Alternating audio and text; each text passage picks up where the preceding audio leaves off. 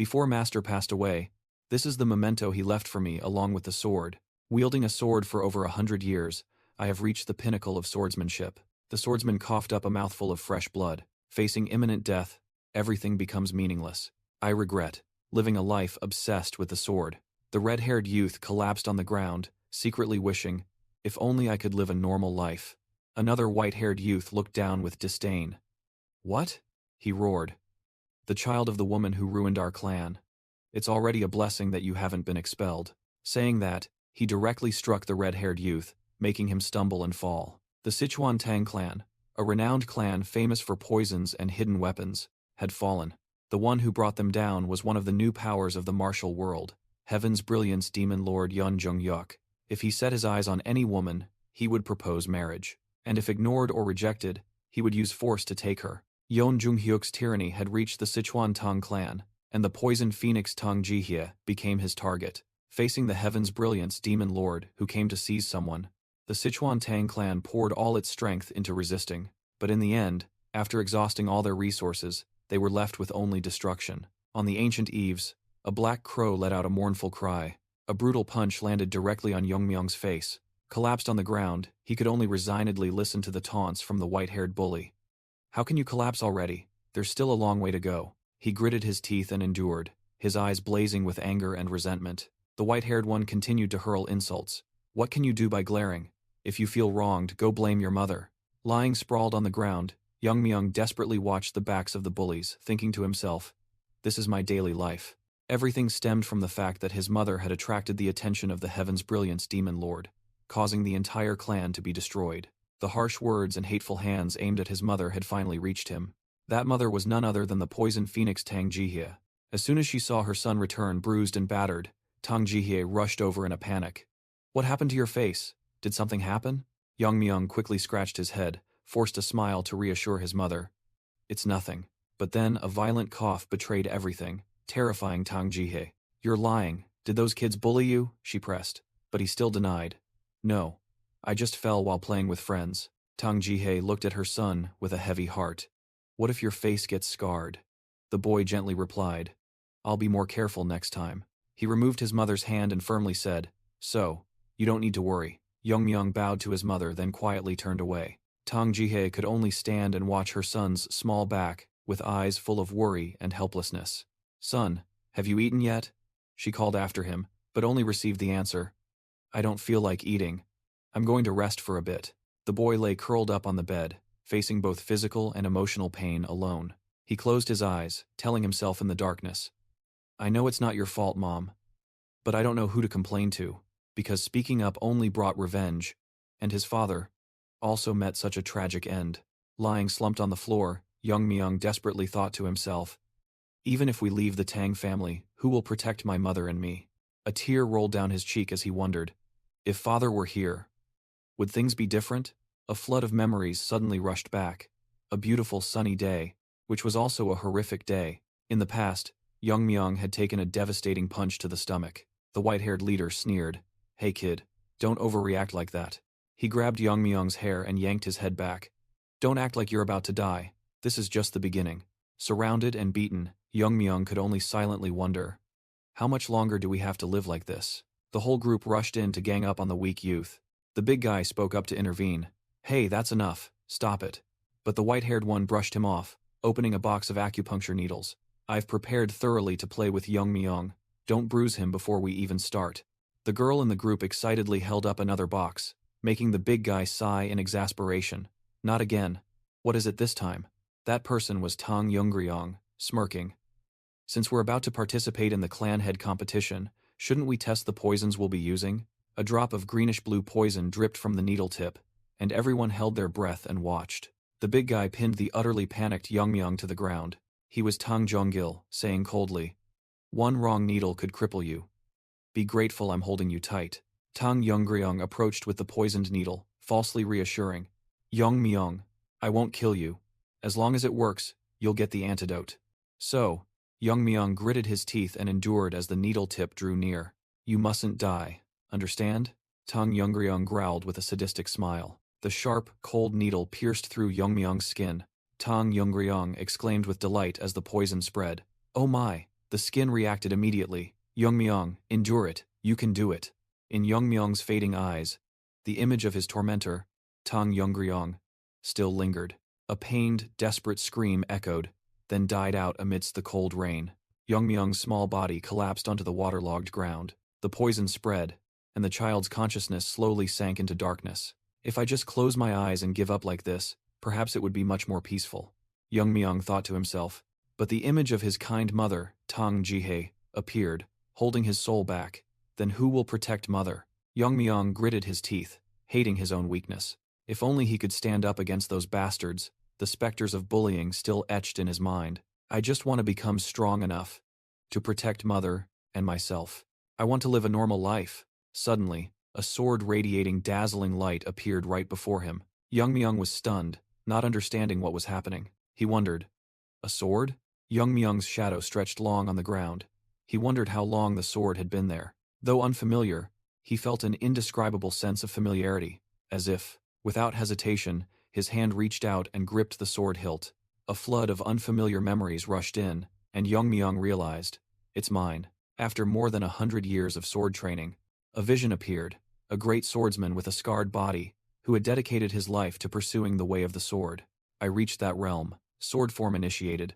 All things returned to their origin. The sword path opened, dazzling light shone, a supreme sword technique, shattering heaven and earth. The swordsman looked up, pondering, all of this, just to achieve one single thing. He stood amidst the desolation, his sword Dao at its peak, yet the path ahead was dim. But the outcome, caught, was truly meaningless. Even having reached the pinnacle of the sword Dao, he could not prevent the approaching death. Regret enveloped him. If I could live again. His final thought was transmitted into the dying child. I want to live a normal life. In this life, Tang Youngmyung remembered everything. He was the swordsman of the previous life, and also Tang Youngmyung of this life. The soul of the past life's swordsman reappeared, majestic and powerful. His eyes were sharp, containing the entire essence of swordsmanship. His figure moved, leaving faint after-images in the space of consciousness. The past life's hand reached out, carrying boundless power. Pure energy from the swordsman's soul flowed directly into Tang Youngmyung's body. His final instruction echoed, from now on, live a normal life. Everything was still. Morning dew clinging to a green leaf. Dawn illuminated the eaves of the Tang clan. His mother called out worriedly, where are you going when you were so badly injured yesterday? But Tang Youngmyung simply replied, don't worry, mother. Tang Youngmyung reassured his mother that nothing worrisome would happen. He smiled and said, well then, I'll go and be back. His figure gradually disappeared, leaving his mother still watching with worry. Elsewhere, under a shaded tree, Moonchan irritably wondered, Youngmyung isn't hiding from us today, is he? His accomplice replied, we beat him to a pulp. If he doesn't want his mother to see that pathetic state, he'll show up. Moonchan smirked. That kid's got guts after all. Guts for what? He grinned sinisterly. It doesn't matter. If he shows up, we'll give him a proper beating. And if not, we'll gather the kids and mock him. Laughing gleefully, his accomplice suddenly flinched. Oh, he's here. A figure in a purple martial uniform was slowly approaching. From a tree branch, a voice called out, you're really late. Tang Youngryong jumped to the ground, playfully saying, I was worried you wouldn't come. Then that person suddenly turned, waving and calling out loudly, hey Youngmyung, over here, hurry up. From behind, Tang Youngmyung indeed appeared, his eyes sharp, completely unlike before. A burly bully stepped forward, stomping his foot on the ground. Moonchan turned to Tang Youngryong. Youngryong, you must have had a tough time. He turned to Youngmyung, astonished. How do you look completely unharmed?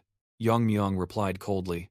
That much won't injure me, Moonchan. All three bullies were struck silent by Youngmyung's aura and words. Moonchan mocked. Ha, what's the guy who was groaning in pain yesterday saying now? Youngmyung smirked in response. That's right, that's all, isn't it? Or do you need a hot compress? Tang Jonggil was startled by Youngmyung's imposing aura. Youngmyung coldly called out his name, Tang Jonggil. He continued to call the other person's name, and Tang Youngryong. Tang Youngryong looked surprised, covering her mouth with both hands. That person chuckled. What's wrong? Youngmyung called us by our names? Today, our Youngmyung. Then the smile turned malicious. Wants to die?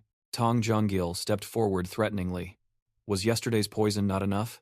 Should we double the dose today? The big guy roared angrily and lunged to attack. Why aren't you paying attention to the person right in front of you? But Young Myung acted first, unleashing a lightning-fast strike. His punch landed squarely on Tang Jonggil's face. Tang Jonggil was mercilessly knocked to the ground. Tang Youngryong and Moonchan were stunned, asking in shock, "What?" Tang Youngryong stammered. How could Jonggil be defeated with just one blow? Moonchan frantically backed away. He shouldn't know martial arts. How could this happen?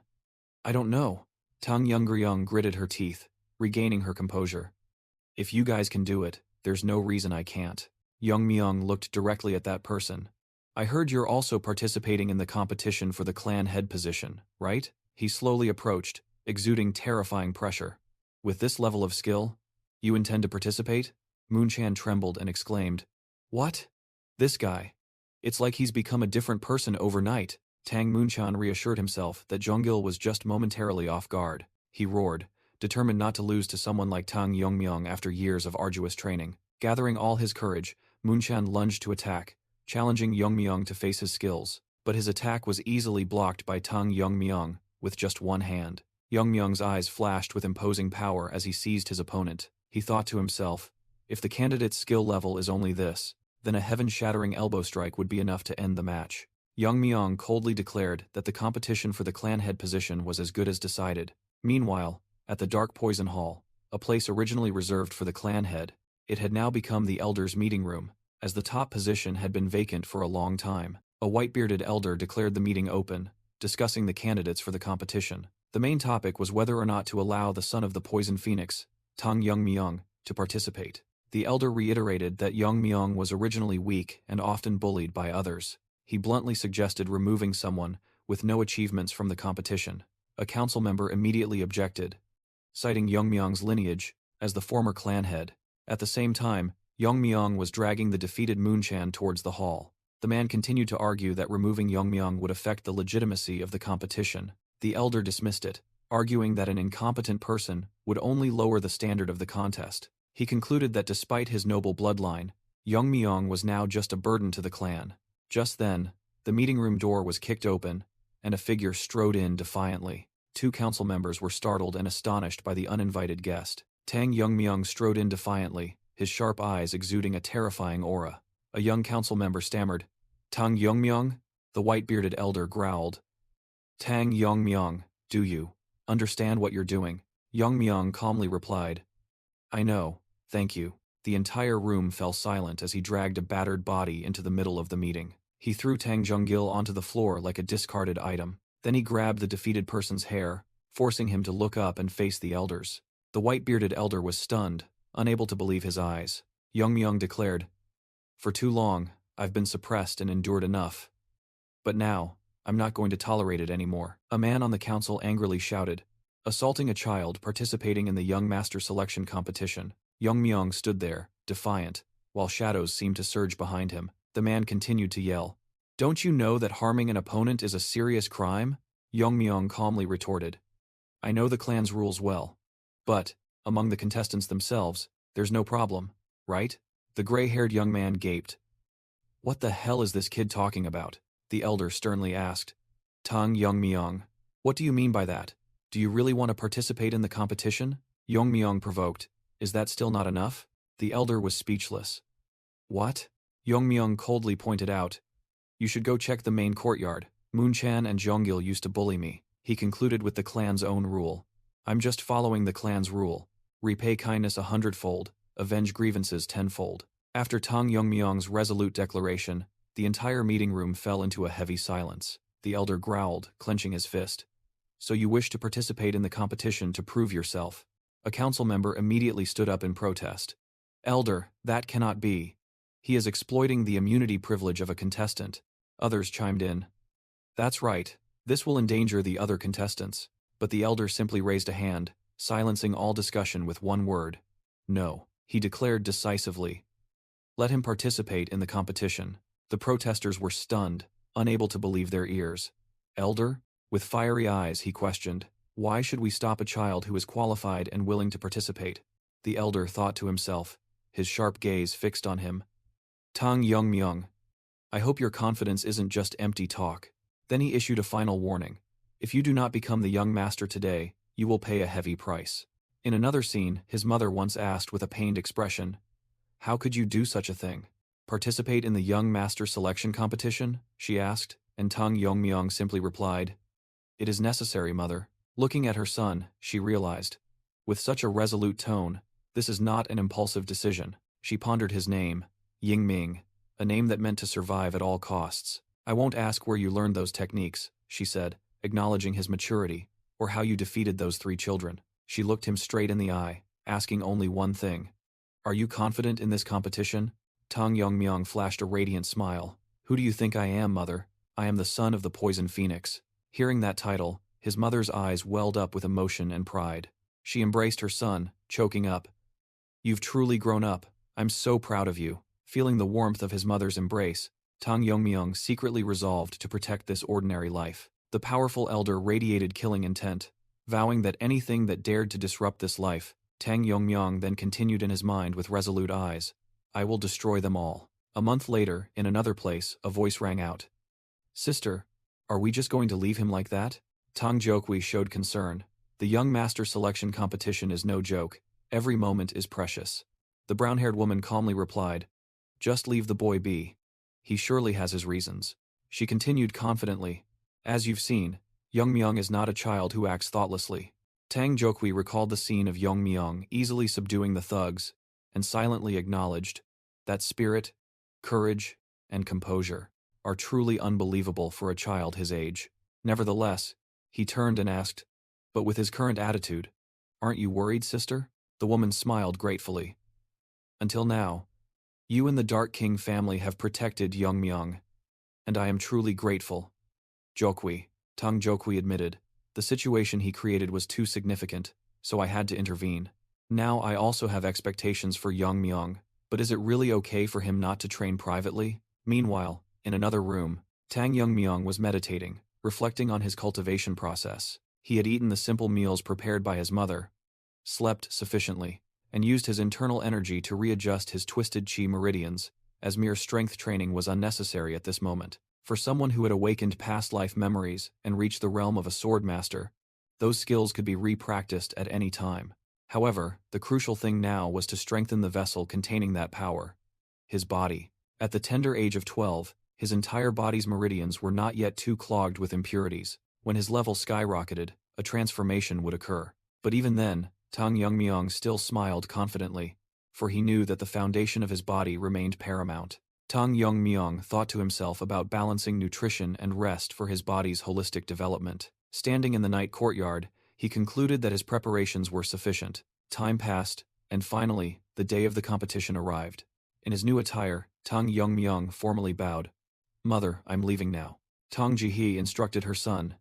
"Yes, take care of yourself." She turned to smile at Tang Jokwi and bid him farewell. Tang Jokwi urged, "Let's go," then walked forward with Tang Yongmyong. Tang Jihe watched her sons retreating back, proudly thinking that her Longriang had truly grown up. She smiled wistfully, wishing her deceased husband could see their son now. At the Dark King Hall, the atmosphere was already bustling with contestants arriving from all over. Upon arrival, Tang Yongmyong looked at the plate of rice cakes and wondered if he had come too early. He calmly sat down on the steps to eat a rice cake, calculating that the competition wouldn't start for another half an hour. Suddenly, a voice rang out from a crowd. "That guy is the son of the Poison Phoenix, isn't he?" A group of teenagers approached, their leader confirming that it was indeed Tang Yongmyong, the one who had defeated Tang Moonchan. He sneered, dismissing it as mere rumor and mocking someone who knew no martial arts yet dared to participate in the competition. Tang Yongmyong looked bored, thinking to himself that the standard of this year's competition had fallen too low. The leader furiously roared, "It seems we need to teach you a lesson."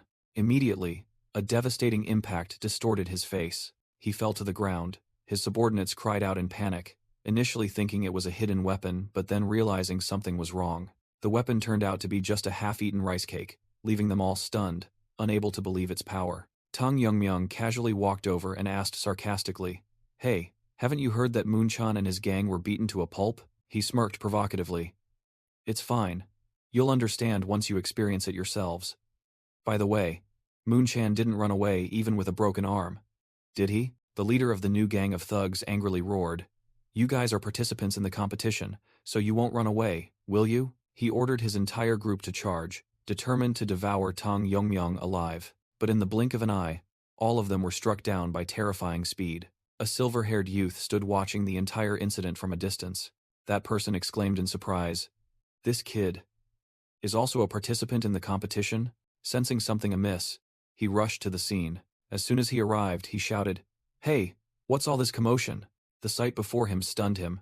An entire crowd lay sprawled on the ground, groaning in pain.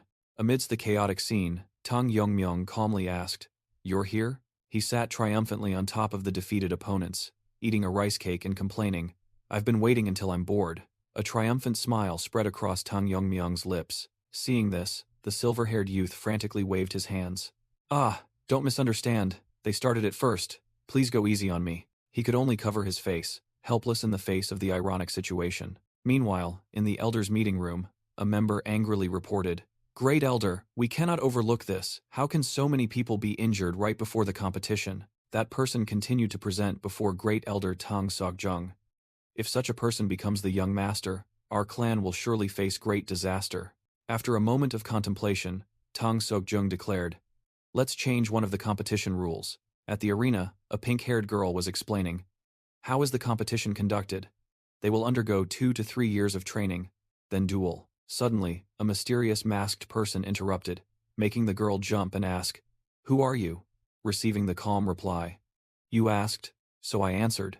The person with purple hair asked in surprise, "I heard the competition details are a secret. How do you know?" Her pink-haired friend proudly explained, "My father works in the general manager's office, so he gave me a little hint.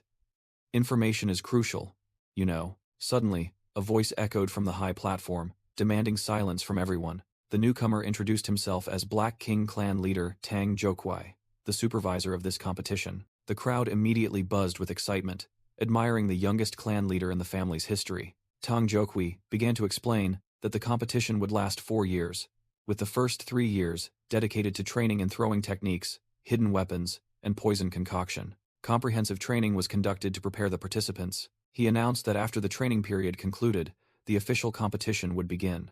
The pink-haired girl whispered to her friend, guessing it would be a duel.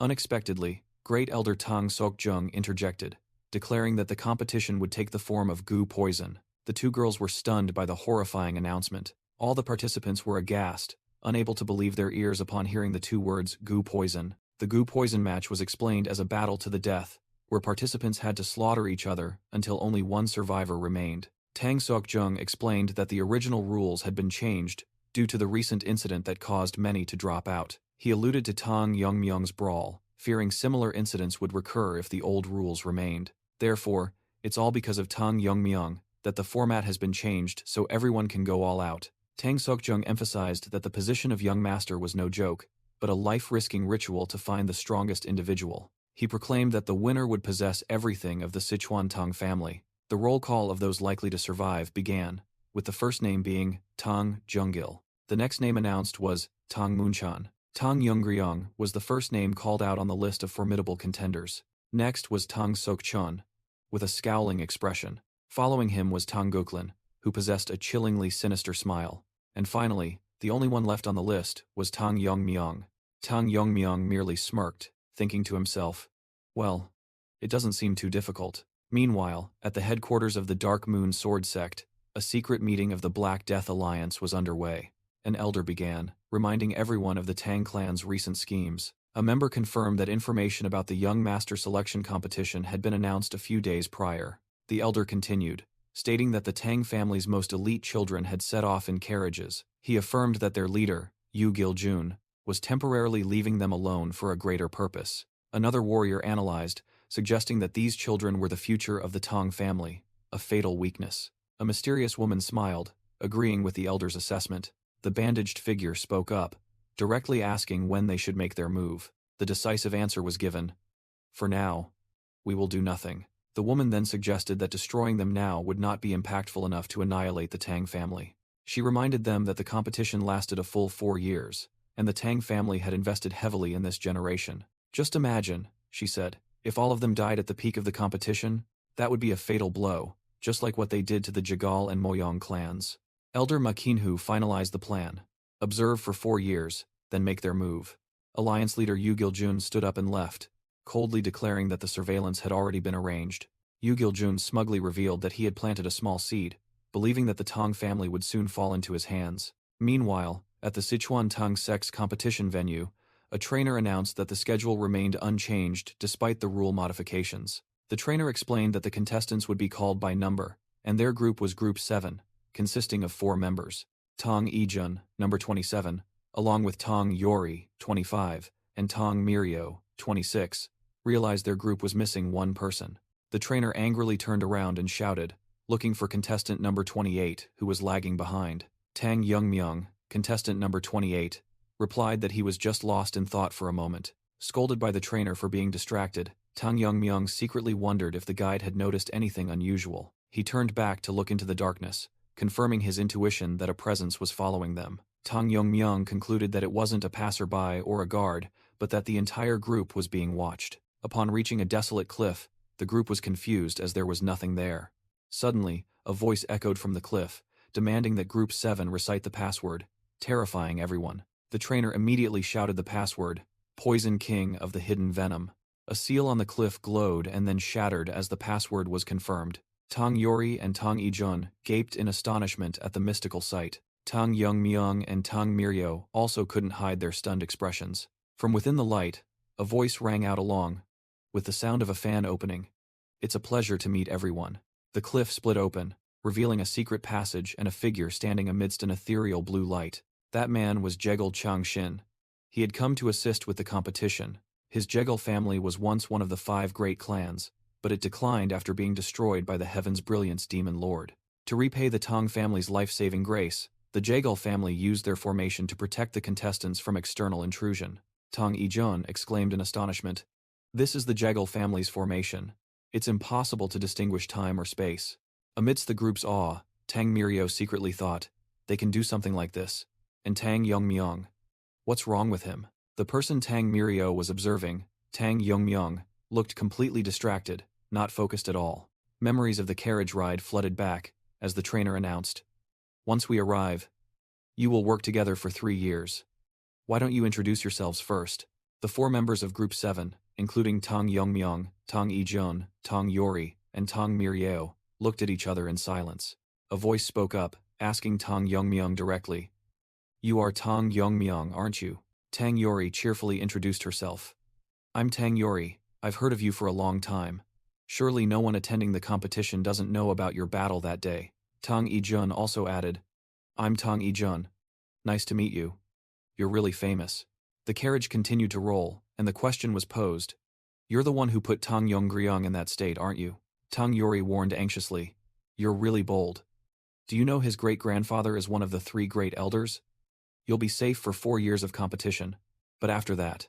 Returning to the present, Tang Youngmyung irritably retorted, "What are you all talking about? Is it my fault that the competition turned into a goo poison trial?" Tang Yori quickly waved her hand. "The rule changes are surprising, but I don't mean to blame you. Still, I want to debate about it." While Tang Ijun tried to mediate, "Come on, we're on the same team now." Tang Mirio brushed him off. "No, I want to debate." Tang Mirio angrily pointed at Tang Youngmyung. "Look at that face. Is that the face of someone who caused trouble?" Tang Youngmyung merely snorted, making Tang Mirio even more furious. "What? Are you mocking me?" Tang Mirio grumbled to herself as the group walked. "Others might let it slide, but I won't. I've prepared so much for today." Sensing the hostile gaze, Tang Youngmyung suddenly stopped and turned to look at Tang Mirio, who was glaring at him. Due to the sudden stop, Tang Mirio crashed into him, letting out a yelp of pain. Tang Mirio rubbed her head, grumbling, "Hey, why did you suddenly stop?" But then fell silent when she saw Tang Youngmyung's expression. The whole group stared blankly ahead, where trainer Jagal Changshin had vanished without a trace. Tang Ijun cried out in panic. "He was just right in front of us. How did he disappear?" Tang Mirio worried that if they got lost in the formation, they might get stuck in a spatial rift, but then wondered if trainer Jagal had perhaps fallen into his own trap. But then she dismissed it, realizing that the more important thing was how to get the group out. Tang Yori naively suggested they just stand still and wait for someone to rescue them, making Tang Ijun exclaim, "Are we really stuck here?" While Tang Yori asked if anyone understood formations, Tang Mirio noticed Tang Youngmyung and wondered why he could be so calm. Elsewhere, Jagal Changshin smugly thought that the children were surely panicking inside the 7 Locks illusory palace formation. Once inside, they couldn't escape without the caster. He secretly scoffed at the Tang family elders for being so petty, making him imprison an entire group just for one child. Jagal recalled Tang Sokjung's lucrative offer. If contestant number 28 was eliminated, the Jagal family would receive double the support. He told himself that this unfair competition would only harm the Sichuan Tang family, while his own clan would only benefit. Suddenly, an unimaginable event occurred, leaving Jagal Changshin stunned. He flinched when he heard a strange sound emanating from within the formation. Right before his eyes, Tang Yongmyong tore through space and appeared with the entire group, his expression terrifyingly calm. Jagal Changshin shrieked, stammering incoherently. How can this be? Tang Yongmyong coldly confronted him. Trainer Jagal, what would happen if you left us behind? Caught red-handed, Jagal broke into a sweat, stammering excuses that he had made a mistake because everyone hadn't coordinated well. He frantically wondered how Yongmyong could appear here when the formation had no flaws. Tang Yori joyfully asked for the secret, and Tang Yongmyong simply replied, I cut through it. Tang Miryo snapped, saying it wasn't the time to be curious, and that they were lucky to have found the trainer. She raised her hand and pointed forward, urging the group on. This time, don't lose sight of him again, stick close. Huh? Tang Miryo froze, as she realized the trainer had once again vanished without a trace. Tang Miryo screamed in panic. He's gone again. Meanwhile, Tang Yongmyong smirked to himself. Seen this yet? Elsewhere, Jagal Changshin ran headlong, cursing under his breath. Damn it, I can't believe a member of the Jagal clan like me has to flee within my own formation. He was still haunted by the child's eyes, an aura that couldn't be deceived. Finally, Jagal Changshin found the exit leading to the training grounds. He didn't hesitate for a moment, rushing straight through the spatial gate. As soon as he escaped, Jagal Changshin panted, reassuring himself that this place was safe enough. He was certain that no matter what method that kid used, he couldn't reach this place. But then a sudden voice rang out, startling him. Coach Jagal. Standing before him was the supervisor of Group 7, the warrior Tang Wanjin. Tang Wanjin coldly remarked, You don't look so good. And the contestants of Group 7 are nowhere to be seen. Faced with the question, what happened? Jagal Changshin broke out in a cold sweat, trying to remain calm. He brazenly declared, It seems Group 7 will no longer participate in the competition. Stunning Tang Wanjin. Jagal continued to fabricate a story that the children might have been attacked by mountain bandits or wild beasts. He concluded hypocritically, Accidents always happen unexpectedly. It seems we must continue without Group 7. Suddenly, cracks began to appear in the space behind Jagal. Tang Wanjin also looked in astonishment towards the anomaly. Jagal Changshin couldn't believe his eyes, muttering in fear, Impossible. The formation. Is there an intruder? Tang Wanjin asked cautiously, while Jagal frantically waved his hands. A sharp blade shattered the barrier from within. Jagal Changshin screamed as his formation exploded into a storm of energy. It's broken.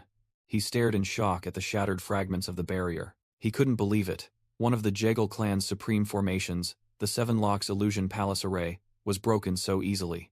Amidst the dust and smoke, Tang Yongmyong appeared with sharp eyes and a confident smile. Both Jagal Changshin and Tang Wanjin were stunned by this unbelievable sight. Wanjin breathed a sigh of relief, while Yongmyong gave Jagal a sarcastic smile. Long time no see, I was so worried about you. Tang Miryo was stunned, thinking, What the hell? That move was incredible. The whole group couldn't believe it. He broke the formation with just a dagger? How is that possible? I didn't break the formation, Yongmyong explained. Just opened a gap. It'll close soon. Hurry up and go. He turned back to look at his still bewildered teammates. Just then, Tang Wanjin grabbed Jagal and questioned, Are you the contestants of Group 7? Yes, but who are you?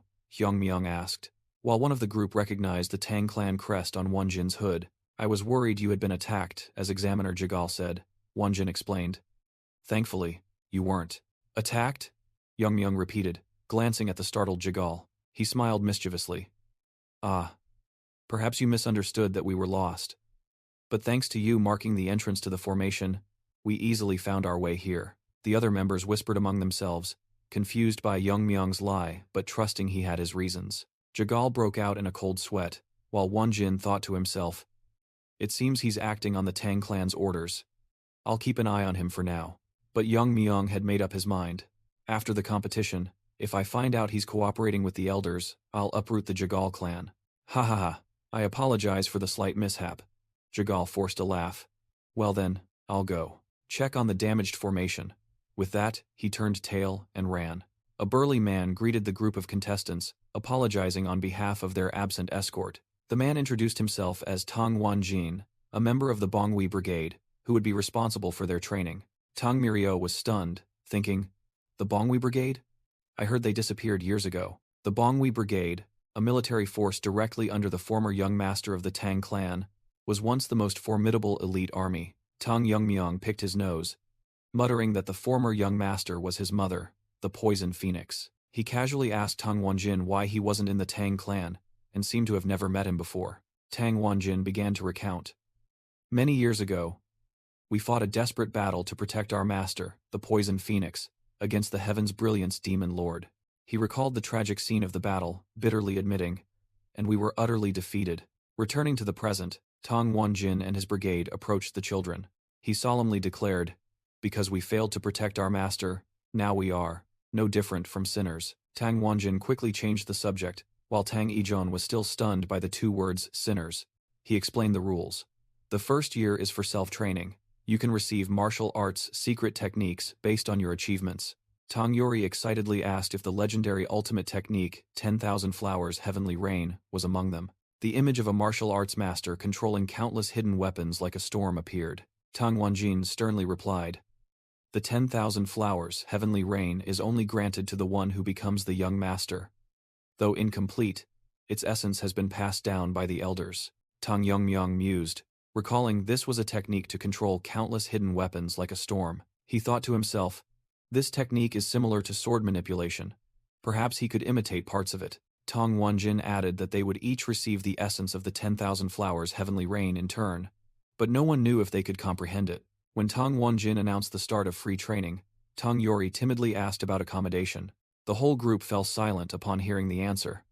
"Isn't it obvious that you'll be self-sufficient in this forest? You didn't think you'd be sleeping on soft beds, did you? Comfort won't make you stronger," Tang Wanjin lectured. "At your current level, the top priority is to adapt to harsh environments," he ordered. "Now, begin your training based on your own judgment." The group trudged along, a heavy atmosphere hanging over them. Tang Wanjin suddenly had a thought. If he qualifies. Suddenly, Tang Yongmyong spoke up. "For me, adapting to this forest environment is unnecessary." "What the hell are you talking about, you brat?" Tang Wanjin roared, his killing intent terrifying the entire group. But then he recalled how this child had broken the formation, secretly thinking he should test his true strength. Meanwhile, his panicked teammates covered Tang Yongmyong's mouth. "You idiot, who do you think you are?" Tang Wanjin offered a deal. "All right, if you pass the test, you can stay in the manor." He narrowed his eyes menacingly. "But if you fail, let's do it." Tang Yongmyong calmly accepted the challenge. Tang Wanjin explained the rules. The team members would throw hidden weapons, and the test would end if he blocked or dodged them within 5 steps. "We'll start as soon as your eyes are covered," he said, as Tang Yongmyong blindfolded himself. In the shadows, a Bonghui Brigade member clutched a throwing knife, ready in position. High on a tree branch, another assassin was also ready, aiming at the blindfolded target. From all directions, warriors took their positions, forming a deadly encirclement. Observing from afar, Tang Mirio whispered, "Is this possible? Moreover, why isn't anyone moving?" Suddenly, a light flashed in their eyes as they realized. Could it be? They're intentionally increasing the pressure over time? At that very moment, a shower of weapons was simultaneously unleashed from all sides. A barrage of darts, kunai, and hidden weapons shrieked through the air, converging on Tang Yongmyong. Blindfolded, Tang Yongmyong stood calmly amidst the downpour of hidden weapons. He silently counted the incoming weapons. 167 pieces? Then he smiled confidently. "A bit much, but this is a simple task." Witnessing that attitude, Tang Wanjin was stunned, sweat pouring down. Martial arts are not just techniques, but also principles like fu, cohesion. Basic principles such as weight, speed, and transformation are the foundation of martial arts. For Yongmyong, who had comprehended these things from his previous life, this was merely child's play. He unleashed a technique that created a massive vortex of energy, scattering all the hidden weapons. For those who only knew how to train without enlightenment, this sight was an unbelievable shock. Tang Wanjin gritted his teeth, realizing, not repelling, but drawing in. The group was still reeling in shock, while Tang Wanjin secretly thought that even he would have difficulty dodging it. Tang Yongmyong removed his blindfold, turned back, and asked, "Did I pass?" Tang Yizhen stared blankly at Tang Wanjin, calling out, "Martial Master?" He called out louder, "Martial Master Wanjin." Tang Wanjin pondered for a moment, then muttered, "The result is clear. This is truly. You passed. You may go to the manor to rest," Tang Wanjin declared, secretly concluding that a monster had appeared. Tang Miryo's envy was clear, while Tang Yizhen shouted, "Hey, you're not going to abandon your teammates to enjoy yourself alone, are you?" Tang Yongmyong turned back with a displeased expression. Suddenly, he bared his teeth in a cunning smile. Tang Yongmyong taunted, "Well, the manor must have some really special dishes, huh? I wonder if they'll even let me eat." Tang Miryo was furious. "I'm really looking forward to it, you bastard. Stop right there." Tang Wanjin secretly thought that even though the remaining children hadn't lost their will, the battle seemed to have been decided before it even began. Seeing Tang Yongmyong mischievously wave goodbye, Tang Wanjin suddenly had a thought. Perhaps this child is the one. Tang Yongmyong even instructed, "Remember to eat meat with every meal. You need to eat well during your growth phase," which made Tang Wanjin even more convinced that he could revive the Sichuan Tang clan. Meanwhile, in a dense forest, the real battle for survival had just begun. A pack of wild wolves was ravenously tearing apart the prey they had just hunted. A scene of hunger and savagery unfolded in the wilderness. Suddenly, the wolves startled and snapped their heads up, sensing the presence of others. Nevertheless, hunger prevailed. They growled, and then resumed their unfinished meal. An aggressive alpha wolf leaped forward, ready to confront anyone who dared to trespass. Immediately, Tang Miryo, Tang Yori, and Tang Yizhen burst from the bushes, coordinating their attack on the wolf pack. After the battle, Tang Yori sighed in relief. "Good thing the paralyzing poison I prepared worked." Tang Yizhen agreed. "That's right. At this rate, we'll be fine." Around the campfire, Tang Miryo praised, "Yizhen, your poison-making skills are truly impressive, and your rainstorm technique is no ordinary feat either." The three fell silent, recalling their arduous journey. Tang Yori recounted, "It's been about 4 months. On the first day, we were constantly running, and the first thing we encountered was a bear." Tang Miryo continued, "We couldn't even find prey. We had to eat tree roots to survive." Tang Yizhen recalled, "And we all burst into tears when we finally hunted something to fill our stomachs. Although it was very tough, somehow we found shelter." Tang Miryo concluded the flashback, looking up at the cave. Returning to reality, Tang Yizhen suddenly asked, I wonder if Yongmyong is living comfortably right now?" "Don't mention it again," Tang Miryo snapped, while Tang Yori was curious. He thought irritably, "Curious my ass. He's probably just messing around somewhere by himself right now." Tang Miryo imagined giving Yongmyong a lesson when he returned to the manor. But Tang Yizhen mused, if Yongmyong had continued training, how strong would he be by now? Suddenly, Tang Miryo paused. Wait, he realized in a panic. Where's all the meat gone? The whole group spun around, searching for the one who had devoured their dinner. Tang Yori lay on his back, rubbing his full belly and letting out a satisfied burp, so full. Just then, 2 dark figures silently appeared, making Tang Yori ask blankly, "Huh? Why are you looking at me like that?" One of the 2 strangers roared angrily. "You dare ask me that, you pig?"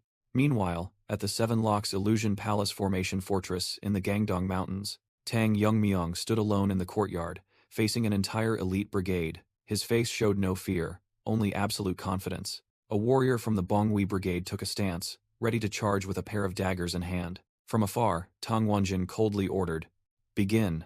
Immediately, the entire brigade surged forward from all directions like a storm. Tang Yongmyong moved as lightly as a leaf, weaving through every attack. He dodged a fatal knife strike, and seized the opportunity to counterattack. A lightning-fast palm strike shot out, knocking down a brigade member. Amidst the encirclement, Yongmyong became a whirlwind, easily taking down opponents one by one. Amidst the rain of weapons, Tang Yongmyong calmly dodged. His gaze was sharp, highly focused on the battle. Countless throwing knives whizzed towards him from all directions. A Bonghui brigade member was stunned by Yongmyong's reflexes. The other warriors quickly joined forces, forming an attack formation. Tang Yongmyong immediately leaped high into the air, seeking an opportunity to counterattack. He decided, all right, it's time to try a new technique. Yongmyong's eyes flashed with green light as he channeled power into the golden rings. The brigade members were wary, sensing the powerful energy. Oh, here it comes. From above, Yongmyong unleashed a spinning attack, creating deadly energy arcs. The warriors were astonished. He dispersed the weapons in mid-air. His golden rings now flew like hidden weapons. One person muttered in panic, "Isn't that too random?" Another warrior couldn't dodge in time, his arm slashed by a ring, drawing blood. Another person was hit, only managing to exclaim, "What the?" The entire formation was in disarray. They cried out, "Throwing stars! They're too fast for the naked eye to see." Tang Yongmyang coldly commanded his weapons. Spin. The rings immediately accelerated, forming a whirlwind that swept away everything in its path. A remaining warrior was simply dumbfounded. No way. He neutralized the trained members in an instant. Moreover, he could control the power of a wide-area attack, leaving only scratches on everyone's skin. When asked if it was a technique he created himself, Tang Yongmyang frankly admitted it. Tang Wanjin picked up one of the rings, acknowledging it as an impressive move that was hard to dodge. He had named it Whirlwind Frenzy Dance. Wanjin immediately realized this move must consume a lot of internal energy, and pressed him on how he managed it. Yongmyang explained that he had once asked that warrior for a manual on eye techniques. Wanjin recalled that, among the two options, Heaven-Shattering Eye and Flowing Water Eye, he had advised him not to choose the latter because it was incomplete. "I have mastered the Flowing Water Eye." Yongmyang's declaration left Wanjin dumbfounded. He couldn't believe it. "You've mastered the Flowing Water Eye? That's one of the Tang family's oldest eye techniques. How is that possible?" Yongmyang calmly replied that even though the core part was missing, he still felt this technique belonged to Ascension martial arts. When using the Flowing Water Eye, he could launch weapons along a visible trajectory, hitting targets precisely with very little internal energy consumption. Completely convinced, Wanjin muttered, "Nothing surprises me anymore. It's time to tell you. In 2 months, the children in your team will come here and undergo the exact same test. The truth is, they already have enough skill, but they said they wanted to return when they were sharper. Is that so?" Tang Yongmyang smiled with interest. "I'm eager to see how strong those friends have become," he said, making Wanjin secretly wonder if he was worried about his teammates. But then he dismissed it, thinking it didn't matter what those kids used to train. Tang Yongmyang looked up at the night sky, pondering the two words destiny. Tang Yongmyang thought to himself, "In my previous life, my only connection was my master, the sword ghost. Now, despite my background and actions, relationships are slowly forming. That can be considered a part of a normal life, right?" He looked up, a longing rising in his heart. "For some reason, I want to see them again soon." Meanwhile, elsewhere, his teammates were bickering loudly on their way. The wind blew, leaves rustled, signaling an approaching reunion. Tang Jungle reminisced. "On the first day of training, we were just rookies. But now, we have reached a completely different realm of power," Tang Mirio said eagerly. "Just thinking about seeing Yongmyang again, I'm really excited." Tang Yori, full of fighting spirit, declared, "I'm going to split his head in half." Tang Jonggil merely remained silent, his eyes filled with determination. A guard was muttering a slogan when he was suddenly startled. What the hell are they? So terrifying," the guard exclaimed in horror, seeing the terrifying surge of power from Team 7. The whole team arrived in front of the Dark King's palace, calling out loudly, "Tang Yongmyang, come out now." But they were met only with an unusual silence, making Tang Mirio wonder, did he run away? "How boring, I still wanted to smash his head," that person sneered. That person turned to Tang Ijun, about to ask why he had been silent until now. Suddenly, Tang Yongmyang appeared from behind, grabbing Tang Ijun by the neck, to his astonishment. "I was just hiding to surprise you." "And what were you planning to do to my head?" Yongmyang asked, leaving the other two stunned. He flashed a wide, knowing grin. "How cute."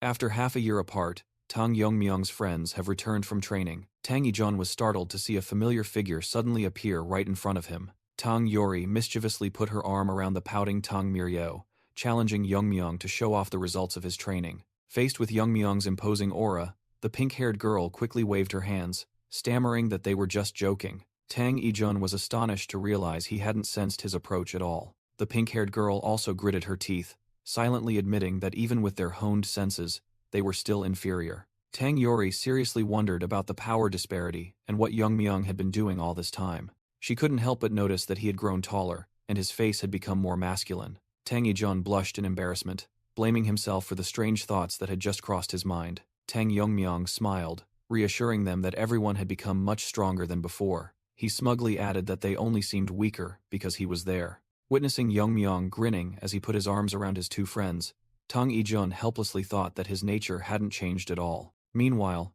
elsewhere, a secret meeting was taking place under the cover of night. A long-bearded man greeted the newly arrived guest, who was called Jonju. Jonju got straight to the point, asking about the outstanding individuals in the training session. A female supervisor began reporting on participant number 2, a girl with astonishing progress. That girl fought not because she wanted to become stronger or to survive. Rather, she seemed to be fueled by a deep hatred aimed at someone. Another man interjected, stating that when it came to championship contenders, participant number 10 could not be overlooked. He was a formidable youth who had passed the warrior's test in just 1 month. Jeonju thought to himself that while participant numbers 2 and 10 were very prominent, there were still other options. However, the image of participant number 28 still haunted his mind, making others seem mediocre. He recalled that Tang Yongmyong breaking Jegul Chungshin's formation was shocking enough, but when he spied on him, he was even more horrified to see him display skills that even masters would find impossible. Jeonju broke out in a cold sweat, fearing that recruiting participant number 28 was too risky and that his plot had been discovered. A man with a goatee saw Jeonju's troubled expression and asked what was wrong.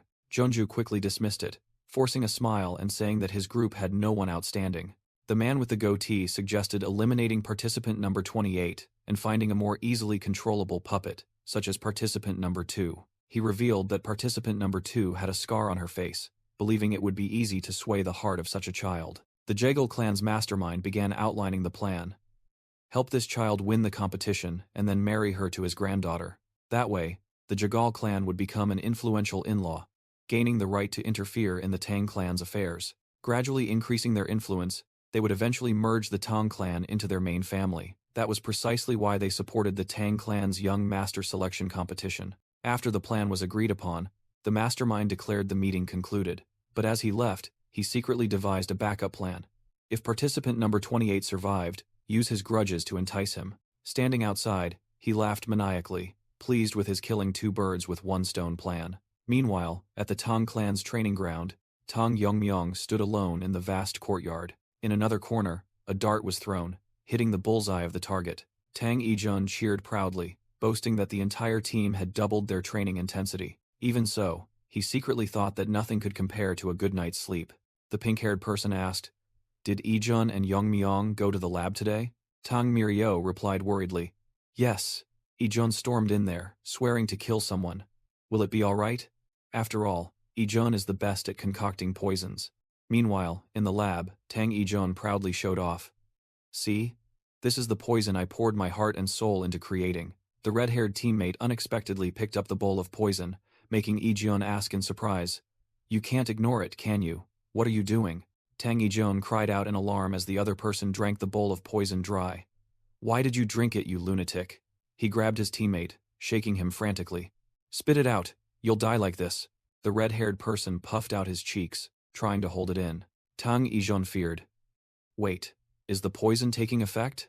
Suddenly, the red-haired person spat a cloud of green poisonous smoke into Tang Yijun's face. Tang Yijun fell sprawling, while the other person stood up, dusted himself off, and casually asked, "Hey, why do you keep shaking people like that?" That person was completely unharmed after drinking the potent poison. A confident smile spread across that person's lips. Tang Yijun cried out in tears. "This poison is weaker than expected? What are you talking about? That's a poison that can melt internal organs."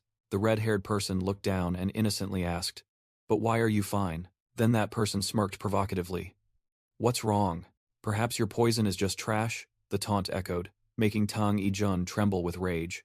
Elsewhere, Tang Mirio screamed in her imagination, "Ah, why isn't he dead?" While the pink-haired person calmly replied, "It seems it's not working for some reason." Back in the lab, the red-haired person picked up the bowl of poison again and drank it heartily, like wine. That person held out the empty bowl and asked, "Any more?"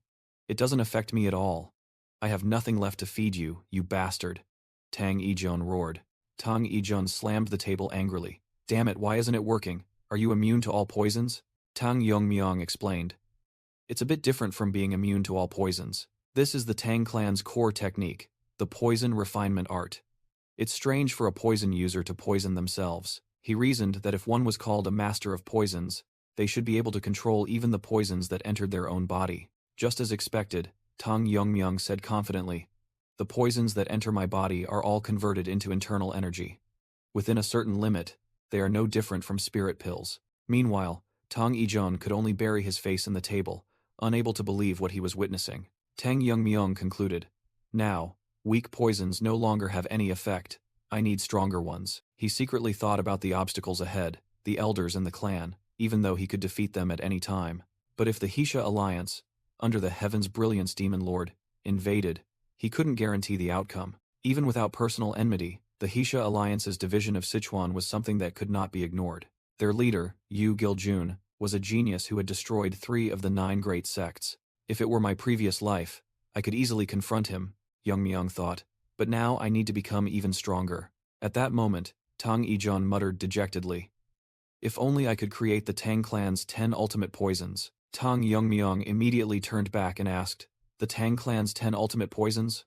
What are those?" Tang Yijun snapped, "You're a direct descendant of the former clan head, and you don't know? Those are the 10 strongest poisons of our ancestors." He explained that the higher the number, the stronger the toxicity. But most of the formulas had been lost, and the 10th poison could even fell transcendent masters. Hearing that the remaining 10 ultimate poisons were managed by the elders, Tang Yongmyong couldn't help but be surprised. A delighted smile appeared on his face. "That sounds like a poison worth coveting." When Tang Yongmyong asked if the 10th poison could be created, Tang Yijun despairingly replied that the formula was lost. Tang Yongmyong stuck out his tongue playfully. "What a pity. Your poisons no longer have any effect on me," Tang Yijun warned sternly.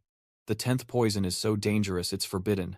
Even you would die if you drank it." In a recreated moment, Tang Yijun's body convulsed under Tang Yongmyong's control. "You! What did you do to me?" Tang Yijun roared, poisonous smoke pouring from the corners of his mouth. He coughed violently, a blinding light erupting from within him. Tang Yongmyong coldly retorted, "Want to say that again? What's wrong with my face?" Tang Yijun screamed in pain, spewing out a destructive flame of energy. An invisible force tore through space, sending him flying backward. Before Yongmyong's eyes, Yijun's hand began to petrify, and then shattered into pieces. The young man looked down in horror, his own body suffering the same fate. Was he burned to ashes in an instant?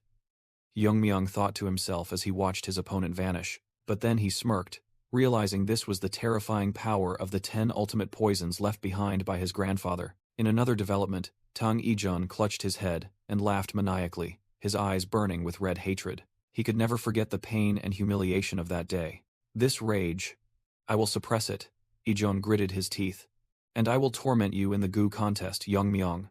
Half a year had passed since that fateful day. Tang Yongmyong thought to himself, a year of arduous training had ended, but the real challenge was only just beginning. "Now, we will decide on the team leader," a voice rang out, startling the entire group. Tang Wanjin explained, "One person will be temporarily appointed, but by the 3rd year, you will officially elect one. The team leader will represent the entire team in the life and death Gu contest, so it's best to choose the most outstanding person." The person with pink hair asked worriedly, and Tang Mirio explained that the selection would be based on merit to avoid pointless deaths. "Participant number 28, Tang Yongmyong," she said. "That's the guy." Tang Mirio remarked that, essentially, Tang Yongmyong was not only the team leader but also a top contender. Tang Wanjin sternly announced that Yongmyong was only the temporary team leader, and asked if anyone objected to participant 28 taking this position.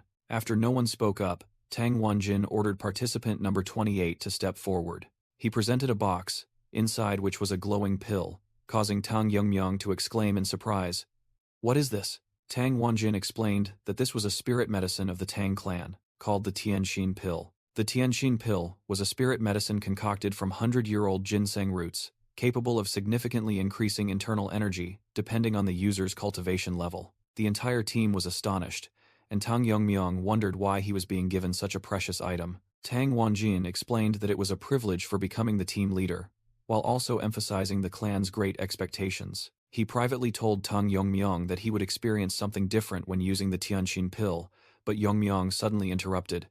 "Anything else?" Taken by surprise, Tang Wanjin froze as Yongmyong asked if he could receive anything else besides this pill. Yongmyong boldly declared that he didn't need spirit medicine, causing his teammates behind him to react strongly. Tang Wanjin secretly thought that refusing the spirit medicine was absurd, then spoke up to ask what Yongmyong truly wanted. Yongmyong's answer left Tang Wanjin speechless. "A potent poison." Tang Yongmyong resolutely demanded the strongest poison, the Tang clan's 10 ultimate poisons. The scene shifted. Tang Yori looked disappointedly at a pile of weapons on the table. "So what you brought back is this?" She questioned why there were only weapons and no spirit medicine, and Yongmyong explained that since he couldn't get the 10 ultimate poisons, He had to accept these instead. Tang Yori angrily swung her fist towards Myung. She yelled that he should have brought back the spirit medicine, but Tang Mirio intervened, suggesting they should respect Myung's choice. Tang Mirio tried to calm the situation, saying that the elders would be happy to save a Tianxin pill, but Myung hesitated to speak. I haven't returned it yet, Tang Myung revealed, leaving the entire team stunned once again. The story rewinds to a few hours ago. Tang Wanjin handed Tang Myung a weapons box, asking if this would be enough to replace the Heavenly Heart pill. Myung expressed regret that it wasn't a deadly poison, making Wanjin secretly think he was truly the only one who would ask for poison instead of a spirit pill. When asked if he needed anything else, Myung asserted that it was enough. However, Tang Wanjin still had a question. He was curious about Myung's plan for the Heavenly Heart pill. Myung replied that he would return it, but Wanjin suddenly had an interesting idea. That is, if the team members worked together to defeat the interim captain, they would have the right to elect a new captain and be rewarded with the Heavenly Heart pill itself. Wanjin praised this idea, considering it a worthwhile investment for the future of the Tang family. Returning to the present, Myung officially declared, "Feel free to challenge me anytime." He set a deadline before the goo poison match, and Tang Yori immediately roared, "Bring out the throwing knives." "You're done for, Tang Myung." Myung merely smirked. Look at them, but he had no intention of complying, because if he became the young master, he would ensure everyone had a Heavenly Heart pill. Suddenly, a shout from outside called his name, making Myung mutter that it was time to restore order. He walked out to the courtyard alone, thinking, "I'm coming for you, kids." Time passed, and tender green leaves fell. Then came autumn with fiery red maple leaves. Winter arrived, covering the tiled roofs with white snow. Finally, spring returned with cherry blossoms, signaling a new beginning. A devastating kick ended the practice match. His teammate lay sprawled on the ground, while Tang Myung stood tall. Looking down, he grinned. "How many times have you lost now?" "Probably around 173 times, right?" Sitting on the sidelines, Tang Yori admired. "Isn't he tired? His breathing isn't even slightly disturbed. These past few days, I've lived just to watch Myung's face." Tang Myung observed silently, his eyes full of confidence. Tang Yori delightedly turned to her friend. "Watching him really has its own charm, don't you think?" Tang Myung extended his hand, asking, "Given up yet?" He boldly declared, "I will claim the position of young master." His teammate took his hand, replying, "We haven't even met other teams yet, but I can't imagine you losing." He gripped Myung's hand, trusting, "Once you become the young master, you won't neglect us, will you?" Tang Jokwi spoke. "Everyone has matured tremendously over the past year. Therefore, participant number 28 is officially appointed as captain," he announced. "There are no surprises. Tomorrow, the real goo poison match will begin." Tang Myung firmly replied, "Understood." Tang Jokwi began his instructions. "It's been 3 years since we started training. Other teams have had members eliminated. Even some have died. Compared to them, all members of our Team 7 are safe," he continued. "And you have achieved a level of maturity comparable to the Bongwi Brigade. Be proud of that." Hearing the repeated warnings, Tang Myung looked annoyed. Tang Jokwi emphasized, "Until now, using poison in practice matches was forbidden, but in the goo poison match, all deadly poisons, except the 10 absolute poisons, are permitted." He looked directly at Myung. "The goo poison match is where everyone must resort to the most ruthless tactics. Maximize your abilities." Participant number 28. Tang Wanjin appeared, presenting a box of poisons. The goo poison match. "These are the poisons you requested." Tang Mirio sternly warned about the poisons. "This isn't a lunchbox. Remember, just 1 drop is enough to kill." She continued to meticulously explain each type of poison, from eye poison to 9 illness powder. After finishing her instructions, Tang Mirio looked directly at her teammate, anxiously asking, "Can you promise that you will win?" Tang Myung took her hand, firmly replying, "Yes." Immediately after, he unexpectedly twisted Tang Mirio's wrist. With a bleeding nose, Tang Myung firmly promised, "The only ones who can harm me at the end of this competition are you all." All 3 teammates froze, completely bewildered by what had just happened. "All right then, I'm off." Tang Myung said his farewells and turned to walk towards the spatial gate. Meanwhile, elsewhere, Tang Myung held a vial of poison, muttering, "Finally, the day of the goo poison match has arrived." This person smirked confidently. "Lucky for me. With the 10 absolute poisons grandfather prepared, and now a new ally." In the space of consciousness, The figures of Tang Yunggryong and another man appeared facing each other. Tang Yunggryong spoke with skepticism. The Jagal family. Offering to help me? The Jagal official explained. You must know that the goo poison arena is arranged with our family's formations. He continued to reveal the plan. Manipulating the formations to put you in an advantageous position is too easy for us. Tang Yunggryong was not easily convinced. You don't help me without a reason. What do you want from me? The official frankly admitted. The Jagal family is in a weakened state. We want to ally with the Tang family, but we don't want to lose our sovereignty. Tang Yunggryong exposed their intentions. To put it plainly, you want to use me as a backer to interfere in the Tang family's affairs? What if I refuse? The official replied, that's why I'm here to build trust. Just tell me what you want. Tang Yunggryong's thoughts became frantic, his eyes bloodshot. I have waited and endured for 3 years just for this day. Now I will kill you and reclaim my lost life. With a distorted face and a gruesome smile, Tang Yunggryong whispered, I'm so eager to meet you. Team 2, led by Tang Jonggil, appeared with determined expressions. Elsewhere, a pink-haired warrior from Team 1 stood amidst the ruins, scoffing. I had high expectations for the Tang family's strongest force. Turns out it's just a name? Meanwhile, Mak Ingyuk from Team 3 walked through the bloody battlefield, muttering, 3 years wasted just socializing. I hope there are some interesting characters inside. Teams 4 and 5 also revealed themselves, led by the cold Tang Hiran and the scowling Tang Ji Yol, respectively. Next was Tang Myungso from Team 6, a large man with a smug expression. Finally, Team 7 appeared, and it was Tang Yongmyong, who let out a sound of pure delight. He smiled brightly, declaring, what a beautiful day for someone to die. The Gudu contest officially began. Tang Yongmyong's expression suddenly turned serious as he observed his surroundings. Standing on a rock outcrop, he was overwhelmed by the vast arena and wondered, is this the Gudu contest? It's huge. From afar, Jagal Chungshin was observing through an array, thinking, it will take a while to encounter anyone. As expected, participant 28 from Team 7 has appeared. Jagal continued to ponder. The more I look, the more I see its potential being wasted, but since the Jagal family has decided, I need to eliminate it quickly before any variables arise. Jagal suddenly froze. Tang Yongmyong suddenly spun around, his gaze as sharp as a dagger, as if he had sensed the distant stare. Jagal Chungshin was stunned. It feels like our eyes met. But how can that be? Piercing through reality amidst layers upon layers of arrays is. Jagal's observation image suddenly shattered into pieces. Tang Yongmyong calmly looked up at the sky, where the tracking magic had just vanished. He muttered. I felt an unpleasant gaze.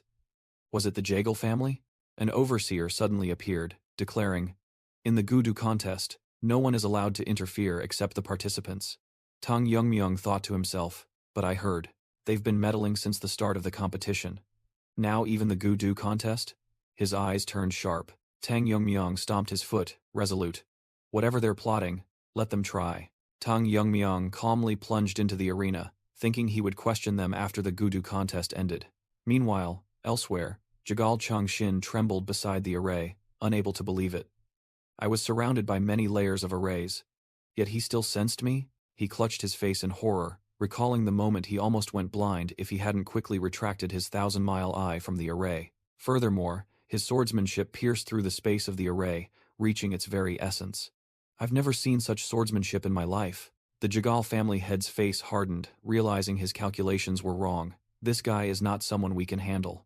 We must stop participant 28 at all costs. In another corner of the deadly forest, staggering footsteps marked the blood-stained ground. A pink-haired female participant stumbled exhaustedly, her body covered in injuries. She screamed in despair. How did it come to this? I don't want to die. A memory suddenly flooded back. She had only wished for a good outcome to join the sect and support her impoverished parents. Back in reality, she sobbed, I never wanted to contend for the young master's position. I had intended to surrender peacefully. But then, a killer with a bloodthirsty smile appeared and exclaimed, Oh, everyone's gathered? Perfect timing. The girl recalled in horror that his goal wasn't surrender, but simply slaughter. She reassured herself, trying to drag her feet to find another team to surrender to, just hoping to save her life. I'll leave the Tang family. If that guy becomes the young master.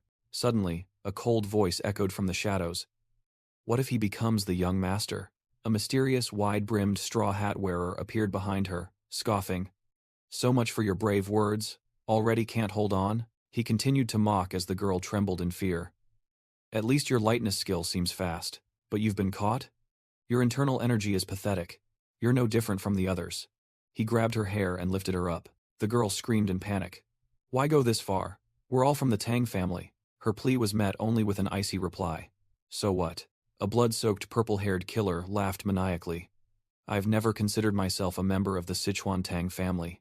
The pink-haired female participant's head flew into the air with a final, horrifying scream. Her headless body fell straight into the forest below. Meanwhile, elsewhere, Tang Yongmyong was intently observing the situation.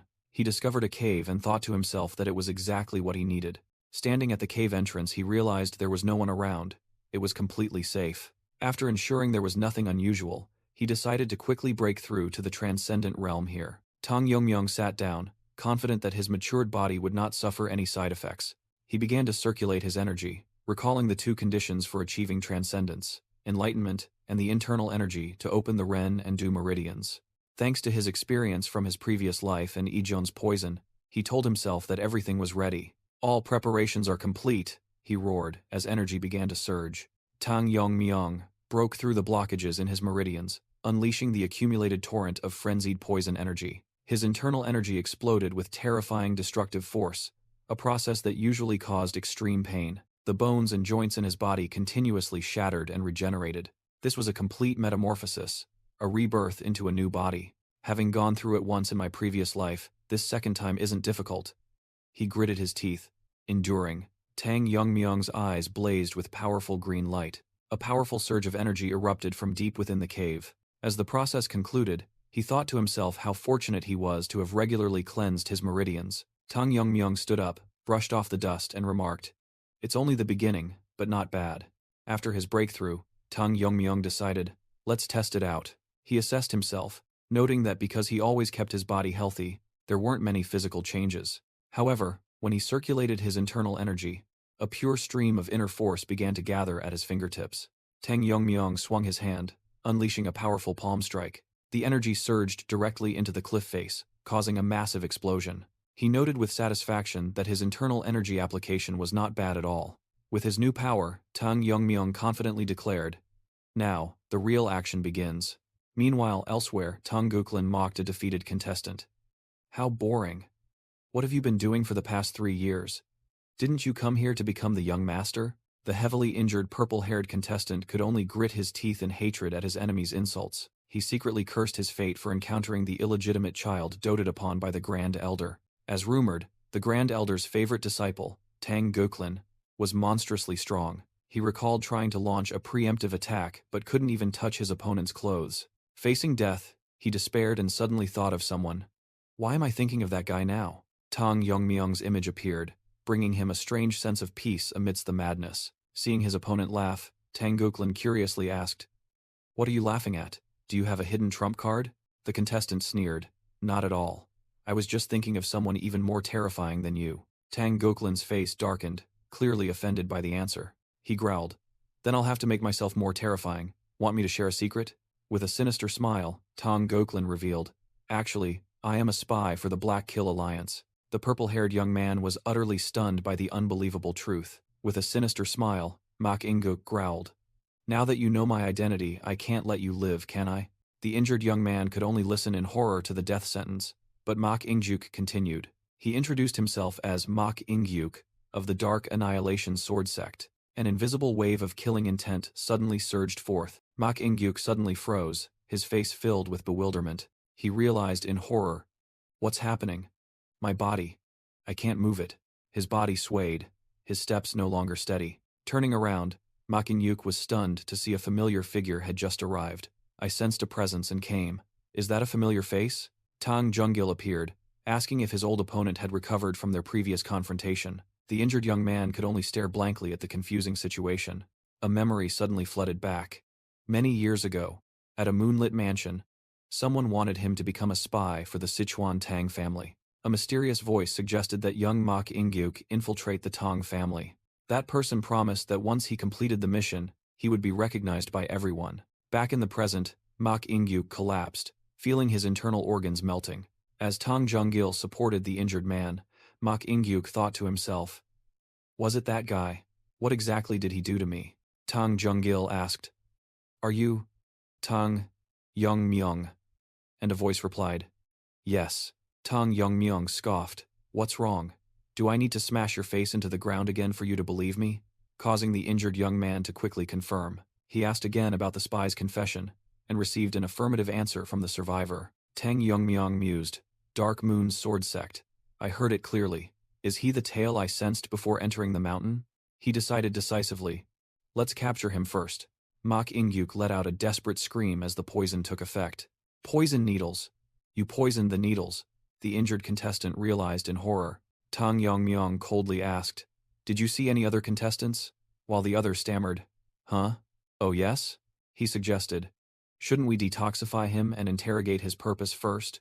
But then told himself to seize the opportunity. Tang Myung dismissed it.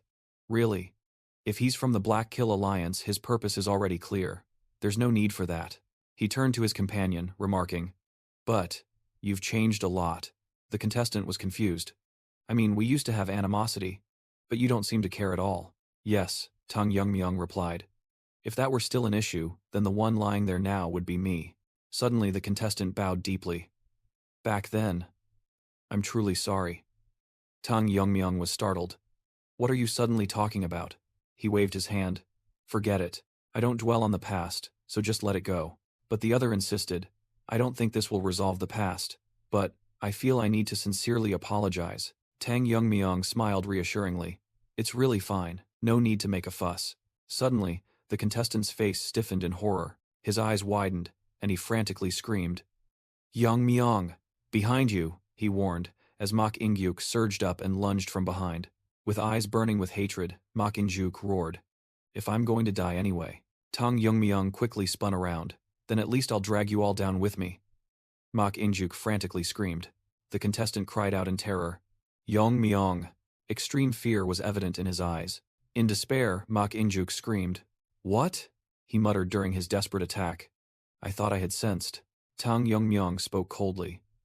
I don't make a habit of fighting those who are about to die, but if you insist on attacking, I will erase you without a trace. He placed a hand on Mok Ingyuk's shoulder and calmly asked, Wouldn't it be better if there was no corpse to clean up later? Mok Ingyuk's eyes were filled with horror. Blood and tears streamed down as he uttered his last words. So cruel. Mok Ingyuk collapsed, his sword flying away, leaving Tang Myung and Tang Junggil in the empty clearing. Tang Junggil exclaimed in shock. Overwhelming. He couldn't believe it. Even as a spy, he was one of the top candidates, and his ultimate move was the poison art of the Dark Annihilation Sword Sect. Tang Myung turned and asked, What are you going to do, Junggil? Tang Junggil panicked. Huh? Do what? Tang Myung said. Now it's just the two of us left here. How should I decide the outcome? Tang Junggil immediately raised his hand. If you permit it, I surrender. There's truly no other way. He added, confused. But I don't know the way out. Tang Myung pointed towards the exit he had just created. Go. No need to see me off? Tang Junggil hesitantly asked. Tang Junggil was stunned, unable to believe this sudden kindness. He turned and walked away. Yes, thank you for sparing my life. Tang Junggil looked back at the spatial gate, slowly closing. A faint smile appeared on his lips, and he sincerely wished, good luck. At the same time, at the Dark Moon Sword Sect headquarters, Elder Manhwa asked in horror, What in the world just happened? The spiritual bead, a distant lifelink artifact, had shattered. Elder Manhwa spat out a mouthful of blood, realizing in shock, My youngest son is dead. Memories flooded back of his son with a servant, a martial arts genius far surpassing his brothers. Because of that talent, Manhwa's first wife had feared him, trying to kill the child more than a dozen times. To protect his son, he had to let Mok Ingyuk live as a spy in the Tang family, his heart filled with regret for not fulfilling his fatherly duties. Manhwa roared in fury, drawing his sword and vowing that he would at least avenge his son. All disciples, prepare to depart for Mount Gangdong. His rage erupted. Before the assembled troops, Manhwa ordered, The time to overthrow the Tang family is near. Contact the other sects. His eyes blazing, he growled. From today, no one bearing the Tang surname shall be allowed to return alive from Mount Gangdong. Meanwhile, in a desolate forest, Tang Myung felt something was amiss. He had moved day and night, but his senses detected no one. An absurdity in this vast formation. Unless the formation had been manipulated by others, and the remaining survivors must have colluded with the Jegal family. Young Myung smirked, realizing that the Dark Moon Sword sect would never cooperate with Jegal, and Jegal's goal was merely to increase their long-term influence in the Tang family. A predictable bunch, he thought to himself, his gaze sharp. At the same time, Jeonju of the Jegal family suddenly flinched, a chill running down his spine. He frantically looked around the empty room, not understanding where that deadly sense of unease came from. Returning to Tang Yongmyong, he lay stretched out on the grass, gazing at the bright moon in the night sky. The night sky is truly magnificent, he thought to himself. If only I could show this to my mother. His gaze softened, wondering what his mother was doing at this moment. In the midst of the deathmatch arena, Tang Yongmyong closed his eyes, enjoying a rare moment of peace. In the silent night, Tang Yongmyong lay motionless on the ground. Suddenly, a pink-haired figure landed, declaring, "Found one." But then the attacker paused, their eyes filled with suspicion. Who is this person? I asked to meet the last survivor or Tang Yongmyong, at their most vulnerable. He doesn't look like Tang Gyukrin at all. Anyway, he's quite handsome. This character thought to themselves, Jegal Changshin's nephew must be like this too. A pity for that face. But this guy has to die anyway. A stream of purple poison gas named arsenic prison was unleashed. Don't resent me, the person said. You must have been ready. I'm not so sure you were ready, a voice echoed from the seemingly unconscious person. In a flash, Tang Yongmyong had a firm grip on the throat of his would-be assassin. Choking and coughing from the grip, the assassin was completely subdued. Tang Yongmyong's eyes were icy, devoid of emotion. He interrogated, "Are you the one cooperating with the Jegal family?" He exposed the opponent's plan. "You hid in a safe place and then planned to attack the last one remaining, didn't you?" The attacker was utterly terrified. "He knew I was coming?" Tang Yongmyong growled. "What's the deal? If you want to breathe, answer quickly." A horrifying illusion of a poisoned face appeared.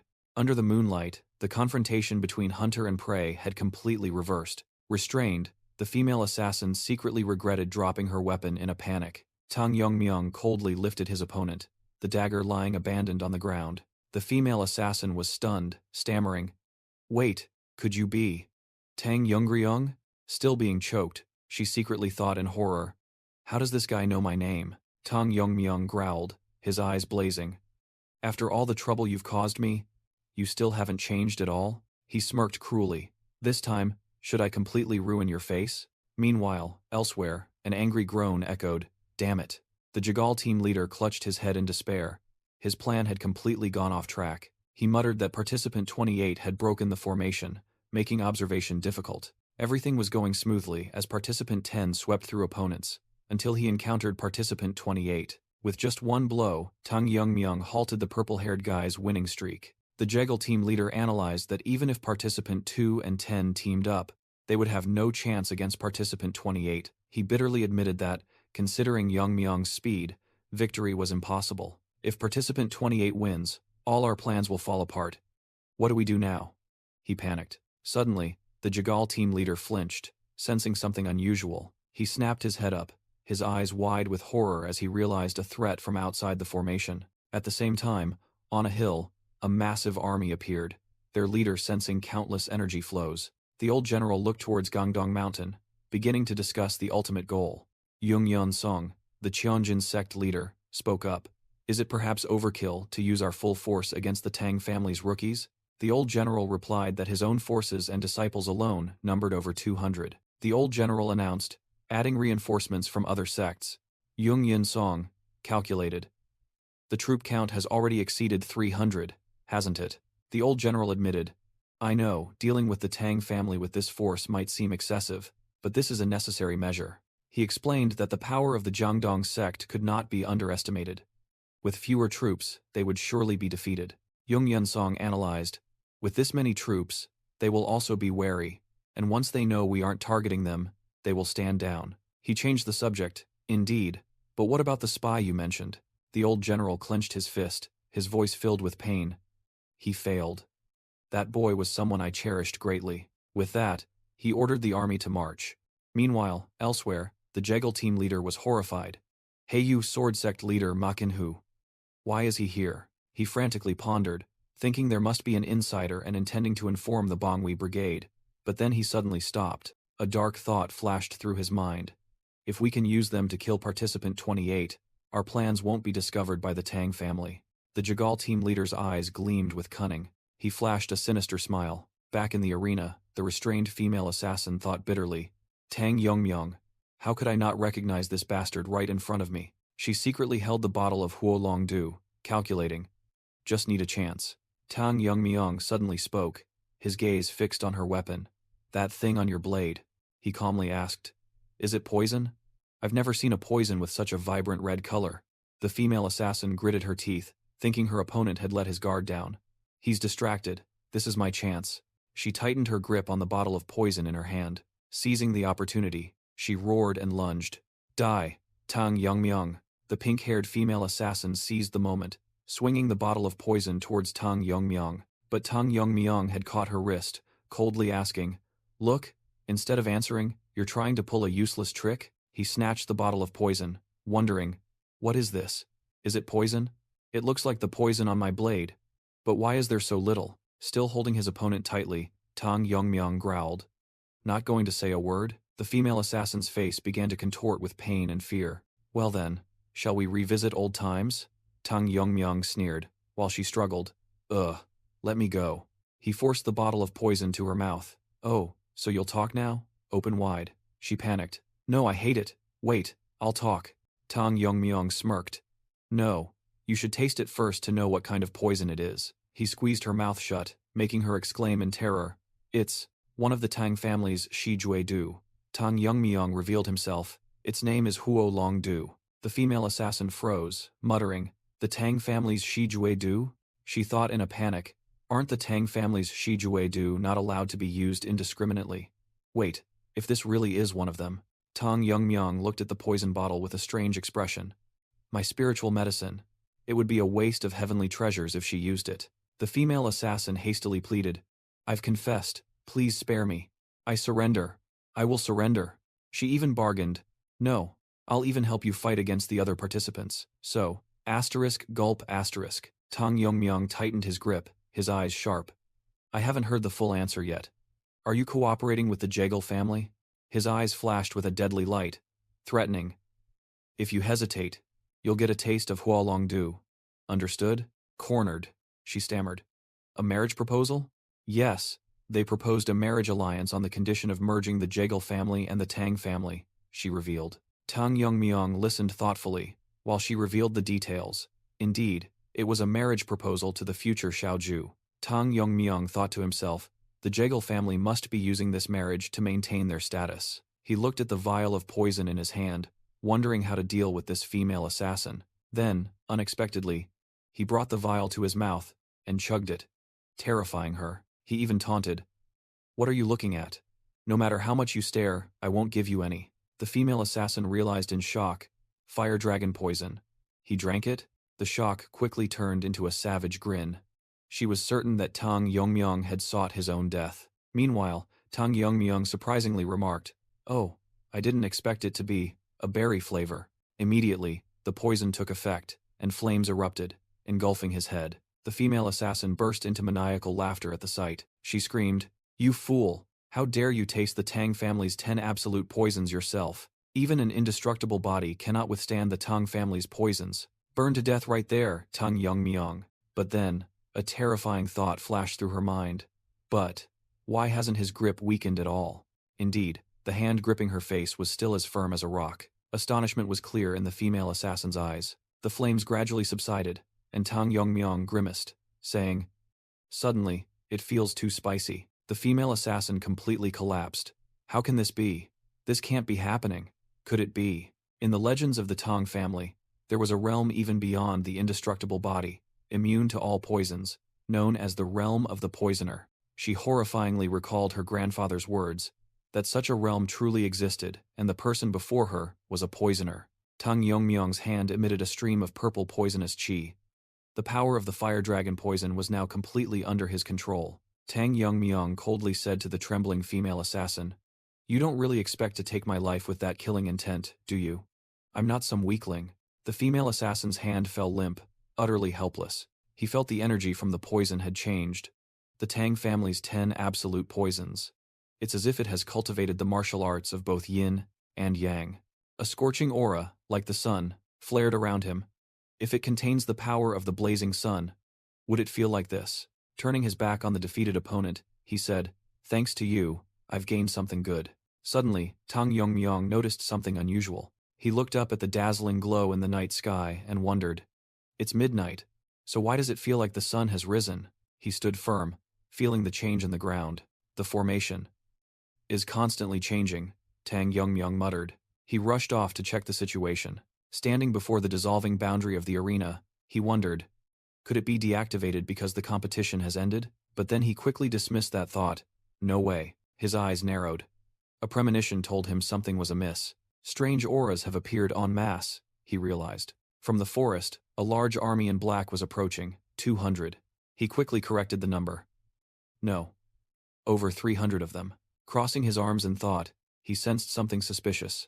With this many, how could our family not know? The Jagal family couldn't possibly fail to notice such a large group. A chilling conclusion flashed through his mind. If they intentionally invited them into the formation, are they planning a massacre? However, Tang Yongmyong merely smirked. Well, it's lucky to have target practice come to me. In the goo poison competition, there can only be one survivor. A subordinate warrior questioned Jagal Changshin. What did you just say, sir? He yelled in a panic. An intrusion? Jagal Changshin, with a grim expression, admitted. Yes, it seems there are spies among us. The warrior hastily pressed. Have they been identified yet? What's their number? Jagal Changshin revealed a terrifying truth. There are over 300 of them. The leader is the elder of the Dark Moon sword sect, Manhwa. The warrior was stunned, thinking, Dark Moon? Why are they here? How did they find this place, hidden by the Seven Locks Illusion Palace array? He snapped out of it. No, this isn't the time. Shouldn't we stop them quickly? Seeing Jagal Changshin hesitate, the warrior pressed. That's the problem. Why are you hesitating, Lord Jagal? Jagal Changshin explained in despair. I never anticipated this. They've entered the inner bounds of the array, where the goo poison competition is taking place. Elsewhere, a pale pink-haired female warrior concluded. We cannot intervene there. Therefore, we can only rely on the remaining children in the competition. Meanwhile, in the arena, the ground was littered with the corpses of Dark Moon warriors. A pained voice rang out upon seeing a familiar corpse. You've been lying here all this time. Manhwa stood frozen before the corpse of his youngest son, Manhwa. The deputy general beside him reported. It seems we've come to the right place. Judging by the wounds, he was likely hit by poison needles. The fatal wounds left by poison needles on Manhwa's face, the deputy general continued. There are very few signs of a struggle around, indicating he was overwhelmingly defeated. Leader Manhwa growled, his rage erupting. He didn't even get a warrior's death because of poison. He spun around, roaring orders to the entire army. Everyone listen, search thoroughly, and find those Tang family rats. The Dark Moon warriors immediately rushed off, spreading everywhere. Someone must have recognized us and is hiding. The final command echoed. Report immediately upon discovery. Among all those here, not a single person bearing the Tang surname from Jiangdong will survive. In the middle of the battlefield, a young disciple asked his master, Master, the leader seems troubled today, doesn't he? The disciple continued to speculate. I suspect. Could that corpse earlier be a spy planted by the leader? He recalled. The only external wound on that body was a needle mark on the neck. Even if the needle was poisoned, to die in a single blow. The master replied with a serious expression. That's why the Tang family is so terrifying. They don't aim for martial arts, they aim straight for life. He instructed. Be careful of hidden weapons if you encounter them. The disciple replied firmly. I will remember, master. Suddenly, the disciple sensed something unusual. Immediately, his master collapsed to the ground, to the astonishment of those around them. He gasped in horror. Disciple? Is that a poison needle? The poison took effect, and the master foamed at the mouth and collapsed, a small needle embedded in his neck. The disciple yelled, It's an ambush. Everyone, draw your swords. He roared into the air. Where are you? Don't hide like a coward. Come out honorably. The young man turned to his dying master. Master. The master tried to warn. Don't let your guard down, disciple. But he frantically interrupted. Not that. Up there. The entire army looked up, horrified to see a rain of green poison needles pouring down on them. The disciple could only utter a sound of extreme astonishment. The deadly rain descended. Impossible. Were his last words. Countless needles pierced the warriors' bodies in the green poison rain. The disciple and his comrades fell, their faces riddled with deadly needles. Amidst the corpse-strewn battlefield, Tang Yongmyong stood, admiring his handiwork. He said smugly, "Single palm blazing fire poison art. Its destructive power is quite special, isn't it? Against mere grunts, having enough poison is all it takes," he muttered, as he took down another one. Tang Yongmyong unleashed a rain of poison needles, sweeping away all enemies in sight. He clenched his fist, proud of the perfect combination of the flowing water art and poison. Standing amidst the piles of corpses, he planned his next move. "Now then, shall I go find those who went east? The search parties. Are all dead?" The question echoed elsewhere, where the leaders of the Dark Moon sword sect were meeting. A soldier knelt prostrate, frantically confirming. "Yes, that's right." The soldier reported that there were no external wounds. All had died from something like poison needles. He stated firmly. Without exception, all by the same method. A subordinate nervously turned to the muscular leader. "Leader, this is..." Bad news poured in as scouts from the west and east also reported their teams had been completely annihilated. The white-haired elder realized in shock.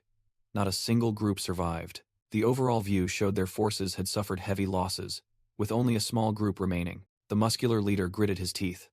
In just over an hour, nearly 100 people have fallen by the same method. The white-haired elder put forth a terrifying hypothesis. "This could be the work of just one person, leader." Zhang Bangju analyzed. "Indeed, this is no ordinary foe. A master of the Tang family has infiltrated." Realizing he was being hunted, the muscular leader decisively stated, "Zhang Bangju, I will hand over command to you. Since the enemy uses demonic throwing techniques, I will personally ambush them from behind," he declared his plan. Patting Zhang Bangju's shoulder, he asserted, "I cannot lose any more disciples. I entrust this to you." The muscular leader broke into a sweat, feeling uneasy. Not a single sign. The silence is chilling. He looked at the forest shrouded in darkness, worried that if they didn't find the enemy, the entire team would be annihilated. "We're only taking losses for nothing," he thought to himself, considering retreating before the damage became heavier. Finally, he ordered his subordinates. "We will leave this place in an hour." A cold voice echoed from above, cutting off the command. "Who allowed that?" Tang Yongmyong sat perched on a tree branch, declaring, "I have no intention of letting you go." The Dark Moon sword sect leader was stunned, unable to comprehend when the opponent had appeared. "I didn't sense anything at all," he roared in his mind, his eyes flashing with horror. A sense of dread washed over him, causing him to panic intensely. Realizing the danger, he desperately shouted, "Everyone, dodge!" But it was too late. He could only watch helplessly as the horrifying scene unfolded. Not a single person had time to sense the enemy's presence. The Dark Moon warriors fell under a rain of poisoned needles. Tang Yongmyong landed, facing the dazed leader. "Are you the one in charge?" The leader trembled, thinking to himself, "I was on high alert, yet I didn't even notice him land." He stared intently at Tang Yongmyong, firmly concluding that he was the perpetrator of the massacre. He doesn't look like an old master, but how? He still couldn't understand. Suddenly, a strange aura emanated, startling him. He was horrified to see Tang Yongmyong retrieve the needles with a strange technique, exclaiming in his mind, "Could it be void absorption? No, it can't be." He immediately dismissed, as that was a realm only grand masters who had achieved enlightenment could perform. Observing the opponent only retrieving the hidden weapons without further attacking, he deduced, this was a technique that consumed a great deal of internal energy. Jung Yunsong smirked, deeming the opponent's decision to reveal himself instead of ambushing as arrogant. "I've never heard of anyone like you in the Tang family," Tang Yongmyong replied. "But whether you've heard of me or not, it doesn't matter." The challenging reply left Jung Yunsong dumbfounded. Tang Yongmyong coldly declared, "One who is about to die doesn't need to know my name." "You brat! Rushing to your death!" Jung Yunsong roared, clenching his fist. He began to channel his energy. "If you're so eager to die..." A terrifying surge of power erupted, tearing Jung Yunsong's clothes. With eyes blazing with murderous intent, he prepared to unleash a finishing blow. "Then I'll kill you right now." He lunged forward with a heaven-shattering punch. However, his attack was blocked by an invisible force. Tang Yongmyong remained still, completely unharmed. Jung Yunsong's full-force punch was easily stopped, creating an earthquake. He simply brushed aside my most powerful ultimate technique. He was utterly disbelieving. Tang Yongmyong merely smirked. "Surely this isn't your full strength, is it?" he scoffed. "I'll give you time. So, go all out." The words infuriated Jung Yunsong. A memory flooded back. The day the Spear Arts sect was annihilated by the Black Death Alliance, Jung Yunsong had voluntarily joined a new alliance. On the very first day, The alliance leader offered to improve his spear techniques. Yeongyun-song's ultimate technique, Quaking Peak Spear, had since been completely transformed. The leader mused, "I don't particularly like this name. Now that it's in my hands," the Black Death Alliance leader declared. "Shouldn't it shake the very heavens? Therefore, it shall be named the Heaven-Shaking Palm." Back in the present, Yeongyun-song thought in horror. But an ultimate technique personally bestowed by the alliance leader was easily neutralized by a mere brat, and with such a calm expression, Tang Yongmyong explained, "Among the most potent poisons, there are some that contain the heat of a fire dragon. If one can control it, then sword chi, imbued with murderous intent that severs all things, would be called sword power, and poison chi imbued with the will to permeate everything would be called poison power." A massive surge of fire poison energy erupted, sending Yeongyun-song flying. He screamed in panic. "What is this terrifying surge of yang energy?" Yeongyun-song struggled to resist within the blazing sea of fire. He employed his defensive ultimate technique, Heaven-Shaking Palm, but it began to crack before Tang Yongmyong's hand. The defense shattered, and Yeongyun-song despaired. "It's collapsing." The muscular man let out a final scream of agony. His body turned to stone, and then crumbled into pieces under the terrifying heat. Tang Yongmyong coldly observed his achievement. Quite useful. He clenched his blazing hand. Poison chi imbued with heat, thus called fire poison power. In that case, Tang Yongmyong turned to face the stunned Chunjin sect disciples. Who wants to be the next one burned to death? A high-ranking disciple trembled as he told his comrades, "He won't let any of us survive." The remaining Chunjin sect army could only stand and watch, sweating profusely in terror. Tang Yongmyong calmly faced the colossal enemy, recognizing him. "It's you." Makinhu roared, his eyes filled with resentment. "The one who killed my disciples, the gatekeepers, and even my youngest son." Killing intent emanated from the X-shaped scar, as he hissed a curse. "You will not even be ashes left in Jiangdong, or anywhere else in this world." In response, Tang Yongmyong merely smirked, his eyes flashing with an eerie blue light. Before him stood the entire command of the Dark Moon Sword Sect, towering in the open field.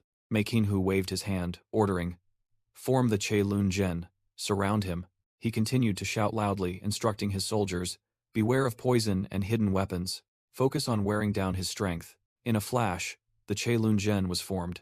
Hundreds of blades pointed directly at Tang Yongmyong. Makinhu gritted his teeth, the pain of losing his son transforming into an iron resolve. He drew his twin swords, solemnly declaring, "So that their sacrifice is not in vain, you must be annihilated." Trapped in the deadly encirclement, Tang Yongmyong merely looked up indifferently.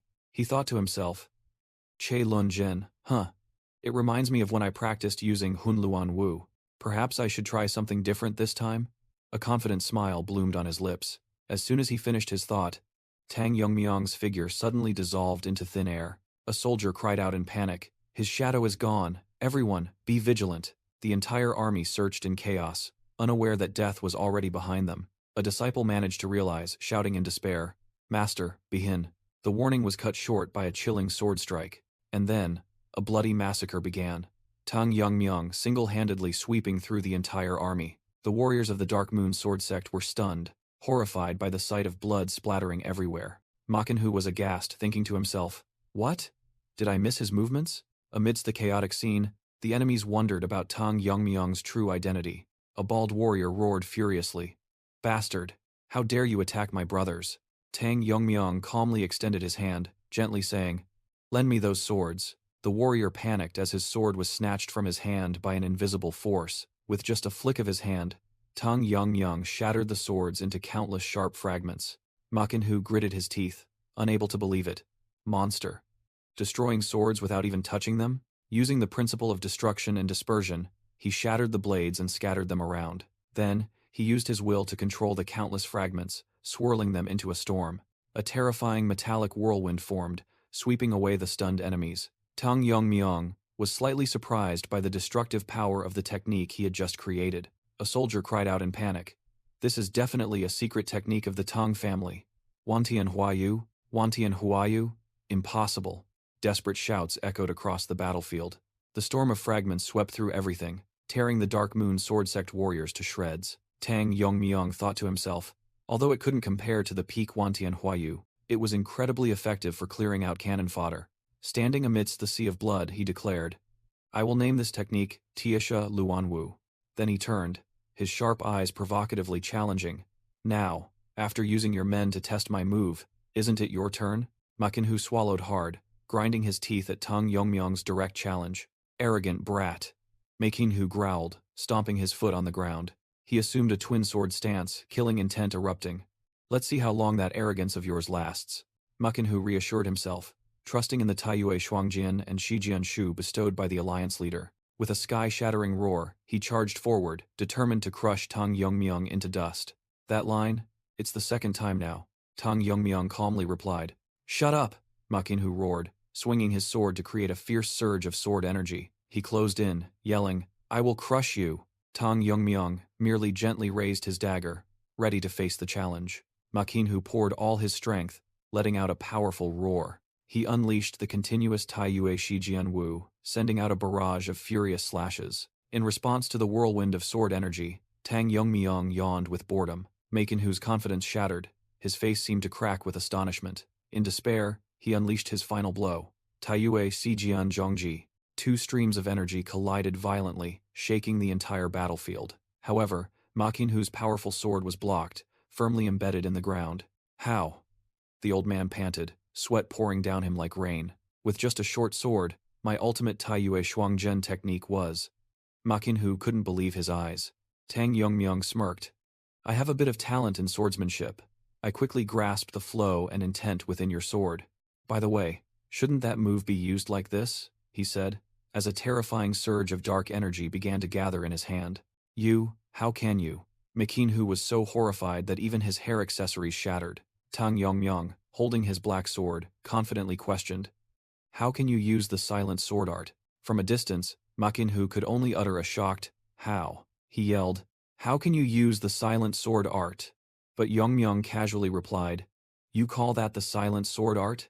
I just thought it was simply created with the intent to kill. Hearing Yongmyong say the move was nothing difficult, Makinhu was so stunned his eyes rolled back. He couldn't believe it. He had to painstakingly train in twin sword techniques to use it. Yet his opponent said it wasn't difficult? Tang Yongmyong suddenly remembered. The guy I killed a few hours ago also used this move. So you belong to the Dark Moon Sword Sect? I don't know much about you, he continued, but I know you belong to the Black Death Alliance. He explained that everyone knew the Black Death Alliance had the ability to transform any martial art into a sublimated version suited for the user. That's why everyone abandons their past to dedicate themselves to the Alliance, Yongmyong concluded, making Makinhu press. What are you trying to say? I'm saying I'm disappointed by something so mediocre, Yongmyong bluntly scorned. Can't anyone imitate it as long as they can control killing intent? He smiled provocatively. It seems you were granted this martial art. Looks like Ryonju doesn't trust you much, does he? His pride wounded, Makinhu gnashed his teeth. You bastard! Well, you've done your best. Yongmyong raised his dagger. In return, I'll show you an ability. He smirked, warning, don't be too surprised. Makinhu stammered back, completely unaware of what was about to happen. On. Ability? He watched tensely, thinking, what is he going to do? Tang Yongmyong's eyes flashed, focusing all his energy into the dagger in his hand. For those who have reached the transcendent realm, a surge of green energy began to erupt. The length of the blade is no longer an issue, he finished, as a dazzling blade of light extended from the dagger. Makinhu was utterly horrified, stammering, what? Just now. That was. Tang Yongmyong unleashed the ultimate technique, Sword River, a surge of emerald energy enveloping his weapon. Facing Makinhu, he took a stance, ready for an uncompromising confrontation. The old man cried out in terror. What are you doing? As a massive surge of sword energy rushed towards him, a small scratch appeared on Makinhu's cheek. He was stunned by the speed of the attack. Makinhu bitterly questioned himself. Is this all the skill I have right now? Yongmyong's attack left a massive trail of destruction, tearing through the ground. The old man desperately sought a reason. Is it because my body isn't what it used to be? Impossible. Makinhu bitterly admitted that his silent sword art was completely useless against Sword River. A terrifying truth flashed in his mind. This guy, has he reached the ultimate realm? Tang Yongmyong coldly responded to his opponent's panic. Does that matter? Realizing the danger, Makinhu had only one thought. I have to dodge it. Tang Yongmyong scoffed. You're really troublesome. Do you think you can escape? He stated firmly. Anyway, it'll all be over once I catch you. Actually, as a member of the Tang family. Yongmyong began, the dagger in his hand glowing brightly. It's only right to kill you the Tong family way, he concluded, revealing the golden rings on his hand. Manhwa frantically dashed away, trying to escape the terrifying predator. He screamed in his mind, "Impossible! Who raised such a monster from the Tang family? How could someone who reached the ultimate realm come from that crumbling family?" Ryunju won't stand idly by. However, the pursuit didn't stop. The surrounding trees were chopped into pieces. Manhwa looked back in horror, witnessing the destruction closing in right behind him. What is that? Manhwa was horrified by the metal rings devastating the forest. He couldn't believe they cleanly cut even the smallest tree trunks. Noticing their extraordinary speed, Manhwa frantically defended himself while fleeing. A choked sound escaped him as he struggled against the relentless assault. Manhwa gritted his teeth, knowing escape was impossible, and decided to face it head-on. The old man spun around, charging directly into the deadly rain of metal. With glowing eyes, Manhwa roared a challenge. "Bring it on!" He was engulfed in the storm of attacks, the sword in his hand weaving desperate defensive arcs. "Do you think I'll die in a place like this?" he roared, refusing to give up. But then his sword couldn't withstand it either. Cracks began to appear on the blade. A sharp attack pierced through his defenses. Manhwa's entire left arm was severed from his body. The old man's face contorted in extreme pain and horror. A heart-wrenching scream echoed as blood gushed from the wound. "Even so," he panted, smugly. "See? I blocked everything." Suddenly, a cold voice echoed from ahead. "You think that?" Manhwa collapsed to his knees, roaring in despair. "The Dark Moon Sword Sect will die by this?" He reassured himself. One arm lost, but still alive, and believed his opponent must be exhausted. Suddenly, a flash of light appeared in his eyes. A terrifying realization had just struck him. Tang Yongmyong slowly approached, his tone full of sarcasm. "Should I praise you?" Manhwa was stunned, unable to believe that after unleashing such an earth-shattering technique, Tang Yongmyong showed no signs of fatigue. The metal rings were still vibrating violently on the ground. The elder of the Dark Moon Sword Sect, covered in wounds, struggled to get up amidst the still howling storm of metal. He exclaimed in horror. "What? The blades are still spinning, even after being plunged into the ground." The deadly vortex didn't stop, tearing through all his defenses. Manhwa screamed in despair. Just who the hell is this bastard? He bitterly thought about his entire life, abandoning his status in the Tang family, dedicating all his efforts to the Black Death Alliance to build his reputation. Yet now, he couldn't even scratch a single hair on his opponent. Manhwa wondered, what had he truly accomplished in his entire life? Tang Yongmyong stood there, calmly controlling the weapons to finish off his enemy. With just a flick of his finger, everything ended. He looked down at the battlefield, muttering, "Got them all, didn't I? I tried out a few different techniques, so it's a decent harvest." A desolate scene unfolded, littered with the corpses of Dark Moon Sword Sect warriors. Looking at the remaining ashes, Tang Yongmyong thought, "Later, when I become the family head, it would be great if I could teach this technique to my subordinates." He decided, "I should leave here. There are still a few unfinished matters to resolve outside." His eyes gleamed with a cold sharpness, focused on his true objective. A powerful surge of green energy began to pour from his body. In Tang Yongmyong's mind, appeared his true enemies. The elders pushed Mother to her limit, and the Jegal family is plotting to usurp the Tang family. Before the image symbolizing his family's suffering, he resolved, "I will rectify all wrongs." His eyes blazed, his hand gripping his weapon tightly. An eye for an eye. Unleashing his full power, he concluded his vow. A tooth for a tooth. Outside the arena, the warrior reported in despair, "Is there truly no other way?" Jagal Changshin replied with a meaningful expression, "I apologize. For the sake of fairness, we made it so no one could interfere. I didn't expect the situation to turn out like this." Meanwhile, Tang Yongmyong's teammates were restless, one exclaiming, "No way!" But Jagal Changshin secretly thought, "Of course, that's just a lie. I must remain silent until everything is complete." He was certain that since the entrance was sealed, no one could escape alive. His plan was meticulously calculated. After the soldiers outside were subdued, the identities of those inside had also been confirmed. It was the Dark Annihilation Sword and the Dark Moon Sword Sect. With over 300 soldiers, participant number 28 would hardly survive. "Though it's a waste of talent, he cannot obstruct our plans," Jagal Changshin told himself. "The other candidates will be the future of the Tang family." Suddenly, a strange aura startled him, his eyes widening in astonishment. At the same time, Yongmyong's teammates also sensed something, their leader asking, "What is this? This familiar energy?" A figure appeared before their eyes. It was Tang Yongmyong, emerging from a chaotic state. He burst out from a chaotic surge of energy, returning safely. The pink-haired girl with glasses shouted in joy, "It's Young Myung, I told you, he wouldn't lose that easily." The entire team erupted in happiness. The pink-haired girl rushing to embrace her teammate who had just returned from the brink of death. Tang Young Myung gently asked, "Are you hurt? Was everyone worried?" "I told you. You're the only one who can injure me until the competition ends." Suddenly, he heard a distant call and secretly thought, "Participant number 28? He smiled gently, reassuring his teammate who was holding him tightly. From the observation post, a desperate scream echoed. "Impossible!" Jagal Chungshin roared in anger. What the hell did those 300 soldiers do? The Dark Moon Sword Sect couldn't handle a brat like him? Amidst the chaos, Tang Yongmyung merely looked straight ahead, his gaze terrifyingly calm. Tang Yongmyung's eyes flashed, terrifyingly calm. Jagal Chungshin flinched, quickly using his fan to hide his stunned expression. Tang Yongmyung turned around, facing his utterly bewildered female teammates. He waved with an innocent expression, as if nothing had happened. The light pink-haired girl smiled in relief upon seeing her team leader return safely. Jagal Chungshin muttered, "Unbelievable." He recalled the times Tang Yongmyung had broken impossible formations, wondering how he could have done it. Sweat beaded on his forehead. Jagal Chungshin was still reeling from the shock of the truth. He thought about the 7 curses binding the entire family, something even masters couldn't escape. Yet that brat had easily shattered them. A terrifying speculation began to form in his mind.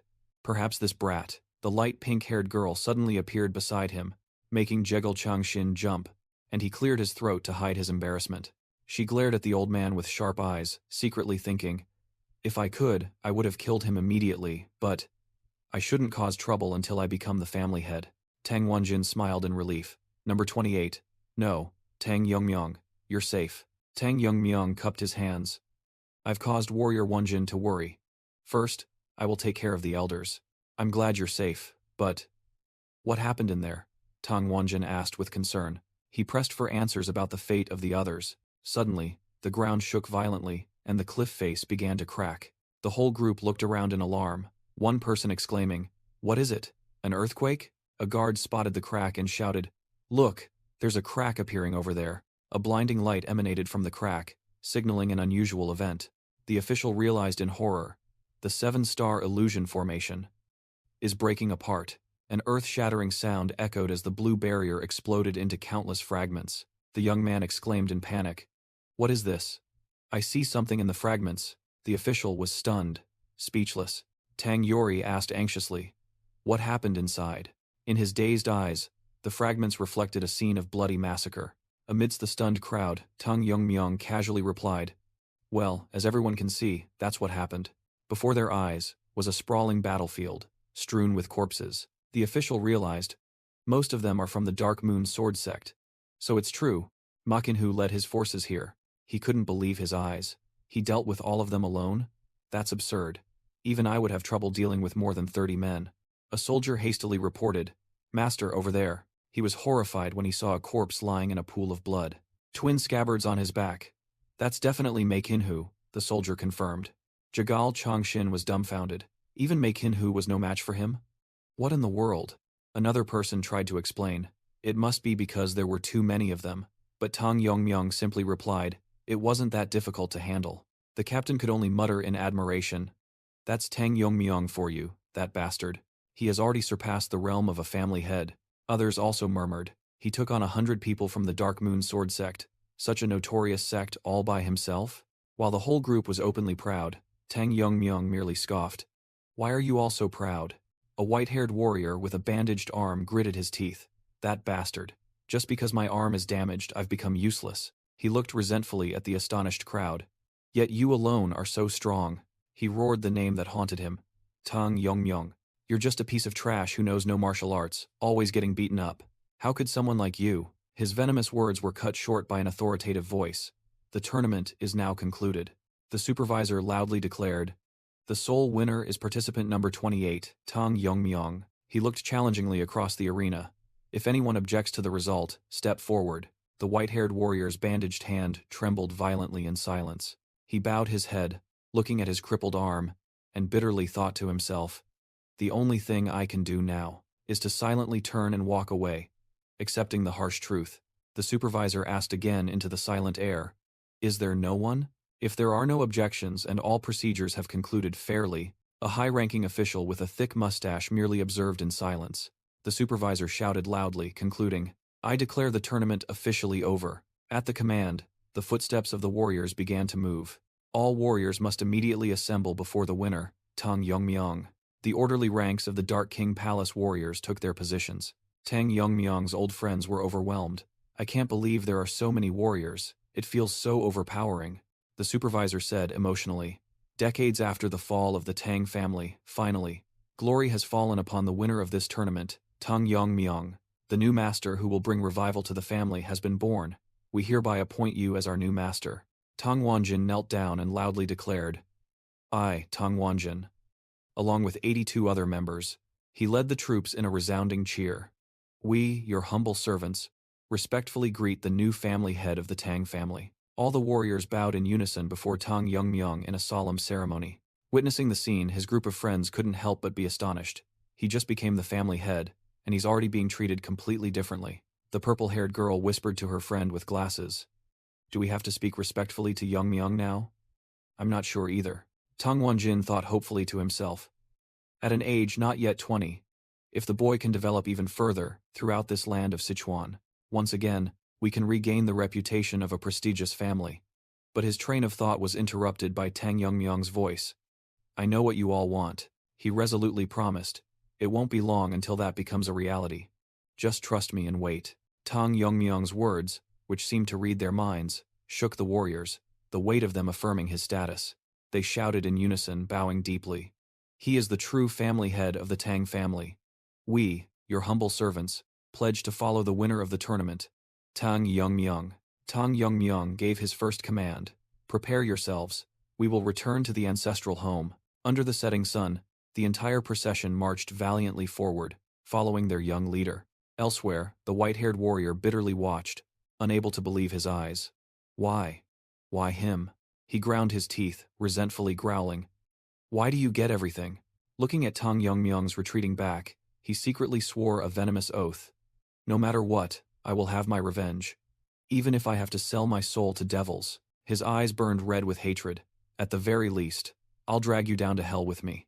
The sun set behind the mountain range, heralding a long night to come. Meanwhile, in a forest, 3 members of the Black Death Alliance lay slumped on the ground, their fates unknown. A figure walked silently, deep in thought. Amidst the battlefield strewn with corpses, Yahello of the allied sects wondered, have they already left? No sooner had he finished speaking than a voice called out loudly from afar, "Sir!" A subordinate rushed over, scolding. "You can't just go alone like that." That person continued to lecture. "Now that you're at the peak, you must act accordingly." "I don't hear anything, Hyunso. Isn't that strange?" Taeho evaded, making Hyunso only sigh. "Sir, don't change the subject." Hyunso, also from the Alliance faction, scoffed. "Right, how could one sleep next to a mountain of corpses?" He looked out at the deadly scene and added, "Even I would leave here immediately." Hyunso began to point out the strangeness. The unusual thing is that over 300 people were killed. He secretly thought about the Tang family's strength, but their members on the mountain numbered less than 100. Taeho agreed. "That's what I find strange. This place is an open area. If something this big happened, why didn't we hear anything?" Hyunso asked in surprise. "So, you mean they're moving and deliberately avoiding us? Why are they avoiding us? Moreover, the Tang family even sent us precious items to congratulate the Grand Assembly," Taeho wondered. He narrowed his eyes, speculating. "Unless they're hiding something? Well, we don't know for sure anyway." Hyunso mumbled, analyzing, realizing all the victims were killed by short blades. "What? By short blades?" Hyunso screamed in horror. "You mean all these bodies are the work of one person?" Taeho asserted. "My eyes cannot be deceived." He pointed to a corpse. "Most show signs of being defeated by learned sword techniques, but I don't see signs of mastery. Everything is very messy," Taeho concluded, and the fact that some hadn't even drawn their weapons shows they were taken down in seconds. Not many possess this kind of skill. Taeho asserted, "I must meet this person. We're going to Sichuan." Hyunso frantically objected. "What? You're going to Sichuan?" "No. What if we run into them on the way?" Taeho coldly reminded. "Have you forgotten that I've reached the peak? Protecting myself isn't difficult, don't worry," Taeho reassured. But Hyunso replied, "But I'm different, master." Taeho dismissed it. "Even if he's a fool, Do you think he'd dare to hastily pick a fight with me? Hyunso gave in. Sigh. Who can argue with your stubbornness? Let's return to the family first. At least you should say something to the head, shouldn't you? Hyunso suggested. And Taehyo agreed. You're right, let's go back. Hyunso secretly thought about the current situation. The Black Death Alliance in the south, the demonic cult in the west, and the allied factions facing many difficulties. He deduced. Master intends to visit the Tang family's experts, those who caused this disaster. Because the Tang family is also in a similar situation to us, could it be that you intend to let the Tang family deal with the Black Death Alliance, and then eliminate the demonic cult? Amidst the battlefield, Hyunso spoke worriedly. I believe the Tang family has long been in decline. I wonder if things will go according to plan. He only secretly hoped that he wouldn't have to use the demonic sword art. At the same time, in another mansion, a person reported, Elder Sam Jangro, the warriors have brought back the participants of the competition. The elder secretly thought the competition had ended earlier than expected. He confidently said, well, of course, with Youngryung's skills and the fire dragon poison she possesses, winning the competition wouldn't be difficult at all. But the reporter hesitated. Sir, among those who returned, I don't see the young lady. Sam Jangro was stunned. What? 2 guards were discussing the championship candidates, mentioning Tang Gokrin and Sam Jangro's granddaughter. A soldier mumbled, hoping everyone would return safely, then suddenly noticed a group of people approaching. A group of people silently advanced, led by a strange young man with reddish-brown hair. The guard was surprised to recognize the Tang family's emblem on their attire. The news quickly spread throughout the family. The participants have returned. The crowd gathered, buzzing with discussions about the results of the bloody competition. Everyone's gaze fell on the strange young man, wondering who he was. Many girls in the crowd couldn't help but blush at the young man's appearance. Amidst the commotion, a desperate father cried out for his daughter. Soyi, my Soyi. Fear surged, and he burst into tears when he couldn't see his daughter anywhere. In contrast to the mournful atmosphere, the survivors breathed a sigh of relief. A subordinate joyfully exclaimed upon recognizing young Master Jonggil among the returning group. The deputy commander observed Jonggil's cheerful expression, but still dared not hope too much. The scene became chaotic as everyone jostled to find their loved ones. But not everyone found the joy of reunion. Many cries of lamentation echoed. Tang Yongmyong silently observed the scene, secretly thinking his mother must also be worried about him. He unconsciously smiled gently as he imagined the upcoming reunion. He wondered, would his mother recognize him with this appearance? A mischievous smile suddenly appeared on his lips. Yongmyong was quite curious about his mother's expression then.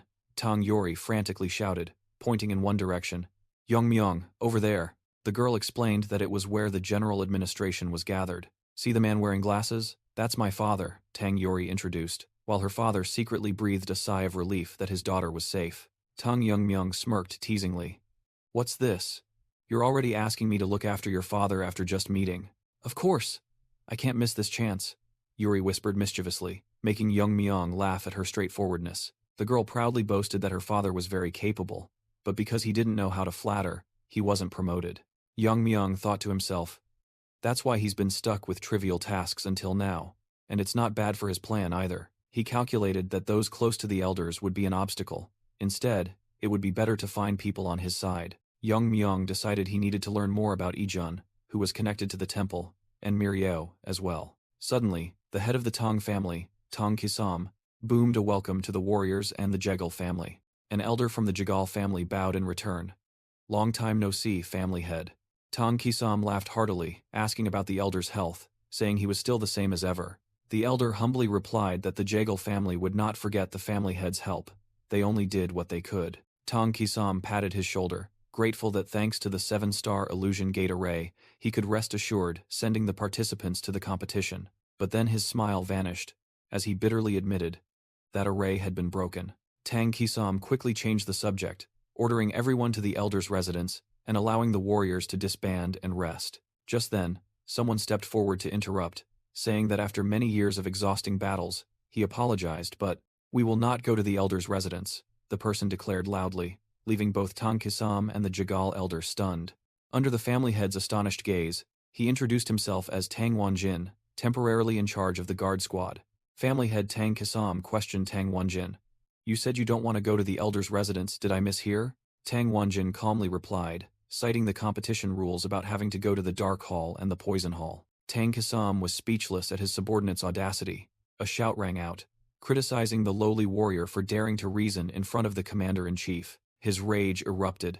Tang Kisam roared, "Disband immediately, or I will punish you for insubordination."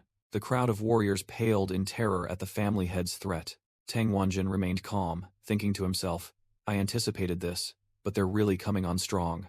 Just then, Tang Yongmyung stepped forward, his voice cold. "Insubordination, you say?" He asked the family head directly. "In this very family, is there anyone more powerful than the family head?" Tang Kisam was stunned, growling, "Who exactly are you?" Tang Yongmyung merely replied with 3 words, "The winner of the competition." Then he boldly declared his name as Tang Yongmyung. Meanwhile, at the elders' manor, an angry shout rang out, "What the hell are you talking about?" The elders couldn't believe their ears, asking Tang Kisam again about the winner's identity.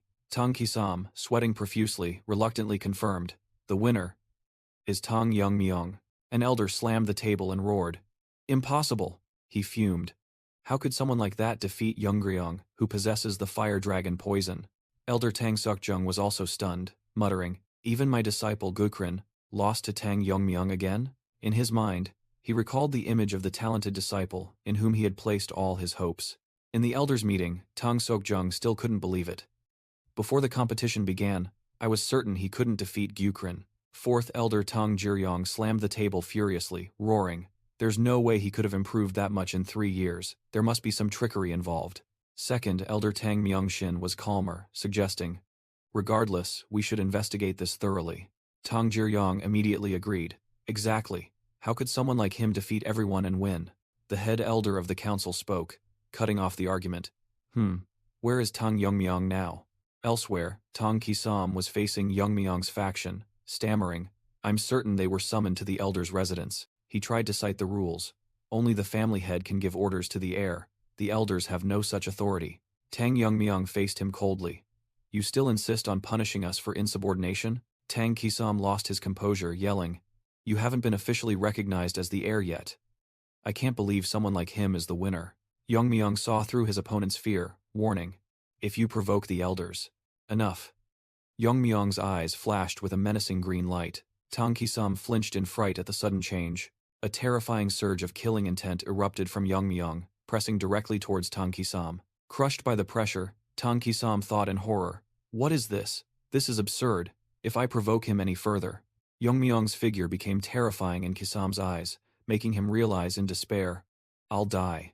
Utter terror was evident on Tang Kisam's sweat-drenched face. Amidst the terrifying aura, Yongmyong calmly declared, "Regardless of what those lazy old elders think, we will go to the dark assassination poison hall." He continued, his voice echoing in the deadly silence, "Let them know, when the competition ends, their reign ends too." Tang Kisam trembled as he relayed Tang Yongmyong's words, unable to believe his ears. He didn't dare to fully convey the defiant message that your era is over. In the meeting room, an elder angrily slammed his hand on the table at the junior's insolence. Fourth elder Tang Jiryong roared, stating that even the poison phoenix of yesteryear had to be wary in their presence. Second elder Tang Myengshin, however, appeared calmer, believing this was an opportunity to strip him of his qualifications. The grand elder decided to head straight to the assassination poison hall as challenged. He declared that they needed to personally assess the strength of that arrogant brat. The grand elder ordered the warriors waiting outside. His personal guards immediately prepared to move to the assassination poison hall. The second elder's righteousness squad also took their ready positions. The fourth elder's poison sword squad obeyed the elder's directives, and the fifth elder's assassination squad had also gathered. The grand elder summoned the master of the blue dragon, who immediately appeared. The master ordered him to lead the blue dragon guards to follow, and he immediately complied. The elder's mighty army advanced, determined to teach the insolent one a lesson in reality. The grand elder asserted that he would show him who the true master of the Tang family was. At the same time, in the Black King Palace, a voice rang out in astonishment. King of Darkness, Tang Jokui couldn't believe what he had just heard. "Did you really win the Tang family's succession competition?" Tang Yongmyong merely smiled and replied, "Yes, you heard correctly." Tang Jokui thought to himself, "This kid's aura is now incomparably stronger than before." Tang Jokui thought to himself, "His sister must be very pleased." Suddenly, Poison King Tang Jihyuk appeared with a stunned expression. Tang Jihyuk couldn't believe his ears, stammering as he asked Tang Yongmyong, "You won the competition?" A memory flashed back, when Tang Jihyuk had once mocked him. "You think you can win the competition? Just surviving would be lucky. At that time he had threatened Tang Yongmyung and his mother. After the competition, I will make you pay for my son Moonchan's arm. But Tang Yongmyung had defiantly retorted, perhaps it won't even take 4 years. Returning to the present, Tang Jihaeok bitterly admitted, you were right. Tang Yongmyung coldly replied, it's true it didn't take 4 years, but now you won't receive that compensation. He continued to warn, you should be careful with every word and action while you are still in the Tang family. Otherwise, you might have to personally cripple your son's remaining arm, he threatened, his eyes flashing with a crimson glow. Tang Jihyok broke out in a cold sweat, completely terrified by Tang Yongmyung's threat. Witnessing everything, Tang Jokwi smiled, realizing, this kid has always harbored resentment. Meanwhile, at another mansion, a burly guard stood before the gate. The guard loudly asked, is Tang Yongmyung here? A memory resurfaced. The Tang family head, Tang Kisam, was startled upon hearing a name, the Poison Phoenix's son. The guard standing behind Tang Yongmyung also flinched. He nervously muttered, the Poison Phoenix? Tang Yongmyung turned to the guard and said, there are things you want to ask, but everything can be dealt with later. The black-haired guard mused, truly, is he that person's son? If that's the case. A memory of a bloody battle from yesteryear flashed back, when Tang family warriors confronted the Heavenly Light demonic venerable and the Poison Phoenix. An entire building was engulfed in flames. The surviving soldiers were utterly horrified by the sight before them. Amidst the flames, a figure emerged, holding the enemy's severed head. The guard recalled his terror. Their resistance was stronger than expected. That was, he cried out in despair upon seeing his master's severed head. From above, the Poison Phoenix coldly asked, are you still not done? She ordered her army. Release them. The guard recounted, they kept charging, disregarding our poison arts, and risking their lives. He had pleaded for aid from the Grand Elder to salvage the situation, but the request was denied. He bitterly thought, with just a fraction of reinforcement, the damage could have been greatly reduced. But after all that, those very people blamed the Poison Phoenix for everything, accusing her of nearly destroying the entire clan. He believed she accepted all the injustice to protect her young master. Returning to the present, the guard said to his troops, I believe you have also realized whose son the current master is. He asserted that this was their second chance to fulfill the role they had failed in the past. Just as he was about to give an order, a loud shout rang out. Stop! The guard flinched and turned around due to the sudden intervention. Meanwhile, Tang Jokwi inside the mansion also heard it and wondered, this voice is... Tang Yongmyung calmly replied, well, go outside and see. Outside the assassination poison hall, the atmosphere grew tense. An elder leading the troops spoke with an imposing voice. Honorable guards, do you truly think that you can challenge the council of elders and remain safe? The guard captain worriedly thought, just as the young master had predicted. All the elders had appeared. Not only the second, fourth, and fifth elders, but also their private forces were mobilized, all because they felt their positions threatened. The elder ordered, bring Tang Yongmyung here immediately.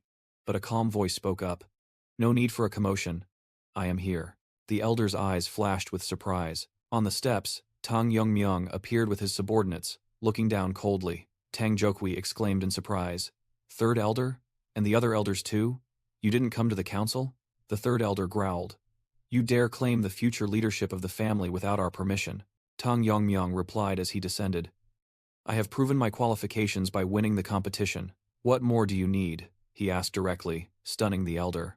Fourth elder Tang Jiryong roared. I heard you have a very unpleasant nature. Another chimed in. How dare you speak like that in front of your elders? The guard captain worriedly called out. Branch leader. The third elder issued an ultimatum. If you want to live, you must confess everything that happened during the competition. Tang Yongmyung smirked. I heard that what happens in the competition cannot be spoken of. It seems the family's rules are lighter than I thought. Or do you think you gained an unfair advantage? I've already heard about this from the Jagal family head. Another person shouted. There was interference from the Black Moon sect and nearly 300 demonic cultivators. How can the competition be called fair? Tang Yongmyung calmly admitted. Tang Gokrin, Tang Yingling killed other participants, and I ended the competition by killing them. Tang Yongmyung replied indifferently. What did you just say?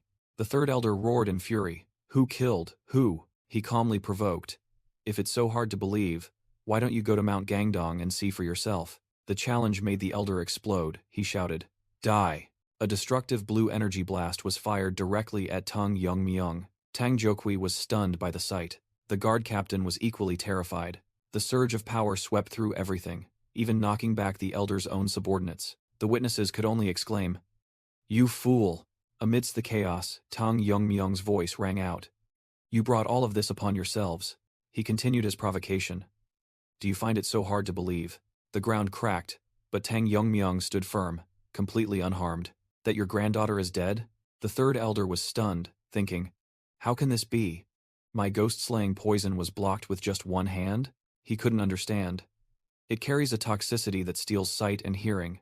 How was it neutralized so easily? A terrifying realization flashed in the elder's mind. Could it be that he has surpassed the internal energy I've cultivated for decades?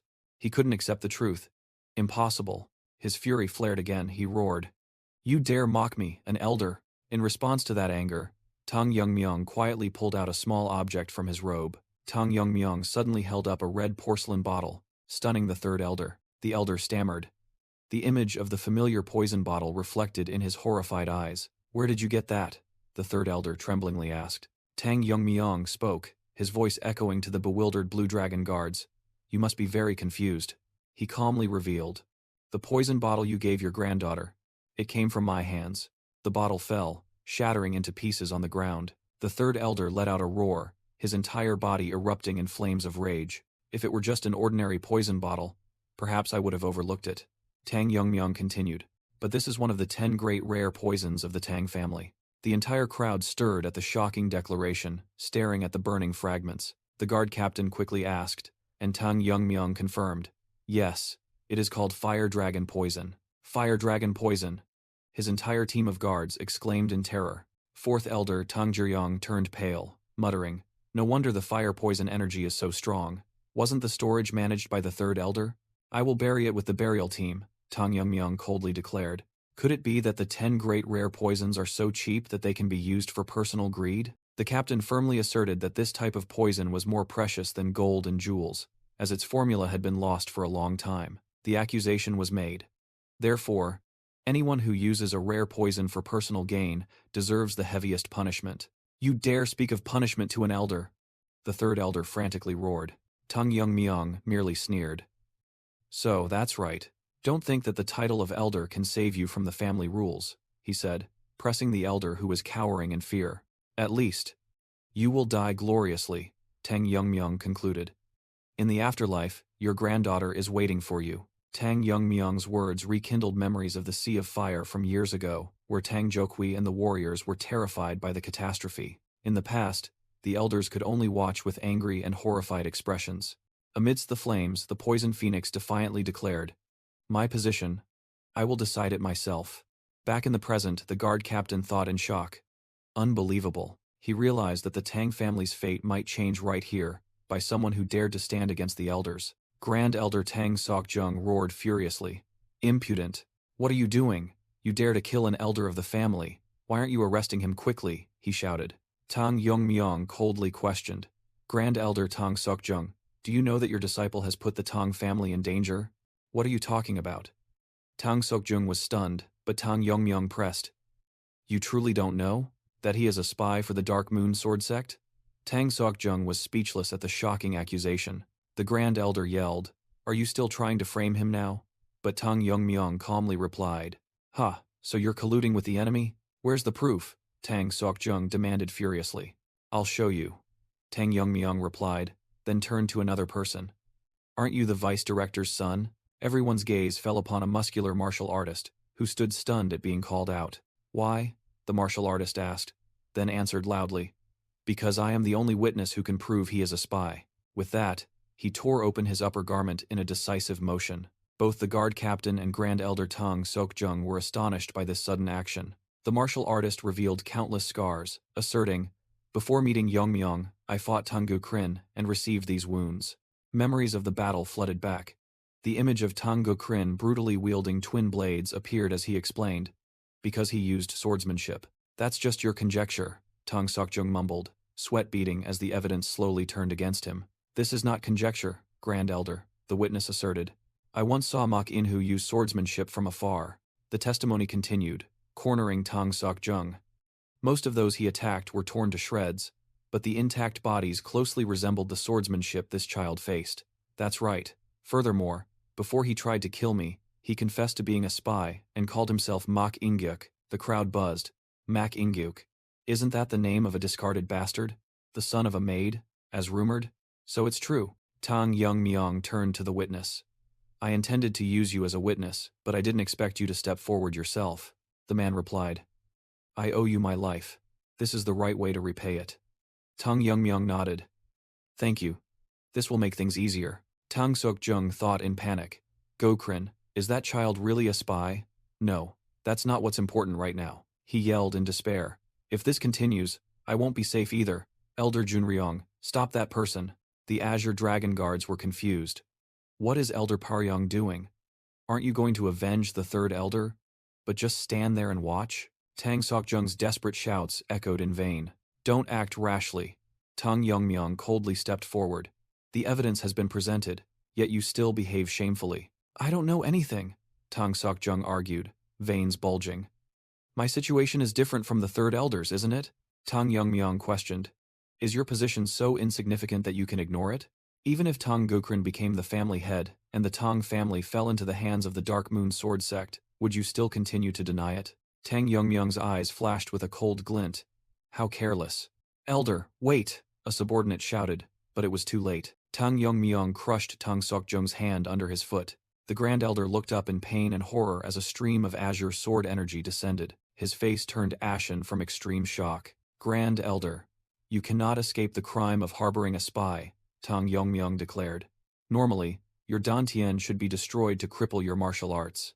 Tang Myung announced that since there was no evidence of collusion, the punishment would stop here, and Tang Sokjung trembled in gratitude. But he secretly thought in horror. It's so fast my eyes couldn't keep up. Could it be that he is also proficient in swordsmanship? But he didn't realize I was pretending to stop the bleeding to retrieve the poison, Tang Sokjung thought, clutching the vial of poison. Among the Tang family's top poisons, formless poison is colorless, odorless, tasteless, and extremely potent. Even if it's not as strong as the complete formless poison, he muttered to himself, gathering his strength to strike. He was certain that the poison he had cultivated for more than half his life would not give Tang Myung a chance to survive. Facing the attack, Tang Myung maintained an unusually calm expression. I'll kill you before you even know what happened, Tang Sokjung roared in his mind, lunging forward with surging killing intent. The two faced each other, the atmosphere as tense as a drawn bowstring. Tang Myung's eyes flashed with a sharp glint. You certainly know how to play tricks. A cold voice rang out as Tang Sokjung froze in astonishment. The old man was bewildered, not understanding what had just happened. A lightning-fast sword stroke swung, and Tang Sokjung's hand flew into the air in a pool of blood. Fourth Elder Tang Jiryong angrily yelled, What kind of madness is this? Didn't you yourself say you would be lenient? He continued to question Tang Myung's qualifications to succeed as family head after this cruel act. But then, Tang Jiryong suddenly stopped when he discovered something on the ground. Everyone's gaze fell upon the Grand Elder's severed hand, and right beside it was a spilled vial of poison. The horrifying truth revealed. Tang Myung coldly looked down at the kneeling old man, pretending to stop the bleeding to administer poison. What a disgrace, he concluded, even as Tang Sokjung desperately pleaded, Family head, please. Grand Elder Tang Sokjung, for the crime of attempting to assassinate the family head and causing chaos within the clan, Tang Myung declared the sentence. He will be considered a traitor and face severe punishment. Tang Jihyuk was stunned, horrified by the ironclad sentence. Under the sword of justice, Tang Sokjung could only look up in despair. Amidst the blood-stained arena, the new family head stood tall, re-establishing order. He issued a stern warning to the old powers.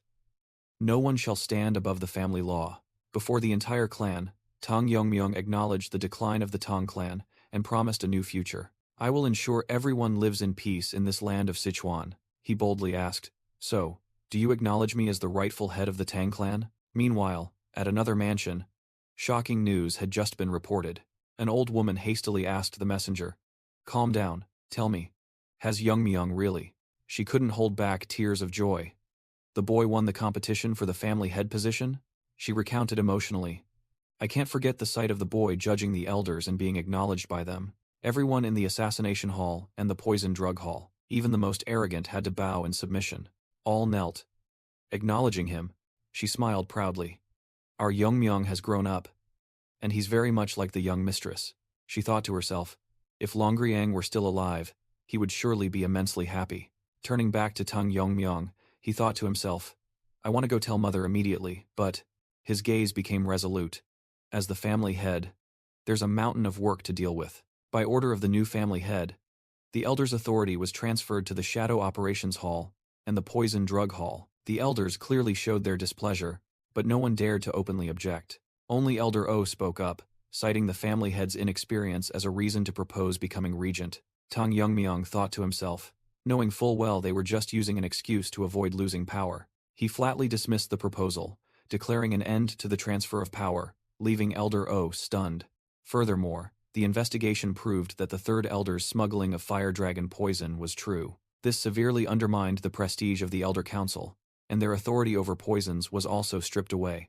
Having lost most of their authority, the only thing the elders had left was their private military forces. Tang Yongmyong announced that they could keep their troops, but from now on, they would have to cover all maintenance costs themselves. The elders were speechless upon hearing the order to cut off all financial support from the clan. At the same time, the leaderless armies after the death of the old faction's elders were merged into the Shadow Squad under his command. The duties and salaries of the old armies were also adjusted, causing some to express dissatisfaction. Tang Yongmyong sternly suppressed all resistance. If you don't want to be fired, fulfill your duties. The warning of severe punishment for neglecting duties silenced everyone. A few days later, at another building of the Tang clan, another group of elders was summoned. One of them spoke. I heard you called for us, family head. This elder was secretly terrified, realizing that reporting the situation to his faction had become meaningless. Even though no one knew about the fraud in the competition, he still felt his throat dry up when facing Tang Yongmyong. He broke into a cold sweat, knowing that even a single wrong word would bring immeasurable disaster. Tang Yongmyong began. I've been a bit busy these past few days, and have neglected you all somewhat. Tang Yongmyong announced. Furthermore, I have something to ask of you.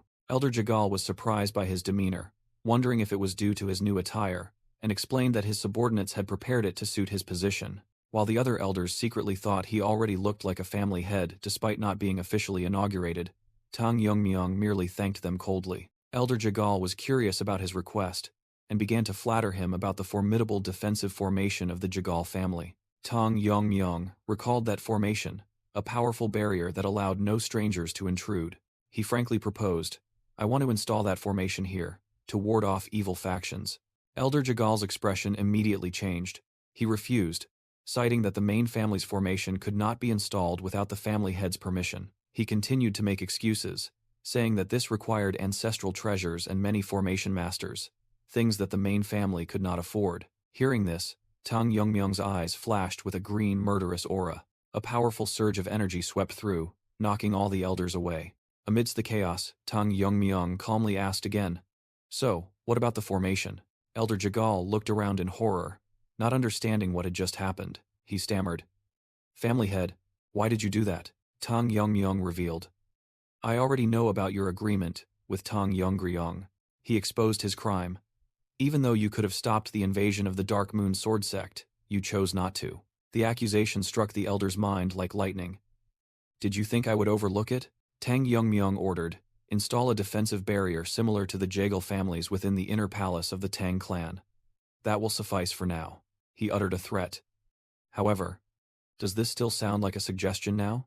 The elder trembled as Tang Yongmyong reminded him, You must have heard about our family rules. The Tang clan's rule is to repay grievances tenfold, Tang Yongmyong concluded. That is why those elders died by my hand.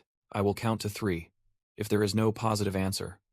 Tang Yongmyong began the ultimatum, making Elder Jegal tremble in fear. I will personally go to the Jegal clan and hold Jegal Changsin accountable, he continued, sowing images of destruction in the elder's mind.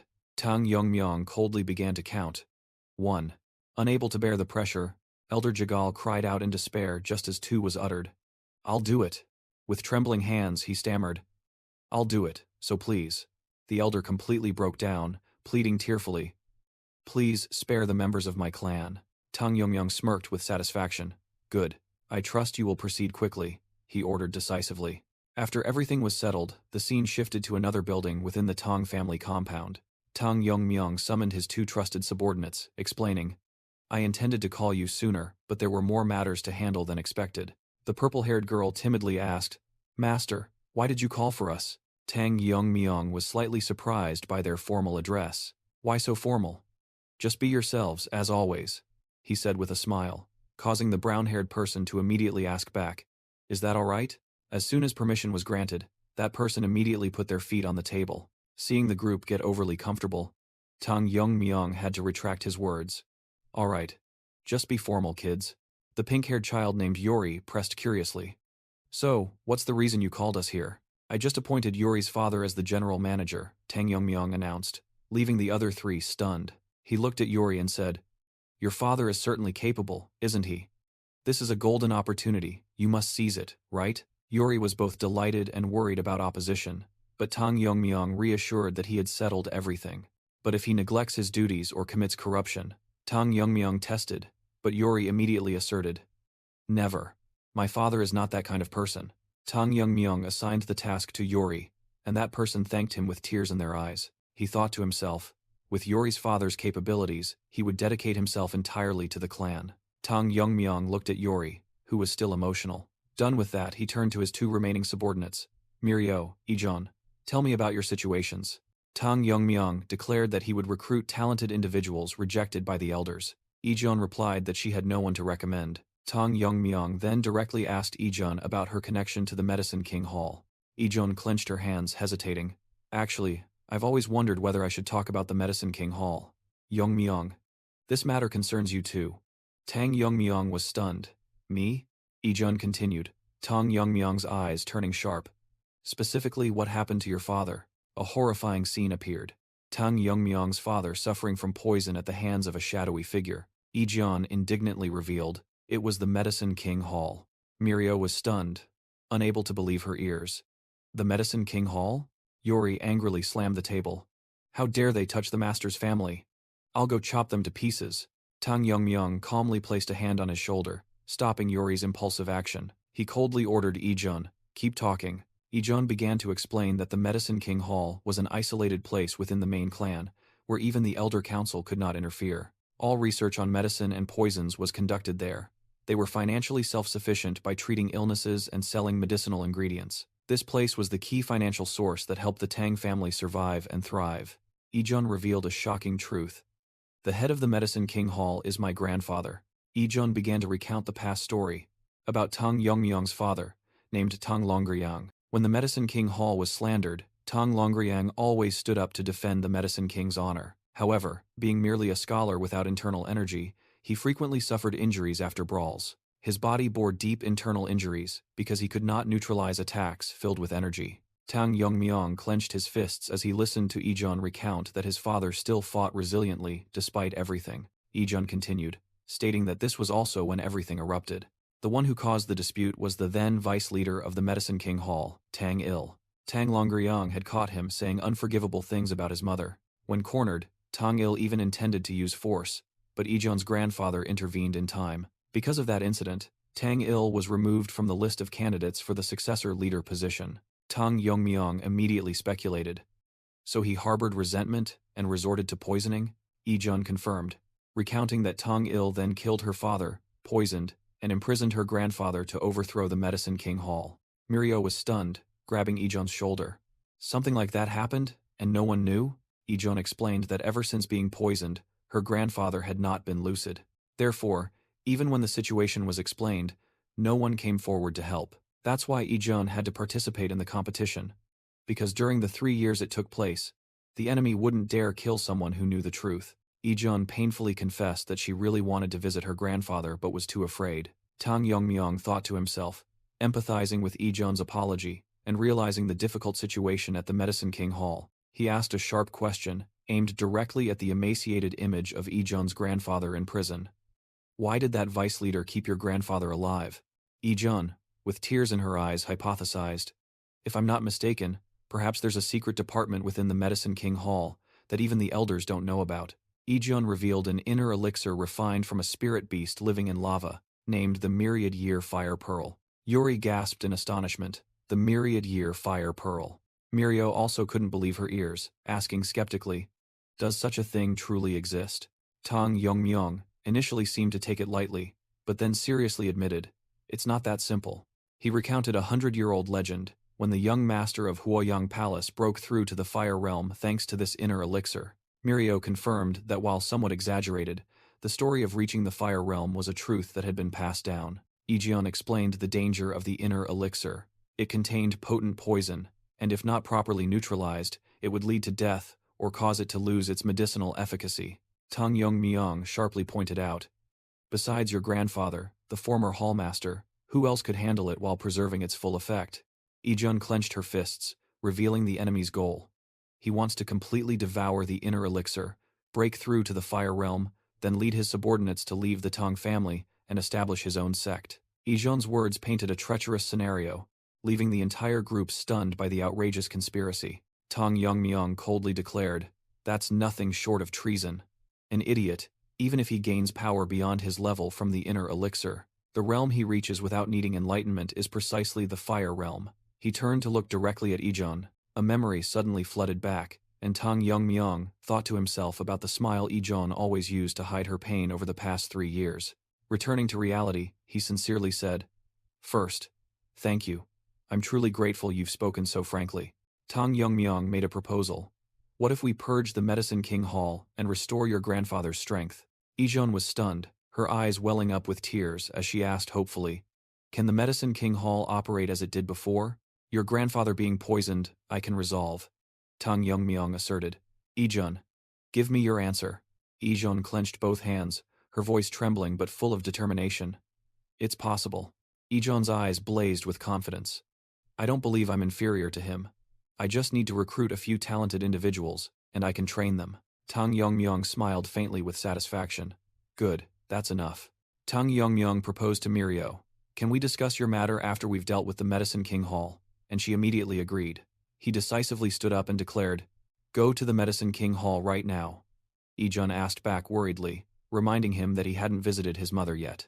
"Mother will understand," Tang Yongmyong asserted, his hand gripping the door tightly. "As the family head, I cannot let a conspirator roam free outside the law." He pushed the door open and stepped out into the courtyard, his voice growing even sharper. "And, above all, Mother wouldn't want me to stand by idly after hearing what my friend has suffered." His words deeply moved Ijeon. Tang Yongmyong turned back with blazing eyes. "I will completely eradicate the Medicine King Hall you once knew from the Tang family." Meanwhile, at the Medicine King Hall, a grand architectural complex was nestled amidst majestic mountains. Inside a secluded room, the door was tightly shut. Vice Hallmaster Tang Il muttered to himself, "So Tang Longriang's son has become the family head. What a troublesome development." He reassured himself that Tang Yongmyong wouldn't know what he did to his father back then, as he hadn't even been born yet. What bothered Tang Il more was that Ijeon still hadn't returned, though he believed she wouldn't abandon her grandfather. He gave a faint laugh, thinking that Ijeon, no matter what, would prioritize her own life. Tang Il looked at the blazing inner elixir, calculating to himself, "The problem is the inner elixir, to completely absorb its energy and break through to the fire realm. That damned old man wouldn't open his mouth even if he regained his senses, and that ruins my plan." He thought of the imprisoned Medicine King. Tang Il pondered. "Should I try to neutralize the poison myself? No. If I fail, I could lose the entire inner elixir." Just as he was still searching for a solution, a subordinate rushed in, shouting frantically, "Hall Master!" Tang Il snapped, "Silence! What's with all this noise in the hall?" The subordinate stammered, "The family head, the Tang family head." Tang Il's expression changed drastically, stunned by the sudden news. Outside, the Tang family's army led by Tang Yongmyong was sweeping through the courtyard, subduing all the members of the Medicine King Hall. The subordinate screamed in despair, "Is wreaking havoc in the hall." Being apprehended, the Medicine King Hall members cried out, "Why are you doing this to us? Have you forgotten where you are?" Tang Yongmyong turned and asked, "Ijeon, have you found him yet?" and received a disappointed no in reply. Ijeon said desperately, "I've searched all over the Medicine King Hall.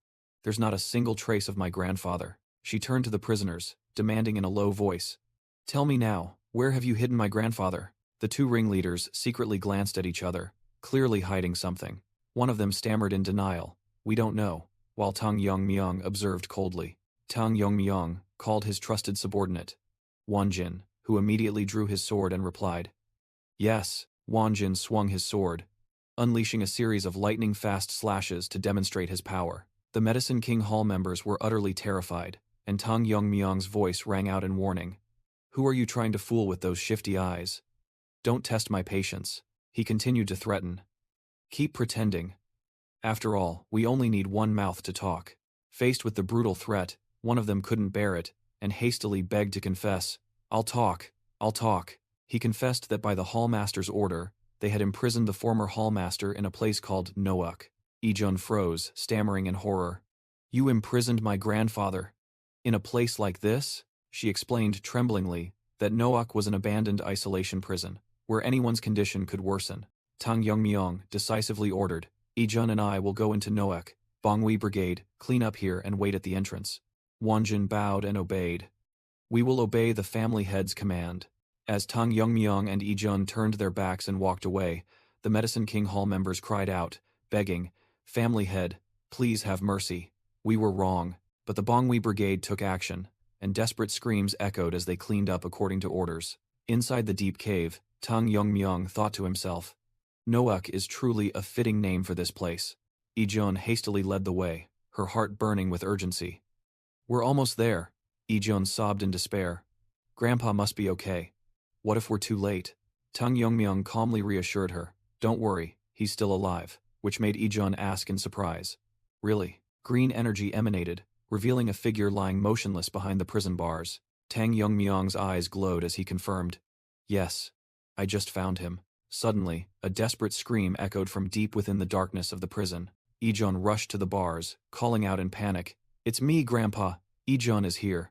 Step aside, Ijun, Tang Yongmyong commanded, his hand already glowing with internal energy. With a single strike, he easily shattered the sturdy metal bars. Inside, the Medicine King Hallmaster appeared haggard and deranged, screaming incessantly. Ijun was stunned as she supported him. No way, they must have used mountain-suppressing poison. Tang Yongmyong held her back, calmly asking, Calm down. Besides mountain-suppressing poison, what else did they use? With tears in her eyes, Ijun painfully uttered, Thunder lightning. Foolish poison. She explained it was a poison that turned people into fools, permeating the brain and rendering antidotes useless.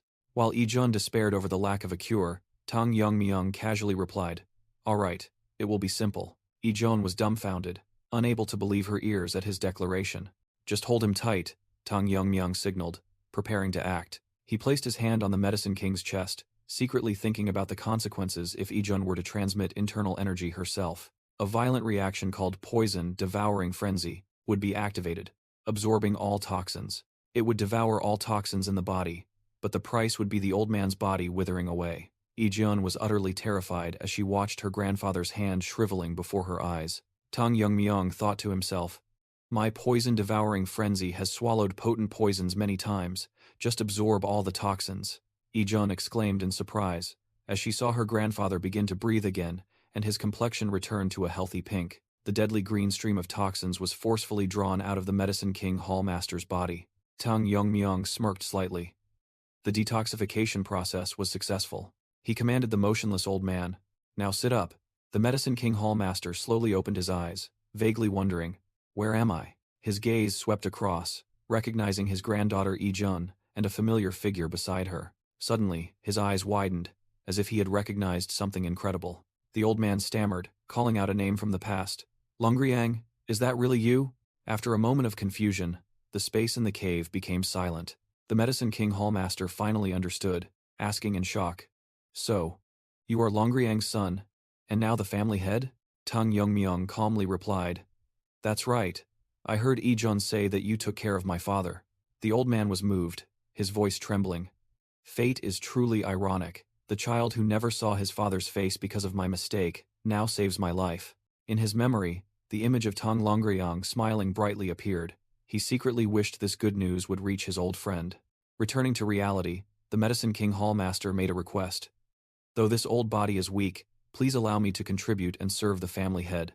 Of course, Tang Yongmyong replied, taking the old man's frail arm.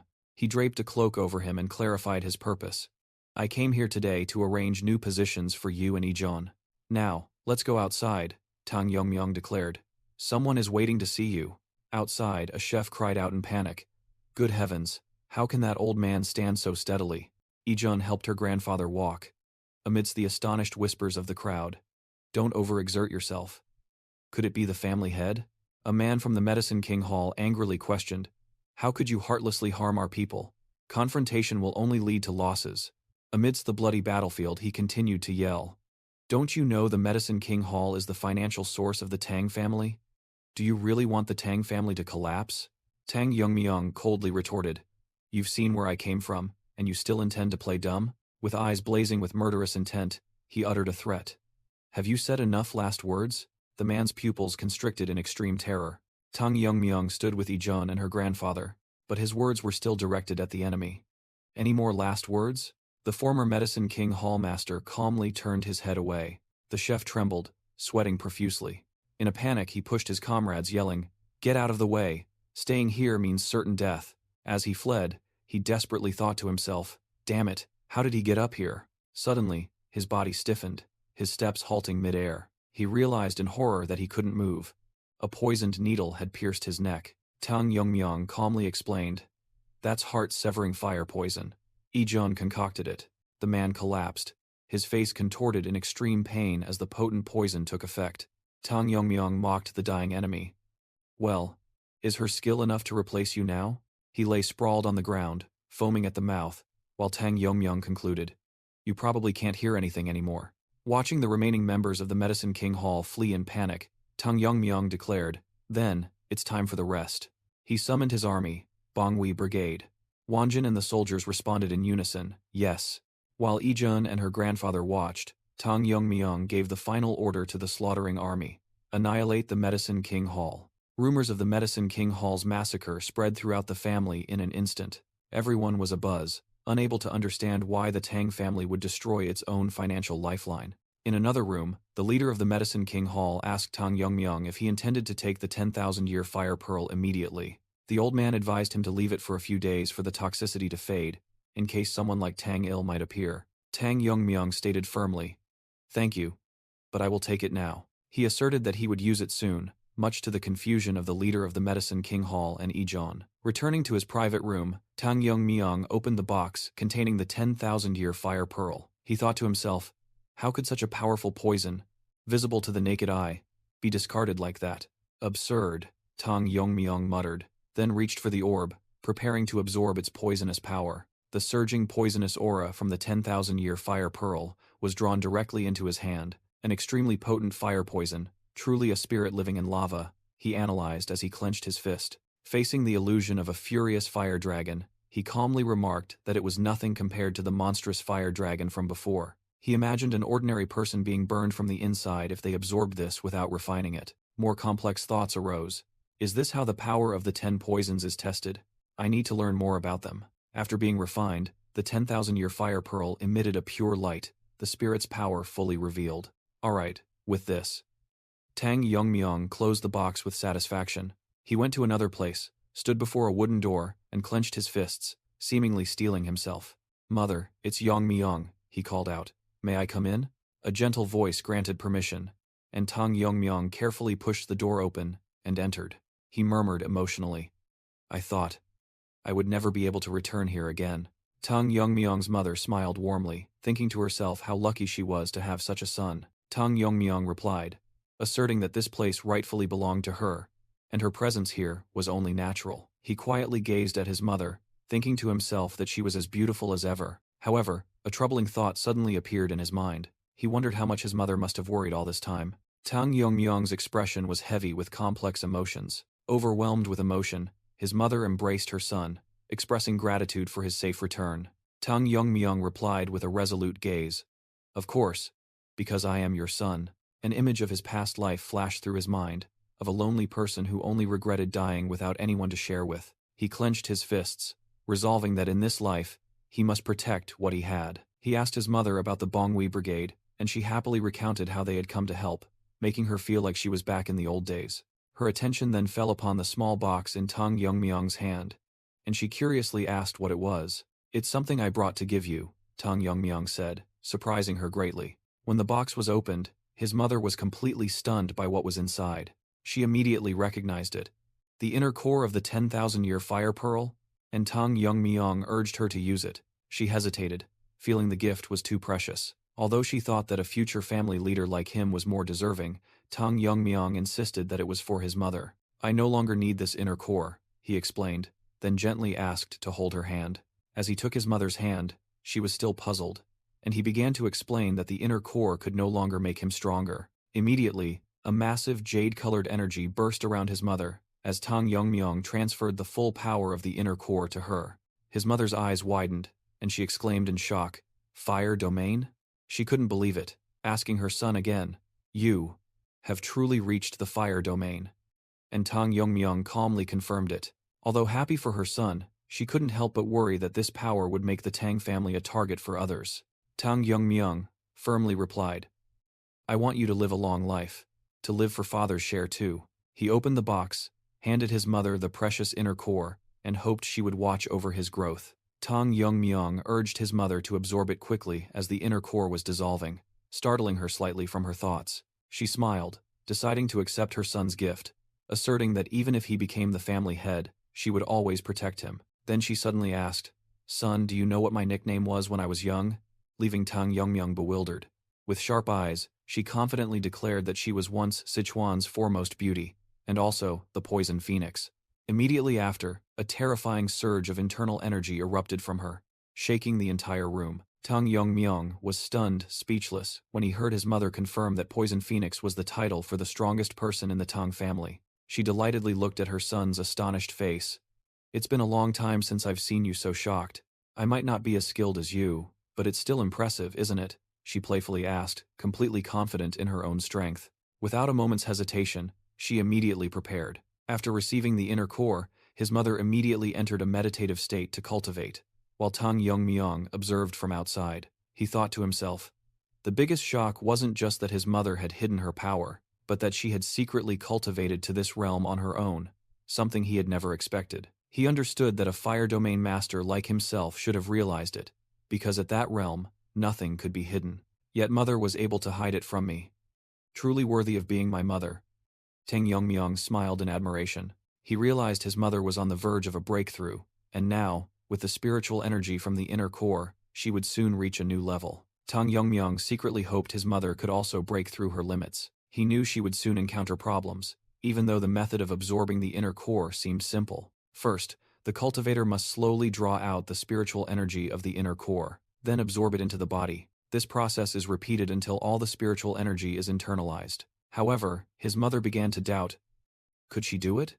Could this enormous amount of spiritual energy be fully absorbed? She realized the spiritual energy of the elixir was gradually dissipating into thin air. What should I do? She panicked, because at this rate, she wouldn't be able to absorb even half of it. Just then, a hand radiating pure energy reached out. Tang Yongmyong placed his hand on his mother's shoulder. This hand, Yongmyong?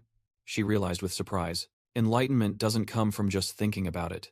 Tang Yongmyong began to instruct. You must observe, analyze, deduce, and simulate everything around you. That is the opportunity for enlightenment. This time, I'll give you a little push. A surge of energy from Tang Yongmyong flowed into her body. His energy was touching the inner core and merging with it. This is the Tang family's Poison Gate Heart method. I understand, she suddenly realized. She realized that spiritual energy was pure energy that could be transformed into anything, not necessarily absorbed bit by bit. Instead, she could transform it into something familiar and absorb it, bypassing the usual cultivation process. Tang Yongmyong's mother commanded the chaotic energy flow. All right, return to me. She smiled contentedly, silently giving thanks. Truly, I've been blessed with an amazing son.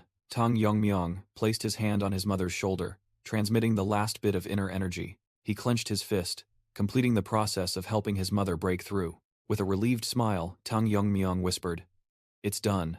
He confidently stated, With this, you have reached the fire domain realm. At the assassination and poison hall, key members of the Tang family had been fully summoned. Poison King Tang Jihyuk grumbled. A family meeting so early in the morning. Why bother busy people like us? Elder O impatiently asked. When will the family head finally arrive? He irritably spoke. Even if he is the family head, making us gather and wait like this, isn't it too rude? Dark King Tang Jokwi gave a forced laugh. He'll be here soon. Suddenly, a guard shouted. The family head has arrived. Other family members also simultaneously turned their eyes towards the door. Tang Yongmyong entered, speaking. Thank you all for coming here so early in the morning. I've called everyone here to discuss a very important matter. The entire main hall fell silent, all eyes fixed on the young family head. Elder O immediately questioned. An important matter? Didn't you say that we should have a regent until you come of age? Indeed. Who among us do you intend to appoint? Tang Yongmyong coldly retorted. Why do you assume I would choose one of the elders? Elder O was stunned. If not us, then who? Just then, a majestic figure appeared at the door, escorted by 2 guards. Tang Jiuhui and the other martial artists were speechless at the unexpected arrival. The Dark King could only utter a surprised, huh? An authoritative female figure, escorted by 2 attendants, appeared at the threshold of the main hall. Elder O stammered. It's been decades. How can this be? Tang Yongmyong smiled. In terms of who is worthy, isn't she the most perfect choice? The woman spoke, her voice echoing through the room. I see many familiar faces. She smiled with charisma. Apologies for being late.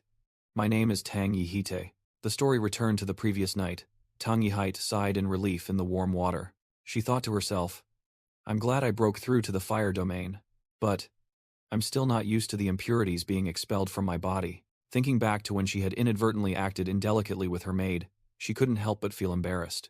Anyway, I'm still not used to this power, she told herself, looking at the energy flow in her hand. It'll be fine, after a while. The breakthrough helped her realize a terrifying truth. That child has already reached the highest realm of the fire domain. Currently, only the leader of the Black Death Alliance has reached that realm. What exactly happened during the competition? Tang Yihite smiled contentedly. For the first time in a long while, I'll be able to talk a lot with my son. Returning to before the meeting, Tang Yongmyong happily cupped his hands. Congratulations, mother, on entering the fire domain. Tang Yihite gently replied, Well, it's all thanks to you. Come sit here. Mother and son enjoyed their happy reunion, filled with laughter. Tang Yihite suddenly asked, Yongmyong, how did you enter the fire domain? I still can't believe it. Tang Yongmyong thought to himself, Mother will definitely be curious. I can't say it's thanks to past life memories. He then had an idea, starting the story. I can use the competition as an excuse. Mother, have you heard about one of the 10 great poisons being leaked? Tang Jihye asked her son. I heard the winner of the competition was awarded the Huo Long Du, wasn't he? She was stunned when Tang Yongmyong casually confirmed that he had drunk that potent poison. He scratched his head and chuckled.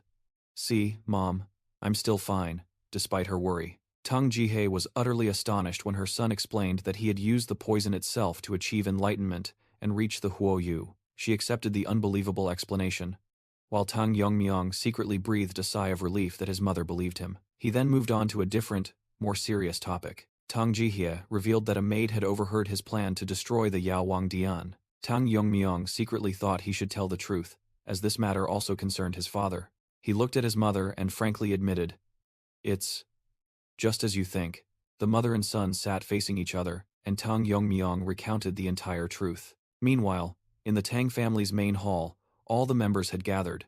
After hearing the story, Tang Jihye clenched her fists, confirming that everything was as she had suspected. She felt pity for Ijion's fate, a child who had also suffered too much. Tang Jihye looked at her son and said she had a request, which surprised Tang Yongmyong. She declared that she would no longer live in reclusion like a dead person.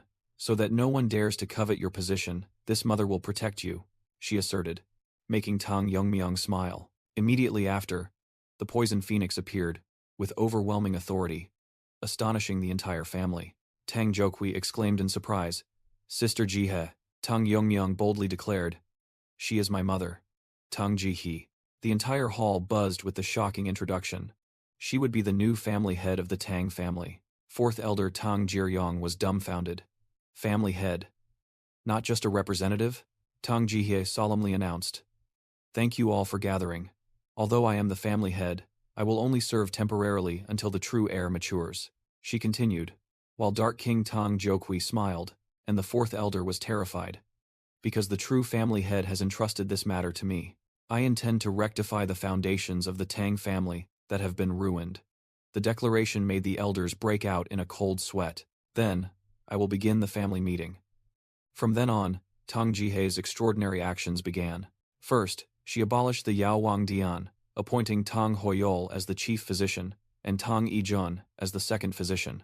Yuri's father, as the new chief steward, was ordered to investigate and immediately discovered the elders' embezzlement ledgers. The enormous amount of recovered assets was enough to sustain the entire family's operations for a long time. Tang Jihyuk was dismissed, and most of the elders who had engaged in embezzlement were stripped of their positions. Even anyone who abused their power to embezzle public funds was appropriately punished. All of this happened in just a few days, making Tang Yongmyong secretly admire, "Mother is truly amazing." Looking down at the family estate, he secretly thought that the internal problems were finally resolved thanks to his mother.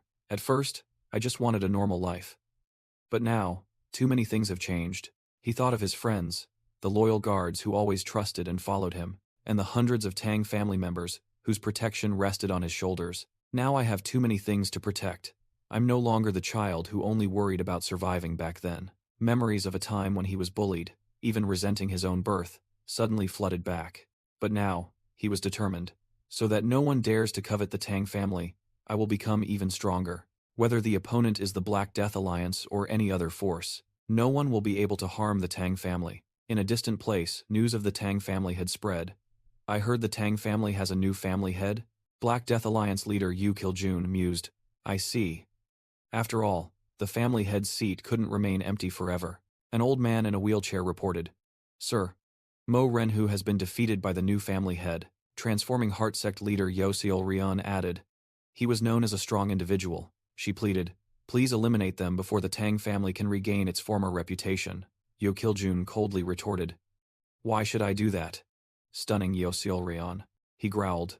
Killing Mo Renhu is nothing short of challenging you. Didn't I warn you just the other day? Yu Kiljun's eyes blazed. Leave the Tang family alone. For one day I will make use of them. Yoseol Ryan was terrified upon hearing the accusation. He disobeyed my orders and attacked them. Rather, he showed defiance towards me, didn't he? Yu Kiljun sneered. His death at the hands of that family head is a release. If he had returned alive, I would have punished him myself. He showed interest. But besides that, the fact that he could kill Mo Renhu is quite interesting. Yu Kiljun ordered his waiting subordinates. Send a letter to the Tang family. A sinister smile appeared on his lips. The Sichuan Grand Assembly is about to be held. The Tang family head is also invited. Meanwhile, at the Poison Phoenix's residence, Tang Yongmyong thanked his mother. Thank you, mother, for the hard work in arranging everything within the family. Tang Jihye sighed. It's been a long time since I had to manage things. I'm a little worried. But then, Tang Yongmyong seriously asked, But, mother, are you suppressing your power again like last time? He asked. And Tang Jihye admitted he had noticed very quickly. He continued to wonder, I've already reached the Huo Jing. You don't need to hide your power anymore, do you? Tang Jihye explained. This isn't just hiding power. What I'm performing is our family's secret art, Feng Mai Yin Shen. She looked at her son, Yongmyong. I hope you will also learn this art. Making him ask in surprise, What? Why? Tang Jihye began to tell a long story about the martial arts founder and ancestor of the Tang family. She said she had to tell her son about that person. As the scene showed a dying village. The story began in a village in Sichuan, where a mysterious plague broke out, causing the villagers to slowly die. Dozens of bodies were hastily cremated due to fear of the plague spreading. The entire village was plunged into despair. All were infected and merely awaiting death. However, there was one sole exception. A 10-year-old boy was the only one completely unaffected by the plague. Amidst the chaos, no one had time to question why this child was unharmed. In the eyes of the dying villagers, the boy looked like a malevolent deity bringing disaster. Driven out of the village, the boy had to hide in a cave to escape the torrential rain. He survived day by stealing offerings from a nearby temple. A few days later, he returned to find the entire village dead, with only him remaining as a survivor. The boy sat alone, wondering why only he was unaffected. But that question didn't linger for long. A mysterious group appeared, their sinister leader declaring that they had finally found him. He recognized him as a child with an innate talent for poisons. They came from the poisonous Moon Shadow Sect, the most ruthless assassin organization in martial arts history. This sect specialized in kidnapping children from all over and training them into killing machines. They used poisons for control, forcing the children to depend on regular antidotes to survive. The boy grew up to be an assassin, soon witnessing his comrades die tragically for not receiving their antidotes in time. The story began with the Tang family ancestor's memory, as he realized the plague in the village was caused by the poison sect. The boy understood that he was not the one who brought the plague, but merely a wrongly accused victim. From then on, he embarked on a path to become stronger, accepting every dangerous mission. He completed them without hesitation, even assassinating peak masters. With his outstanding achievements, he was summoned before the leader of the poison sect, who praised him for bringing glory to the sect. The leader bestowed upon him the title of one of the 5 great assassins and promised to grant his every request. But the boy coldly replied that he needed nothing. The leader was stunned by the unexpected answer. The boy's eyes blazed with fury as he growled, reaffirming that he needed nothing at all. At the headquarters of the poisonous Moon Shadow sect, a terrifying incident was about to unfold. A terrifying surge of power erupted, sweeping through everything. The boy, who had now reached an extremely high level of martial arts, acted mercilessly. With the martial arts essence he had mastered, he unleashed his own ultimate technique. The first flower rain descended, and the poisonous Moon Shadow sect was wiped out overnight. Returning to the present, Tang Jihei recounted that his descendants settled in Sichuan, establishing the Tang family, and the world still remembers him by the name Wu Yonggek. She looked affectionately at her son after finishing the story. Tang Yongmyong, who was drowsy, suddenly became alert. Tang Jihei playfully pinched her sleepy son's cheek. Tang Yongmyong rubbed his cheek in confusion. I didn't know there was such a history. He seriously asked again. So, what does this story have to do with concealing meridians? Tang Yongmyong wondered about Chounhua Wu, but Tang Jihei clarified that it was not a martial art using hidden weapons. She explained, Chounhua Wu is a martial art that controls energy. Tang Yongmyong was stunned. Energy. You mean it controls energy, not hidden weapons? Tang Jihei affirmed that battles in the Huagyong realm are contests of pure energy. Tang Yongmyong suddenly realized that ordinary hidden weapons could not penetrate a master's protective qi. She continued, even if hundreds of hidden weapons wrapped in energy form a storm, it is still an ultimate technique for confronting Huagyong masters. Tang Yongmyong mused, realizing that maintaining such an enormous amount of energy was almost impossible. Tang Jihei smiled, seeing through her son's thoughts. She revealed, the answer lies in the art of meridian sealing and body concealment. The principle of the cultivation method began to be unveiled. First, compress all internal energy within the meridians and concentrate it into one of the 12 main meridians. Next, use true qi to seal that mass of internal energy, preventing its circulation. This method can deceive even Huagyong masters, but it will temporarily reduce one's power. However, with experience and understanding, that power can be easily restored. When this process is repeated 12 times, a new layer of defense will be created. Protective qi, dragon scales. Tang Jihei explained that its power is comparable to the legendary dragon scales. Tang Yongmyong mumbled, skeptical about the existence of dragons after hearing about the fire dragon poison and now the dragon scales. Finally, Tang Jihei revealed a shocking secret. When all the sealed energy is released, the user can temporarily unleash 10 times their normal power. Tang Yongmyong wondered, so, is the Heavenly Flower Dance a martial art that requires unsealing the meridians to use? Tang Jihei explained that wasn't all, as many key techniques had been lost after the Demon King's invasion. She added that the incantations were also lost when 2 elders suddenly passed away, making Tang Yongmyong startle and force a laugh. Nevertheless, Tang Jihei still absolutely believed that her son could fully comprehend the Heavenly Flower Dance. She looked at him affectionately. Because you are your mother's proud son, aren't you? His mother's words silenced Tang Yongmyong, the 2 words proud son echoing in his mind. He smiled, warmth and determination evident on his face. Of course, he asserted, the son of the poison phoenix can do anything. After his mother imparted the vein sealing and body concealment technique to him, the story continued at the Tang family. Tang Yongmyong sat in his study, contemplating that the fastest way to recover his internal energy was to drink poison. A voice echoed in his head, as if his mother's comment, "You're addicted to that stuff." He told himself that what others called poison was an immortal wine to him, and there was no need to regenerate meridians. Tang Yongmyong decided he would ask Ijun to concoct the poison, but then a knock at the door interrupted his thoughts. A guard entered and reported, "Young master, your friend is here, insisting on seeing you even though you are busy." Immediately after, Mirio rushed into the room, shouting, "Help me, Yongmyong." Tang Yongmyong recognized his friend in surprise. "Mirio? What's wrong? You're out of breath."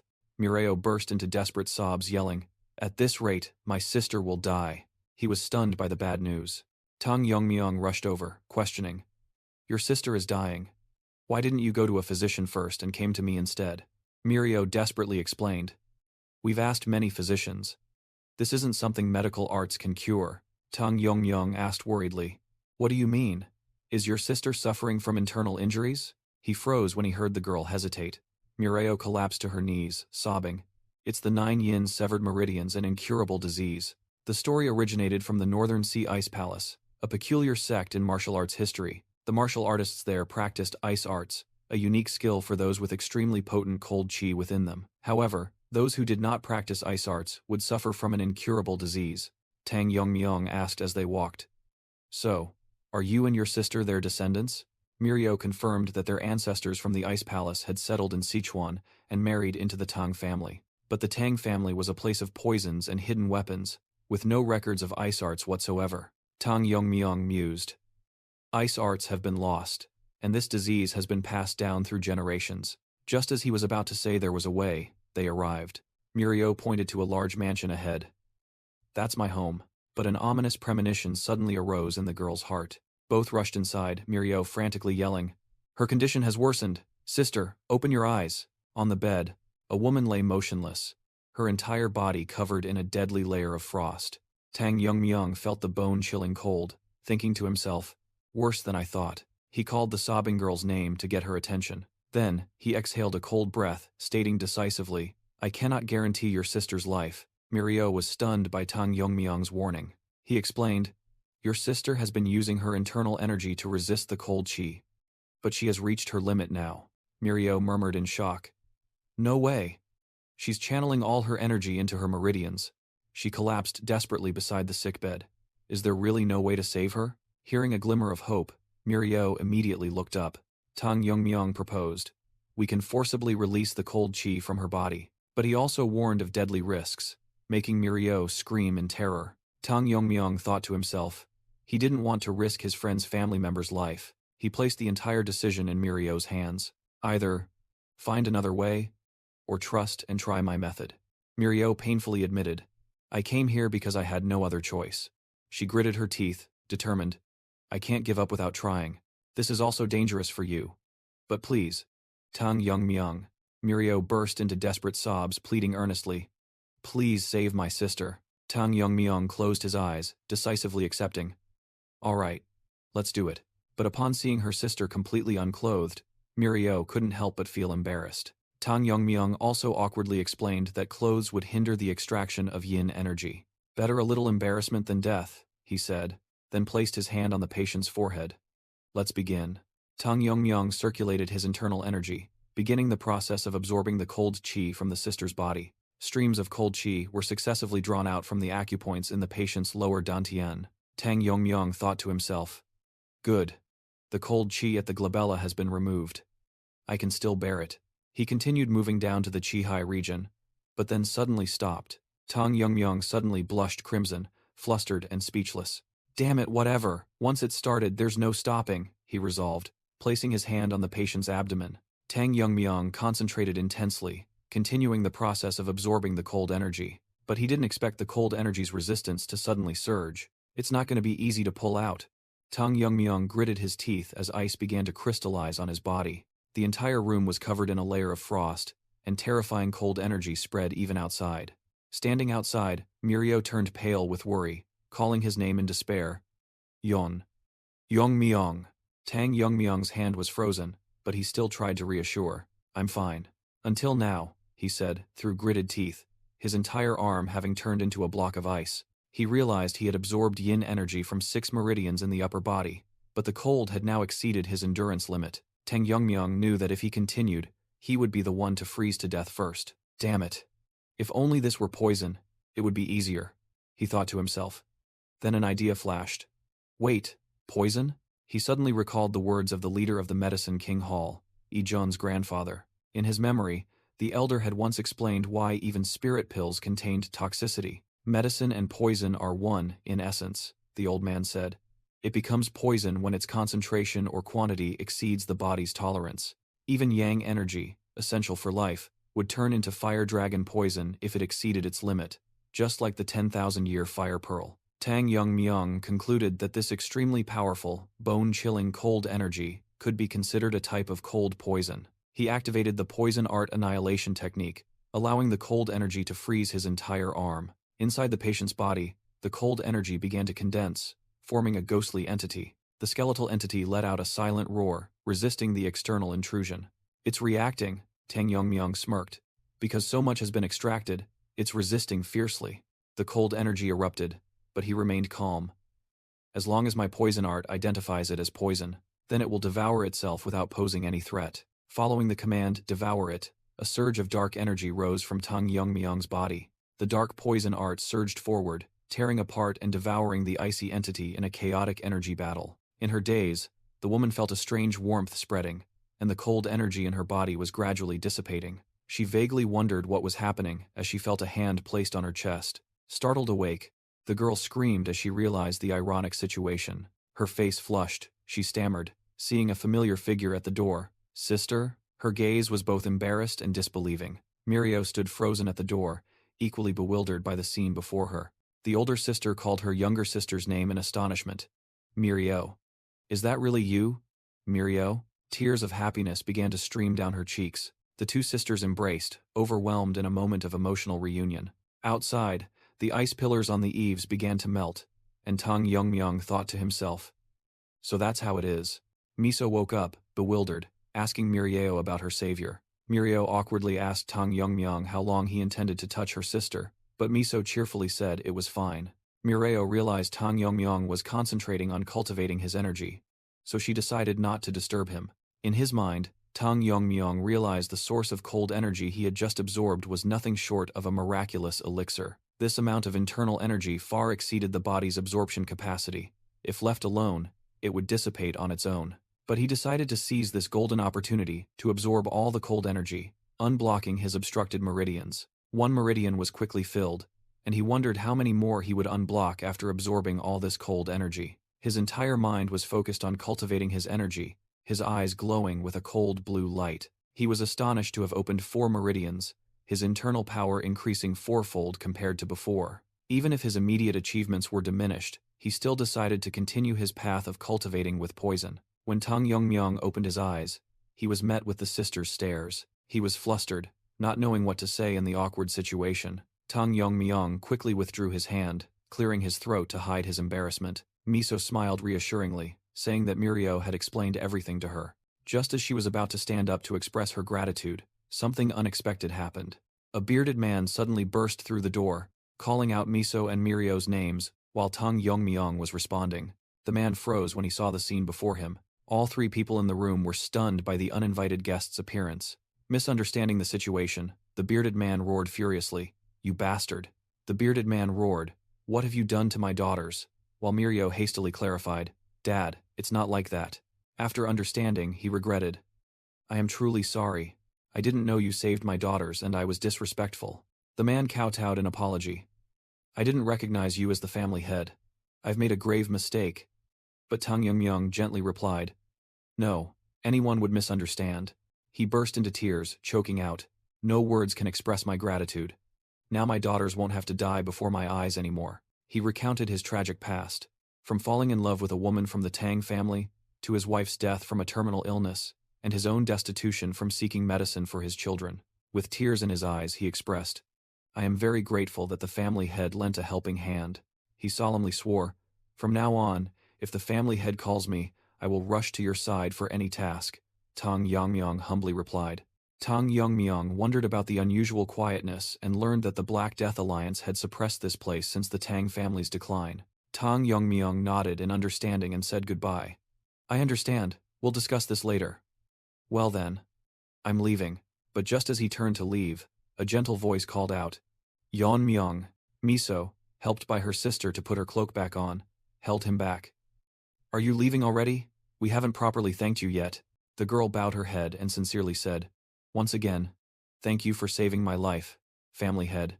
My family will never forget this favor." At such heartfelt gratitude, Tang Yongmyong suddenly blushed, flustered and speechless. The whole family happily waved goodbye to him, promising to repay his kindness. Tang Yongmyong turned and walked away, unable to hide his smile and an excited wave. Watching him walk away, Miso worriedly asked, "Family head, will you be all right?" Making Tang Yongmyong turn back in surprise. She wondered, "He seems quite flustered. Could something have gone wrong during my treatment?" Mirio stood nearby, giving her sister a meaningful and mischievous look. She teased, "What's wrong? Are you sad he's leaving?" Making Miso jump, blush, and vehemently deny. "What? No. Miso blushed, stammering in denial. Is it that obvious? Mirio grinned, very. Teased by her sister, Miso shyly buried her face in her hands, while Mirio comforted her. It's just a natural reaction, sis. Mirio continued to console. Don't worry, sis. I've never seen anyone more beautiful than you, the cunning girl recalled. And even though he didn't say it, his expression when he saw you, he definitely noticed you too, didn't he? Mirio concluded as Tang Yongmyung's figure faded into the distance. On his way back, Tang Yongmyung smiled warmly as he recalled the image of their family, silently pondering the word, family. His thoughts drifted, painting a vision of a happy life with Miso, from dating to having their first child. He even dreamed of a more distant future, where they would grow old together, enjoying their children and grandchildren. A final image appeared, two elderly figures leaning against each other, peacefully watching the sunset over the sea. Suddenly startled, Tang Yongmyung blushed furiously. I even imagined grandchildren. He couldn't help but ponder. I never thought there'd be a time in my life when I'd feel nervous just looking at someone. A contented smile bloomed on his lips, and he secretly hoped for a chance to return here. But then, his expression suddenly hardened as a more serious issue came to mind. He recalled Miso's father's words about the Black Death Alliance running rampant, and the question echoed in his mind. The Black Death Alliance again? His sworn enemies, the Black Death Alliance and their leader, Yu Kiljun, once again became his primary concern. He recognized them as an extremely troublesome force, always seeking to wreak havoc from the shadows. Tang Yongmyung knew that as long as they remained in Sichuan, a life-or-death confrontation was inevitable. At the same time, in the Black Death Alliance's territory in Sichuan, inside Manhwa Hall, a subordinate was trembling as he reported, "They say the Tang family's influence has been growing uncontrollably recently?" Yo Seol-ryeon calmly ate a peach after hearing the report. Lying stretched out on the bed, she looked bored. Is that all? Yo Seol-ryeon coldly declared that she didn't care about their fate. In response, Yu Kiljun gritted his teeth and asked, "Those people?" The Rising Phoenix sect leader, Yop Inja, intervened. "The leader's command is absolute, Manhwa Hall Master. It's best to remain silent until he calms down." Yu Kiljun roared in anger. Those despicable bastards. The reporting subordinate screamed in terror as the cup beside him shattered from the leader's killing intent. Meanwhile, other members grumbled discontentedly. Both the new family head and the family head have reached the Fire Marquis realm. Yet he just tells us to wait and see. Yo Seol-ryeon bit her finger, thinking helplessly. With my current strength, I can't even avenge Mak In-hu. I can't do anything. But then a thought flashed through her mind. Wait. If I can't act myself, Yu Kiljun ordered with fiery eyes. Send a letter to the Tang family, inviting their family head to the Sichuan Grand Assembly. Yo Seol-ryeon flashed a sinister smile, embracing the plan. That's right, the Sichuan Grand Assembly. With that thing, she turned and pleaded. Leader, I cannot sit idly by. Even now, I still hear Mak In-hu's cries for revenge. Yu Kiljun affirmed with extreme hatred. Unless I eradicate the Tang family, this rage will not subside. The subordinate froze in fear at the wrath of his superiors. Yo Seol-ryeon vented her anger, looking down at the subordinate, with bloodshot eyes full of killing intent. He knelt, begging for his life. Hallmaster, please spare me this one time. Hallmaster. But the only reply to his plea was a hand erupting with deadly flames. Yo Seol-ryeon thought to herself, her eyes blazing with the fire of revenge. Just you wait, little Tang family head. A stage will be prepared for you. Under the faint moonlight, a secret meeting was taking place in the Tang family's mansion. Tang Moonchan anxiously asked Second Elder Tang Myeongshin about their next move, while the latter lamented their faction's weakening position. Tang Myeongshin snapped. Why are you asking me that? Provoked, Tang Moonchan turned to blame his father, the former Poison King Tang Ji-hyuk, leaving him bewildered. Tang Myeongshin slammed the table, pointing directly at Tang Ji-hyuk. The problem is that brat, Moonchan. He keeps making enemies everywhere. Scolded, Tang Moonchan could only grit his teeth and endure, his face etched with extreme resentment. The white-haired youth cursed inwardly. That disgusting old man. It's all his fault. He clenched his injured arm, harboring thoughts of revenge. I will definitely heal my arm and get my revenge. Tang Yongmyung.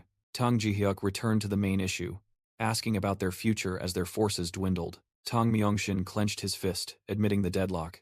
I know. Then he made a shocking decision. We will leave the family. Meanwhile, elsewhere, a guard led the way and introduced the Tang family's most dangerous area. He led Tang Yongmyung to the Myriad Poisons Vault, where deadly secrets were kept. Tang Yongmyung smiled, thinking to himself that he had been given authority over this place after it was neglected by the third elder. The guards bowed in unison, and Tang Yongmyong responded calmly. The guard stepped forward, offering a small item. "Young master, before entering, please take this." He explained it was a poison-avoiding pearl, a treasure capable of warding off poisonous qi when held in the mouth. However, Tang Yongmyong flatly refused, leaving the guard stunned.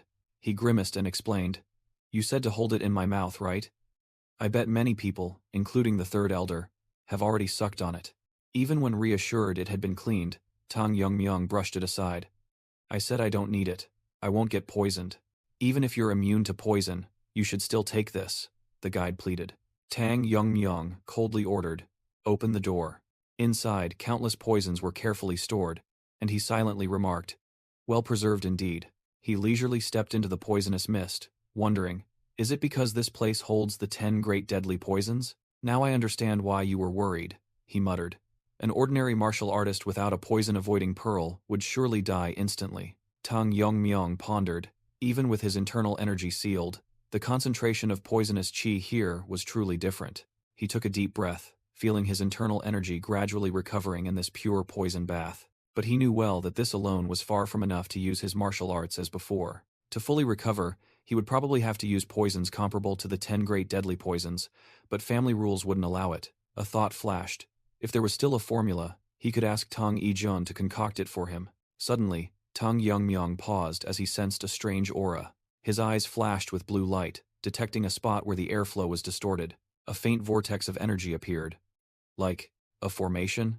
he exclaimed in surprise. He approached, realizing this formation was not from the Jagal family. "Let me see," Tang Yongmyong decided, a short energy blade forming in his hand. He unleashed a powerful slash at the stone wall. The formation shattered into pieces, revealing a shocking secret. Behind the wall was a deep, dark passage. Countless forbidden and sealed talismans were plastered everywhere. This was definitely not a Jagal family formation. Tang Yongmyong realized.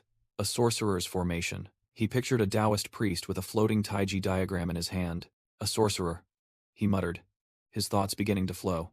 In his previous life, his master had associated with many sorcerers, individuals as obsessed with magic as his master was with swordsmanship. They always sought to master magic, transcending human limits to become immortal. He recalled being thrown into a formation created by a sorcerer for training. It was a place teeming with monsters whose names he didn't even know. Sorcerers are inherently selfish, only doing what interests them.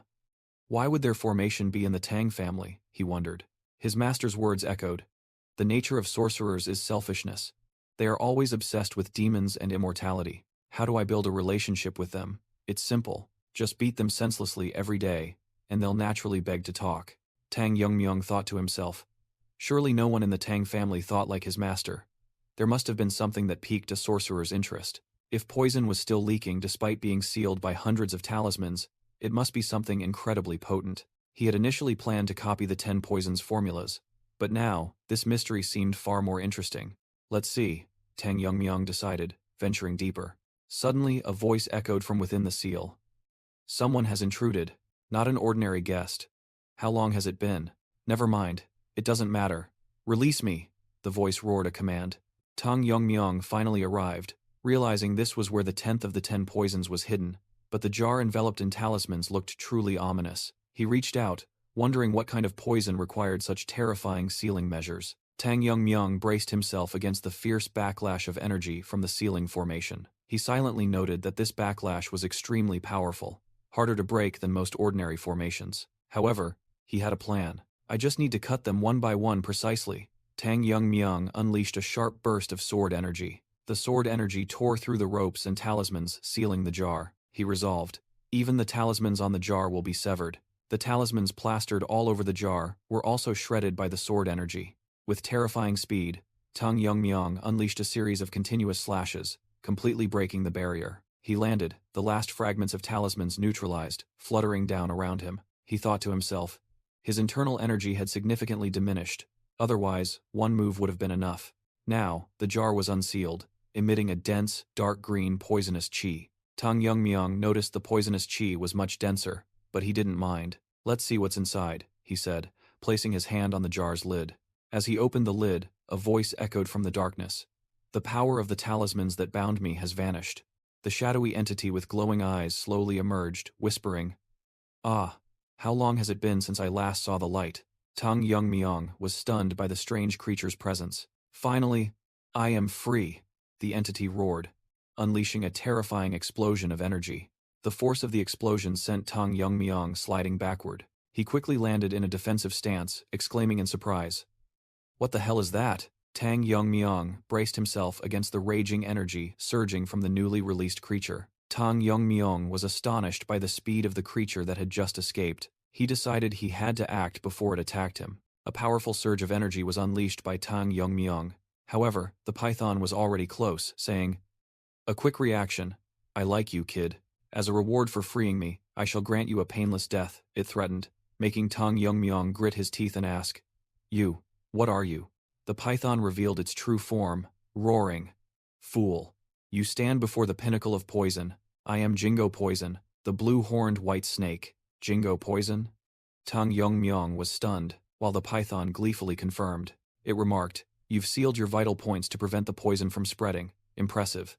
But, how long can you last?" "I will slowly melt your arm," the snake declared, flicking its tongue.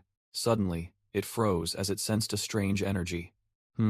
This energy, a deadly black chi emanated from Tang Yongmyong, terrifying the python. "This is the aura of poison absorption? Why do you possess it? What is your connection to the wooing sage?" It shrieked in panic. "That is my ancestor," Tang Yongmyong replied coldly, his hand already gripping the snake's head tightly. "Wait, stop absorbing the poison," the snake shrieked in alarm. "At this rate, I'll be destroyed," Tang Yongmyong retorted with a sharp question. "Why should I?" He smirked. "What, changing your mind now that you're at a disadvantage? I will absorb all your poison," Tang Yongmyong declared, unleashing his full power. "This bastard. He really wants to destroy me," the snake thought desperately, then hastily shouted, "Wait, let's make a deal then." The offer made Tang Yongmyong pause. "A deal?"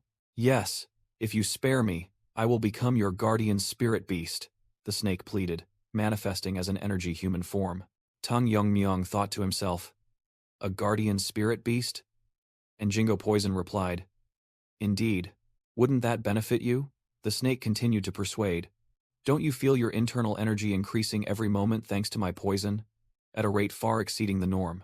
Tang Yongmyong felt the power, silently acknowledging, "Indeed, its poison far surpasses even a 10,000-year fire dragonfish inner core. Just absorbing it has already exceeded my previous internal energy." Jingo Poison made an enticing offer. "If I become your spirit beast, I can provide poison whenever you need it. Wouldn't it be better to use me continuously instead of absorbing everything now?" But Tang Yongmyong coldly refused. "I don't need it. I have no interest in sparing an enemy's life. I can find poison elsewhere." Jingo Poison desperately pleaded, "Please, just spare me this once. I've lived hundreds of years in captivity only staring at a wall." It transformed into a pitiful chibi form, tears welling up. "As your spirit beast, I would have to obey your commands. Just let me live. Isn't that allowed?" Tang Yongmyong remained silent, as if the plea had an effect. Finally, he sighed and accepted. "Ha, I'll trust you this once," making the snake joyfully exclaim. "You accept?" Tang Yongmyong immediately warned, "But if you try any tricks, I will destroy you on the spot." Jingo Poison hastily assured, "Understood, I promise that won't happen." Tang Yongmyong asked directly, "So, what do I need to do for you to become my spirit beast?" "I know nothing about spirit arts." Jingo Poison began to emit powerful energy, and declared, "You don't need to do anything." A brightly glowing blue energy orb appeared before Tang Yongmyong, who asked in surprise, "This is?" The snake explained, "It's called a soul-binding mark. By holding it, my soul will be bound to yours. That is how I will become your guardian spirit beast." The energy orb flew towards Tang Yongmyong's open hand. He clenched the mark, and a burst of energy erupted as the pact was established. Meanwhile, outside the 10,000 Poisons vault, a guard thought to himself, "It's been a while since the family head went in." The other guards began to panic. "He won't be in trouble, will he? We're doomed." One person decided, "We need to go inside and check." But the other stopped him. "What? We're not allowed to enter carelessly." A guard picked up a small round object and declared, "The punishment can wait." He gritted his teeth and put it in his mouth. "We can't let the future family head suffer in a place like this." The other could only sigh helplessly. "Huh. Who can stop your stubbornness?" "Huh?" With a resolute gaze, the guard was ready for a suicidal act. Suddenly, a dazzling light burst from inside the myriad poisons vault, startling both of them. There's light from inside the vault? A violent tremor struck, pushing back the two guards. What happened inside? And this tremor, the vault door was blown open by a terrifying surge of energy. The two guards frantically cried out in despair. Family Head, are you safe? Family Head? As the door opened, Tang Yongmyong appeared, his entire body enveloped in a brilliant aura, leaving them stunned. Inside another room, the atmosphere returned to silence. Tang Yongmyong stared in astonishment at his hand, which was emitting an emerald-colored aura. He realized it was the body protection chi, dragon scales, an unprecedented tangible defense. Tang Yongmyong smiled smugly, secretly thanking his incredible luck for subduing the poisonous serpent and unblocking all his meridians. He realized he needed to control this energy, as everyone's attention was too overwhelming. Tang Yongmyong began to concentrate, reining in the radiating aura. Under his control, the chi shield gradually compressed. Jingo Poison suddenly appeared on his shoulder and spoke. Really? You need to worry about those lowlifes? The wandering saint even flaunted it openly. The mischievous little spirit beast raised its hand to make a strange gesture. Tang Yongmyong flicked its head lightly. Didn't I tell you not to appear on your own? Jingo Poison rubbed its head and pouted in protest. No one will see me unless you allow it. Besides, with such a strong aura, no one would dare attack you. Tang Yongmyong worried, still too conspicuous. This time, I just want to live a normal life. Jingo Poison wondered. This time, you speak as if you've just died and come back to life, and, can you really do it? What do you mean? Tang Yongmyong frowned and asked back. Jingo Poison explained that great power always comes with a reason, just like your ancestor and my former master, a wandering saint. Those with power are always pursued by fate. Tang Yongmyong smirked. Were you exploited back then too? Jingo Poison irritably replied. Don't remind me, he was even more rigid than you. It recounted, he drained my strength until my dying day, then called a sorcerer to seal me in a jar, deeming me too dangerous. Tang Yongmyong suddenly understood the connection, so there was a reason. Just thinking about it, he was a high-level spirit, desired by many sorcerers to become a guardian deity, and the ancestor helped seal him. He broke into a sweat, associating, could my ancestor have been like Master? Tang Yongmyong suddenly remembered, hey, you said my existence has a reason? Could it be related to awakening past life memories? I'm not sure, but it seems so, Jingo Poison replied. Just then, a frantic voice echoed from outside the door. Family Head, a ninja soldier burst in. There's trouble, you must come out immediately. Tang Yongmyong startled and asked, what is it? In Sichuan, near the main headquarters, there's been an attack by an evil sect. Hearing this, Tang Yongmyong froze. At the same time on the battlefield, a heavily wounded righteous martial artist collapsed. Damn it, we were so close. A red-haired evil sect leader blocked their path and arrogantly asked, where are you righteous comrades rushing off to? He continued to provoke loudly. I don't know what you're doing here, but you should know that Sichuan is the territory of the Black Death Alliance and the evil faction. A young martial artist intended to sacrifice himself. Senior brother, I'll hold them off, you run. But was brushed aside by the older senior brother. What nonsense are you spouting? In this state, how can you stop them? The young man named Hyungso despaired. Hundreds of evil sect members led by Palace Lord Zhang Taetian. With these injuries, I can't fight them, Zhang Taetian sneered.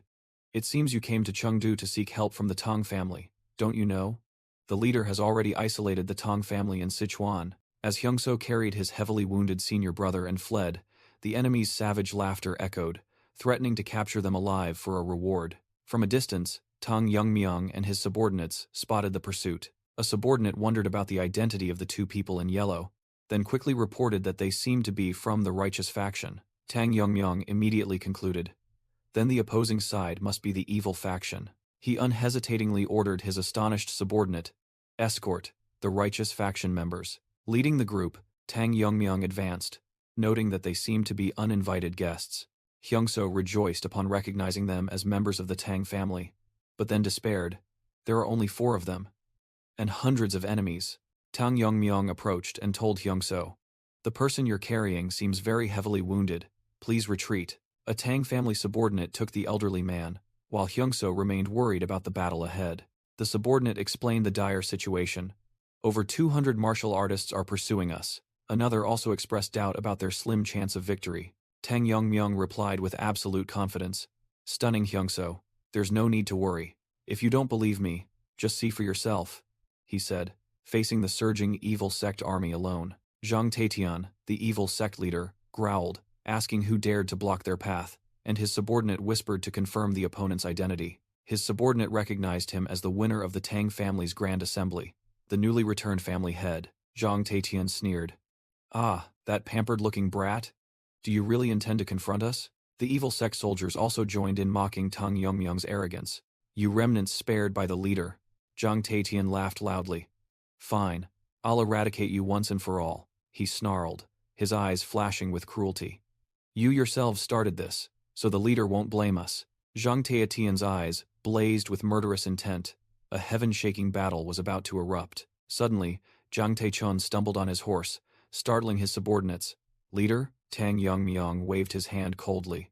Listening to your nonsense is truly annoying. The bewildered evil sect soldiers thought it was their leader's leniency. A soldier yelled a challenge while his leader had already fallen, his body melting from the poison. Tang Yongmyung sneered, his eyes blazing. I'll root you all out first. The soldiers were shocked to realize the horrifying truth. The leader is dead? They panicked and whispered, when did he shoot those poison needles? I didn't even see anything. Tang Yongmyung subtly revealed the multi-needle firing device hidden in his sleeve. Without a moment's hesitation, he swung his arm, unleashing a deadly rain of hidden weapons. Two soldiers looked up at the sky, utterly terrified. He threw a whole bunch into the sky. Everyone, be careful. A poison needle pierced directly into the eye of an unfortunate soldier. The entire evil sect army was engulfed by the rain of death-carrying poison needles. A soldier could only utter in despair. This is insane. Tang Yongmyung calmly stood, watching an entire army fall at his feet. He suddenly realized, I was in such a hurry I forgot to apply poison. But why is the effect still the same? Jingo poison materialized on his shoulder, explaining, of course, my poison has already seeped into your needles. Few in this world can withstand my poison. Tang Yongmyung smiled, admitting, you're more useful than you look. Hyungso stood frozen behind him, thinking, such terrifying assassination techniques. Could this be the person who single-handedly wiped out 300 masters of the dark evil sword sect? The surviving soldiers looked at the battlefield littered with their comrades' corpses, trembling as they asked, What the hell did we just witness? Over 100 soldiers wiped out in an instant? Fear engulfed them. I thought the Tang family had declined? Why didn't anyone say they had a monster like this? Amidst the battlefield strewn with enemy corpses, a trembling soldier tried to reassure his comrades. Don't panic, it's just him alone. A red-haired commander roared, confident that Tang Yongmyung couldn't use that technique multiple times. He declared he would lead the charge to finish off Tang Yongmyung. With a wild yell, the commander swung his great axe down. An explosion rang out as two streams of power collided violently. The commander was stunned, unable to believe his attack had been blocked. His axe blade shattered upon hitting Tang Yongmyung's arm, which was enveloped in a steel-hard defense. Dragon scales? Blocking a weapon with bare hands? The commander stammered in horror. Meanwhile, the remaining soldiers froze as they recognized another ultimate technique. 10,000 flowers, heavenly rain? Tang Yongmyung smiled defiantly, preparing to deliver the finishing blow. Well then, it's my turn, isn't it? From afar, a stout man observed and realized his mistake. I thought the Tang family's secret techniques were lost. He concluded in astonishment. The Tang family's power is still intact. Suddenly, Tang Yongmyung turned and looked directly at him. You're still here? The man named Sabiek flinched, quickly trying to cover his embarrassment. Ah ha ha, young master's martial arts are so impressive, I couldn't look away. Tang Yongmyung replied coldly. Is that so? Then let's go back to the main house to discuss further. Sabiek was dumbfounded, his eyes revealing extreme horror. He timidly followed, secretly telling himself that confronting the Tang family was the biggest mistake. The story flashed back a few days earlier, to an inn on the outskirts of Sichuan. Sabiek reported while eating noodles. Luckily, we didn't encounter any trouble on the way. I heard Sichuan is full of evil sects now, but it's unusually quiet. The person opposite, a silver-haired elder, narrowed his eyes and asked searchingly. Sabiek? The elder secretly wondered. Why is Sabiek so tense? Suddenly, a voice came from the stranger wearing a conical hat. Is the food to your liking? This place is small, but I frequent it. Sabiek was terrified, secretly pondering the opponent's strength, while stammering, Who are you? The elder recognized the person and spoke to the one beside him, shocking Sabek when he heard the words, "You family." The stranger looked up. It was Yu Kiljun, the Black Death Alliance leader, who questioned, "What business do the esteemed Taoists of the allied sects have in my Sichuan?" Sabek broke out in a cold sweat, not expecting to encounter the alliance leader in such a remote inn. Yu Kiljun glanced at the elder, assessing. "It seems you've reached the fire realm. Do you need something from the alliance?" The elder replied calmly. "Sending someone like you, it seems the matter is quite serious, isn't it?" He denied needing the Black Death Alliance and probed, "Are you here alone?" "I don't see any subordinates." Yu Kiljun sneered defiantly. "What? Do you think you can defeat me just because I'm alone? If you wish, I'm ready to fight you." The elder asserted his senior status. "Believe it or not, I've lived twice as long as you. Are you here to pay your respects to me?" The elder channeled his energy, and fire energy flared up, threatening. "Do you think you can withstand the energy I've accumulated through my sect's cultivation techniques?" Witnessing that, Sabek was even more enraged, seemingly ready to rush into battle. Yu Kiljun merely uttered a contemptuous remark. How arrogant. He casually recounted his sect-destroying feat from 10 years ago, stating that the allied sects only survived because they were too far from Sichuan. Finishing his words, Yu Kiljun stood up, inviting, "If you need a fight to understand, then follow me." The elder quickly tried to stop him. "Sabiek, no, if anything happens." But Sabiek roared, "Do you want me to sit still after hearing those words?" Sabiek gripped his sword hilt, determined. "Don't stop me. I'll show that bastard that the allied sect's martial arts are the greatest in the world." Returning to the present, Tang Yongmyong concluded the story, and that's how he plunged into battle with the Black Death Alliance leader. Sabiek looked bewildered. "A battle? That's different from what I saw earlier." Tang Yongmyong explained. "That's right. The pursuers we saw earlier appeared after this. Anyway, that Black Death Alliance leader, he's truly terrifying." The story returns to the battle, where Sabek and his master confront the enemy amidst a devastated forest. The old man ordered Sabek to retreat, while Sabek anxiously warned his senior to be careful. Yu Kiljun appeared with an arrogant smile, calmly declaring, "Let's begin." A dazzling sword chi tore through space, commencing the deathmatch.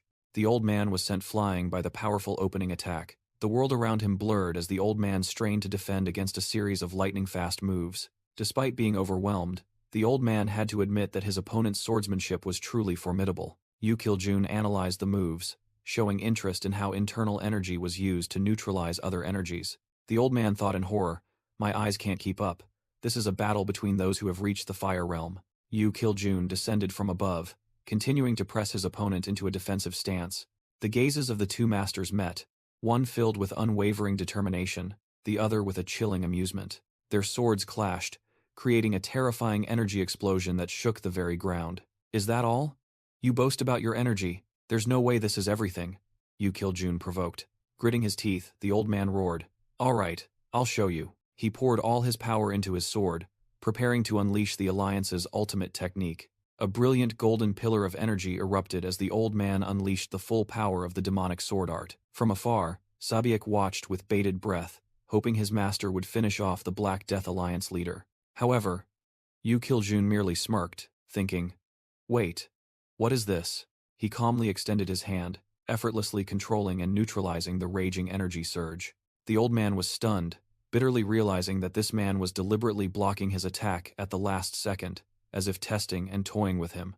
In his memory, Taehyo roared, preparing to unleash the ultimate demonic sword art. "All right, I'll end your arrogance right here." In response, Yu Kiljun merely sneered, seemingly having understood all mysteries.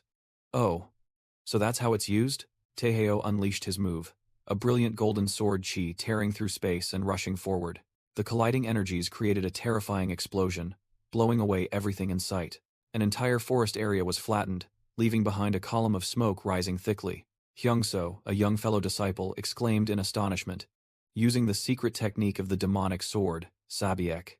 Taehyo triumphantly turned to boast to Hyungso, "See, Hyungso? I've defeated that guy named Yu."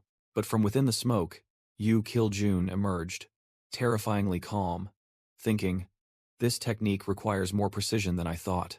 Sabiek and his master were dumbfounded, unable to believe their eyes when they saw their opponent completely unharmed. Yu Kiljun explained the principle of internal energy amplification while calmly creating an energy orb on his fingertip. Taehyo realized in panic, Sabek, that's definitely the secret technique of the demonic sword. But why isn't it ordinary energy? What's so surprising? If you understand the principle, you should know it doesn't necessarily have to be magic. Right? Yukiljun calmly replied. He continued. Demonic sword art, huh? To show respect for its origin, while Taiheo had to quickly restrain an enraged Sabaik. With that, Yukiljun unleashed a blazing red energy, an improved version with many times more terrifying destructive power. He smiled sinisterly and named his new technique. I'll call this the Divine Descent technique. Back in the present, Sabaik, still in shock, asked Tang Yongmyong. So, you mean Black Death Alliance leader Yu Kiljun used orthodox martial arts? Tang Yongmyong explained. It seems he modified it for his own purposes. Although the energy is different, the essence is still the demonic sword art. He continued to analyze. Furthermore, the power of that finger technique surpassed even the demonic sword art. If senior brother hadn't used all his internal power to block it, Sabek bitterly finished the sentence. Then I wouldn't be sitting here right now. Tang Yongmyong pondered, secretly horrified by his opponent's talent. Taoist Taiheo must have been in the fire realm. Yet, he could comprehend a master's martial arts after just one exchange. Tang Yongmyong listened to the request that began with the words, family head. A young envoy solemnly presented. Senior brother and I came to the Tang family for one purpose. Please cooperate with us in the martial arts convention. He began to explain about the heavenly demon divine cult, a belligerent force in Xinjiang, once powerful enough to contend with even the 9 sects One Alliance. Even after many upheavals, the Orthodox faction dared not touch them, because the entire cult only obeyed the orders of its female leader. However, the situation changed when the cult leader's son, Yeon Jungyuk, appeared, a man with innate martial arts talent who attracted many followers. Fearing division, Yeon Junghyuk led his subordinates to secede, establishing the Heaven's Brilliance demon cult. The envoy continued. This has weakened their elite ranks, creating a golden opportunity to destroy them. But we are concerned about the Black Death Alliance in the south. He explained with an urgent expression. If the Black Death Alliance advances north while we are absent, our sect will suffer heavy losses. But with the martial arts you have displayed, the envoy said, recalling Tang Yongmyong's power, you can stop them. He bowed sincerely. Therefore, we implore you, please hold back the Black Death Alliance while we destroy the heavenly demon divine cult. Tang Yongmyong replied with a single word, no, leaving the young envoy speechless. You, what did you just say? He stammered, while Tang Yongmyong only responded with a cold gaze. I said no, Tang Yongmyong repeated casually. Why should I do that? The accompanying senior brother, an old man wrapped in bandages, was also stunned into silence behind his dark glasses. He couldn't believe it. He refused? The story continued, the two envoys waiting outside, recalling Tang Yongmyong's words. This is not something I can decide on my own. I will consult the family head. The junior brother anxiously asked, Senior brother, what if we can't convince them? The old man simply replied, just wait. The senior brother mused. But there's something else. The Tang family's situation is far different from what we predicted.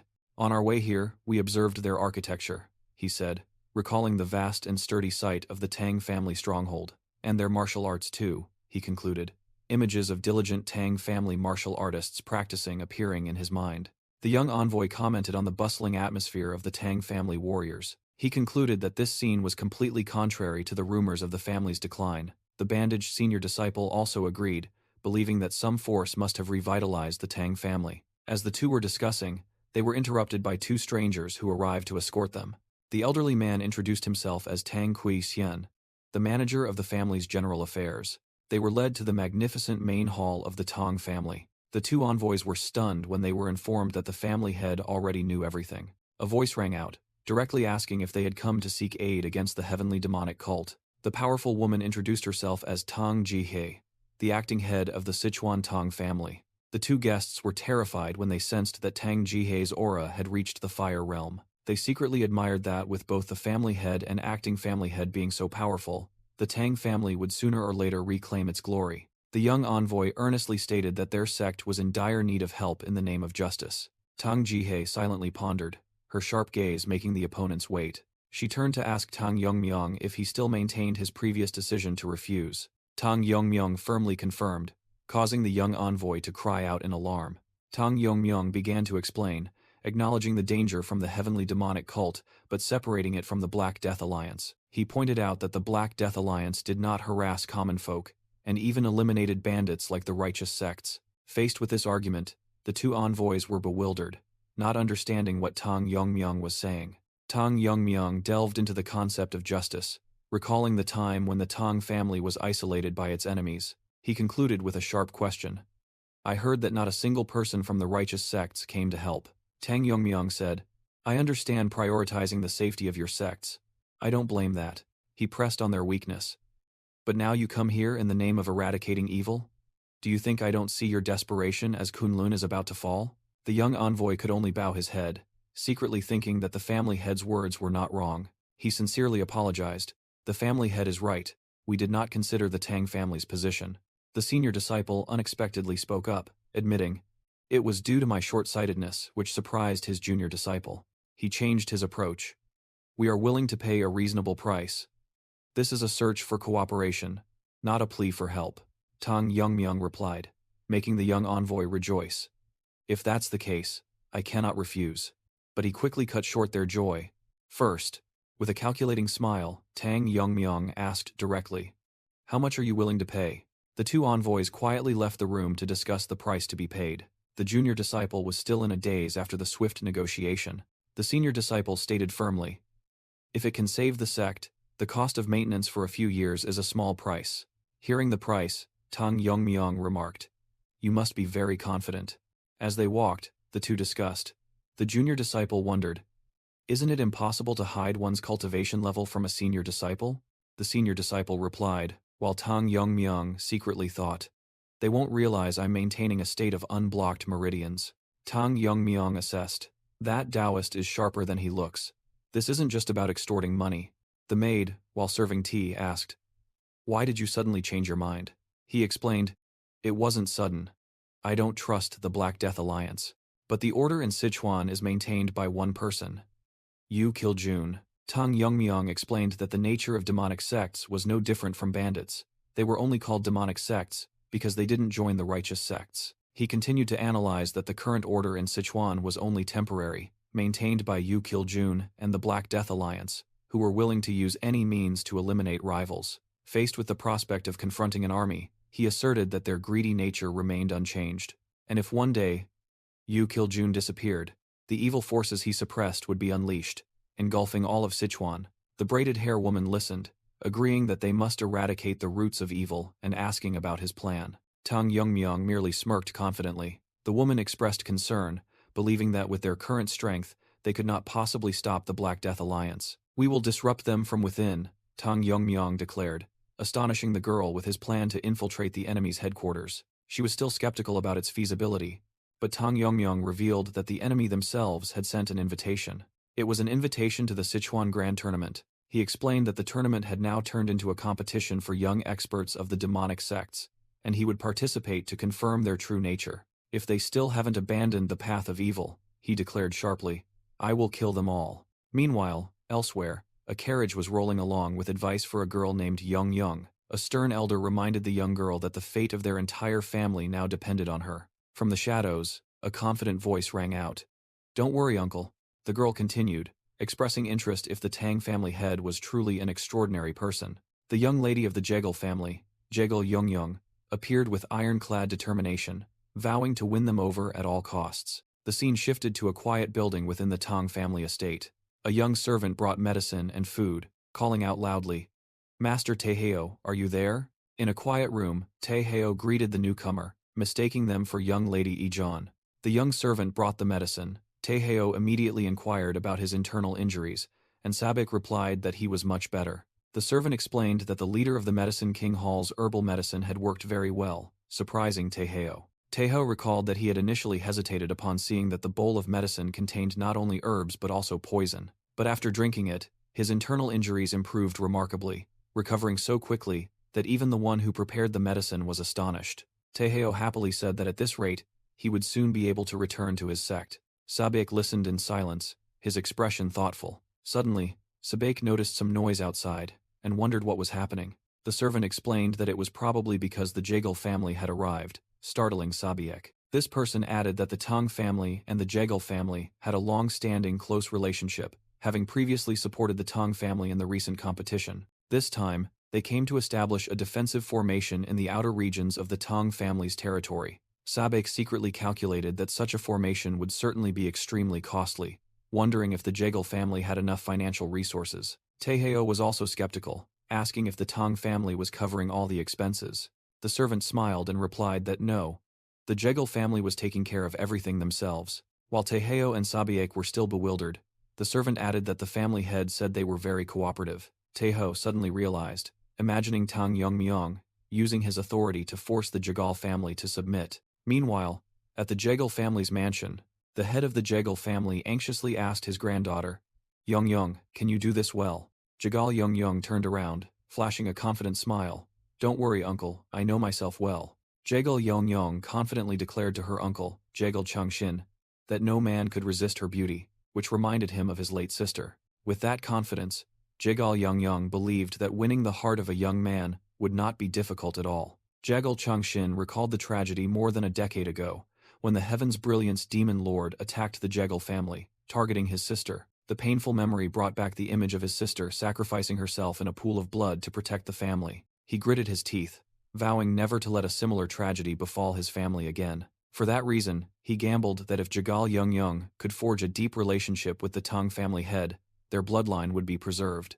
"Please, Yongyong, the future of the entire family depends on you," Jegal Changshin pleaded.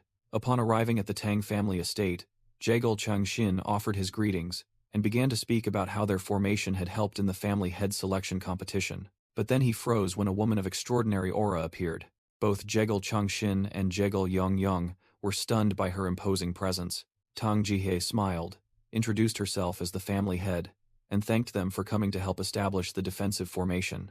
The Jegal uncle and niece secretly thought, could this be the family head's mother, a lineage truly blessed by heaven? Snapping out of his daze, Jegal Changshin hastily bowed, introducing himself as the head of the Jegal family. He apologized for not knowing about her ascension, but Tang Jihye graciously replied that it was no bother. After being invited to rest, Jegal Changshin respectfully thanked her for her thoughtfulness. When asked about the girl accompanying him, he awkwardly introduced Jegal Yongyong as his niece, who had come to strengthen the relationship between their two families. He urged his niece to greet the family head, but Jegal Yongyong was completely frozen, her heart pounding. Before her was Tang Yongmyong, a man of unreal beauty, making her wonder how such a person could exist. "He's definitely my husband," Jegal Yongyong exclaimed in her mind, even as her uncle Jegal Changshin frantically called her name.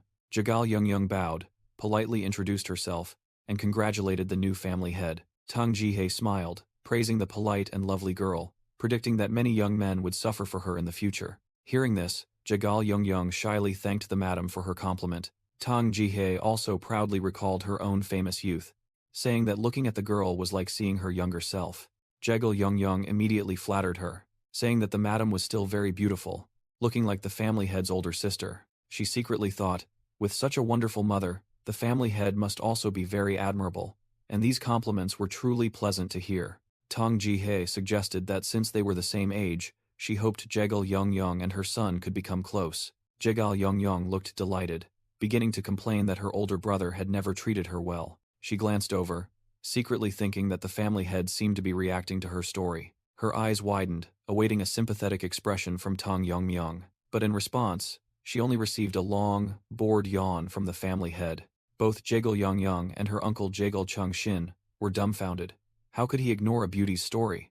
Jegal Yongyong wondered in confusion. Could it be that my charm has no effect on this family head? In her imagination, he should have been captivated by her like any other man. Jegal Changshin exclaimed in despair, "I feel like I've failed." Jegal Yongyong clenched her fists, feeling utterly humiliated for the first time in her life at being completely ignored. Tang Jihye had to speak up, reminding her son Tang Yongmyong about his improper behavior in front of guests. Humiliated, Jegal Yongyong gritted her teeth, resolving, "I will definitely make you notice me." Meanwhile, in Sichuan City, news of the Tang family's new head had begun to spread everywhere. On the streets, people buzzed about the Tang family head participating in the Sichuan Grand Assembly, worried that other factions would not remain idle. Meanwhile, at Simhua Hall, where preparations for the assembly were underway, a meeting was taking place.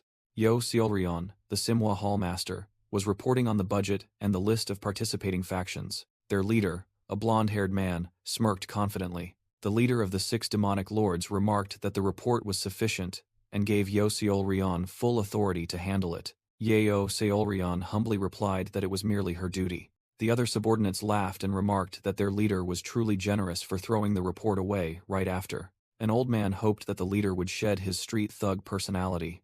Suddenly, a cry of, "Uncle!" rang out, startling everyone. 3 strange figures with peculiar appearances showed up at the door. Yo Seolryeon silently observed the situation. An energetic girl with red and white hair ran in, declaring she wanted to go see the Sichuan Grand Assembly. The blonde-haired man, her father, asked in surprise why, as she had called it troublesome last time. The girl whispered that she heard the Tang family head would also be participating. The girl fantasized about the Tang family head's handsome looks, making her father break out in a cold sweat. The girl even boldly declared she would make him her husband, causing her father to exclaim that his daughter only says shocking things. When the girl pleaded again, Yo Seolryeon reluctantly agreed, knowing she couldn't stop her. Yo Seolryeon gave a knowing smile, seemingly having her own plans. After all, who could stop the wishes of the Black Death Alliance leader's darling daughter? In a peaceful part of the family compound, the story of the 2 sisters began. As Mirio brushed her sister's lustrous hair, she praised, "Oh, look how beautiful your hair is," she mischievously asked. "Have you really just been bedridden all this time?" Mirio continued to tease, recalling how Tang Yongmyong had been very obvious the last time he visited, demanding her sister share her beauty secrets. Then she asked directly, "Sister, what do you think of Yongmyong?" Caught off guard, Miso blushed furiously and stammered, "Huh? What? Why are you asking that?" Mirio chuckled. "Why am I asking? Because when his name was mentioned, your breathing changed, which made Miso even more embarrassed." Seeing this, Mirio softened her tone and asked, "But sister, are you really okay?" She revealed a shocking piece of news. "Yongmyong is going to the Sichuan Grand Tournament soon. We won't be able to see him for a while." Miso immediately worried about the dangers of the tournament, where evil sects gather, but Mirio thought that wasn't the most important thing. The younger sister played on a greater fear. What if Yongmyong meets another girl there and falls for her? Can you bear that? Mirio's question plunged Miso into silence, a hint of sadness crossing her face. Seizing the opportunity, Mirio proposed a bold plan. "Then let's go to the Sichuan Grand Tournament." Miso panicked, fearing that this would bother the family head. But Mirio resolutely pulled her sister along, confidently declaring, "Don't worry, your little sister has already arranged everything." Meanwhile, in another part of the manor, Tang Yongmyong languidly asked a girl, "So, you want to go to the Sichuan Grand Tournament as my maid?" The unfamiliar green-haired girl cheerfully replied that she was just curious about the competition among the young masters of the evil sects. Tang Yongmyong indifferently agreed, saying he was allowed to bring 1 guard and 1 maid. However, this girl secretly resolved, "This isn't a pleasure trip. By all means, I must win the family head's favor." The room door was pushed open forcefully, and a voice called out Tang Yongmyong's name. The green bun-haired girl showed she already knew. "I sensed someone coming, and of course, it's you." Mirio burst in, dragging her sister along, and loudly declared, "That's right, my sister has something to discuss." Ignoring the other girl's reprimand, scolded for being rude, Mirio looked bewildered, not understanding what was happening. Both unfamiliar girls simultaneously harbored unpleasant thoughts about each other's presence. Tang Yongmyong was surprised to see Miso here too and asked what was going on. Mirio began to explain hesitantly, while the green-haired girl clearly showed an annoyed expression. Suddenly, Mirio boldly declared, "My sister and I want to go to the Sichuan Grand Tournament." Tang Yongmyong was completely stunned by this sudden proposal. He confirmed their intentions, and Mirio confidently asserted that they were the perfect choice for the positions of guard and maid. In her thoughts, the green-haired girl panicked. What the hell is that woman talking about? She began to feel uneasy about Mirio's attitude, wondering if she had any close relationship with the family head. Her gaze shifted to the blushing Miso, secretly astonished by her beauty, which almost rivaled that of the family head's mother. Fear surged, and she worried that if such a woman accompanied them, her plans and position would be jeopardized. Tang Yongmyong firmly replied, "Mirio, I'm happy to have you as a guard, but I cannot accept Lady Miso. The maid position is already taken." Mirio angrily protested, threatening that if her sister wasn't taken, she wouldn't go either, while the green-haired girl secretly rejoiced. Tang Yongmyong coldly retorted, "Then I'll just have to send another warrior," leaving Mirio speechless with anger. Miso quickly held her sister back, gently saying that everything was fine. Suppressing her sadness, Miso urged her sister to go alone. With tears welling up, she said sorrowfully, "I'm really fine. If the family head doesn't want it, I can't force him."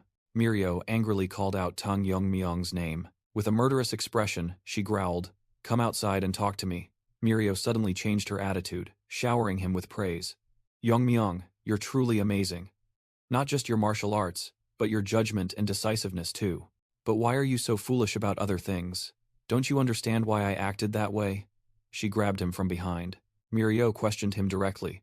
"Why can't my sister come along? Do you not have any feelings for her at all?" she exclaimed in frustration. "It's as if you're trying to push away a good opportunity right in front of you." But Tang Yongmyong coldly replied, "This is not a pleasure trip. It could turn into a battlefield." His warning left Mirio stunned. "What?" Tang Yongmyong explained. "We don't know what will happen when we confront the young masters of the evil sects. If your sister comes along and is in danger, and I can't protect her, who do you think will be responsible?" His words conjured a terrifying image in Mirio's mind. He emphasized, "Furthermore, this is the territory of the Black Death Alliance. We might even have to face their leader. Your sister is still recovering and not fully healthy. It would be very difficult for her to manage." Convinced by his strong arguments, Mirio reluctantly accepted. Tang Yongmyong said, "Thank you for understanding. But I'm still going," Mirio suddenly declared, leaving Tang Yongmyong bewildered. "What? But you said if your sister didn't go, you wouldn't either." Mirio shouted her outrageous reason. "That was then. This is now. I can't let the fox guard the henhouse," leaving Tang Yongmyong utterly helpless. The scene shifted to dusk at another compound within the Tang family. Jagal Changshin was dozing off beside a scroll of formation techniques. Tang Yongmyong suddenly appeared. "Why are you dozing off here?"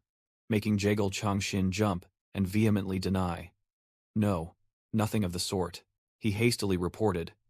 "The defensive formation has been fully set up, just making a few adjustments. It will definitely be finished tomorrow." "Oh, really?" Tang Yongmyong's eyes flashed with a green light.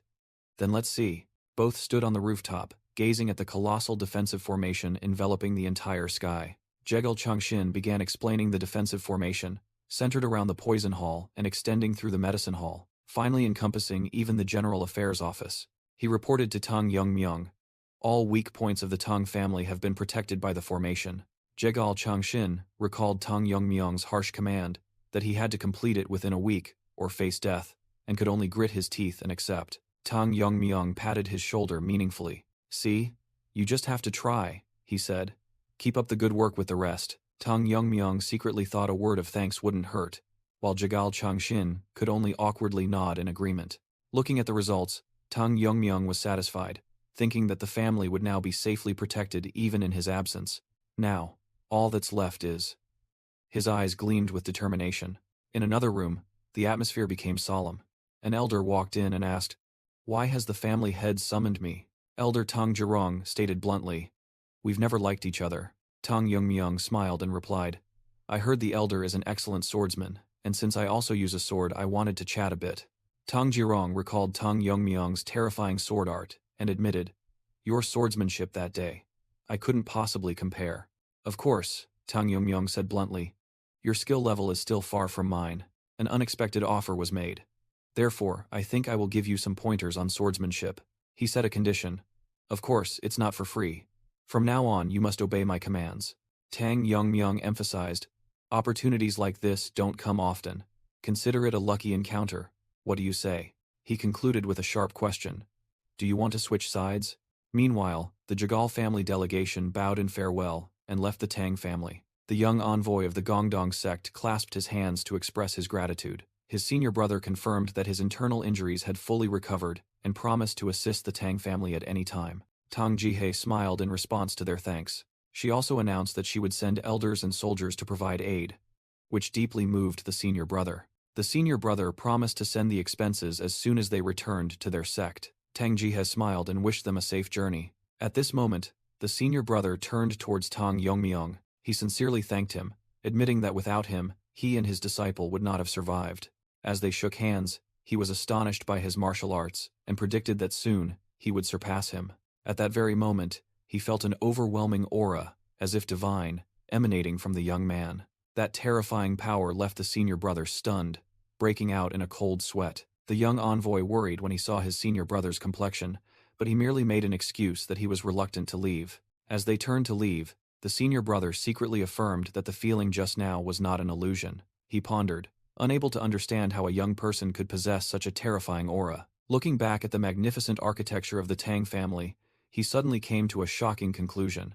The reason for the Tang family's rise was not the family head, but this young master. Meanwhile, Tang Jihe turned to rally the family, reminding them of their principle of clear distinctions between favors and grievances. She declared that their fate was now intertwined with the Gongdong sect, and they must face the battle together. The entire family responded in unison, their morale soaring. However, in the shadows, the second elder and fifth elder watched with expressions full of dissatisfaction. Under the resolute gaze of the elders and warriors, the entire family clasped their hands, awaiting orders. Tang Jihe boldly rallied. Then, everyone, I wish you all success in your martial endeavors. In a corner of the courtyard, Tang Yijun handed Tang Yongmyong a box of medicine. I've refilled your fire poison antidote. Tang Yijun wondered. But why do you always use the same type of poison? There are many others. Tang Yongmyong smirked. Well, it's the one I'm most familiar with, and no other poison can compare to it, right? He waved goodbye. Anyway, I have to go. My teammates are waiting. Tang Yijun smiled and advised, remember to return safely. Jingo Poison on his shoulder suddenly spoke. Tell me, are you really as young as you say? It's hard to believe someone your age possesses such formidable martial arts. Jingo Poison continued, as Tang Yongmyong remained silent. It analyzed. You've surpassed many veteran martial artists, though still not on par with that invisible guest, and the swordsmanship you used to recruit Elder Shah was even superior to any swordmaster I've ever seen, Jingo Poison recalled. Tang Yongmyong replied, if there are those who can grasp martial arts with a glance, then why couldn't someone like me exist? He brushed it off. Stop your unnecessary curiosity. Jingo Poison could only mutter. You're definitely not a dragon. In another courtyard, Tang Yongmyong prepared to depart. Mirio happily waved. Ah, he's here. Where have you been? Tang Yongmyong approached. I went to get some poisons from Ijun. And who is this? All three strangers simultaneously knelt.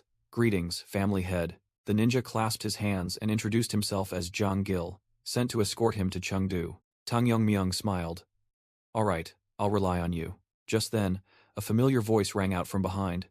Are you leaving now? All three escorts were startled and terrified when they realized it was Tang Jihe. Quickly bowing in salute, Tang Yongmyong turned to look at his mother, gently saying, There's no need to be so formal. Tang Yongmyong's mother looked at her son and said, The wind has risen. She gently advised, No matter which path you choose, I will support you. But don't overexert yourself. Tang Yongmyong confidently replied, Don't worry, mother. Whose son do you think I am? Tang Jihe smiled proudly. Whose son? Of course, the son of the poison phoenix. She turned to instruct the escort group, and they responded in unison. We will complete the mission. With a lingering gaze, Tang Jihe said, All right. You may go. She stood silently, watching her son and his comrades disappear behind the large gate. The group arrived in Sichuan Xuanyang. Amidst the bustling scene, Tang Yongmyong remarked, Wow. It's like a festival. It wasn't like this the last time I was here. Zhang Gil curiously asked, You've been here before, sir? Mirio explained. A few times when my father was still running the trading company. Back then, it was quite a large company in Sichuan, she continued regretfully. But since the evil faction took over, the business has shrunk considerably.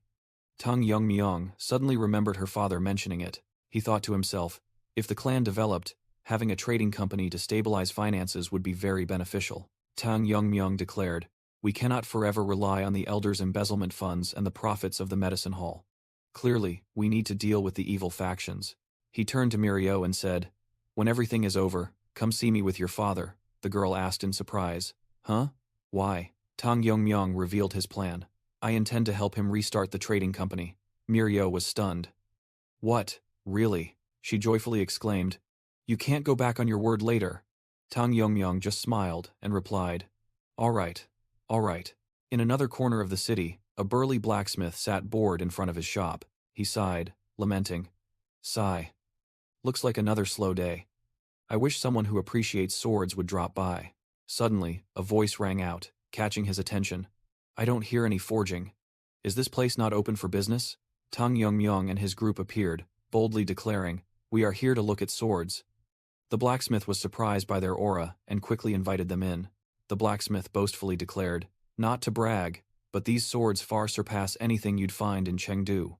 While Mireio wondered why they needed swords, Tang Yongmyong picked up a sword, his eyes becoming serious. But, he thought to himself, he wasn't bragging about the quality. The blade is in excellent condition, its sharpness truly remarkable. The blacksmith was astonished. "You have the right to boast. Do you know how to appraise swords?" "A little," Tang Yongmyong replied, though undecorated. "The blade's sharp killing intent is very impressive, proving that the forging and tempering were done with extreme precision." The blacksmith was stunned. Just a few taps and a glance. This could be. As Tang Yongmyong was about to tell everyone to pick a sword, the blacksmith hastily shouted, "Wait, just a moment. I'll be right back, don't go anywhere," he called out as he rushed inside. The group waited amidst the silent weapon racks in the forge. The blacksmith carefully took down an old wooden box from a high shelf. He returned with an excited expression. "Here, open it. It's been a long time since I met someone who appreciates swords, so I'm thrilled to show you this." Tang Yongmyong placed his hand on the lid of the box, slowly opening it. As it opened, he gasped in astonishment. "This is," the blacksmith proudly announced, "the masterpiece of our forge, called Demon-Slaying Sword." Tang Yongmyong's reflection shimmered on the gleaming blade.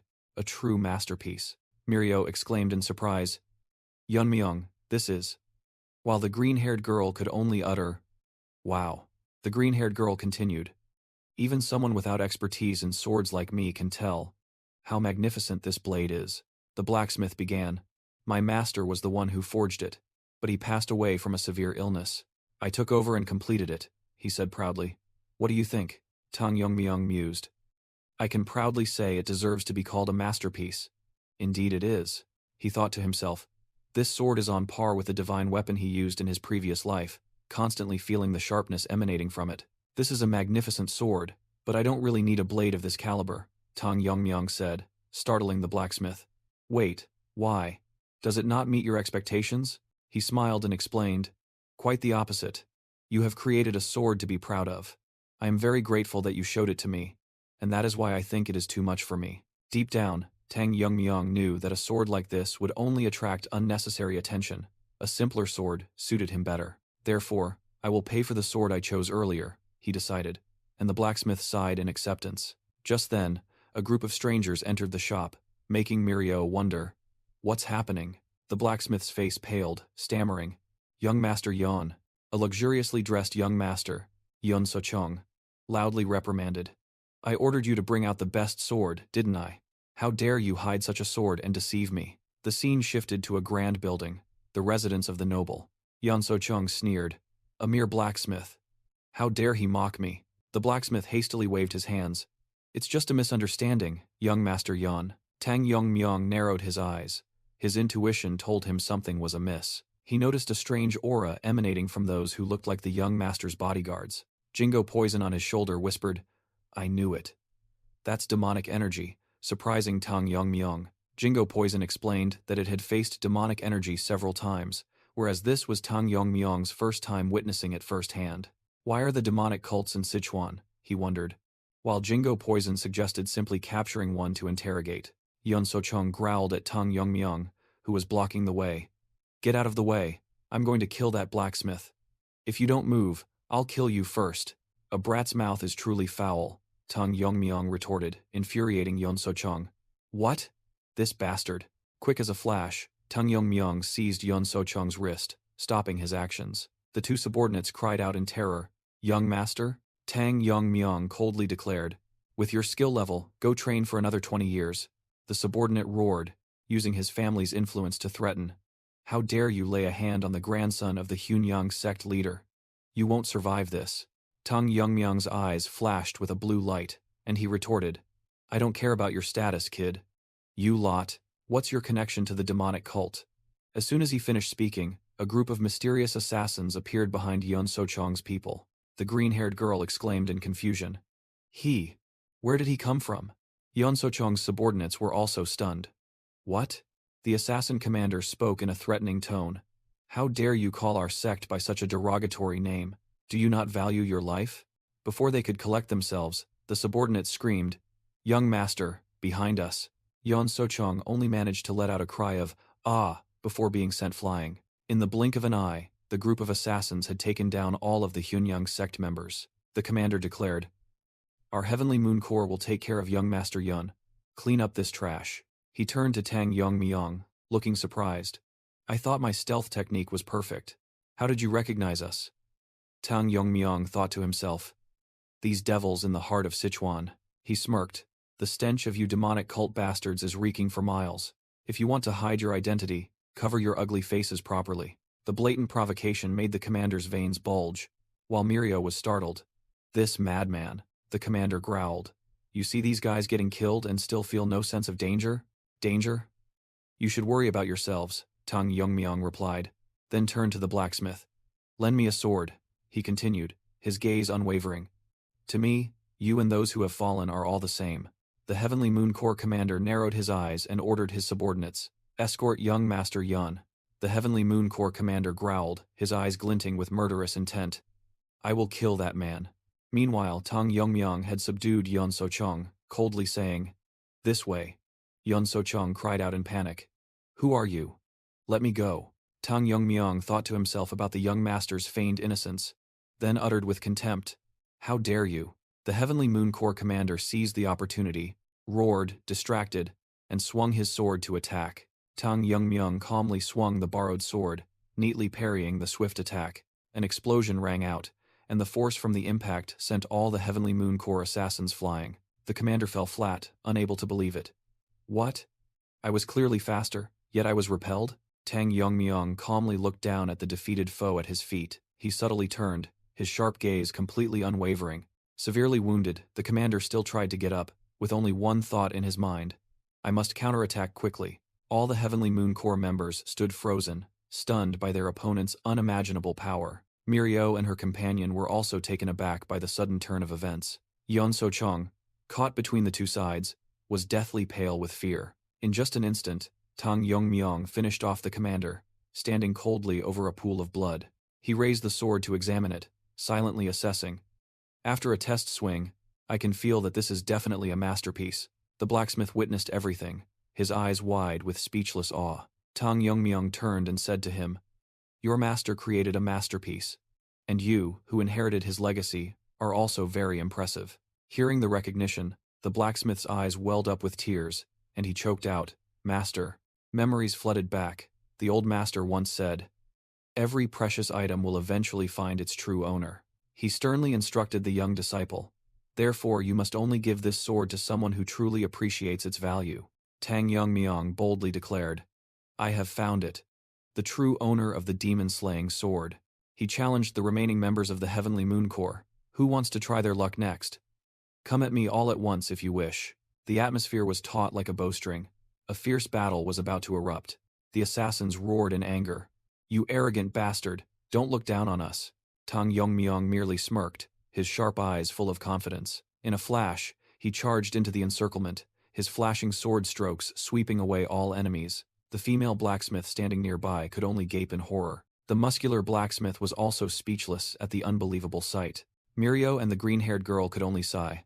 "I'm tired of being surprised." The green-haired girl thought to herself, "When did that guy learn swordsmanship?" At the same time, in another luxurious mansion, a man was walking leisurely, thinking to himself, "Everything is going too smoothly, too easily." He was Namjin Soon, Hyungso's second son-in-law from the Black Death Alliance, and he smugly thought, "Those Black Death Alliance bastards wouldn't know in their wildest dreams that I come from the heavenly demon cult." Namjin Soon was proud of his son.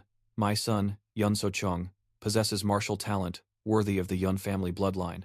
Among his peers, no one is his match." He clenched his fist, plotting, "If I can let him showcase his martial arts at the Sichuan Grand Tournament and get into the Black Death Alliance leadership, that will be the first step to weakening their power before they even realize what's happening. The demonic forces will have already set foot in Sichuan." Back at the mansion, a severely wounded Heavenly Moon Corps member rushed in frantically. Sir Yeon." The man called Sir Yeon recognized the messenger.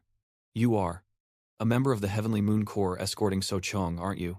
The subordinate collapsed to his knees, struggling to say, "Sir, young Master Yeon has." Namjin Soon was stunned, unable to believe what he had just heard. In a fleeting memory, Tang Yongmyong single-handedly fought his way through a siege of masked assassins. His gaze was sharp, without a hint of hesitation. As a result, an assassin from the Heavenly Moon Corps fell in a pool of blood. Mirio and her companions looked at the bloody battlefield and sighed in relief. It's almost cleaned up. But who's going to deal with this mess? Mirio muttered. If I had brought my sister, she would have fainted by now. She worriedly turned to ask Tang Yongmyong about the escaped assassin, but he casually replied, "Oh, I intentionally let them go." Tang Yongmyong held his sword to Yeon So-chung's neck, asserting that someone had hired the Heavenly Moon Corps to protect this fool. "You've misunderstood," Yeon So-chung cried out in panic. "I'm not from the demonic cult. I don't even know who they are." "You'll know soon enough," Tang Yongmyong said, coldly, making Yeon So-chung scream in terror. He continued, "You'll know when you ask those who are coming." Suddenly, a loud shout echoed from outside, "Come out!" startling the group. Nam Jin-soon led a formidable army, roaring, "We know you're holding the young master hostage. Surrender, and your lives will be spared." He gritted his teeth and threatened, "But if you resist, we will tear you apart for the beasts to devour." Tang Yongmyong calmly appeared, confirming, "We are here." He held his sword to the hostage's neck, asking Nam Jin-soon in return, "What do you think you can do now?" While Yeon So-chung desperately called out, "Father," hiding behind the door, Tang Yongmyong's companions wondered, "Who is the real villain here? Damn it, there are even more of them now," Mirio thought in a panic. She glanced at Tang Yongmyong, her mind full of questions. "What's your plan?" Seriously, faced with the challenge, Nam Jin-soon roared in anger, "How dare you? Do you know who you're messing with?" Nam Jin-soon gritted his teeth, realizing his opponent was connected to the demonic cult. He roared, "I sense evil energy from you. It's demonic energy. Are you hiding your identity and coming to Sichuan to cause trouble?" Tang Yongmyong thought to himself, wondering if the Black Death Alliance had heard the news yet. But if they had, they wouldn't stand idly by. Nam Jin-soon was astonished. This guy, he recognized the suppressed demonic energy, and he survived the Heavenly Moon Corps' attack. This guy is too dangerous. He must be killed. He decided, then ordered, "In the name of the Yun family, I command you." Mirio was horrified to hear the command to use the reverse blood demonic art, the same demonic art that the Heaven's Brilliance Demon Lord once used to invade the Tang family. Immediately, the entire Heavenly Moon Corps erupted in a surge of crimson demonic energy, their power skyrocketing. Tang Yongmyong coldly asked, "The Yun family? What is your relationship with Yun Jongyuk?" Nam Jin-soon roared in anger, "Is that all you want to ask before you die?" Tang Yongmyong held his sword to the hostage's neck. "I have no personal grudge against you, but your family destroyed mine." Nam Jin-soon burst into arrogant laughter. "Ha ha ha. Is there any family my brother hasn't destroyed? The Jagal family? The Murong family? No. In Sichuan, it must be the Tang family," he growled, threatening to annihilate Tang Yongmyong's entire family, making Mirio and her companions scream in despair. The green-haired girl tried to hold Mirio back, fearing they would die if they interfered. But Mirio declared, "Now, we have no choice but to trust the young master." Nam Jin-soon waved his hand, giving the final order, "Heavenly Moon Corps, kill him for me." Jingo Poison poked its head out from his collar, asking softly, "Hey kid, they're really riled up now. What's your plan?" Tang Yongmyong glanced at the sharp blade, asking in return, "What do you think? Does this even need to be asked?" He gripped the hilt of his sword, his gaze firm. "Just cut them all down." Tang Yongmyong stood firm alone, facing an entire army of demonic practitioners charging madly. In the quiet moment before the storm, his and Jingo Poison's reflections were sharp, like a decisive sword strike. On the long bridge, Tang Yongmyong alone faced an entire army. A one-sided massacre began. With each swing of his sword, fresh blood dyed a stretch of the sky crimson. Nam Jin-soon was stunned, sweat pouring off him as he witnessed the horrifying scene. The large blacksmith was no better, his eyes wide with shock. From afar, Mirio and her companion could only stare in awe at the unimaginable power. Nam Jin-soon muttered, "Impossible. 70 Heavenly Moon Corps warriors using the reverse blood demonic art. Even a peak master couldn't be this overwhelmingly powerful." A familiar feeling washed over him. He recalled his days in the cult. In his memory, Left Guardian Gongsun Tai of the Heavenly Demon Cult declared, "With this, we complete the investiture ceremony for the vice cult leader of the Heavenly Demon Cult." Beside him was Right Guardian Helian Jingxin, an old man with an imposing aura. The winner of the ceremony was a young man with a perfect physique, standing tall in the main hall. That person's name was announced. It was Yeon Jung-hyuk. Returning to reality, Nam Jin-soon trembled. "My brother Jung-hyuk's power. which overwhelmed both the left and right guardians. That terrifying pressure I haven't felt from anyone since that day. I'm feeling it from this guy. Realizing this battle couldn't be won, Nam Jin-soon desperately pleaded, "Please, spare me." But then he surged with determination. "At least I must save So-chong. No. I will give up my life. Just spare So-chong." He began to beg. "I don't know what grudge you have with the heavenly demon cult, but that child is different from me. He's just a normal child with no involvement." Tang Yongmyung subtly curled his lip, scoffing. "Normal, huh?" The blacksmith suddenly spoke up, exposing, "In the demonic cult, is trying to kill a blacksmith just because he didn't forge a good sword considered normal?" Exposed, Yun So-chong roared in anger. "You bastard!" Amidst his master's furious shouts, a subordinate wearing a bird-beak mask stood silently, provoked. Nam Jin-soon gnashed his teeth, his face filled with murderous intent, as Tang Yongmyung asked, "Are you angry?" Tang Yongmyung coldly retorted, "The families of those you killed probably felt the same way. But I truly don't feel sorry for you." With sharp eyes he declared, "I have no intention of sparing anything related to the heavenly demon cult." Desperate and resentful, Nam Jin-soon let out a scream of ultimate agony. "Stop spouting nonsense and go to the other side." Tang Yongmyung delivered the finishing blow, his silhouette reflected in the enemy's bloodshot eyes. A flash of a sword strike shattered Nam Jin-soon's form, ending the battle in a cloud of red smoke. Afterwards, at a blacksmith's shop, the atmosphere had returned to peace. Tang Yongmyung, surprised, held the newly gifted sword and asked, "You're just giving me this sword?" The blacksmith crossed his arms and explained, "If you weren't here, we wouldn't be alive, so consider it payment for the sword." He added contentedly, "As per my master's wish, the sword has found its rightful owner." Tang Yongmyung's two companions cheerfully urged, "Why hesitate when it's been given?" "Congratulations, young master." Tang Yongmyung cleared his throat and accepted, "Humph, if that's everyone's opinion, I will make good use of it," which made Mirio giggle. He turned to the blacksmith. "This sword is too conspicuous. Could you give me a simple sheath to go with it?" And received immediate agreement. Jingo Poison on his shoulder thought to himself, "The more I look, the more impressive this guy is. A member of the Tang family who's this skilled with a sword." Tang Yongmyung confidently smiled as he sheathed the sword, while Jingo Poison concluded, "When this child grows up, he will become a monster even more formidable than the invisible guest." Afterwards, a crowd of martial artists was entering the city gate, where the Sichuan Grand Tournament was taking place. A blonde-haired martial artist in the crowd pointed, "Hey, look at that guy over there." Another looked towards Tang Yongmyung and remarked, "Both his bodyguards and companions are women. He must be a lecher, huh?" The blonde-haired man sneered again. "The Sichuan Grand Tournament is such a big event. Why would he come here to do that? I bet his martial arts are just trash." However, he suddenly looked crestfallen when he saw a group of women gazing at Tang Yongmyung in fascination, muttering, "It feels like I've lost even before fighting." An official commented on Tang Yongmyung's appearance and then politely asked for his identity. Upon hearing the two words Tang family, both officials were stunned, their mouths agape in surprise. Tang Yongmyung held his head high, proudly declaring himself the young master of the Sichuan Tang family. Meanwhile, at a luxurious mansion, a conspiracy was brewing. Yo Seolryun smiled, confirming that the young master of the Tang family had indeed arrived. A subordinate bowed deeply, reporting that Tang Yongmyung had registered and retired to his room.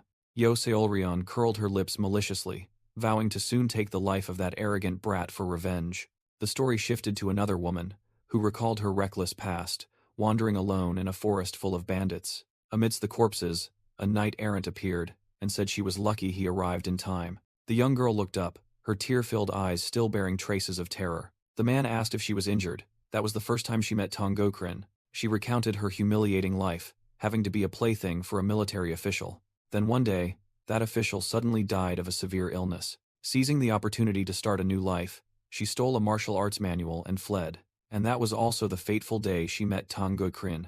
The two quickly became close, and the young man from the Wudang sect taught her basic self-defense techniques. After mastering the basics, she began cultivating the stolen manual, named Crimson Lotus Fire Art. But fate was cruel. Her body began to weaken as if afflicted by a terminal illness. Feeling she didn't have long to live, she painfully decided to leave him. Time flew by, and she heard that Tang Gokrin had become the sect leader of the Great Dark Sword sect. "I was slowly dying," Yo Seolryun recalled. "The incessant pain made me just want to give up, but regret wouldn't let me close my eyes. If only I could see Tang Gokrin one last time." Just then, Tang Gukrin was startled to see her condition. An unfamiliar subordinate said to his leader, Ryunju, this is the talented woman I told you about. But why is she so weak? Tang Gokrin explained. She has cultivated both yin and yang martial arts.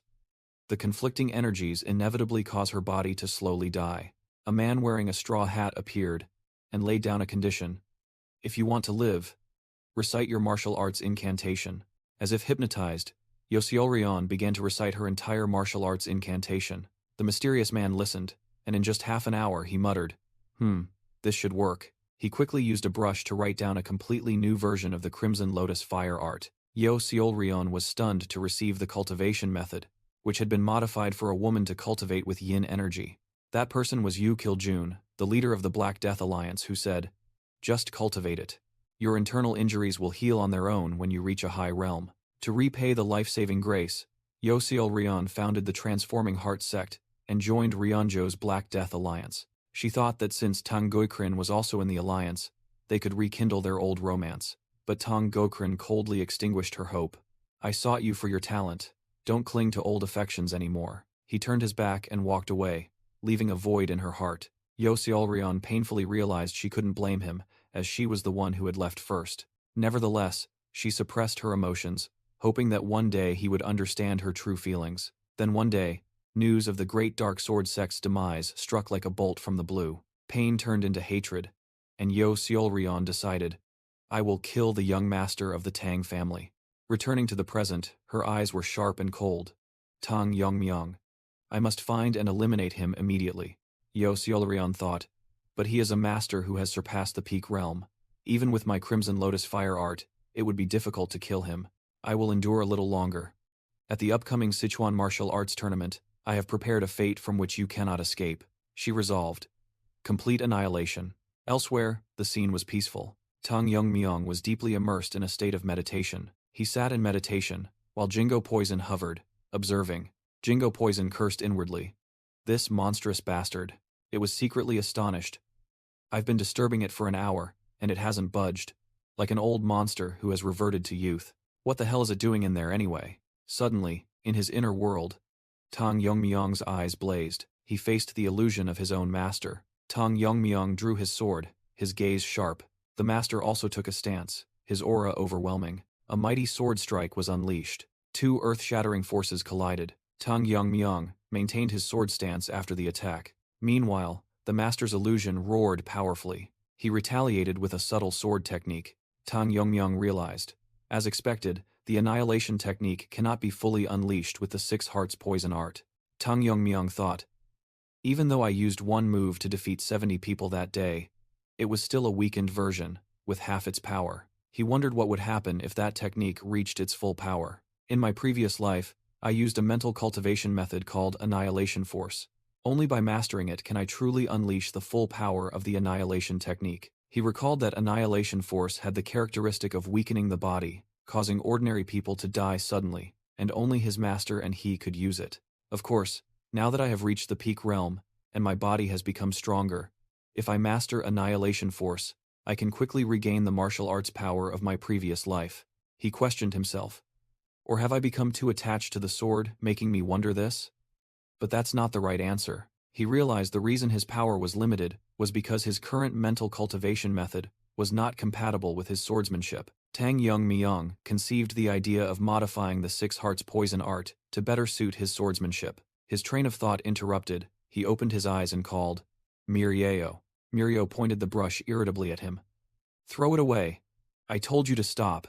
Jagal Yong asked in surprise. What, you weren't sleeping? Tang Yongmyong replied curtly. No. He asked the two of them, anyway, are you ready? Mirio happily replied, of course, we're just waiting for you, Yongmyong. Tang Yongmyong stated firmly. All right, let's go. Jagal Yong immediately turned to remind Mirio about her overly familiar attitude with the young master, but Mirio brushed it off, claiming Yongmyong didn't complain at all. While Tang Yongmyong listened silently, Jagal Yong continued to worry about the master's dignity, while Mirio retorted. Tang Yongmyong unexpectedly spoke up in defense. Yong isn't wrong, which made Mirio angrily pinch her friend's cheek. Are you siding with her now? He continued. But that doesn't mean you have to grovel before those from the evil sects. Right? Tang Yongmyung concluded coldly. That's right. There's no need to worry about dignity in front of a pile of corpses. At the Sichuan Grand Tournament, a solemn atmosphere enveloped the vast square, where martial artists had gathered in full force. The melodious sound of the pipa resonated from the musicians. Officially opening the grand event, Yo Seolrion, in her role as host, stood before the crowd, preparing to announce the rules of the tournament. She got straight to the point. You all know what the Sichuan Grand Tournament is.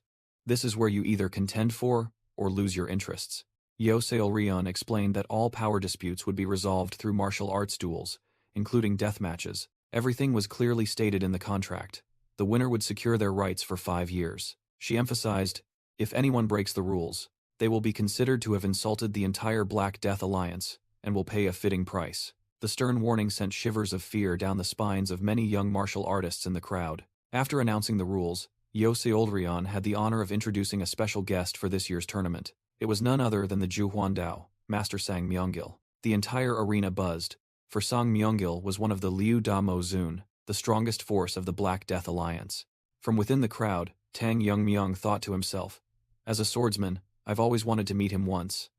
This guy is truly formidable, having already reached the Huojing realm. Sang Myungil stood up and introduced himself. I am Sang Myungil.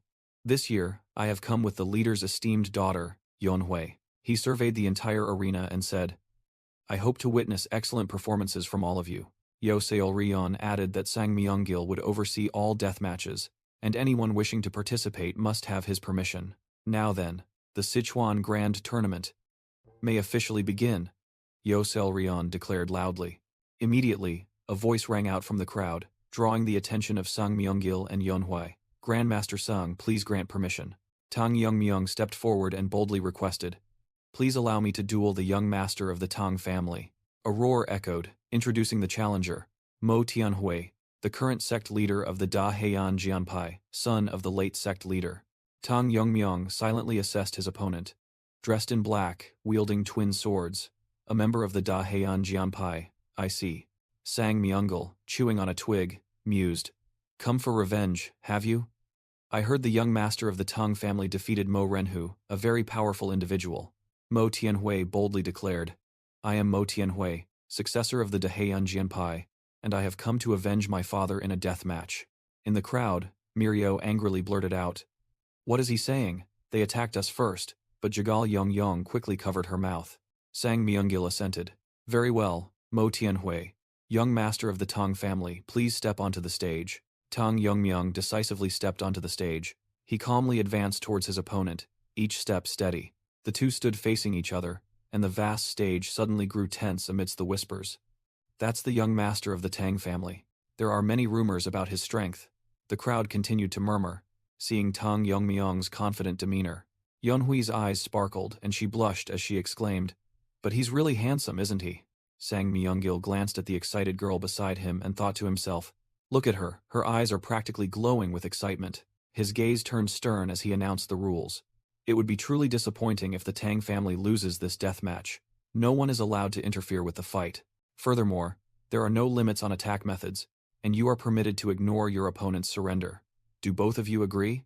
Without a moment's hesitation, both Tang Yongmyung and Mo Tianhui replied in unison. Agreed.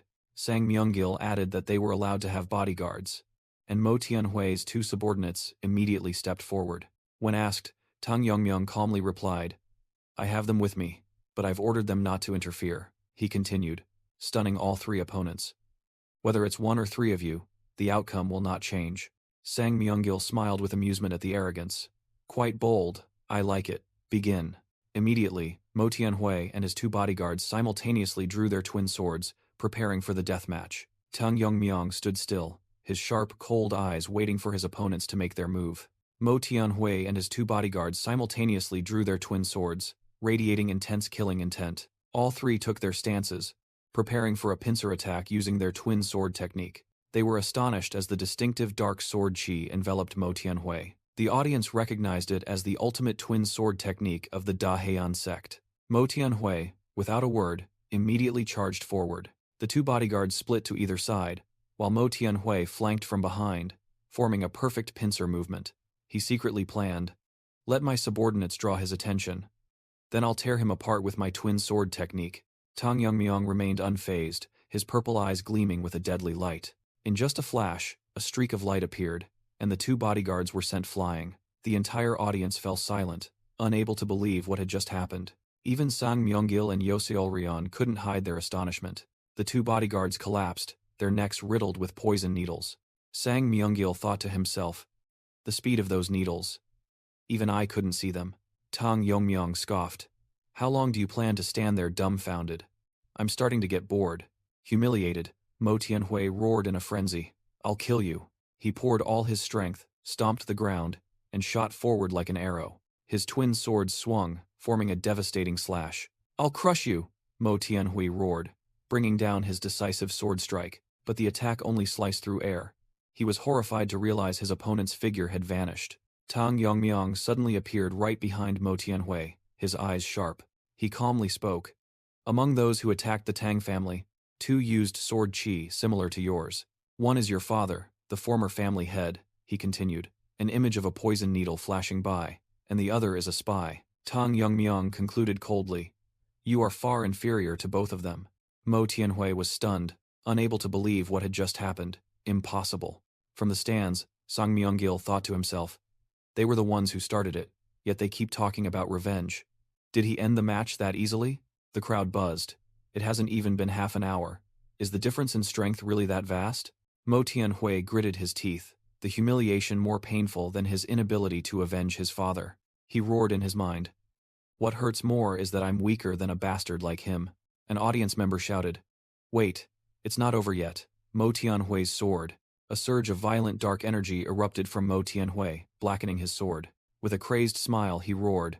I'll prove it, that I'm stronger than him. However, the dark blade was stopped by a hand. Mo Tianhui froze. He blocked a sword with his bare hand? Tang Yongmyong clenched his hand, and a surge of blue energy erupted, shattering the sword into pieces. In the stands, Yoseol, Yonhui, and Sang Myunggil all gaped in astonishment. The entire arena fell silent, all spectators stunned by the unbelievable sight. Mirio sighed, turning to Jagal Yongyong. At this point, nothing can surprise me anymore, right? Fragments of pride and sword flew past Mo Tianhui's dazed face. Sang Myunggil delivered his final conclusion. Now, I can't even imagine that guy losing. Tang Yongmyong thought to himself as he watched Mo Tianhui fall. I had intended to go easy on him, but I didn't expect him to still be able to move after being hit by a poison needle. Truly a formidable skill when facing death. He acknowledged. Impressive. Who would have thought you could use sword-catching techniques in that situation? Sang Myunggil spoke, showing admiration. I heard the Tang family practices bare-handed combat or uses gloves, but I never thought they could block sword qi. Tang Yongmyong thought about his dragon scale secret, then casually replied, I suppose the Tang family has such things. Sang Myunggil solemnly declared. A magnificent display. Shenhua Hall and I confirm the Tang family's victory. You may continue or stop. Tang Yongmyong looked towards the crowd. Of course, I'll continue. However, if Juhuandao permits, then even if all those from the Black Death Alliance attacked me at once, it wouldn't matter. Hearing the challenge, Yoseol angrily gritted her teeth. Tang Yongmyong smiled confidently. The outcome will still be the same.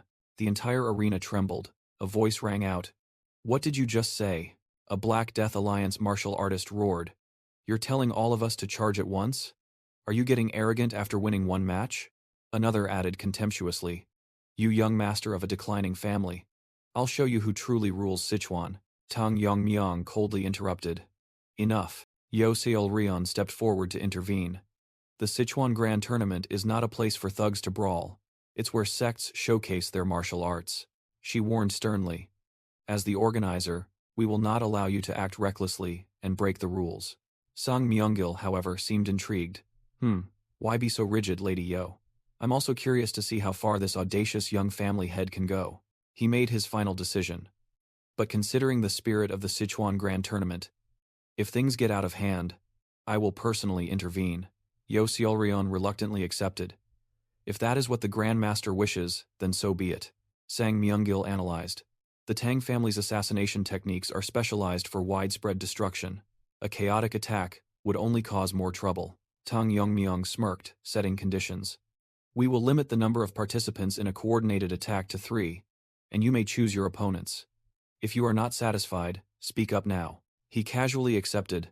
No, I accept those terms. Sang Myungil froze, realizing he had been mistaken in his assessment. He thought to himself, he had initially believed that, after a few rounds, the contestants would figure out how to deal with the flying needles, and gradually dismantle the assassination techniques, creating an opportunity for victory. However, the reality was a one-sided massacre. Sang Myungil was horrified. Yet in less than half an hour, more than half of the participants are dead? He only used flying needles and blade-catching techniques, yet not a single challenger could resist. Sang Myungil racked his brain. Based on his internal energy, I didn't think he was that strong. So what explains this overwhelming skill gap? Just then, a contestant cried out in despair. At this rate, all of Sichuan will be in danger. I quit. A martial artist with a bandaged face also yelled, how can we defeat something like that? Forget the tournament, I'm done. Tang Yongmyong stomped his foot. The ground cracked, his aura overwhelming. The remaining martial artists panicked and sought to flee. From above, Sang Myungil, Miryo, and Jegal Yongyong were stunned by the chaotic scene. A voice rang out from opposite Tang Yongmyong. Next, the Rising Phoenix sect will challenge you. Tang Yongmyong coldly replied. No need for others to step in. The vice leader of the Rising Phoenix sect and 2 bodyguards stepped forward, all 3 completely bandaged. Yop Chonggang, the vice leader of the Rising Phoenix sect, growled. Your meager winning streak ends here, Sang Myungil remarked. The Feng Huangzong truly has spirit. Then turned and asked, young family head Tang, do you object to continuing this death match? Tang Yongmyong replied curtly, no, while secretly thinking that his opponent's body was truly abnormal, something he had never seen even in his previous life. Sang Myungil nodded decisively. Very well. Then, let the death match begin. Immediately, Tang Yongmyong made the first move, unleashing poison needles at an astonishing speed. Yop Chonggang's 2 bodyguards rushed forward, using their bare arms to block the attack. Tang Yongmyong narrowed his eyes, observing without a hint of wavering. The poison needles scattered across the arena floor, completely unable to penetrate their defense. Miryo and Jagal Yongyong gasped in astonishment. The Yumao Zhen was deflected? The crowd buzzed as they saw the bodyguard's arm. Look, his skin is dry and cracked like tree bark. The skin of those who practiced this martial art had indeed transformed, becoming rough and solid. Sang Myungil explained. That is Gu Mu Shen Gong, which makes the practitioner's body wither like an ancient tree, their skin as hard as bark, impervious to blades and spears. Furthermore, their muscles and bones also become more solid, increasing their strength, he continued. What will you do now, young family head Tang? Suddenly, Tang Yongmyong unleashed Yin Ying Shen Fa, disappearing on the spot. Sang Myungil's eyes widened. What just happened?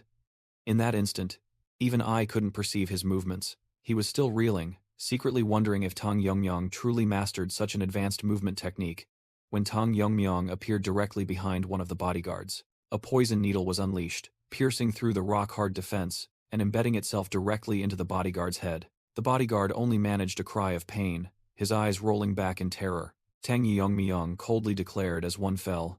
It's not that I can't break through. The remaining bodyguard roared in anger. Arg!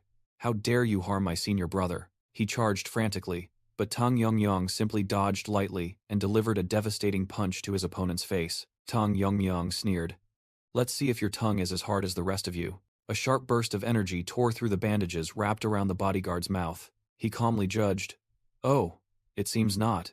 The remaining bodyguard gave him no time to rest, immediately charging forward. He unleashed a powerful punch towards Tang Yongmyong. Tang Yongmyong easily raised his hand to block the blow. The force of the impact created a powerful shockwave. The bodyguard's attack was completely halted. He secretly thought, I aim to shatter his internal energy, but the bodyguard let out a savage roar, lunging forward. He screamed frantically, disregarding his injuries. You are indeed very tough, I'll give you that, Tang Yongmyong calmly said. But is that all? He continued to provoke. Do you think you can win just by relying on your tough skin? You don't seem to have anything else to show. The bodyguard grabbed his arm, causing Tang Yongmyong to ask, or should I just kill you now?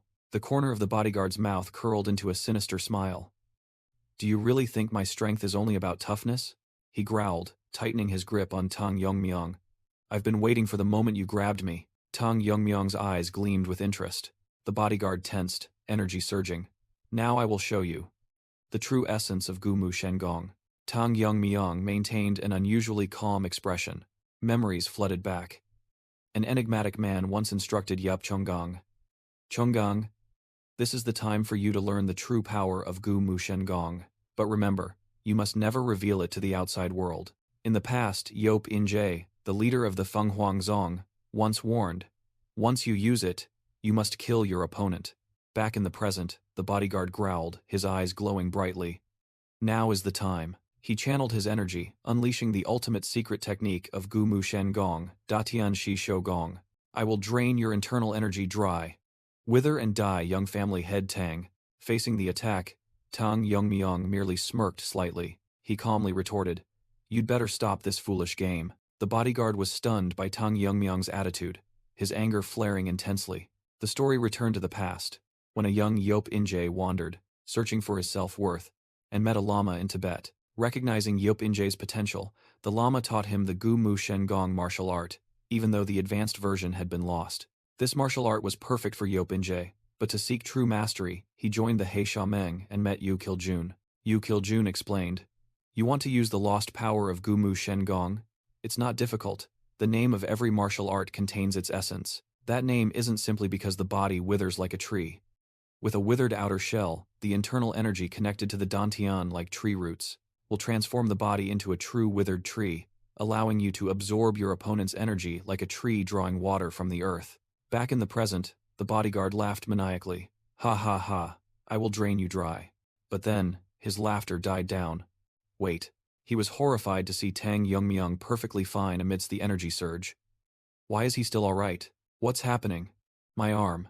He looked down at his arm in panic. His body began to grotesquely distort, and he screamed in despair. "You! What have you done to my body?" Tang Yongmyong merely responded with a cold, enigmatic smile. In the past, regardless of whether it was the righteous sects, evil sects, or demonic cults, there were three individuals considered the most dangerous in the entire martial world. Introducing the three vicious stars of Qi absorption.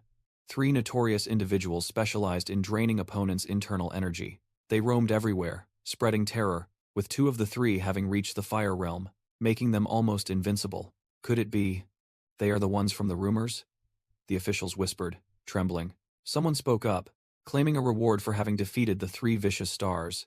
The astonished official asked, "You subdued these vicious individuals alone? How?" In a flashback, a muscular martial artist revealed he defeated them with a single move of a new sword art, even before the sword demon appeared. Tang Yongmyong explained that the martial artist's master died trying to absorb their weakening qi, which ordinary martial artists could not withstand. Back in the present, Tang Yongmyong coldly looked at his writhing opponent. "I told you not to do anything stupid," he sneered. "Didn't your family teach you not to pick up just anything and put it in your mouth?" "My internal energy," Tang Yongmyong declared, "is nothing short of pure, deadly poison." Poison qi erupted, burning the enemy from within as he waved his hand.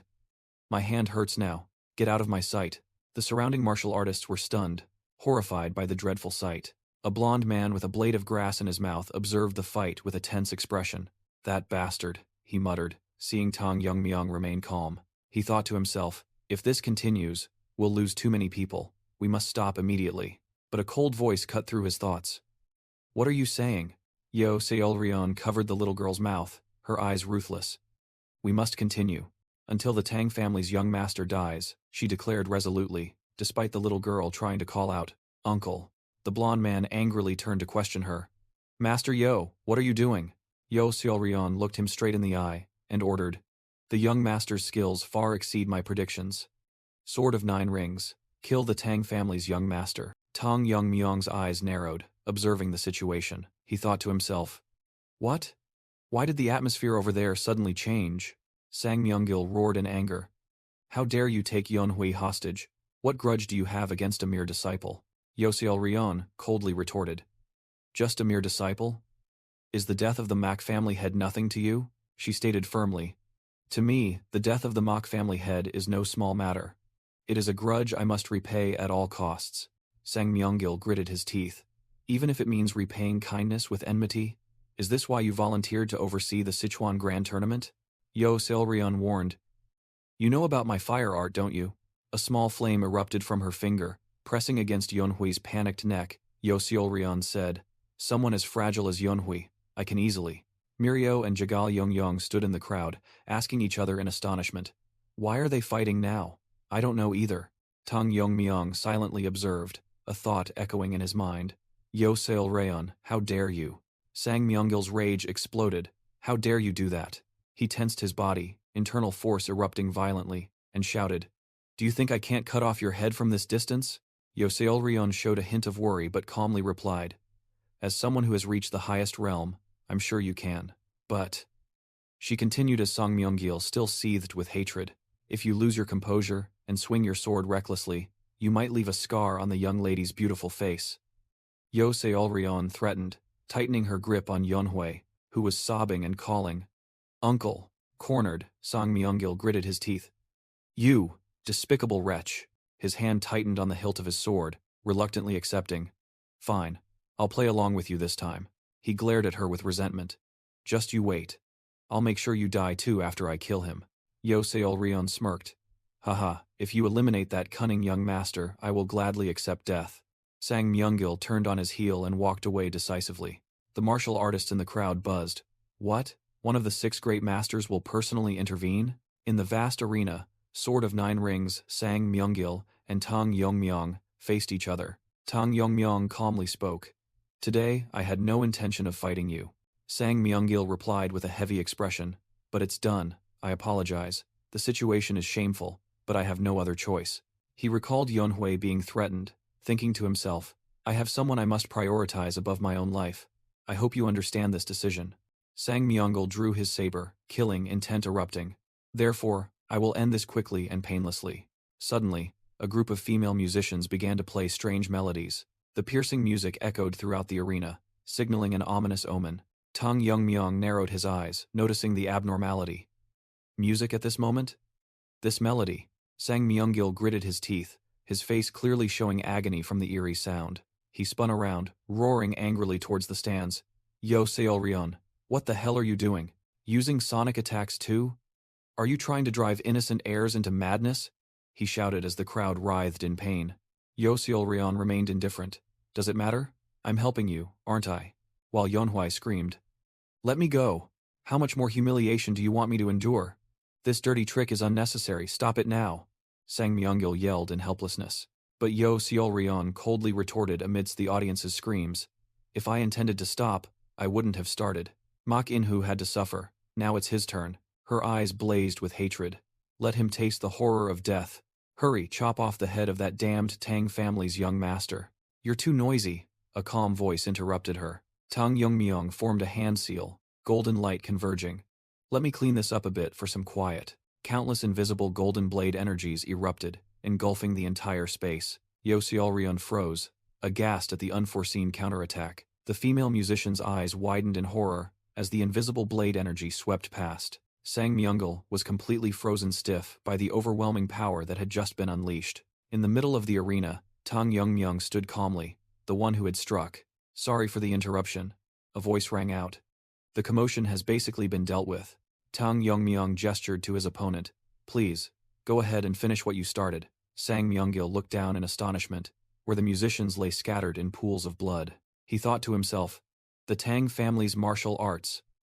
A destructive technique, true to their ruthless nature. At this level, if he continues, he will surely surpass even me, he admitted in his mind. But while Sang Myeongil was still hesitating whether to eliminate the threat, Tang Yongmyong drew his sword. What are you doing? Sang Myeongil was stunned.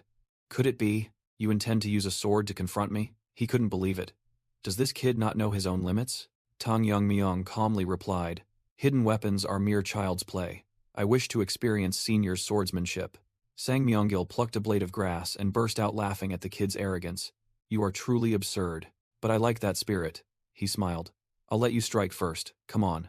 Tang Yongmyong smirked confidently. Jingo Poison in its small form asked in a panic. Are you going to go all out? The opponent is a Fire Realm master, Tang Yongmyong affirmed. Of course I'll use my full strength. A terrifying surge of energy erupted, making the ground shake violently. Sang Myeongil was petrified, feeling a terrifying pressure he had never before experienced. Tang Yongmyong released a massive surge of internal energy, blowing away Sang Myeongil and shaking the entire arena. From the stands, Jaegal Yeongyung and Mirio could only gape in horror at the sight. The crowd of martial artists also couldn't believe their eyes, wondering if one person could possess so much internal energy. Mirio thought to herself, this power is not human. It has far surpassed that limit. Indeed, the aura that enveloped Tang Yongmyong made him look like a deity. Sang Myungil broke out in a cold sweat, realizing in horror how perfectly this young man had concealed his true strength. Facing his opponent's astonishment, Tang Yongmyong said confidently, then, allow me to learn from you. Sang Myungil was frozen stiff. This overwhelming feeling was exactly like the pressure he had felt when facing his sect leader. Tang Yongmyong asked coldly, what are you doing? Didn't you just say you would let me strike first? Meanwhile, Sang Myungil had placed his hand on his sword hilt, determined to break his promise. He told himself, the reason he agreed was because he didn't know the kid was hiding his skills. But if he backed down, Yunhui's life would be in danger. But if I go all out, one of us will surely die, he thought. Sorry. I cannot stand still and take the blow. A memory suddenly flooded back, and Sang Myungil decided to use the ultimate technique his sect leader had taught him to end the match quickly. In the past, sect leader Yu Kiljun had congratulated Sang Myungil when he broke through to a new realm, attaining the fire domain. Yu Kiljun pointed at his scar and said that even though he had reversed aging, the scar remained, but Sang Myungil thought this rugged appearance looked more masculine. The sect leader burst out laughing, teasing that he still remembered his attempts to look fierce many years ago, which made Sang Myungil feel a bit embarrassed. Sang Myungil grumbled that he thought his master had come to congratulate him, not to mock him. Yu Kiljun replied, saying he had come to guide him to a new realm, as his current swordsmanship was limited. Now that you are strong enough, Yu Kiljun solemnly declared, I will teach you the swordsmanship of the strong. In the flashback, Yu Kiljun's teachings echoed, softness can overcome hardness, but true strength comes from flexibility. The subtlety of illusion sword can transform into the power of adamant sword. Back in the present, Tang Yongmyong's eyes shone with determination. Facing him, Sang Myungil roared, unleashing a surging wave of sword energy. He thought to himself, I've only just begun to master it. The swordsmanship is still imperfect. I must end it with this one strike. Tang Yongmyong suddenly spoke. I thought you would use Phantom Shadow Chaotic Sword, but I didn't expect you could also wield the Adamant Sword. Sang Myungil was stunned. What? How do you know about Adamant Sword? Tang Yongmyong didn't reply, only silently gathered a dazzling surge of sword energy on his sword. Sang Myungil's eyes widened in horror. Impossible. I haven't even fully mastered the Adamant Sword technique, yet you are wielding a complete version? Memories of his master's teachings flooded back. Swordsmanship has always followed these principles. Weight, speed, break, illusion, disperse, slash, and sharpness. Among them, mastering adamant is extremely rare. A normal body cannot withstand the power of its own sword technique. The kind of power you are aiming for comes from breaking through the ultimate limits of deterioration. And that is what we call extreme adamant. His train of thought was cut short. Tang Yongmyong smiled confidently. Even though this body is different from my previous life, the memory of using adamant sword still remains. He warned, you'd better prepare yourself. In the stands, Mak Chonhui's two bodyguards were frozen stiff at the sight. Yo Seolrion, Mirio, and Jegal Yongyong also couldn't hide their horror. Beneath Tang Yongmyong's feet, the ground began to crack from the pressure. On the opposite side, the ground beneath Sang Myungil's feet also shattered. The two figures charged at each other like lightning, leaving blurry after-images. The two earth-shattering surges of sword energy collided, creating a dazzling explosion. A terrifying energy explosion swept across the arena, blowing away three figures. In a distant place, an old man sensed a powerful aura, guessing that the Sichuan Grand Tournament was in full swing. He recognized it as the aura of Sang Myungil, one of the 6 great masters, and thought he was probably showing off to encourage the younger generation. However, Yop Inje, standing nearby, felt something was wrong. This energy surge was too powerful to be called encouragement. The old man brushed it off, saying that the tournament would last for another 10 days, so they should just calmly enjoy it. Suddenly, a voice echoed through the feast, demanding everyone stop. Yop Inje frowned, clearly feeling the energy surge growing more intense. The old man also looked up in horror at the colossal pillar of energy shooting straight into the blue sky. Meanwhile, in a secluded place, a man sat in silence. He was leisurely enjoying tea, when he suddenly froze, seemingly sensing a distant tremor. Yu Kiljun looked up, his crimson eyes flashing with surprise as he recognized the familiar aura. Junior brother? Back in the arena, the scene was devastated after the explosion, with dust flying everywhere. Sang Myungil stood amidst the ruins, his face dazed. unable to believe what had just happened. Fresh blood gushed from the corner of his mouth. His internal injuries were too severe. Sang Myungil was covered in blood, his clothes tattered, unable to stand steadily. Nevertheless, he gritted his teeth and struggled to his feet, muttering, "Yonhui, I must protect Yonhui." From afar, Yo Seolrion and Yonhui were stunned, horrified by the tragedy. Amidst the dust, many figures began to approach. The crowd of martial artists screamed in panic. "What the hell is happening here?" Sang Myungil, the renowned Sword of Nine Rings, collapsed in a pool of blood, utterly defeated. From afar, the old man accompanying Yap Injae exclaimed in horror, "How can this be? Who did this?" Shocking news spread throughout the arena. The young clan head of the Tang family has killed Master Sang. The crowd of martial artists buzzed. The Tang family? That kid killed one of the 6 great masters? Yo Seolrion turned to the sobbing Yunhui, her voice sharp. Master Sang was killed trying to protect the young lady. She continued to threaten the crowd. "If you cannot avenge him, the sect leader will surely be enraged." With a resentful gaze, Yo Seolrion screamed, "So kill that damn young clan head." Immediately, the crowd hesitated, thinking, "Something's wrong, but if we don't act, our lives will be forfeit." Overwhelmed by fear, they roared. The one who defeated Sang Myungil is no ordinary opponent. All the martial artists in the stands simultaneously charged down, shouting, "Everyone attack!" Mirio and Jagal Young stood afar, horrified. Why are there so many of them? Amidst the roaring sea of people charging towards him, Tang Youngmyung stood calmly alone. He picked up the Sword of Nine Rings, muttering, "If not for your subordinate schemes, this wouldn't have happened." What a pity. Tang Youngmyung thought to himself. Your swordsmanship was truly impressive, but the outcome was decided by the difference in energy. He looked at the corpse still clutching the sword hilt, dying without letting go of the blade. The death of a true swordsman. You were my enemy, but to honor a great swordsman. Tang Youngmyung's eyes sharpened. I will ensure your journey to the Yellow Springs is not a lonely one. The crowd roared when they saw him holding his opponent's weapon. He's holding Master Sang's sword. Attack! Tang Youngmyung raised the Sword of Nine Rings high, gathering his power. He slammed the sword forcefully into the ground, and a terrifying explosion erupted, destroying everything. The crowd of martial artists screamed in terror as sword fragments embedded deep into their flesh. One still tried to shout a challenge. You think you can stop over 2,000 of us with just a few sword fragments? Tang Youngmyung coldly replied. That's more than enough. Then controlled the swirling storm of sword chi.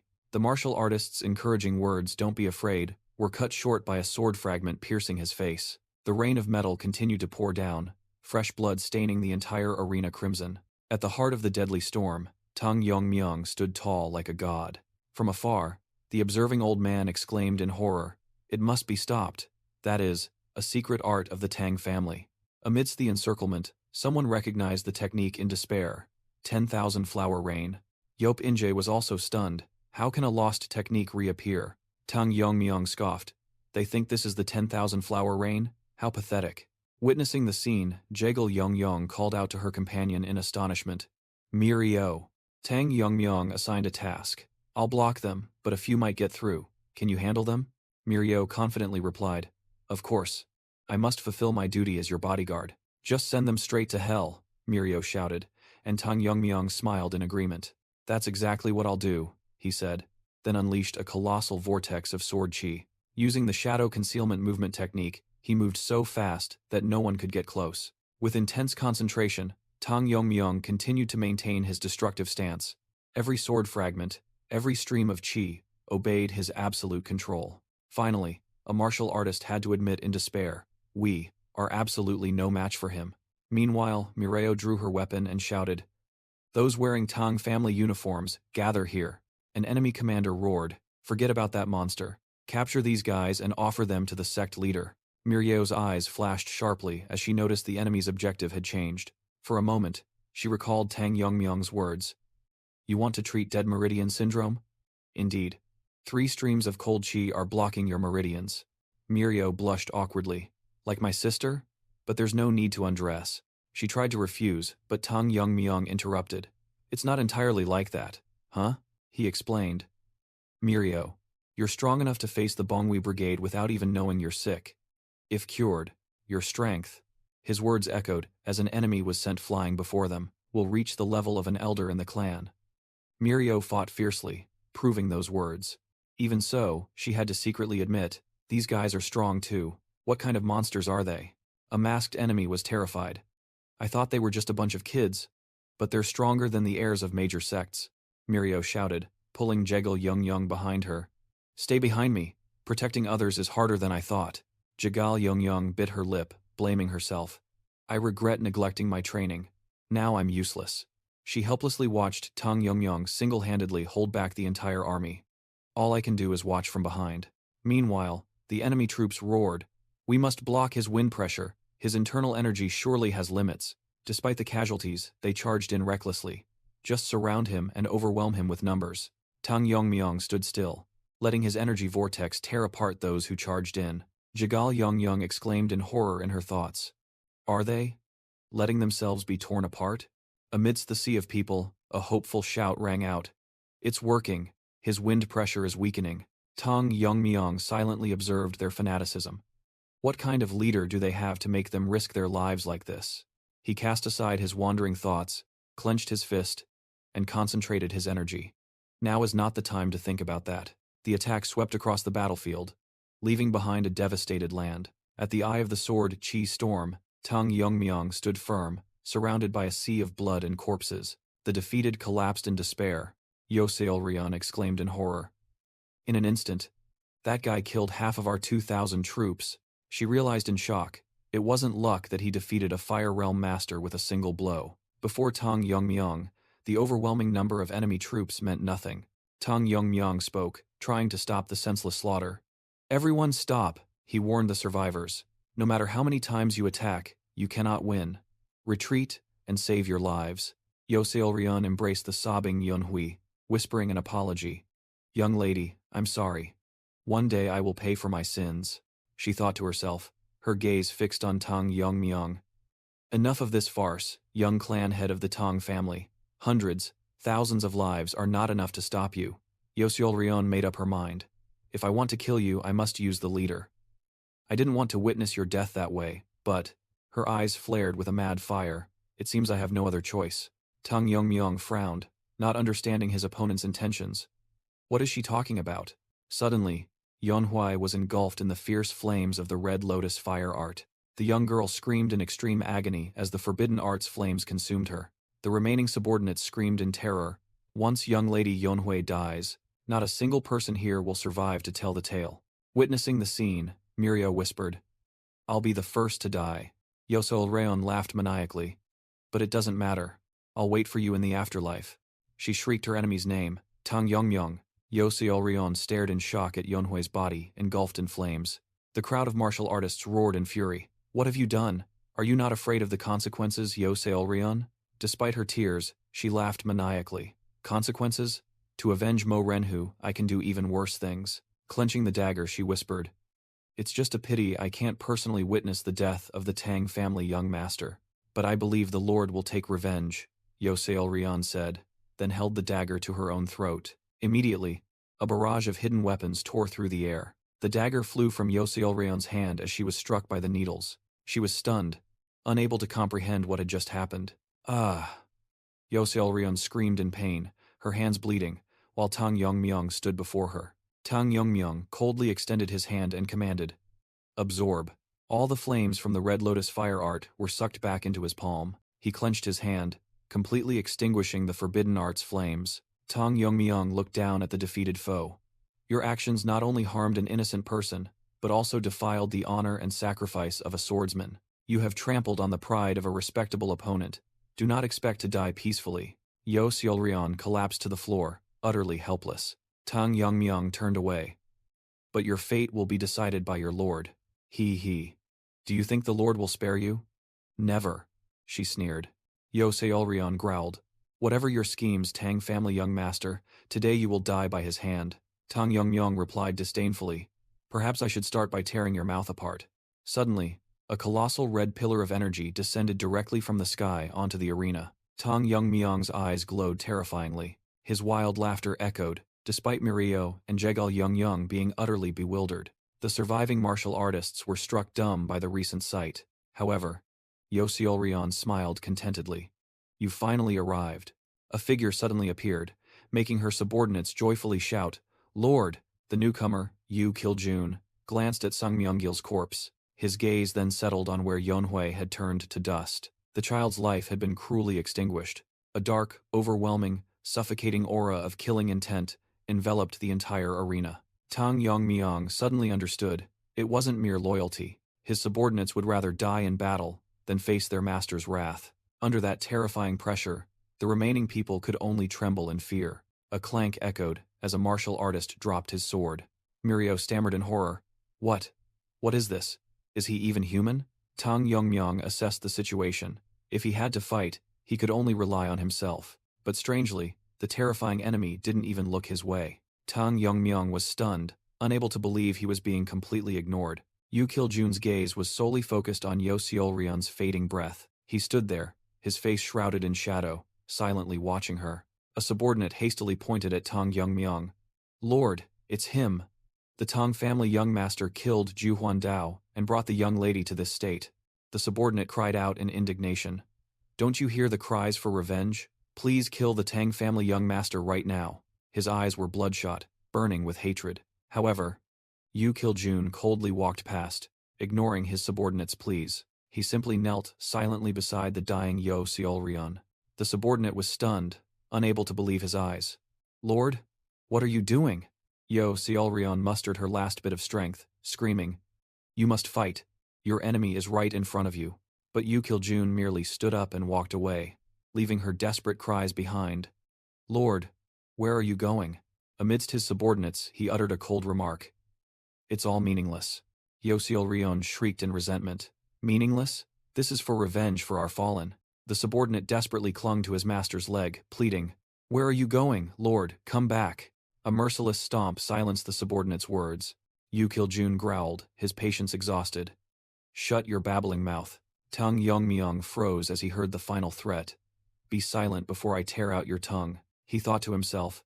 The situation had far exceeded his initial expectations. The death of the leader's daughter had changed everything. Tang Yongmyong realized this was no longer about grand principles, but had become a personal vendetta, then spoke up as he saw Yu Kiljun leaving. Where are you going? Mirio asked in alarm. You're not planning to chase after that leader, are you? Tang Yongmyong affirmed. That's right. If I leave now, the Tang family will be in danger. Everyone, go back first. Mirio tried to dissuade him. Don't go. That He Shaming leader, even Teihua Jinin was overwhelmed by him. Tang Yongmyong calmly replied, I'm not going there to fight. If he has any reason left, he won't kill someone who comes to talk. Mirio was extremely worried. What if we have to fight? Tang Yongmyong clenched his fist, his gaze unwavering. Is there any other choice? He stated firmly. As the young master of the Tang family, I will risk my life if it threatens our clan. At the same time, at the Black Death Alliance's main headquarters, dark clouds swirled, signaling an ill omen. An old man frantically reported, I am deeply sorry, my lord. We tried everything to save the young lady, but, he continued, his voice trembling as he looked at the charred corpse, the flames consumed her both inside and out, with the young lady's frail constitution. Yu Kiljun was stunned upon hearing the final verdict. I am heartbroken to say. The young lady has passed away. Memories flooded back, images of Yeonhui and brother Myonggil from days past still radiant like an old photograph. The former leader's dying words echoed. Kiljun, if I die, you must lead the Black Death Alliance. And his final plea, as for my daughter, Yeonhui, raise her as your own. I beg of you. Back in reality, Yu Kiljun clutched his head in agony. He had become strong only to avoid losing anyone else. He had led his loyal brethren, building a powerful force, but it all became meaningless. Tragedy still struck where he could not reach. He suddenly understood Yeonhui's feelings from back then, when her beloved straw doll broke, a pain that could tear apart the sky. His eyes transformed into dragon eyes, a bitter tear rolling down. What tears my heart apart is that I didn't even know you were suffering. His hand mutated, sharp claws extending. What good is regret after loss? They are just meaningless emotions. A phantom of slaughter appeared in his mind. What's important is not to repeat mistakes. Yes, I must kill all of them. Yu Kiljun's eyes blazed with bloodlust, one having transformed into a demonic eye. Anything that can harm my people must be destroyed. Meanwhile, Tang Yongmyong advanced alone, the corpse of the Heavenly Moon Corps commander impaled on his spear. He had arrived at the gates of the Black Death Alliance's main headquarters, ready for the fated confrontation. Jingo Poison suddenly spoke. "Hey kid, do you know dragons are real?" Tang Yongmyong was skeptical. "Dragons? Aren't they just mythical creatures? I don't believe in legends." Jingo Poison affirmed. "I'm not talking about human nicknames, but a real dragon, a species." Tang Yongmyong asked seriously. "What are you trying to say?" Jingo Poison revealed a shocking secret about the Black Death Alliance leader. He is not human. He is what people call a dragon. Tang Yongmyong was stunned, his steps faltering. He spun around, unable to believe his ears. "What?" Jingo Poison explained that dragons are born from the energy of heaven and earth in the form of a child, then gradually transform into true dragons. When they mature, they can sleep for hundreds of years, but once awakened, they can easily destroy an entire nation. Tang Yongmyong remained half-skeptical. "So, do you have any proof that the Alliance leader is a dragon? Are you really that stupid?" Jingo Poison snapped, making Tang Yongmyong only able to mutter "stupid." Jingo Poison retorted, "Do you remember whose spirit beast I once was? Why did the invisible guest keep me by his side?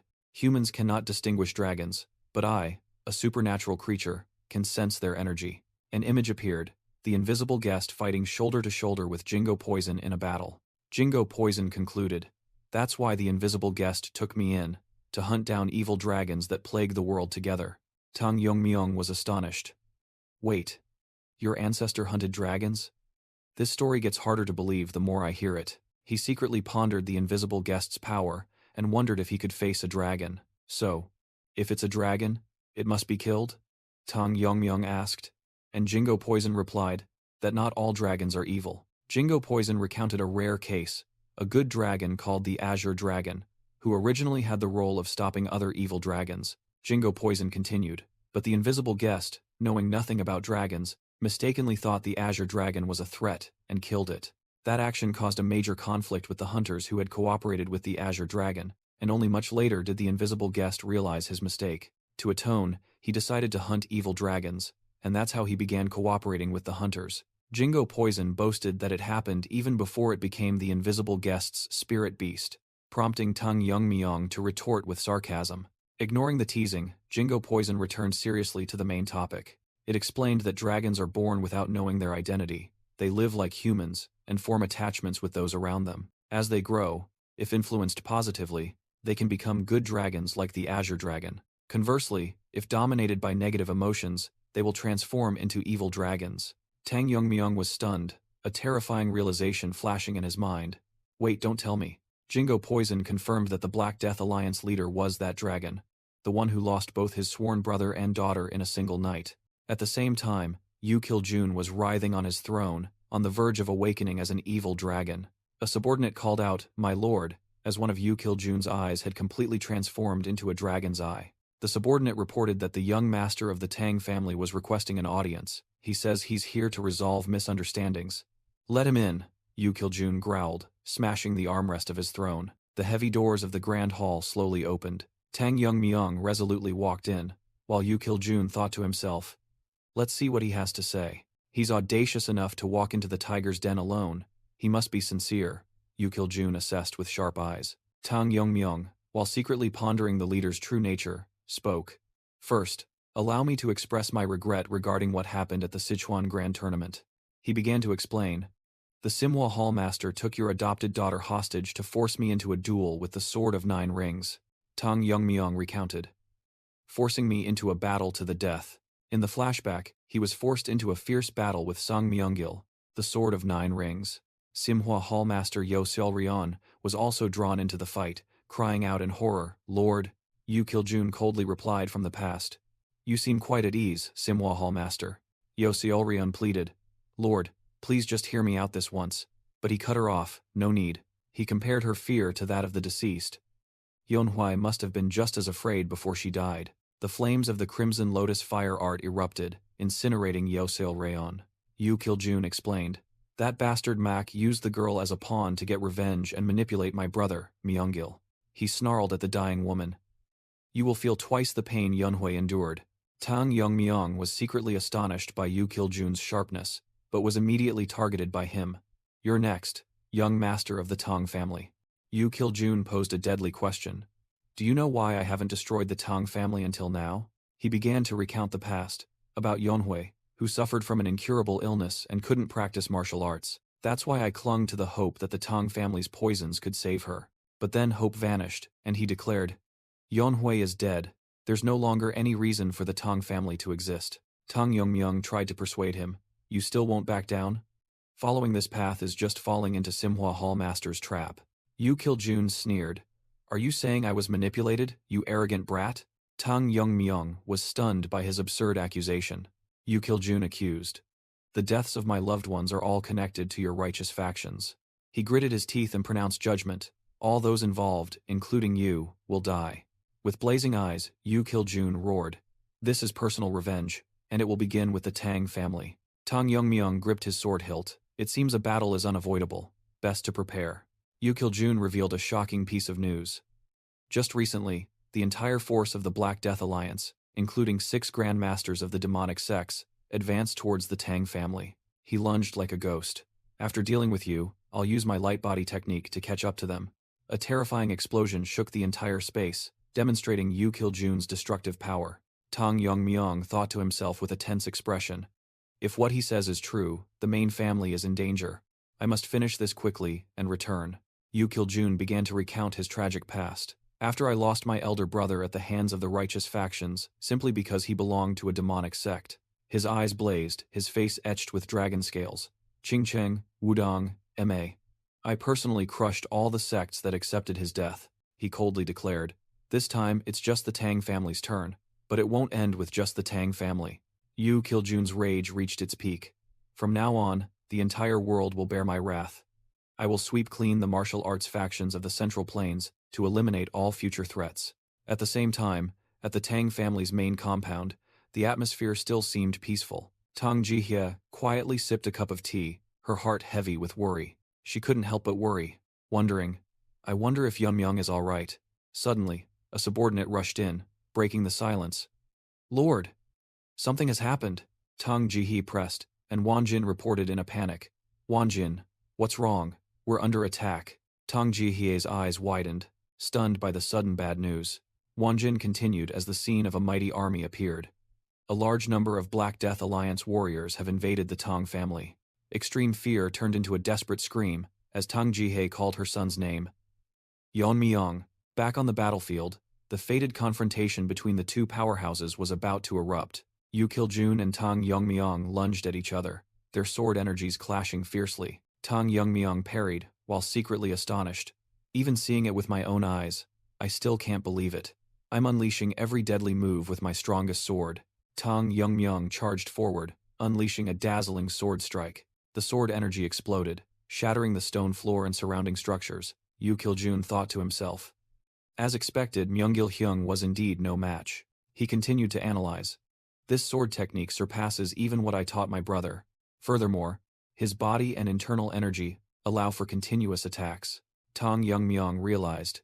He's neutralizing all my attacks. Even now, he's still analyzing and measuring my sword art. He decided, if that's the case, I'll move at a speed his eyes can't follow. Tang Yongmyung darted forward, closing in on Yu Kiljun in an instant. He gripped his sword hilt tightly, pouring all his strength into the upcoming attack. A rain of sword energy was unleashed, engulfing the Black Death Alliance leader.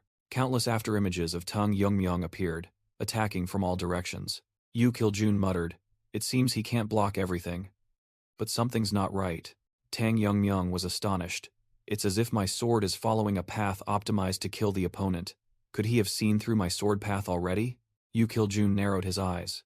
To be able to execute such an advanced technique at this age, could it be related to that gaze? Tang Yongmyung suddenly awoke, realizing a terrifying truth. An invisible force suddenly pushed him back, making him struggle to defend himself. He gritted his teeth, straining to resist the terrifying pressure. Yu Kiljun merely waved his hand, easily flinging Tang Yongmyung away. The precious sword was knocked from his hand in astonishment. Tang Yongmyung was sent flying into the air, completely losing the initiative. Even as he fell, his gaze remained unwavering, quickly kicking off the wall to turn the situation around. In midair, Yu Kiljun lunged down like a beast, determined to crush Tang Yongmyung. Tang Yongmyung raised his sword to block the attack, and the two energy currents collided, creating an earth-shattering explosion. The force of the impact flung both of them far away, blowing everything around them. The ground beneath their feet shattered like a spiderweb, unable to withstand the pressure from the battle. Amidst the ruins, streaks of blue and red sword energy still furiously clashed. A blinding flash of light erupted at the point of conflict, signaling a destructive move. The entire arena was ravaged, debris flying everywhere like a deadly rain. Tang Yongmyang's gaze remained sharp, highly focused on finding the enemy's weakness. Meanwhile, Yu Kiljun's eyes had completely transformed, revealing reptilian pupils and terrifying dragon scales. Tang Yongmyang spun and swung his sword, a surge of emerald sword energy swirling like raging waves. In response, Yu Kiljun smirked savagely, his power causing sharp rock formations to erupt from the ground. The two energy sources once again clashed head-on, shaking the very heavens and earth. Tang Yongmyang glided across the cracked ground, swift as lightning, searching for an opening. Yu Kiljun was no less formidable, charging forward at a frantic pace, determined not to let his opponent rest. After a series of clashes, the arena was nothing but a desolate wasteland. The dust slowly settled, revealing two towering figures facing each other amidst the deadly silence. Yu Kiljun broke the silence, admitting in surprise, "I didn't expect the fight to be this evenly matched. You truly are a master swordsman." Tang Yongmyang pondered. This battle had made him rethink the peak of martial arts he once knew. With a sinister smile, Yu Kiljun thought to himself, "If it's you, you'll be an excellent stepping stone for my evolution." He couldn't help but admire his opponent's talent, realizing that the boy was not just defending but also analyzing his every move. Yu Kiljun flashed an amused smile, as if he had found an interesting toy and was beginning to enjoy the game. On the contrary, Tang Yongmyang realized that the longer the battle dragged on, the more disadvantageous it would be. He needed to end it quickly. He thought to himself that his sword had reached its limit, unsure how much longer it could hold, when Yu Kiljun's arrogant voice rang out. "How arrogant! You dare look away in front of me?" Yu Kiljun roared, lunging forward to close the distance. A terrifying collision erupted between the two, shaking the very space around them. Tang Yongmyang didn't hesitate, unleashing the Black Death Palm art. Yu Kiljun moved at dizzying speed, easily dodging. Tang Yongmyang gritted his teeth, trying to fend off his opponent's counterattack. A clang rang out, and his wrist guard shattered. The two once again charged at each other, Tang Yongmyang's azure sword energy blazing brightly. He poured all his strength into a dangerous attack. The sharp blade drew a deadly arc in the air. But Tang Yongmyang's eyes suddenly widened in astonishment. He couldn't believe his attack was blocked by just a palm strike. Yu Kiljun sneered. "I see. Cheap martial arts won't work here," he continued.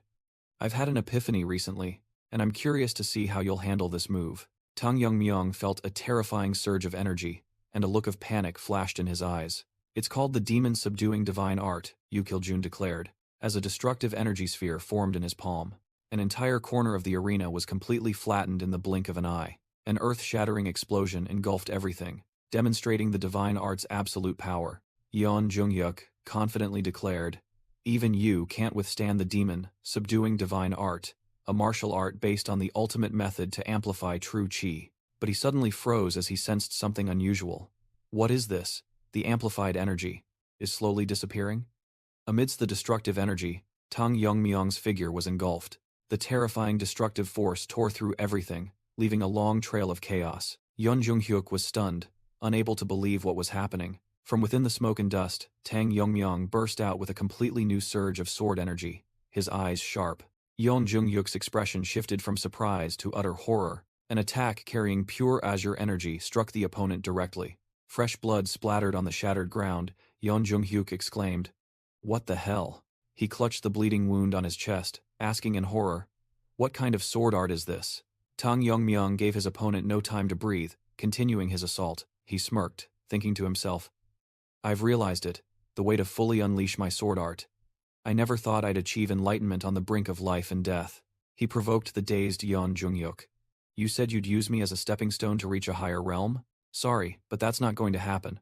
The one who dies here today is you." His single slash created a massive crack in the ground. Tang Yongmyang looked at his sword, telling himself, "It was a method I came up with in a critical moment, but it succeeded." He explained his new realm. "If I can reach a state of wielding natural power, I can also absorb its true chi. I will call this state One Sword, One Unity." Countless streams of sword energy from all directions surrounded Yeon Junghyuk. Tang Yongmyang gritted his teeth, pouring all his strength into the finishing blow.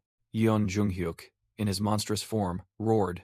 You think I'll die? Tang Yongmyung gripped his sword tightly, his gaze firm and unwavering. Yeon Junghyuk stomped his foot in anger, and the ground shattered into pieces. He charged through the seismic tremor, closing in on his opponent in an instant. Tang Yongmyung exclaimed in shock. What? How dare you stand before me?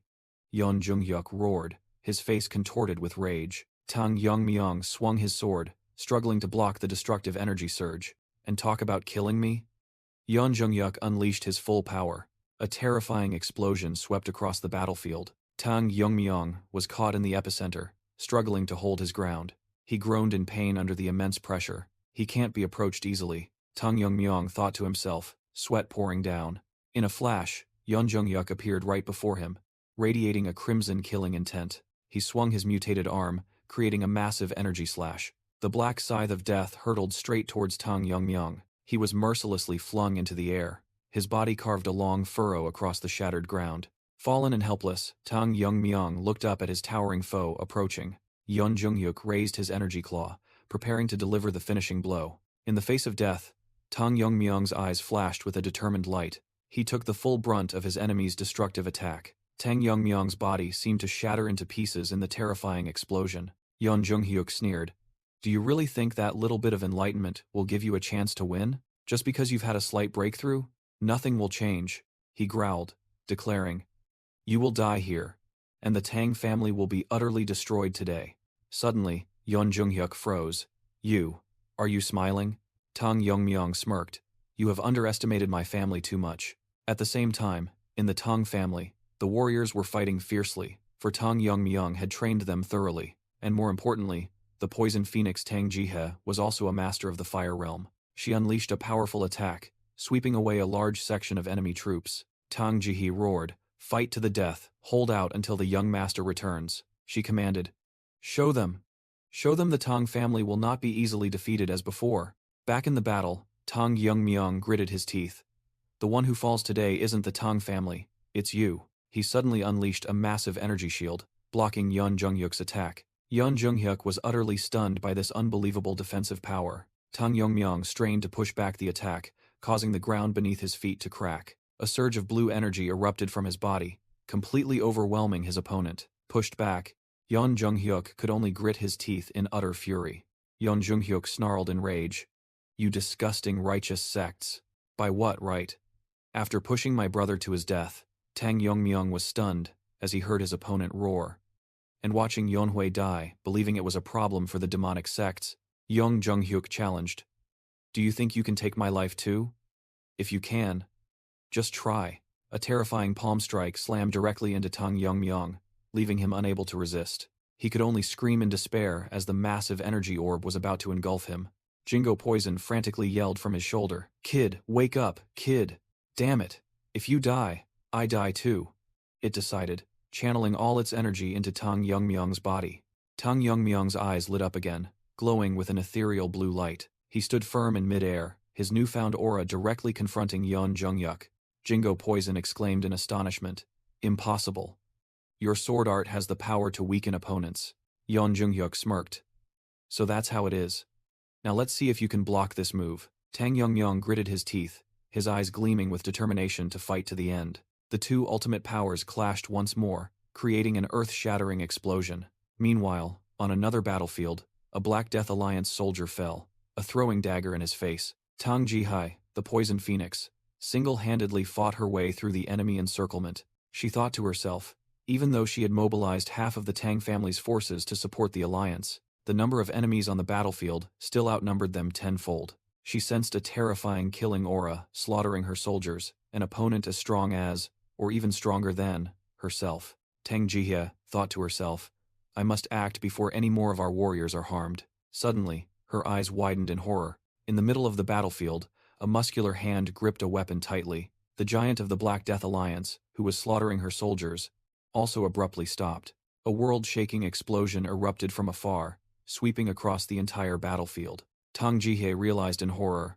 That direction. It's the Black Death Alliance's fortress. Could Yeonmyung be fighting there? She couldn't believe this destructive power. But is this truly the level of a battle between humans?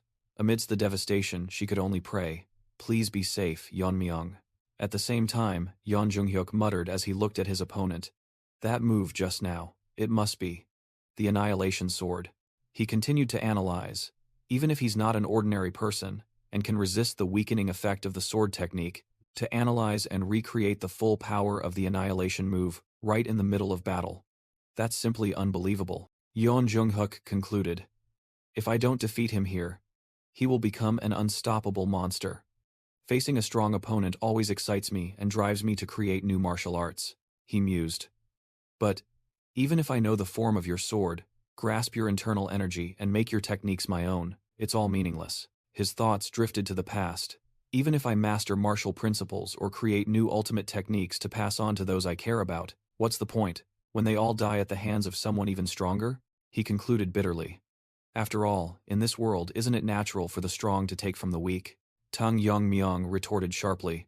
I will no longer sit idly by and watch you run rampant, Tang Yeonmyeong declared. So that you can never again use power to dominate others.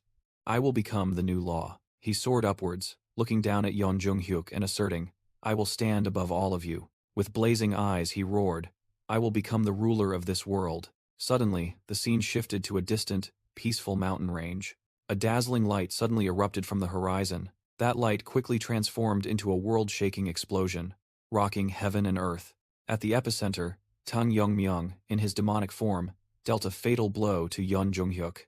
However, he suddenly froze, a strange green energy shooting from his eyes. Tang Yeonmyeong's entire body blurred, seemingly losing control of his own power. Seizing the opportunity, Yeon Junghyuk unleashed a destructive surge of energy in retaliation. Tang Yeonmyeong hastily raised his sword, struggling to withstand the terrifying attack. Yeon Junghyuk mustered all his strength, preparing to unleash his ultimate technique, demon-subduing divine art. A colossal pillar of energy erupted from the ground, incinerating everything. Barely surviving the explosion, Tang Yeonmyeong thought to himself, this is insane. This isn't martial arts anymore. He stared in horror at the massive crater, knowing that if he had dodged a second slower, he would have died. Yeon Junghyuk gritted his teeth.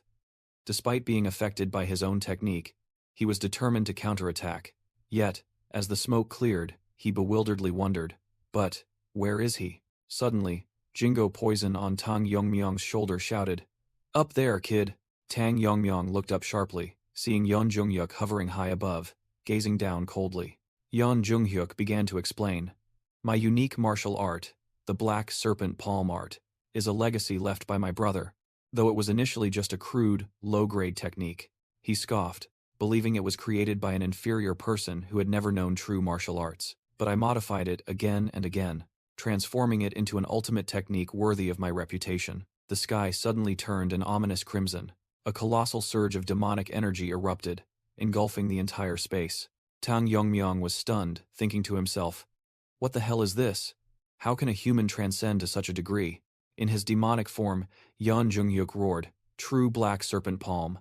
This is my ultimate technique, he challenged. Let's see if you can withstand it. Jingo Poison shrieked in panic. Kid, if you take that blow, your entire body will be torn to shreds. Run, it urged, but Tang Yeonmyeong merely commanded coldly. Concentrate the poison energy, Chungak. Jingo Poison's eyes widened, unable to believe what it had just heard. It wailed in despair. Are you crazy? That power will shake the very ground. Tang Yeonmyeong resolutely replied, Countless innocent people will die. There's no other way but to break it. Trust me, he said, making Jingo Poison only able to think. Where does this guy get such baseless confidence?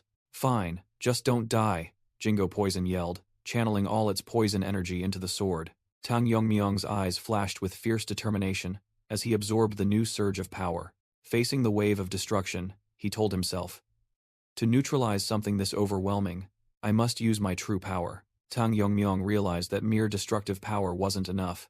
He needed a more potent sword technique to finish off his opponent in one blow. He silently pleaded, Just hold on a little longer. Facing the colossal demonic energy, Tang Yeonmyeong prepared to unleash his ultimate technique. A white-blue light erupted, shattering the ground. This technique was inspired by the image of piercing the crimson sun in the blue sky with a single strike. That was the piercing martial art he had perfected. In his enhanced state with horns and a tail, Tang Yeonmyeong stood firm amidst the rubble. His golden eyes flashed with a deadly light. A memory suddenly resurfaced. My lord, In an old warehouse, a scrawny child was caught stealing grain. The man standing at the door yelled, believing the child was beyond saving. He was about to swing his fist, but his younger brother quickly intervened. The younger brother pondered as he noticed the child's bony body, hiding in fear behind the sacks. In the silent space, the child's hungry stomach rumbled. The man sighed, lamenting that at this rate, the Black Death Alliance would be mistaken for an orphanage. He suddenly yelled when he saw the child still trying to sneak a bite. But then, he smiled, extended his hand, and offered, "Come with us. At least you won't go hungry anymore." When asked for a name, the child could only widen their eyes in astonishment. Yu Kiljun recalled, "Since I had no name, my lord bestowed upon me his surname and treated me as family. He became my master, teaching me the black serpent palm art for self-defense. My lord, before he passed, he entrusted Yunhui to me. I wanted to be a pillar of support for her, just as he had been for me. But now, I don't know how to face him anymore. I truly don't know." He gritted his teeth, his eyes burning with hatred. "The only thing I know now is that I must destroy everything connected to the deaths of Yunhui and my brother." Facing him, Tang Yongmyong stood tall amidst the aftershocks of the massive cross-shaped sword energy he had just unleashed. In his demonic form, Yu Kiljun was stunned. How can he? Tang Yongmyong roared, swinging his sword and unleashing the ultimate technique, heaven-piercing sunstrike. The massive sword energy surged directly towards the astonished Yu Kiljun. The Black Death Alliance leader's eyes widened, unable to believe what was happening. Jingo Poison secretly gasped in horror. That kid pierced through an attack of that magnitude with just one move. Even in the invisible guest's time, there was no sword art like that. Who exactly is he? The sword in Tang Yongmyong's hand began to crack, and he thought to himself, "Is this the limit? You've served me well, demon-slaying sword." Yu Kiljun looked at the wound on his shoulder, realizing he hadn't won yet. "But with only one hand, I haven't completely defeated the Black Death Alliance leader. If I want to end this, this is the only chance." Tang Yongmyong reached out towards the shattering sword. "So, try a little harder, demonic sword." Both warriors faced each other, their aura soaring, preparing for the final strike. Tang Yongmyong drew a dagger, his eyes flashing with deadly light. "Let's finish this once and for all." Yu Kiljun roared back, his entire body erupting with dark energy. A terrifying vortex of sword energy formed from Tang Yongmyong's technique. The berserk energy plunged straight into the ground, shattering the entire arena. At the epicenter of the explosion, two figures clashed in the final deathmatch. Tang Yongmyong, dagger in hand, charged straight at the colossal monster Yu Kiljun. Intricate streaks of light flashed as the two powers collided fiercely. Tang Yongmyong gripped his weapon tightly, his gaze firm despite his opponent's disbelief. "Why? Why is my internal energy being eroded by such a paltry dagger?" Yu Kiljun roared. He gritted his teeth, refusing to fall when his vengeance was still unfulfilled. "I refuse to be defeated like this," Yu Kiljun screamed, unleashing his full berserk power. "He's losing his composure. An opening." Tang Yongmyong thought to himself, seizing the opportunity. He darted through the chaotic energy, aiming straight for the enemy's weak point. Tang Yongmyong's eyes glowed emerald green, pouring all his strength into the upcoming strike. A lightning-fast strike landed directly on Yu Kiljun. Tang Yongmyong's dagger plunged deep, breaking through the leader's defenses. Yu Kiljun was stunned, unable to believe the attack he had just endured. Emerald green energy surged forth from Tang Yongmyong. That surge of power enveloped Yu Kiljun, corroding his demonic body. The Black Death Alliance leader let out a tragic scream as his body began to crack. Tang Yongmyong assessed. He can still move even after losing an arm. If it weren't for the demon-slaying shard eroding his internal energy, this would be troublesome. "It's not over yet.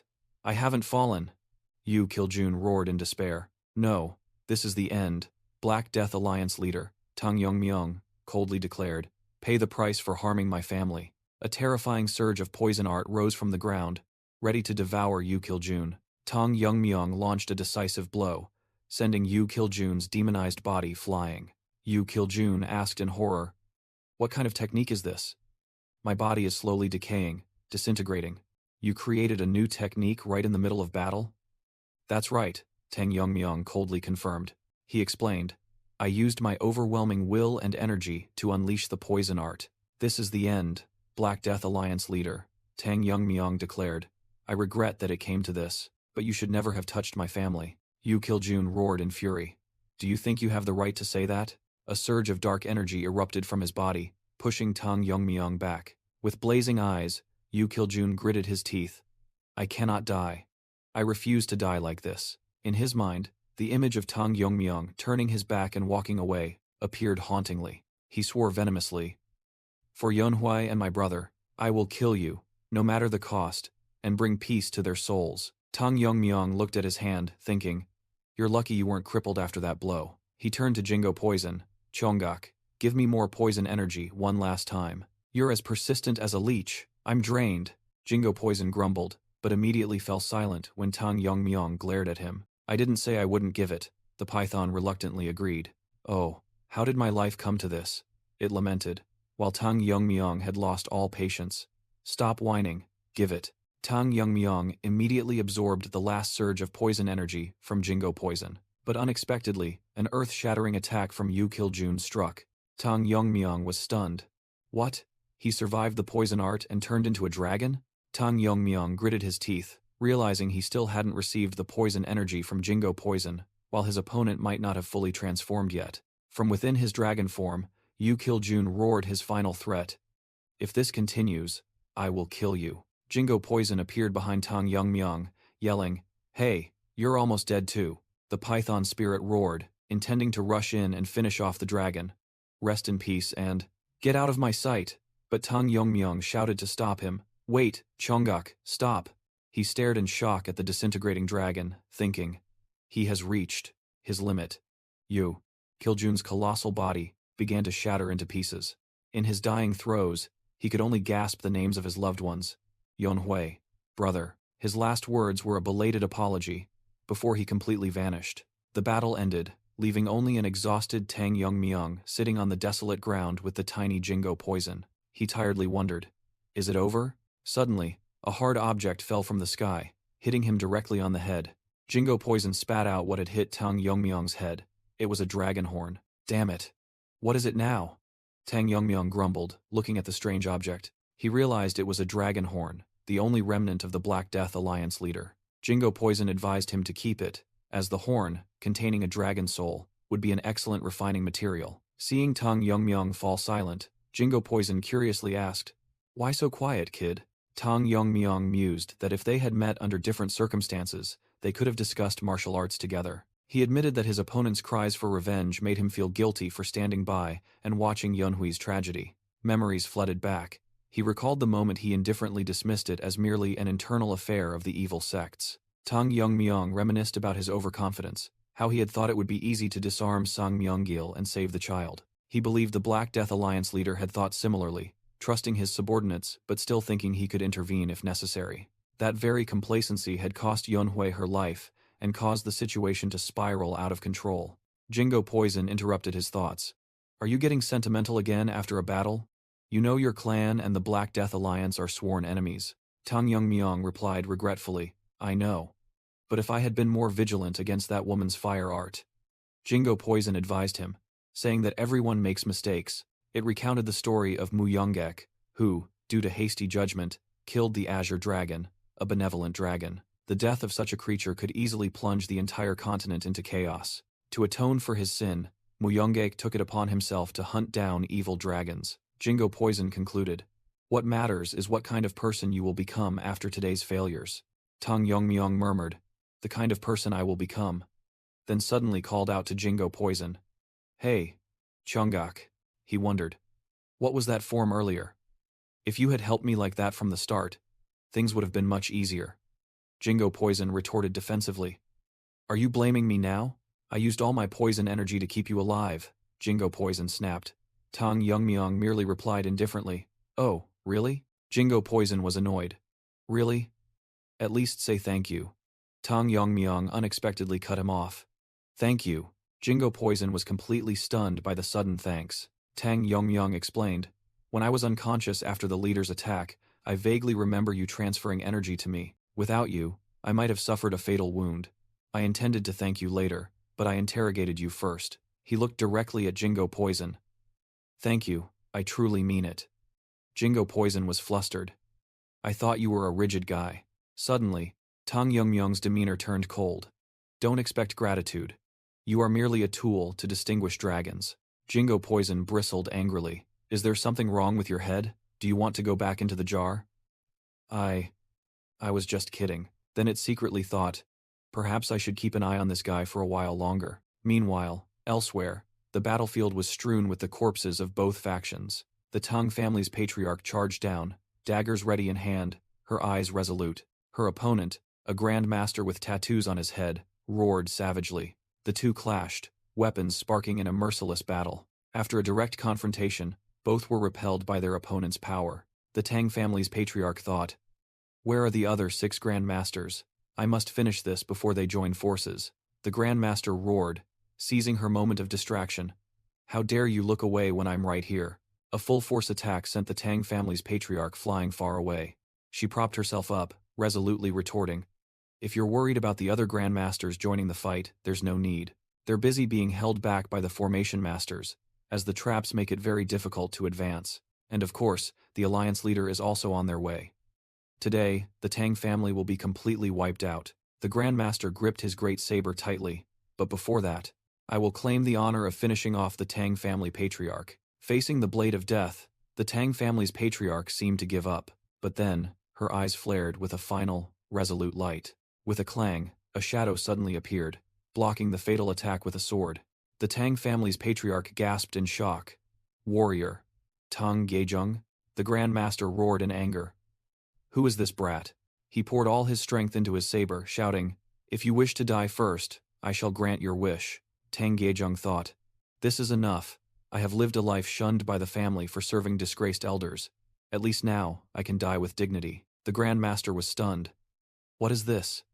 As he realized his saber couldn't move, Yop Chunggang was terrified. What is this aura behind me? Sang Myungil was also stunned.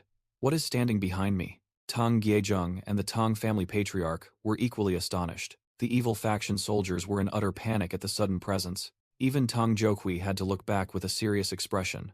A voice rang out, calling the name of Tang Yongmyong, who had just appeared with overwhelming presence. A Grand Master of the Black Death Alliance thought, Tang Yongmyong?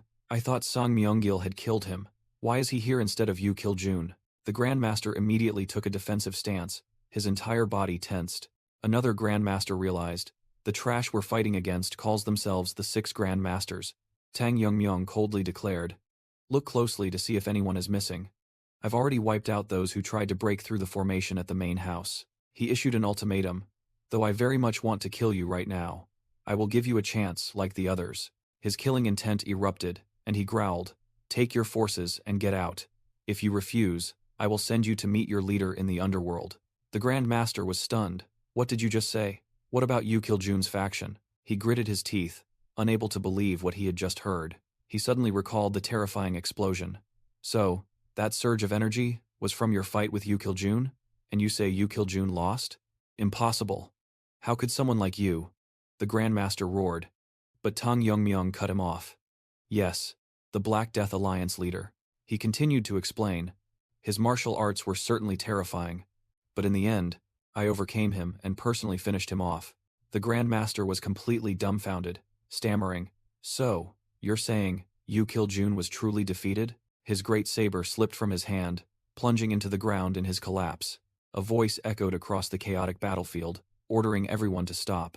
The bearded Grand Master was numb, announcing an unbelievable truth. Yu Kiljun has fallen. The Lord has passed away. Baek Young-san's subordinates were stunned, unable to believe their ears at the news of their lord's demise. Baek Young-san roared in disbelief, unable to accept that the evil faction's overlord had been defeated by the young master of the Tang family. He analyzed that Tang Yongmyong, surviving Yu Kiljun's ultimate technique and wiping out the 6 demonic lords, could only mean one thing. He possessed strength equal to their leader himself. Baek Young-san, the fleeing soul, issued his final command, discard your weapons if necessary and run with all your might.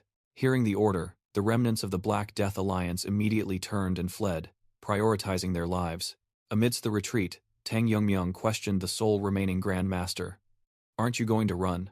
The Grand Master's voice was low. He knew he had no chance of winning, but the vendetta for his sworn brothers could not go unavenged. He gripped his saber tightly, recalling the scene of his brothers and their daughters being massacred. Even if it's just to vent my rage, drawing my saber is my duty, he roared, resolved to fight to the death.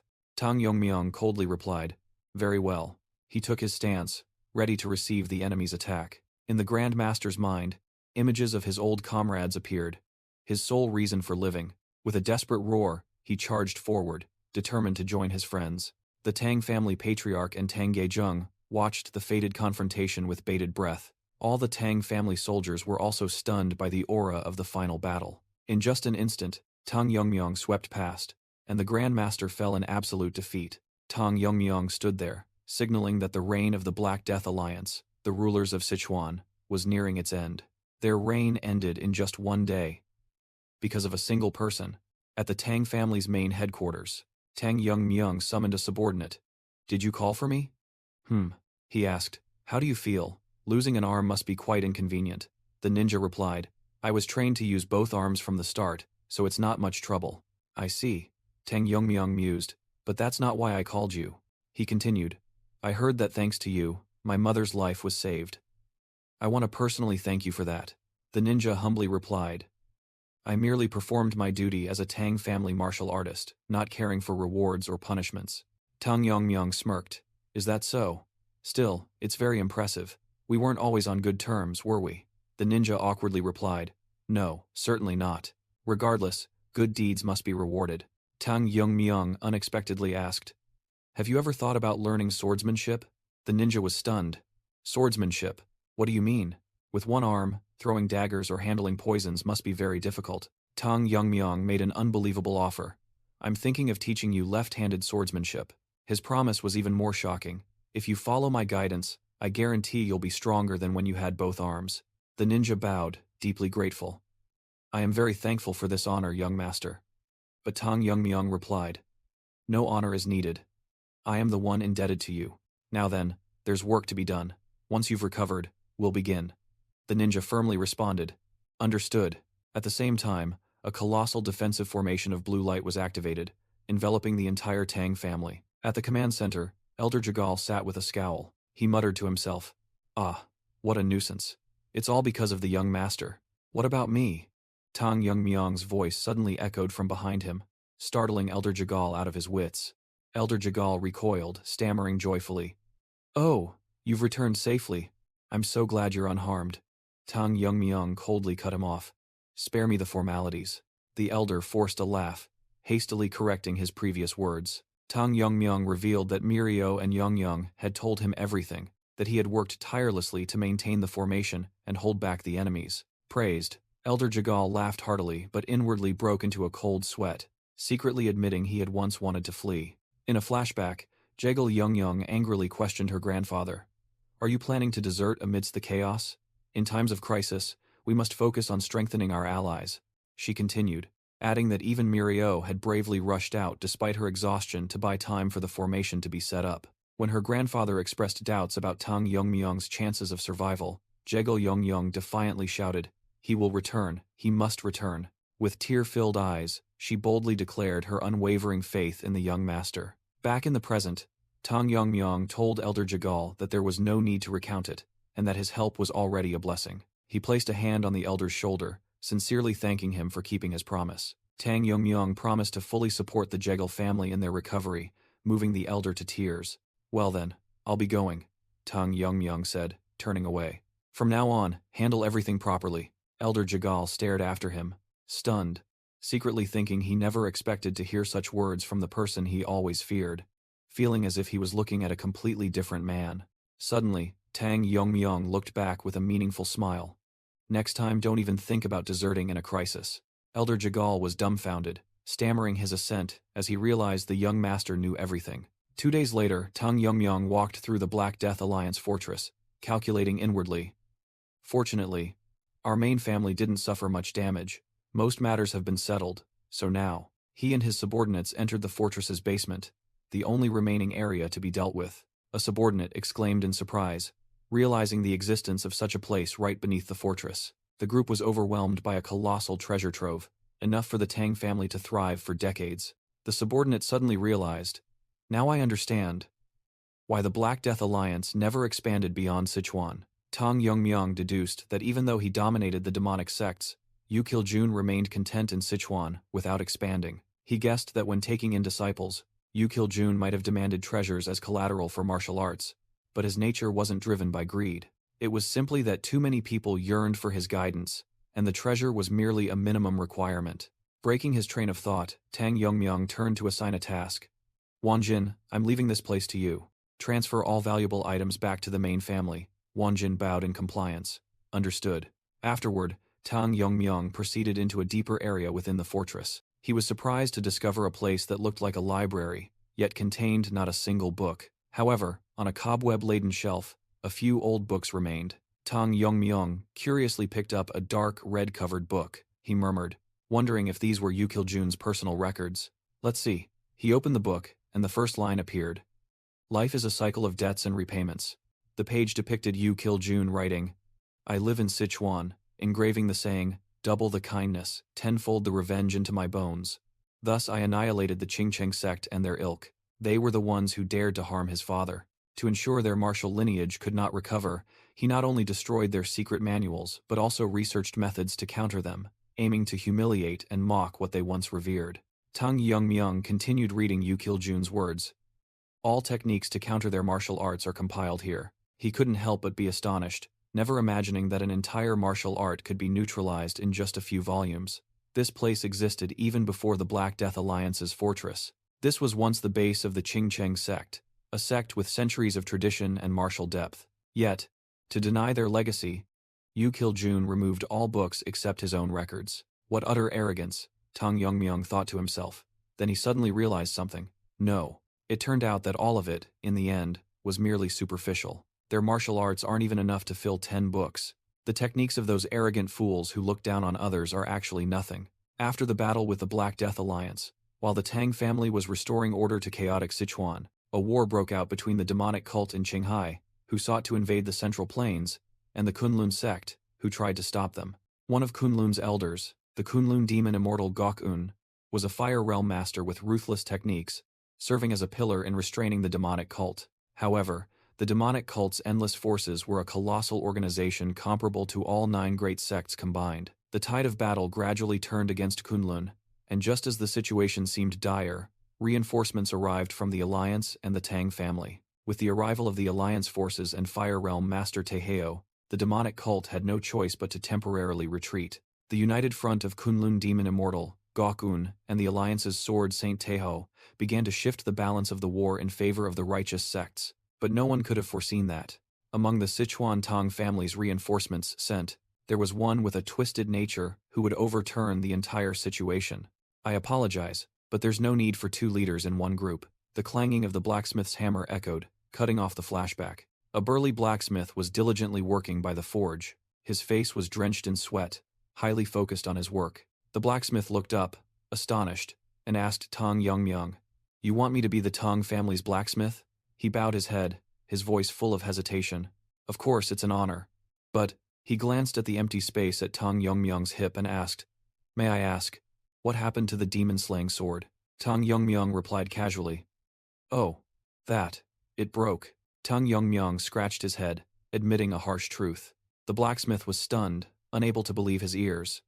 What did you say? He thought to himself, though it pained him that his master's final masterpiece was destroyed. The demon-slaying sword had fulfilled its mission. After all, it had sent the Black Death Alliance leader to the afterlife. Such a renowned sword could only be forged by someone like you. Tang Yongmyung offered to recruit him and suggested showing him something. Both proceeded deep into the forge. The blacksmith was terrified when he saw what Tang Yongmyung brought out. This. What is this? Simply put, this is the horn of a divine beast, Tang Yongmyung explained, further astonishing the blacksmith. He revealed that the Tang family's blacksmiths were helpless, unable to melt it, and expressed his desire to rely on his skill. The blacksmith fell into thought, muttering, My apologies. I was lost in thought for a moment. He analyzed that because the horn possessed spiritual energy, it couldn't be forged by conventional methods, and the entire process would have to be rethought. It will need to be forged with cold qi, not heat. Tang Yongmyung proposed a crazy idea. He explained the principle of yin and yang, suggesting that when exposed to extreme cold, the horn might react as if encountering extreme heat. Just as a metal blade with yang properties is tempered by fire, this horn with yin properties might react to cold qi, he asserted. We'll know if we try, Tang Yongmyung said. Thanks to the cold qi collected when I saved Miso, I can easily channel it in here. He suddenly remembered Miso, and told himself he would have to visit her after this was done. Tang Yongmyung placed his hand on the horn, channeling an immense surge of cold chi into it. Immediately, a terrifying explosion of cold chi engulfed the entire room, throwing the blacksmith backward. The blacksmith was utterly terrified, while Tang Yongmyong calmly remarked, "Oh, it seems to be reacting." The horn was now completely frozen, and Tang Yongmyong instructed, "Now, try hitting it with a hammer. Be careful not to touch it with your bare hands." The blacksmith swung his hammer, delivering a thunderous blow to the frozen horn. His eyes widened in astonishment. "It's actually deforming." As the horn began to take shape, a spark of hope ignited in the blacksmith's eyes, and he exclaimed, "With this, it can be done." Tang Yongmyong smiled and entrusted him. "Then I'll leave it to you," while the blacksmith still pondered. "Although this horn is a bit small to make a proper sword, a dagger of suitable length is enough," Tang Yongmyong confidently replied. "For me, the length of the blade doesn't matter." The demon-slaying sword, having fulfilled its mission, shattered into pieces. Now, the blacksmith was determined to forge a new blade to replace it. Meanwhile, in distant Xinjiang, a magnificent structure stood majestically amidst the mountains. A burly old man with white hair was heartily downing a bowl of wine. With bulging muscles, he sat there, with the aura of an emperor. The old man turned to a beautiful woman with strange tattoos. "Ma Ui, you never cease to amaze me. Enough for me to understand Emperor Xuanzong of Tang's obsession with Yang Gifei." Ma Ui looked displeased. "Are you comparing me to the woman who ruined the country?" Then she smiled charmingly. "I am completely devoted to the cult leader and the divine cult with both my body and soul." Ha ha ha. "Indeed. It was an insulting comparison. I apologize." The old man laughed heartily, then said seriously, "More importantly, there's something I want to ask you." The old man asked directly, "You know our cult is at war with Kunlun, don't you?" Ma Ui replied as images of the battlefield appeared. "Of course, it's the path that must be cleared to advance into the Central Plains, but we still haven't been able to break through." The old man continued to analyze. "The real trouble comes from Kunlun demon immortal Gok-un and the Alliance's sword Saint Teho, who just brought reinforcements. It's because of those two that our forces are held back," the old man said. "But even in a drought, there is rain." An image of betrayal appeared, a Tang family elder secretly attacking his fellow disciple. The old man revealed, "A certain elder from the Tang family has sought to contact us. Ma Ui. He asked for your help," the old man said. Astonishing Ma Ui. "My help? Indeed. Your medical skills seem to have become renowned all the way to Sichuan.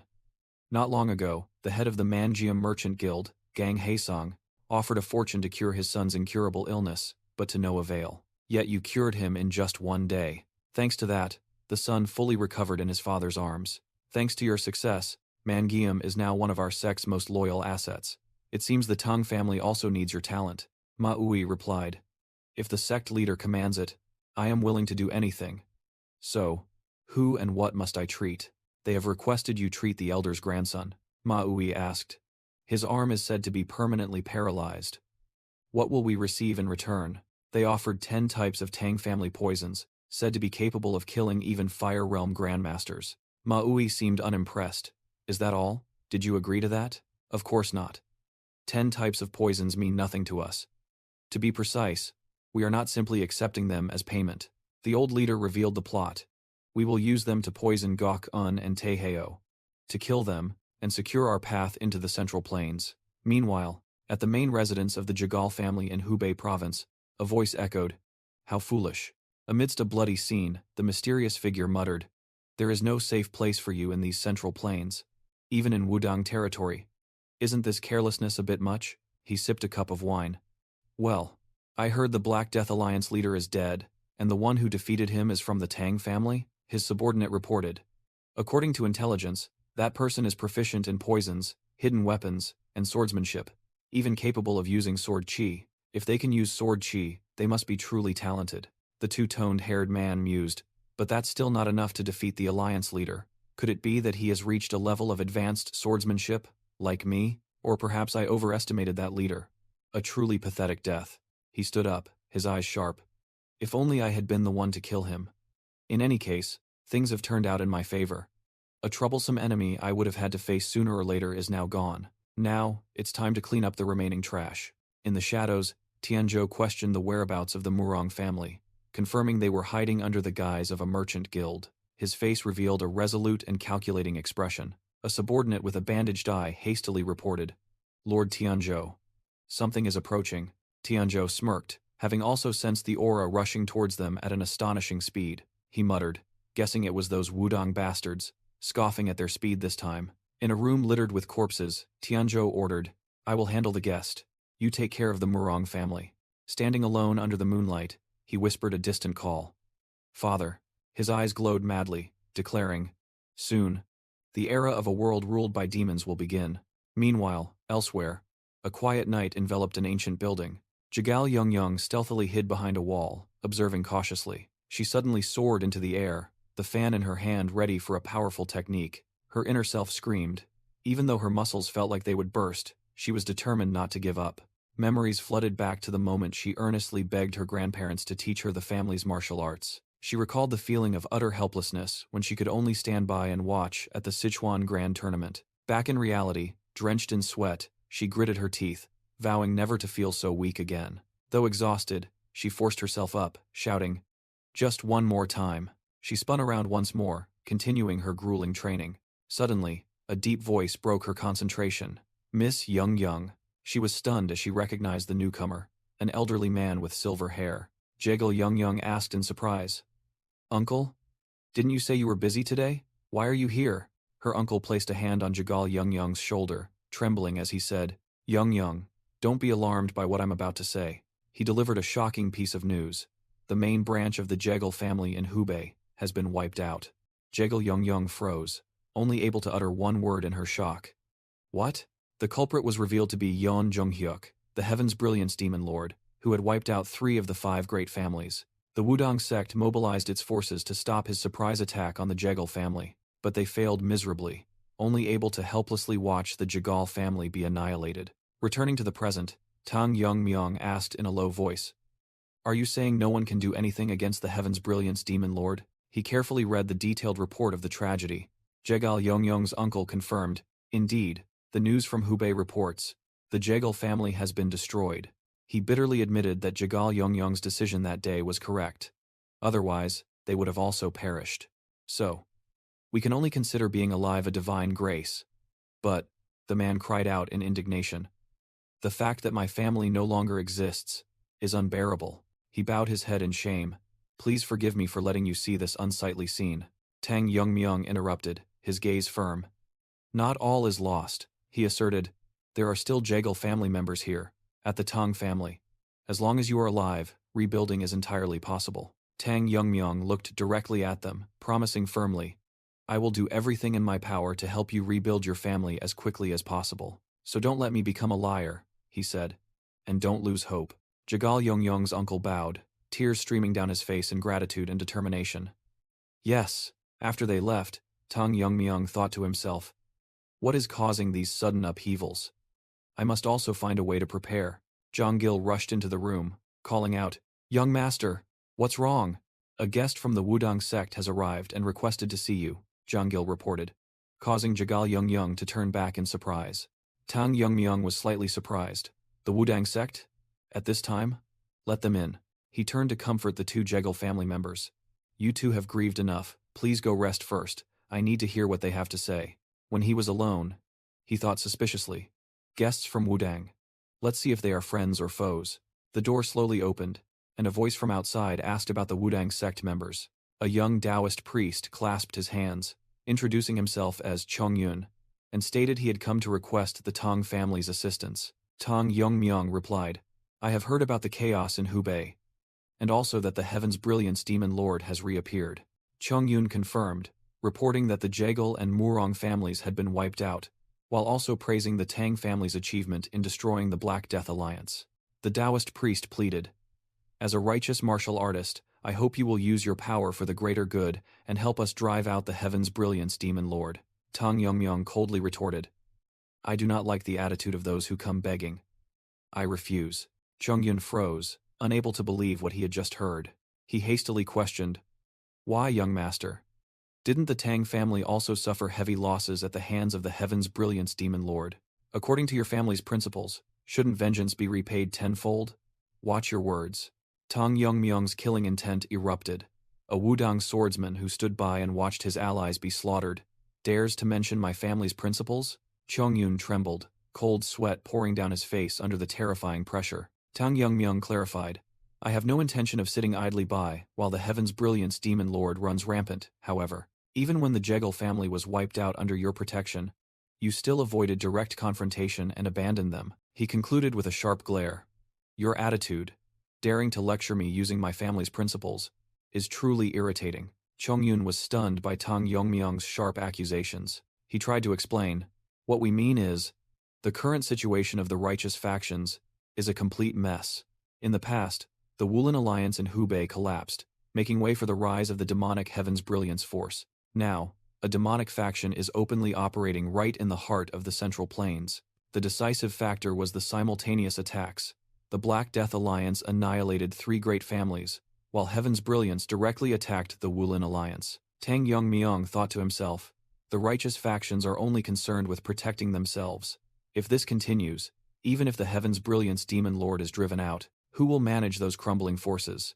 Without a common enemy, they will turn to devour each other. He sighed in exasperation, realizing they were even worse than the Black Death Alliance. Trouble just kept finding him. A thought flashed through Tang Yongmyung's mind. Perhaps I should manage the righteous factions myself? Chongyun rejoiced, quickly asking, That's a great idea. Does this mean you will cooperate with us? Not for now. Tang Yongmyung stood up. The top priority is to assist Kunlun and the joint sect in attacking the demonic cult. He leaned his hands on the table and continued. However, someone will be needed to oversee both fronts and respond to the situation. Chongyun desperately pleaded. Yes, then please allow us. No. Tang Yongmyung cut him off, his eyes sharp. The center will be here, in Sichuan. We will establish a new Wulin alliance here. Following the young master's declaration, the establishment of the Second Wulin Alliance progressed at a dizzying pace. Under Jagal Changshin's command, buildings were rapidly erected. The land reclamation caused land prices in Sichuan to skyrocket, bringing endless laughter to the management. And so, the Second Alliance of the Righteous Factions, the Righteous Heaven Alliance, was officially born. Immediately after its establishment, the Righteous Heaven Alliance began recruiting talents on a large scale, calling upon heroes from all corners of the world to gather in Sichuan. Tang Yongmyung asked his subordinate in surprise, Are these the people who have come to join the alliance? The official replied, unable to hide his astonishment. As expected, I didn't think the scale would be this grand. He proudly explained that the young master's reputation had spread far and wide, attracting the 6 great sects and 3 great families, along with countless other minor sects. They even gave the young master a title, the official added, making Tang Yongmyung curious. A title? A new epithet was born, echoing throughout the martial arts world. The venomous sword dragon. The blonde young man next to him commented, It's a bit embarrassing, but I think this title suits you. Tang Yongmyung merely chuckled softly, muttering, The venomous sword dragon, huh? Not bad. The old official quickly suggested, Shouldn't you officially declare yourself the alliance leader now? No one would object. However, Tang Yongmyung shook his head. That's not certain. The Righteous Heaven Alliance raises the banner of eradicating demonic forces. But do all those gathered here share a common goal? He wondered, looking towards the groups of martial artists. There will certainly be others with ulterior motives, he affirmed, his gaze sweeping over the calculating faces. From Wudang Taoist priests to Shaolin monks, each had their own objective. That is why, Tang Yongmyung asserted, First, I need to make them acknowledge my authority. The crowd of martial artists was still buzzing with chatter outside the main hall. The 3 of them stood in the middle of the square, becoming the center of all attention. The old official secretly admired. Just as the young master predicted. It's as if you foresaw this. After completing the procedures, representatives of the major sects came to meet the young master. The Shaolin Grand Master clasped his hands and stated directly, Young master, rumors are often exaggerated. We wish for you to prove your strength through a decisive duel. Grandmaster Jia-un coldly declared that, of course, the position of alliance leader would be wagered in this duel. The mustachioed elder secretly thought it was ridiculous that they would use this excuse to aim for the position of alliance leader. In an era of incessant warfare caused by the rise of demonic forces, Sichuan, where the Black Death Alliance leader once ruled, had been relatively peaceful, but now it had become a leaderless territory. It has become a lucrative territory, ready for a new power to take root. Whoever claims the position of alliance leader will not only inherit the legacy of the Black Death Alliance, but also gain the loyalty of countless followers. Thinking along those lines, there are also those brave enough to take risks. The elder sighed, hoping this match would teach them their limits. The Grandmaster clasped his hands. He was Jia-un of Shaolin. Jia-un instructed Tang Yongmyung. Consider this match a real battle. I've heard you're known as the venomous sword dragon. So display all your martial arts, including poisons and hidden weapons, to leave no regrets. Thank you for your concern, but I will only use my sword, Tang Yongmyong replied. Using poison could lead to unfortunate accidents. Accidents? Ja-un frowned, unable to hide his displeasure. The mustachioed elder declared. Then, let the match begin. Are both of you ready? Tang Yongmyong and Ja-un both nodded decisively. The referee began the introduction. Now, please welcome the decisive match between Grandmaster Ja-un of Shaolin and Tang Yongmyong, the young master of the Tang family, also known by his title, the Venomous Sword Dragon, to contend for the position of Alliance Leader of the Righteous Heavenly Alliance. Ja-un looked directly at his opponent. Accidents, you say? I acknowledge your rapid progress, but your arrogance seems boundless. An earth-shattering explosion echoed as Ja-un's fist struck, shattering the ground. The martial arts crowd exclaimed in horror. That move. That is the essence of Shaolin martial arts. Ja-un activated his Vajra indestructible body, his entire being radiating a brilliant golden light that shook the ground. The martial arts crowd realized in terror that this was no ordinary move, but the supreme martial art of Shaolin's founder. The Grandmaster roared, confident that his true Vajra indestructible body could withstand all poisons. Everyone believed that even with the title the Venomous Sword Dragon, Tang Yongmyong could not penetrate this defense. Ja-un challenged, suggesting that Tang Yongmyong's refusal to use poison was a declaration of forfeiting the alliance leader position. Contrary to the tension, Tang Yongmyong merely smirked, thinking to himself that he hadn't expected to be tested so early. Meanwhile, at another meeting, Tang Yongmyong was discussing with his subordinates the construction of the alliance headquarters. Elder Jegal asked if he intended to establish the headquarters on Qingcheng Mountain, and he confirmed it was a suitable location. As Tang Gyuhyun was proposing to acquire all the surrounding land, a loud voice from outside the door interrupted. A large man named Mo Renjie burst in, apologizing for the interruption. He smiled eagerly, saying he couldn't wait to show the young master something special. Both Tang Gyuhyun and Elder Jegal were stunned by a short sword radiating brilliant light. Tang Yongmyong calmly asked if the weapon had a name yet. Mo Renjie proudly explained that, inspired by its white light and cold energy, he had named it. The short sword was named White Snow Dragon Fang. Back at the match, Tang Yongmyong drew that very short sword, astonishing Ja-un. The Grandmaster scoffed, deeming it foolish stubbornness to face him with just a dagger. An explosion rang out as the internal energies clashed, tearing the ground apart. Ja-un roared, deciding to use his experience to teach Tang Yongmyong a lesson, and unleashed a devastating punch. Ja-un's punch created a terrifying explosion, shaking the entire arena. The terrified crowd whispered, believing no one could withstand the Grandmaster's fist techniques without injury. Yet, all were silenced as they witnessed an unbelievable sight. Tang Yongmyong, with just a short sword, had blocked the heaven-shattering punch. Ja-un was stunned, unable to believe his eyes. What is this? Tang Yongmyong silently analyzed. Shaolin's internal energy is indeed somewhat righteous, but he twisted the blade, skillfully cutting into the opponent's energy flow. Ja-un was horrified to realize the internal energy in his fist was being torn apart. Tang Yongmyong recalled the Tang family's secret. To counter martial arts, one must break their foundation. He knew that Shaolin's foundation was a smooth flow of energy. Therefore, simply disrupting that flow could break all techniques. Countless energy slashes from the short sword tore through Ja-un's defense. The crowd roared. Impossible. The true Vajra indestructible body is being repelled by a dagger? In the crowd, a hooded figure gasped, "That sword art."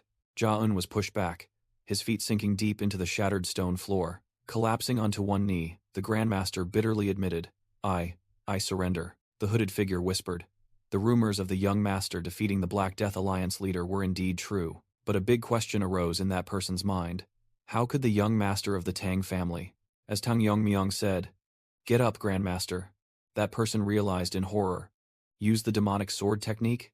The new Righteous Heaven Alliance headquarters stood majestically under the moonlight. Tang Yongmyong stood silently on the balcony, his gaze fixed on the full moon. Now, he was the Alliance leader. He admitted to Elder Jegal, being called the Alliance leader instead of young master feels strange. Elder Jegal reminded him that he had proven his strength to the entire martial arts world, so he should get used to the new title soon. He reported that someone from the Murong clan wished to meet him, which surprised Tang Yongmyong, as he thought this clan had been annihilated by the Heaven's Brilliance Demon Lord. Elder Jegal sternly relayed the mysterious guest's message: sword demon, Herculean physique, and cultivation method. Hearing those keywords, Tang Youngmyung was stunned speechless. In the study, a young man knelt and introduced himself.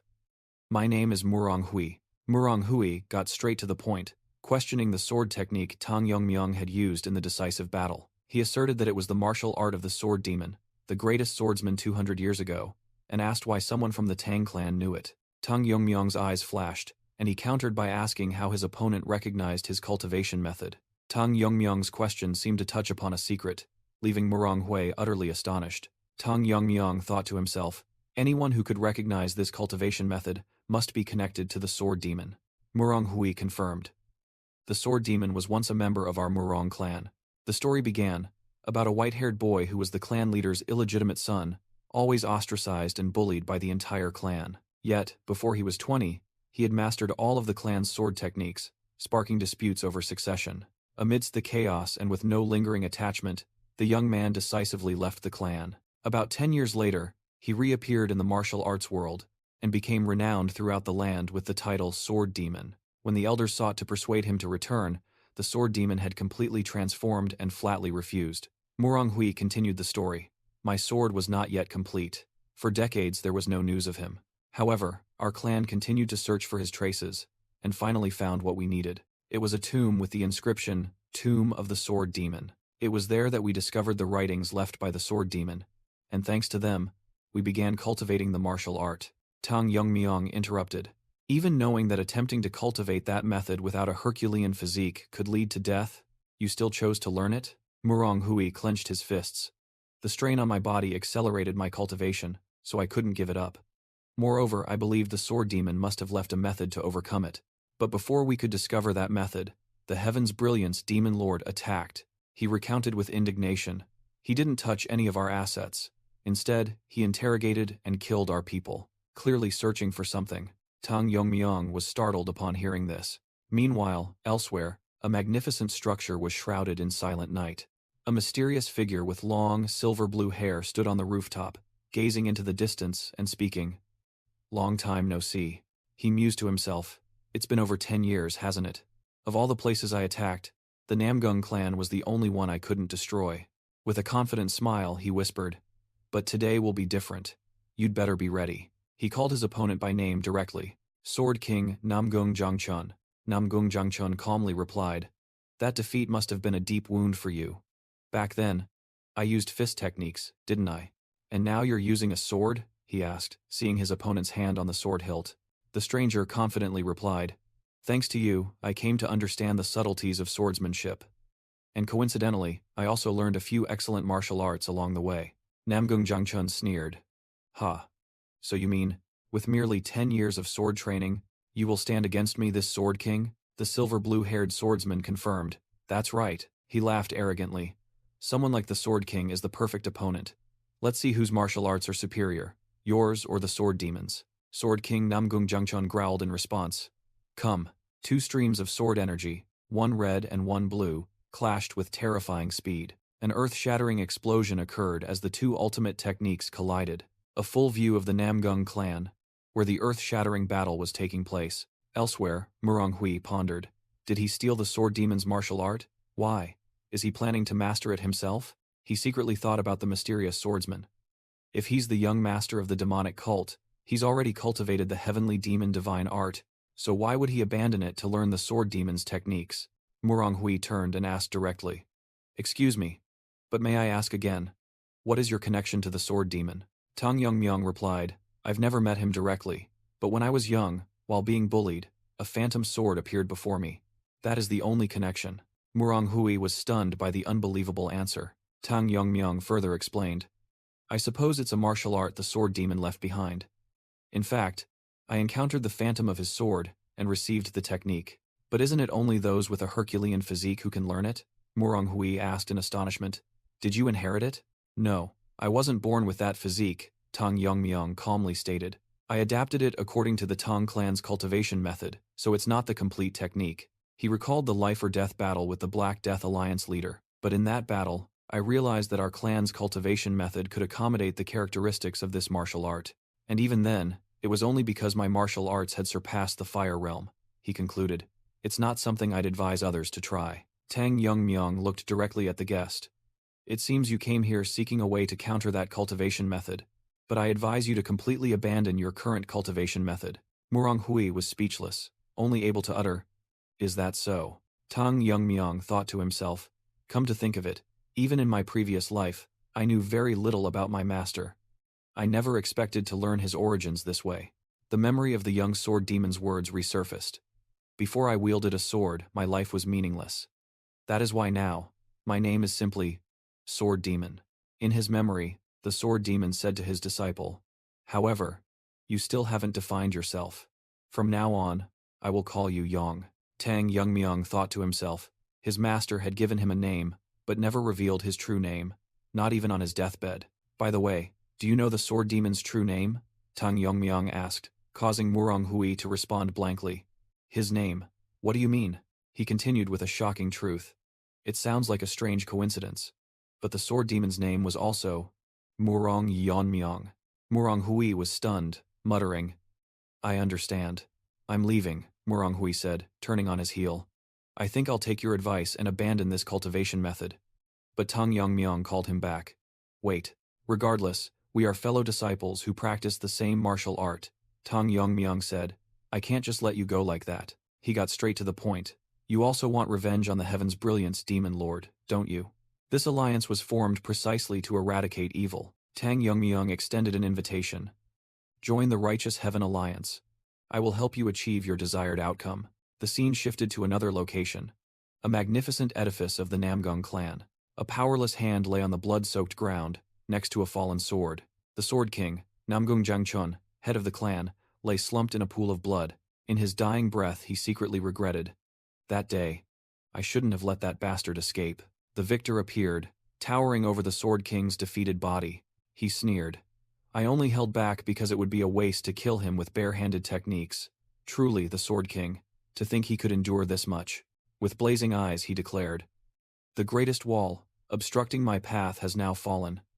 The era of the demonic realm is drawing near." The Namgung clan, loyal protectors of Anhui province, was wiped out in a single night. The shocking news quickly spread to Mount Hua, Mount Zhongnan, the Wudang sect, and Shaolin, warning all righteous factions of the impending danger. Returning to the present, Elder Jagal rushed over, shouting, "Alliance leader." The call startled Tang Yongmyong, who was standing in the training yard, making him turn around. Elder Jagal stood before Tang Yongmyong, who was standing with his arms crossed in thought. The shocking news of the great clan's downfall had reached the Righteous Heaven Alliance. During the emergency meeting, a member worried, "Not long after the Juga and Murong clans were annihilated, even the great Namgung clan has fallen." Tang Yongmyong analyzed. Perhaps they were attacked from multiple sides. Could it be that, besides the Destruction Demon Lord, there are other masters who have reached the extreme demon realm? An elder reported, "According to what we've confirmed, all of the Demon Lord's extreme demon masters have been assigned to the three great demonic clans." Tang Yongmyong frowned in question. "The three great demonic clans?" The elder explained that these were demonic clans created by the Demon Lord after overthrowing the old clans, including the Guizhou Guo clan, the Fujian Lu clan, and the Shangxi Hua clan. He added that the Shangxi Hua clan alone was said to have two extreme demon masters, tasked with keeping an eye on Mount Zhongnan and Mount Huashan. Including the Demon Lord himself, there are at least 5 extreme demon masters, the elder concluded. But in my opinion, there was probably no joint attack as the alliance leader suspects. He began to explain the power of the Sword King, who had comprehended the mystery of weight, once inside his domain. Even formidable warriors would be unable to move due to the terrifying pressure, regardless of their opponent's realm. Furthermore, even without his weight sword technique, he was still the greatest swordsman of this era.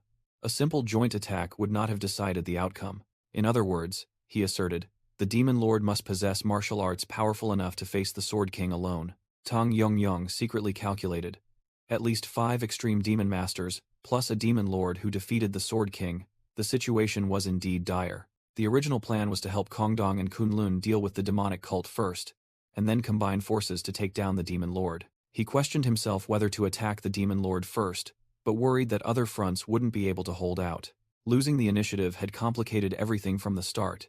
He had to figure out the most effective way to allocate forces. Suddenly, a shout of Alliance Leader rang out, interrupting Tang Yongmyong's thoughts. All key members of the Righteous Heaven Alliance had stood up, their gazes fixed on him. Tang Yongmyong told himself. Everyone is waiting for my orders. I cannot show hesitation. Just as Tang Yongmyong was about to issue orders as the alliance leader, a loud noise echoed as the meeting room door was flung open. A wounded man, panting, burst in, shouting, "Something terrible has happened." Tang Yongmyong recognized the man's attire. "You are a Taoist from the Kongdong sect?" he questioned. "The battle with the demonic cult is intense. Why are you here?" The messenger hastily asked again. Are you the alliance leader of the Righteous Heaven Alliance?" "Yes, speak calmly," Tang Yongmyong replied. "What happened to Kongdong and Kunlun?" The messenger cried out in despair. "Please save our sects. Grandmaster Taehaeo and the Kunlun demon immortal have been afflicted by an unknown poison." Images of the two renowned masters, Taehaeo and Gakun, appeared with expressions of extreme horror. Tang Yongmyong froze at the shocking news. "Poison?" he thought in alarm. "Impossible." A memory suddenly resurfaced, of him handing someone a small pouch and instructing, "Take this." It was the fourth elder, and Tang Yongmyong explained. "This is the bird-killing flower, one of the 10 poisons.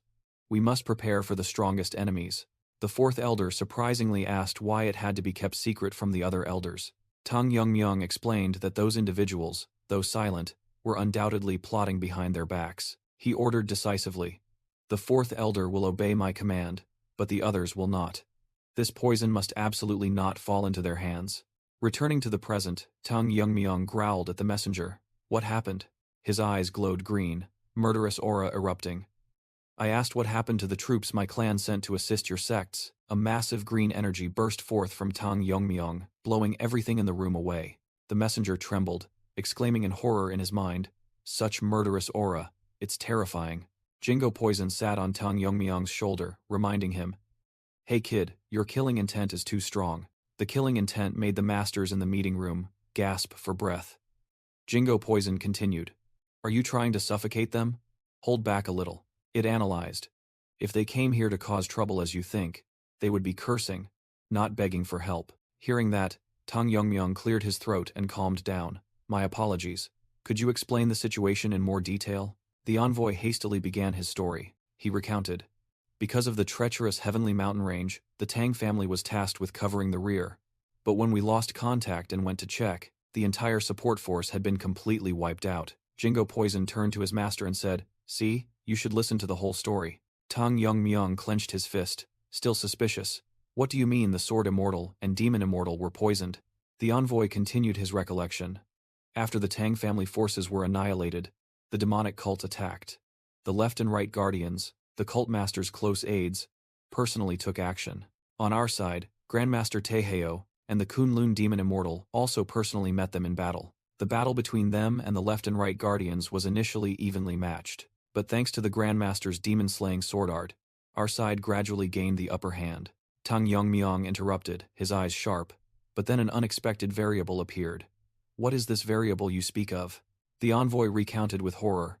Amidst that earth-shattering clash, someone unexpectedly intervened, and both of them, Grandmaster Taehaeo and the Kunlun Demon Immortal, both collapsed in pain. Someone calling himself the Poison Demon. They were poisoned by him. The story paused, shifting scenes to another time. At an underground facility of the Heavenly Demon Cult, Tang Moonchan woke up, his entire body wrapped in bandages, bewildered as he wondered. "Where am I? I thought I only came to treat my arm." Chained in the dungeon, Tang Moonchan secretly doubted the agreement his grandfather had made with the demonic cult. Suddenly, footsteps echoed, signaling someone approaching. A strange woman appeared, confirming he was indeed the child of the Tang family, who came to treat his arm. She introduced herself as the demon healer Baek Soyeon, who would be in charge of his treatment. Tang Moonchan was stunned that the famous demon healer was a young woman, prompting Baek Soyeon to question his trust in her. After examining him, she casually declared that his meridians were shattered, and conventional methods were useless. She asked if he had made an enemy of the one who did this, which made Tang Moonchan recall his hatred. In his mind, the image of Tang Yongmyong appeared, the one he believed had stolen the position that rightfully belonged to him. Returning to reality, Baek Soyeon unexpectedly suggested, "It can't be healed. How about we just chop it off?" She explained that with his low aptitude, forcibly rejoining his meridians was not as good as cutting it off to become stronger. Tang Moonchan was utterly terrified, desperately asking if there was any other way. Baek Soyeon revealed there was still one path: learning a demonic art, which could both heal his arm and improve his aptitude. As a member of the orthodox Tang family, Tang Munchan wavered, but his desire to heal his arm made him ask again to be sure. Baek Soyun confirmed, but with one condition: he must learn a special demonic art called the Immortal Demon Art. She described this cultivation method as having extraordinary regenerative abilities. Even a severed head could grow back, let alone an arm. However, she warned that this was not something just anyone could learn, and the price to pay was extremely high. When Tang Munchan asked what he had to do, Baek Soyun gave her first condition: abandon the Tang family. He replied blankly that they had already left the Tang family, but she immediately corrected him. That's our business, not yours. Baek Soyun demanded that he sever all ties, including with his father and grandfather. Because this was a supreme secret art, they could not allow anyone who could influence his will to remain. Demon healer Baek Soyun gave her final condition: if you wish, I can return you to your family right now. The choice is yours. Faced with the decision, Tang Munchan gritted his teeth, wondering if the price to pay was truly just that. He roared in his mind that he had endured until this moment solely for revenge, and the opportunity was right before his eyes. Tang Munchan decided resolutely, I've already abandoned the Tang family name, so why can't I abandon my family?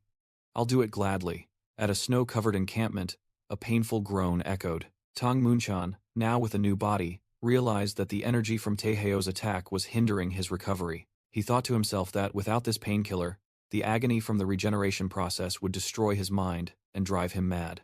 Recalling the battle, he regretted that even though he had used blood from his severed arm to poison a few Fire Realm grandmasters, he still couldn't do more. He gritted his teeth, determined to become even stronger until the day he could kill that bastard Tang Yongmyung. I will master this demonic art and make him pay for the humiliation he caused, Tang Munchan growled. Sometime later, Baek Soyun announced, Congratulations, your arm has fully recovered. Who would have thought you had such talent for demonic arts? Tang Munchan thought in astonishment. I never imagined such a martial art could exist. Is this the immortal demon art? He thanked the demon healer for the treatment, but then wondered, but why am I tied up here? Baek Soyun coldly replied that his fundamental aptitude was lacking, and if he remained as he was, he wouldn't get anywhere. She explained that the true power of the immortal demon art was its ability to transform the body, which allowed its creator to become unrivaled, and even dare to challenge the cult master. Tang Munchan was stunned by the story, while Baek Soyun warned him never to think of following in the footsteps of the immortal demon. Ultimately, he was killed by the cult master. She revealed a brutal truth. He asked in confusion, but wasn't the immortal demon invincible, able to regenerate even if his head was cut off? How could he be killed? Baek Soyun explained that this demonic art relied on controlling demonic energy, so it was useless against the cult master, who dominated demonic energy itself. As Baek Soyun leaned closer, Tang Munchan blushed and stammered, So, what exactly are you planning to do with me? Baek Soyun mocked, saying that Tang Munchan's immortal demon art was currently only at level 3, no different from a scarecrow for people to stab. Tang Munchan recognized his grandfather's slaughter evolution needle in horror and stammered, asking what she intended to do. I already told you, I will reform you, Baek Soyun whispered as she plunged 2 needles straight into his neck. She explained that the fastest way to master demonic arts was to be constantly injured and near death, and she promised to fix his weak offensive capabilities as well. Baek Soyun mentioned the Tang family's poison human realm, where a single breath could kill dozens of people. From now on, I will make you drink this poison, she declared. Even if it feels like you're about to die, rest assured, you won't actually die. By constantly being poisoned and regenerating, Tang Munchan's body would be reformed to possess the characteristics of poison, until he became an immortal poison master. Sometime later, Tang Munchan roared in pain. He stood up, spitting out a mouthful of thick, poisonous blood. Damn it, has my body still not fully adapted? He thought in despair. Just then, a subordinate ran up, shouting, Poison Master! Tang Munchan, now Poison Master Munchan, coldly turned around and asked what was wrong. The subordinate reported that they had captured some fleeing members of the Joint Sect and the Kunlun Sect. Tang Munchan repeated sarcastically, Prisoners? He smirked, thinking that the Kunlun Sect and the Joint Sect would be annihilated anyway, so releasing them would leave them nowhere to go. Kill them all, he ordered, his eyes burning with cruelty. Don't leave any hope for those who dare to oppose us. Elsewhere, under the pouring rain, a group of righteous martial artists was desperately fleeing. They cried out in despair as their pursuers relentlessly clung on, soon to catch up. Elsewhere, an enemy commander gritted his teeth as he realized That poison master has turned the tide of the battle. He secretly hoped the envoy sent to Sichuan wouldn't be too late. Meanwhile, a group of fleeing martial artists suddenly screamed as they saw a figure blocking the path ahead. That figure suddenly emitted a dazzling light. Hyungso suddenly stopped, startling his comrades. "They're gone? Senior brother Hyungso, why did you stop?" The other person cried out in despair as the pursuers closed in. "The enemy is right on our heels." Hyungso decisively turned back, shouting, "I will buy time for everyone. Senior brother and Kunlun Taoist, please keep running." The white-haired senior brother looked back in pain, while the pursuer's voice echoed, "Long time no see, Taoist." The old Taoist being carried looked bewildered by the sarcastic greeting. Suddenly, a surge of azure sword energy shot forth from the front. The pursuers flinched, realizing the danger. "Wait, something's coming." Hyungso was stunned by the sudden intervention. Then he recognized the newcomer, his eyes welling up with joy. "Ah, he's here." Tang Yongmyong appeared, silently walking through the battlefield littered with enemy corpses. He turned back to ask, and Hyungso happily announced, "Is everyone all right? The reinforcements we sent for have arrived." Tang Yongmyong looked at the two dying grandmasters and thought, "Both of their conditions are not good. I must act now," he stated decisively. "Fortunately, it's only poison, no external injuries. Since there isn't much time, let's start detoxifying immediately." Hyungso clasped his hands in gratitude. "It's fortunate that the young master has come to assist. For that reason, please hold them off until the detoxification is complete." He instructed his comrades as they formed a defensive barrier. Hyungso realized in horror that the two main enemies were approaching. Damn it, the ones leading the pursuit. It's those two. The envoy recognized the enemy in terror, left envoy of brilliance, Gongsun Tai, and also the right envoy of brilliance, Helian Jingxian. He thought, left and right envoys? I heard they are great demon lords of the demonic cult. Tang Yongmyong turned back and instructed, "I need about half a minute to detoxify. Please buy me some time." Gongsun Tai sneered. "Detoxification? So, reinforcements from the Tang family have arrived." The poison demon growled. "However, do you think I'll give you time to detoxify?" He swung his great saber, imbued with demonic energy. "I will kill all of you right here," Hyungso roared, rallying his comrades. "Half a minute. Forget it. Fight with all our lives." Tang Yongmyong entrusted them. "Then, I'm counting on you all." He knelt beside the two dying grandmasters, Grandmaster Ja-eun. Suddenly, an earth-shattering surge of internal energy erupted from the righteous martial artists. Gongsun Tai was stunned. "Half a minute. If that's all it takes." Helian Jingxian also swung his sword, preparing for a fierce confrontation. Grandmaster Ja-eun stood up, his entire body radiating brilliant golden light, and declared defiantly, "This old monk Ja-eun will hold on with all his might." The story returns to the time just before Tang Yongmyong departed for Xinjiang, at the headquarters of the Righteous Heavenly Alliance. Tang Yongmyong explained his strategy. "Vaguely dispersing our forces will only create an advantageous situation for the enemy. Just think about it." He continued to question the alliance members. "Can we resist the Demon Lord with the remaining forces after sending troops to Xinjiang?" A member asked worriedly. "So, will Kongtong and Kunlun be abandoned like this?" Tang Yongmyong asserted. "Losing Kongtong and Kunlun, home to masters of the transformation realm, would be a severe blow both to morale and actual strength." Tang Yongmyong boldly declared, "Therefore, I will personally go to Xinjiang with a special unit." He continued to entrust, "While I am away, full control of the Orthodox Heavenly Alliance forces will be handed over to military commander Zhuge." A member worriedly spoke up. "However, if the alliance leader, the pillar of the alliance, leaves the front lines, everyone's morale will drop." Tang Yongmyong firmly explained, "This is the best way to deal with both sides without scattering our forces." Great Master Ja-eun immediately suggested, "Then, how about this old man accompanies you?" The Great Master added cautiously, "The Alliance leader's martial arts are beyond doubt, but shouldn't we prepare for unexpected attacks during the detoxification process? Currently, the Xinjiang battlefield is engulfed in smoke and fire. Great Master Ja-eun alone fought against two guardians of the demonic cult, his golden protective aura shining brightly. His fist easily blocked the powerful kick of the Gwangmyong left envoy Gongsun Tae. His bare hand also lightly parried the fatal sword strike from the Gwangmyong right envoy Hyokryon Jungseon. Blown back, Gongsun Tae exclaimed in surprise, "Impressive. This is the Shaolin's secret technique, the indestructible Vajra body." He had to admit, indeed, a venerable great master, that reputation is not unfounded. Gongsun Tae bitterly concluded that there was no way to break through that defense in just half a minute. Hyokrion Jungseon added angrily.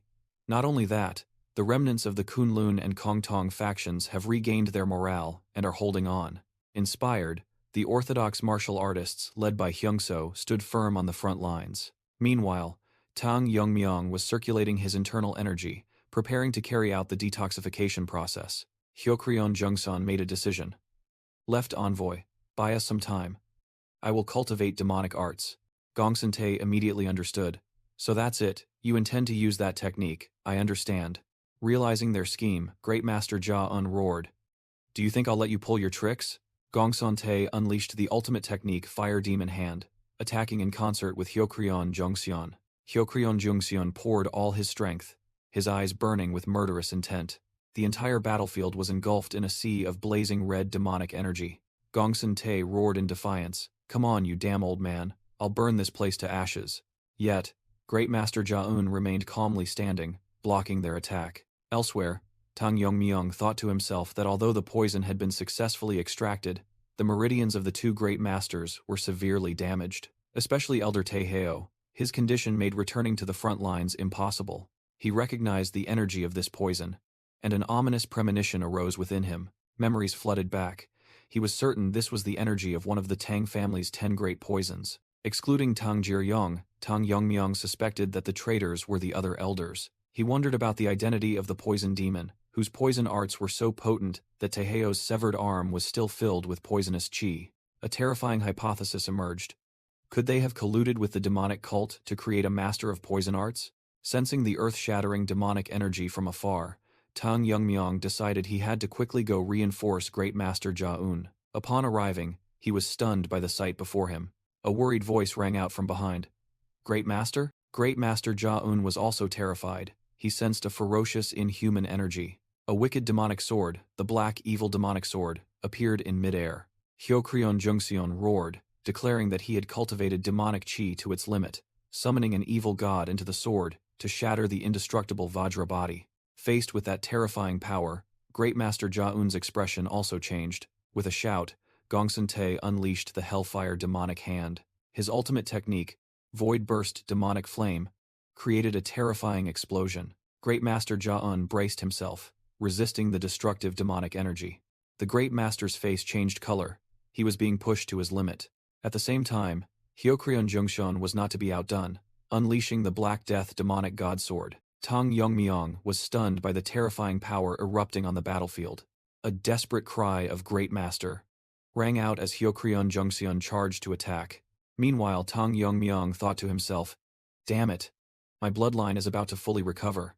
If I let go now, the lives of these two will be hard to guarantee. Jingo Poison spoke up. Alliance leader, focus on the treatment. But on the battlefield, Great Master Ja-un, despite having lost an arm, still resolutely declared, for their sake, I can endure even more. Gongsun-tae roared mockingly. Just one arm? You speak as if that's the end of it. The arm is just the beginning. I will burn you and tear you to shreds. Jingo Poison on Tang Yongmyong's shoulder suddenly sensed a strange energy.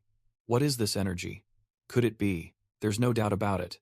But he's not a shaman, is he? Then how could such a massive surge of evil qi erupt from his sword?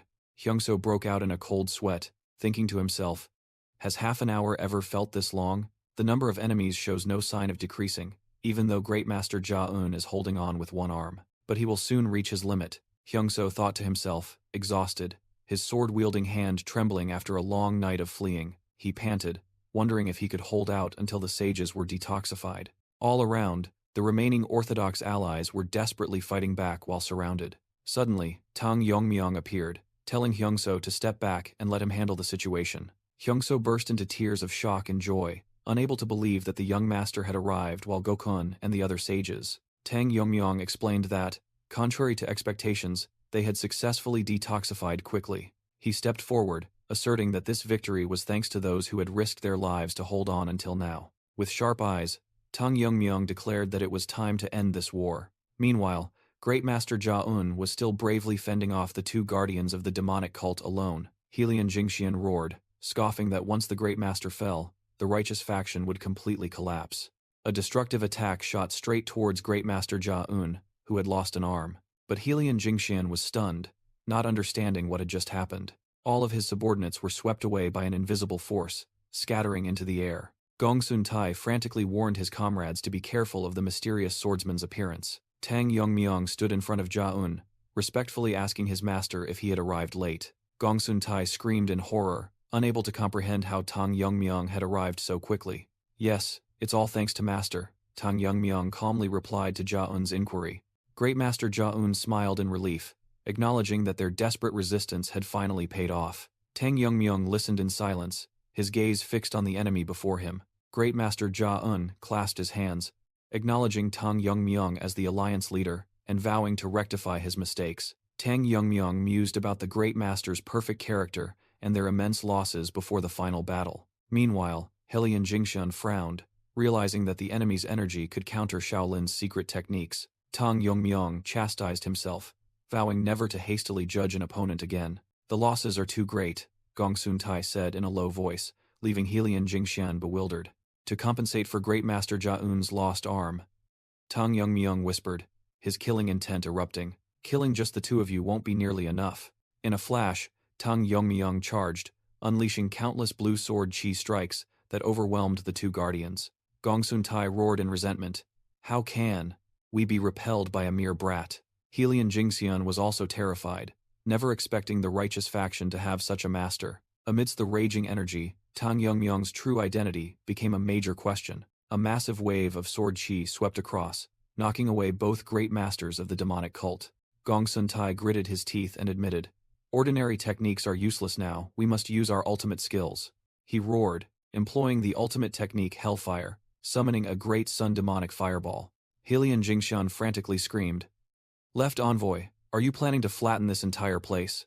Tang Yongmyong narrowed his eyes, recognizing the terrifying destructive power of the attack. If that demonic fireball struck, this entire area would be razed to the ground. Tang Yongmyong's hair turned silvery white as he unleashed his own sword art. Two destructive energies, one righteous and one evil, collided with an earth-shattering explosion. Right Guardian Helian Jingxian was frozen, unable to believe what had just happened. Left Guardian Gongsun Tai was also utterly terrified as he was sent flying. You. Who exactly are you? Helian Jingxian growled, secretly wondering if this was a once-in-a-millennium genius. Facing him, Tang Yongmyong stood coldly, a powerful existence comparable even to the young cult master. Although there's no need to explain to those about to die, Tang Yongmyong began. I will make an exception and tell you, he proudly declared. I am the young master of the Sichuan Tang clan, and the alliance leader of the righteous Heavenly Alliance. Hearing that title, Helian Jingxian was stunned, realizing, so this is the venomous sword dragon? That was also his last thought before completely collapsing on the bloody battlefield. Tang Yongmyong turned to Great Master Jia-un, asking, How is your arm? It's fine. I've stopped the bleeding. You are truly remarkable, the Great Master replied. Jia-un laughed heartily, believing that defeating both guardians of the demonic cult made losing an arm worthwhile. Tang Yongmyong felt apologetic for not being more careful, but Jia-un comforted him, saying that preserving the lives of the masters was the most important thing. And, even though I've lost an arm, the Great Master looked at his remaining hand, glowing with internal energy. He clenched his fist, boldly declaring that his spirit to eradicate demons would never waver. Jia-un's words reassured Tang Yongmyong, who secretly thought how fortunate it was to have such a great master by his side. Suddenly, Tang Yongmyong noticed a dark evil energy that had not yet dissipated from the corpses. He frowned, observing that even though the enemies were dead, their killing intent still lingered. Jia-un suggested, We should eliminate that energy before we leave. Is that possible? Tang Yongmyong asked. The Great Master confidently explained that Shaolin's secret techniques possessed purifying power, easily eliminating ordinary demonic energy. Come, let's finish this and return, Jia-un said, then began to perform his martial art, purifying the battlefield. Jingo Poison frantically screamed, Young man, stop that old man before he touches the energy from the sword. But it was too late. A crimson evil energy engulfed the Great Master. Jia-un realized in horror that his purification attempt had completely failed. Tang Yongmyong immediately clenched his fist, preparing to act. Quick as lightning, he charged forward, tearing through the evil energy to save the man. Great Master, are you all right? Thanks to the alliance leader, fortunately. Tang Yongmyong turned, his sharp gaze meeting the source of the dark energy. Jia-un was secretly horrified. Even though I used all my strength, it still didn't disappear? he explained. The moment I channeled Buddhist power into the sword, the evil energy devoured it.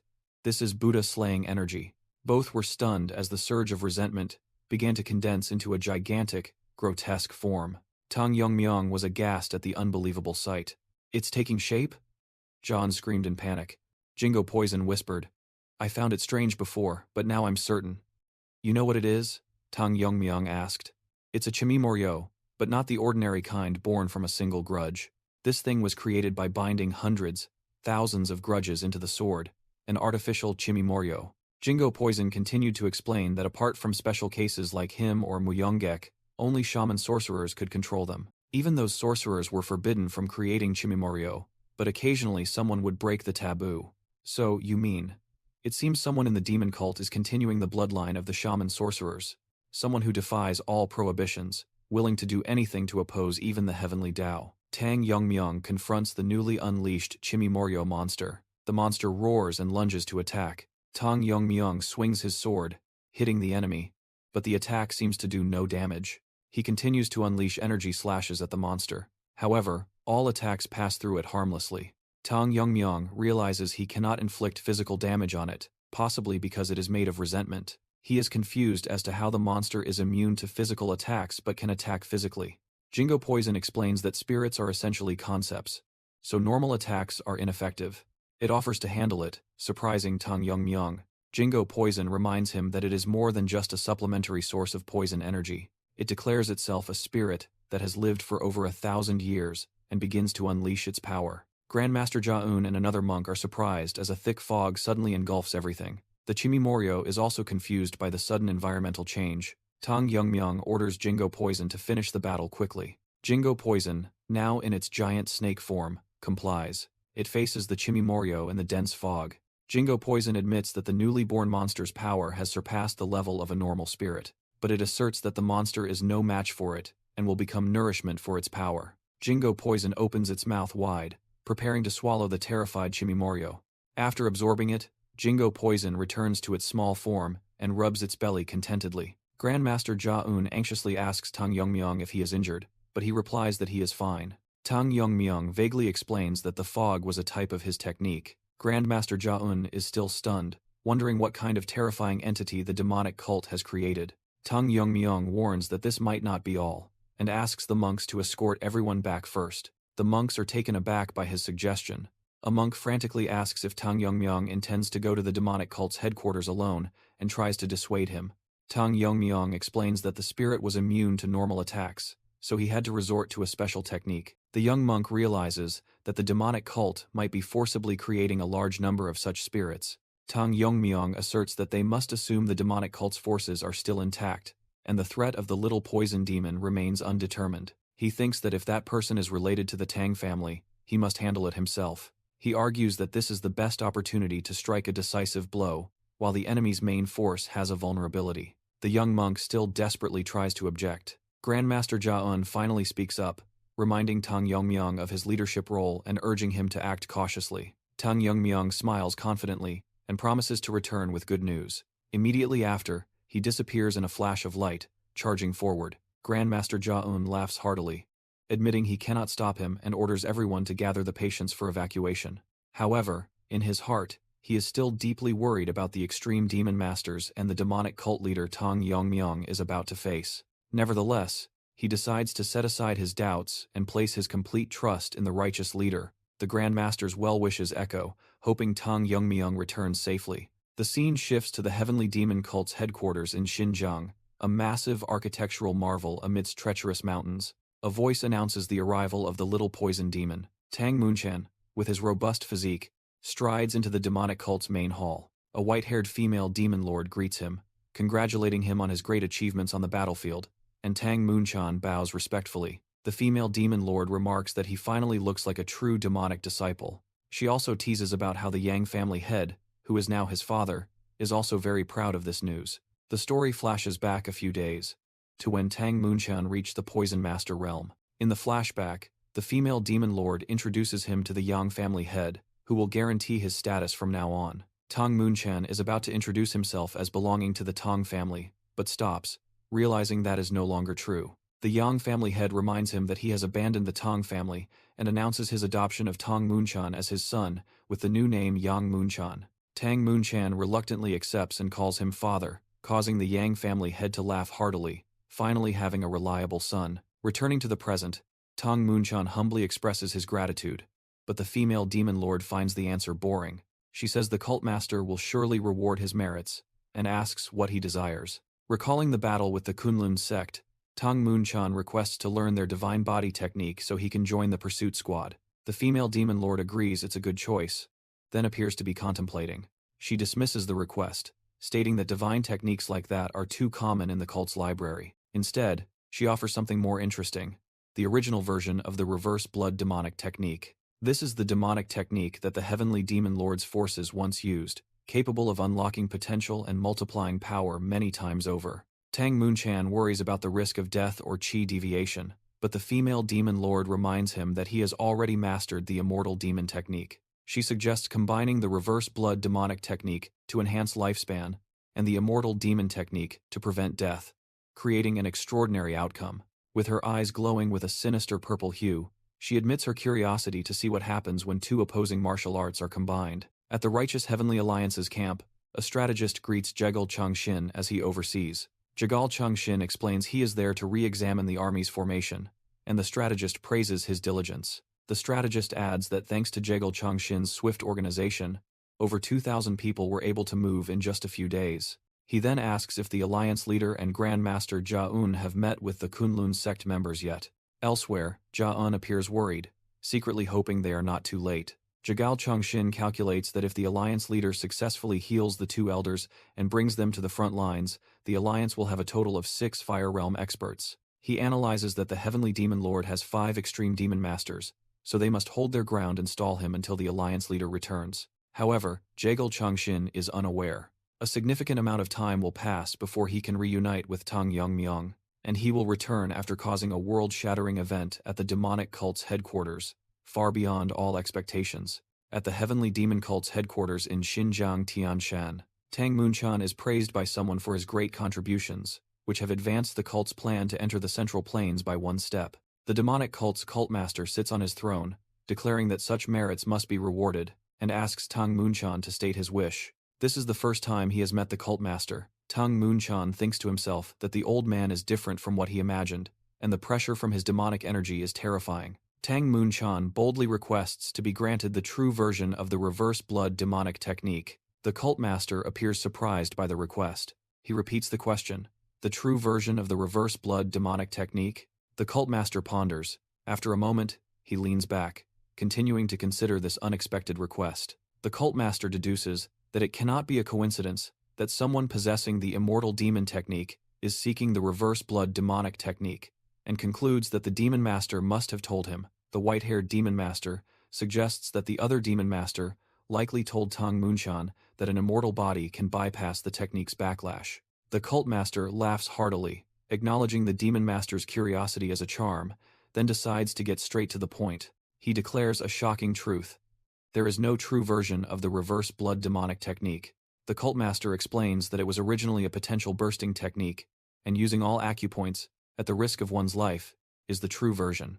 Tang Munchan is completely bewildered, as this contradicts what he has been taught. He is speechless, only able to express his utter confusion. Suddenly, Tang Munchan feels his entire body controlled by a surge of energy, unable to move. He realizes in horror that this is the heavenly demon technique he comprehended, which the demon master mentioned. The cult master casually states that he thought it would be faster for Tang Munchan to experience it himself. The cult master's hand tightens slightly, increasing the invisible pressure. Tang Munchan strains to resist the force constricting his body. The cult master explains that he is merely overloading Tang Munchan's demonic energy slightly. Otherwise, he would have fallen into a berserk state. He reveals that the heavenly demon technique, once comprehended, can control the demonic energy of all demonic individuals in the cult. However, one person escaped that control, the immortal demon. The cult master recounts that when he tried to force the immortal demon into a berserk state, it only caused his potential to explode, turning him into an uncontrollable monster. Tang Munchan inquires about the immortal demon's fate, saying he heard from the demon master that the cult leader at the time killed him. The cult master admits he did not explain thoroughly to the demon master. The truth is, the immortal demon overused the reverse blood demonic technique, causing his regenerative abilities to spiral out of control and leading to self-destruction.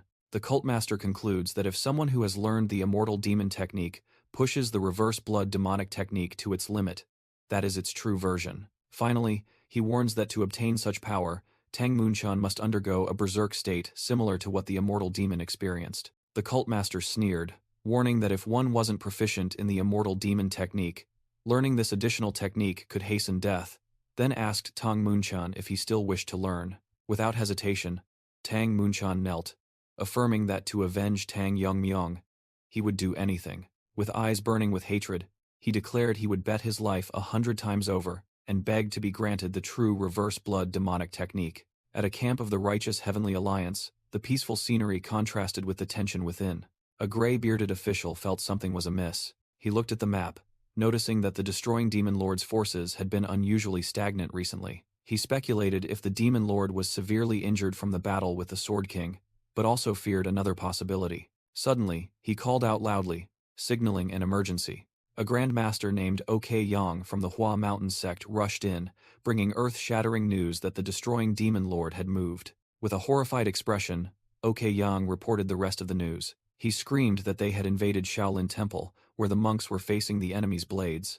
A muscular monk roared in anger, disbelieving that anyone would dare to provoke Shaolin, a place protected by the imperial family. The invader, Yun Junghyuk, stood before his army and faced the monks. He casually asked the monk if he truly thought so, leaving the monk stunned. Yun Junghyuk scoffed, saying the emperor seemed to prioritize practical safety over faith in Buddha. The monk was speechless, unable to respond to the harsh truth. Yun Junghyuk unleashed an attack named Repentance, sweeping through the monk's ranks. He declared that neither the imperial court nor the righteous Heavenly Alliance would come to their aid. With his hair turning white and his eyes glowing, he asserted that even if they came, it would be futile. Yun Junghyuk coldly announced that from this day forward, not a single monk would live to see the night moon. The Shaolin monks cried out in terror as they faced Yun Junghyuk and his army. Elsewhere, an official was in a panic reading a notice that the imperial court would not intervene in martial arts affairs, fearing they had decided to abandon Shaolin. He hastily ordered Grandmaster OK Yang to gather the army immediately, stating they had to reach Shaolin even if it was late. However, Swordmaster Chung Nam Hak Un stepped in and declared that it was impossible. Accompanying him was Sword Saint Wu Tang Song Chung, who asked Jegal Chang Xin if he was a soldier of this alliance. The gray-bearded official asked in disbelief, not believing that even the righteous Heavenly Alliance intended to abandon Shaolin. Hakun shouted that not only was the destroying Demon Lord acting, but the demonic sects in Shanxi had also begun to move. The official and OK Yang were stunned by the news from Shanxi. Song Chung explained that the three demonic clans following the destroying Demon Lord had begun their actions, with the Hua family in Shanxi having announced a send-off ceremony for the Great War. Meanwhile, at the Hua family, the great Madam Hua Yunjung mused that the day had finally come. She poured tea while contemplating the great war between righteousness and evil. She told the person opposite her that her son, Hua Mu Riong, had been waiting for this day to achieve merit and impress his father.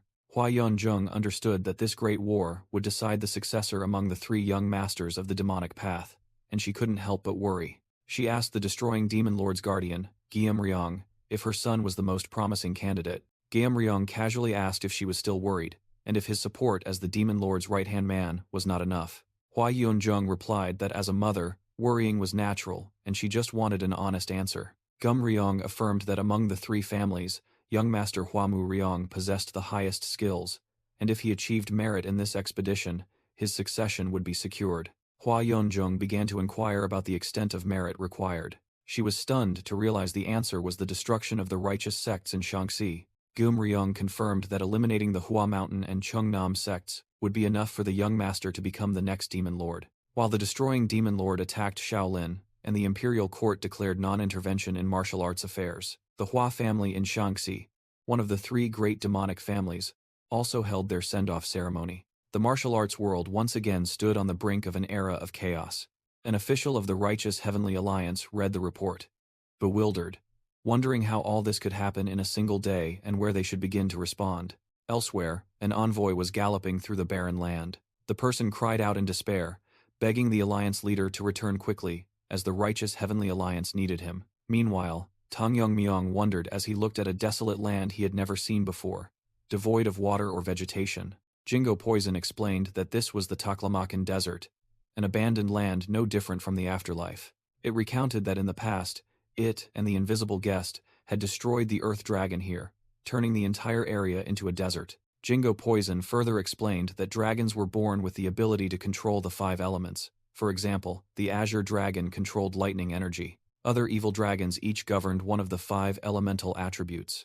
The Earth Dragon, the ruler of earth energy, had absorbed a large portion of the land's energy during the battle with the invisible guest. To prevent this, a ritualistic mage created a formation to redirect the earth energy elsewhere, and it was still active. Tang Yongmyong wondered why the formation was not removed after the Earth Dragon was destroyed. Jingo Poison replied that it was unsure, but a mage had objected to its removal, fearing it would cause problems affecting the lives of civilians. That person was the Demonic Path's Night Demon, a mage with unparalleled skills of that era. His talent was so exceptional that he could perform formations alone, making other mages and even the invisible guest unable to object. However, Jingo Poison warned that the demon followed a different path than orthodox mages, and surely had other intentions. Unlike others, he used evil spirits as subordinates to build his status, thus being able to perform forbidden arts without punishment. Tang Yongmyong summarized the warning and then turned to tease Jingo Poison for speaking so unusually much, asking if it was worried about him. Jingo Poison grumbled that it was worried about itself, because if Tang Yongmyong died, it would die too due to their bound souls. Tang Yongmyong brushed it off and asked about the size of the desert they were crossing. Jingo Poison responded to the question and commented that Tang Yongmyong's speed had slowed down. In another development, the demonic cult master warned Tang Moonchan not to stray more than 3 steps from him, while Moonchan secretly thought about his goal of learning the reverse blood demonic technique. Tang Moonchan realized they were originally walking at the edge of the desert, but then the landscape suddenly distorted, leaving him unsure of his location. He broke into a sweat, suspecting this was a type of formation similar to what he had seen in the Young Master competition. The cult master suddenly announced that they had arrived. Before them was a colossal stone wall with a large seal circle bearing the character Feng, seal. Tang Moonchan exclaimed in surprise upon seeing a door in the middle of the desert. The cult master calmly said it was too early to be surprised. He produced a yellow talisman with the character Kai, open. Then, he pressed the talisman against the seal and commanded it to open. The giant seal circle immediately erupted in a blazing red light. The colossal stone door began to slowly open. The cult master pulled the stunned Tang Moonchan through the gate. Beyond the door was a completely different space, a lush and verdant forest. Tang Moonchan realized the vegetation here was extremely strange, with plants he had never seen before. The cult master explained this was his secret training ground, created by the first cult master from his thoughts hundreds of years ago. He asserted that only direct descendants could enter and exit, meaning Tang Moonchan could train here without being disturbed. The demonic cult master ordered Tang Moonchan to focus on his training, emphasizing that the cult's power would increase if he reached the extreme demon realm. With gratitude, Tang Moonchan knelt and accepted the cult master's care. Afterward, the cult master ordered a mysterious entity to manifest. From the darkness, 2 shadowy figures emerged. The cult master greeted them and called one of them Method Deer. 2 deer-headed creatures appeared, the one in front respectfully responding to the cult master's summons. Tang Moonchan was stunned, wondering if those were deer masks. The cult master ordered Method Deer to assist Tang Moonchan's training, and the latter immediately complied. The cult master explained that during his training, Method Deer would handle all his daily needs. He asked one last time if Tang Moonchan had changed his mind, and the latter firmly denied it. Satisfied, the cult master performed the heavenly demon divine technique. A stream of purple energy enveloped Tang Moonchan, transporting him into the demonic realm. He immediately felt excruciating pain, far beyond any previous demonic energy outburst. Screaming in agony, Tang Moonchan's body began to convulse and transform. His body swelled and grew sharp spikes, while the cult master watched. The cult master expressed his belief that Tang Moonchan would endure like the immortal demon did, and hoped he would achieve good results. He used a talisman and commanded the entrance to the training space to close. Inside, Tang Moonchan lay convulsing on the ground as the cult master turned and left. In a desolate desert, Tang Yongmyong and Jingo Poison were surprised to discover something.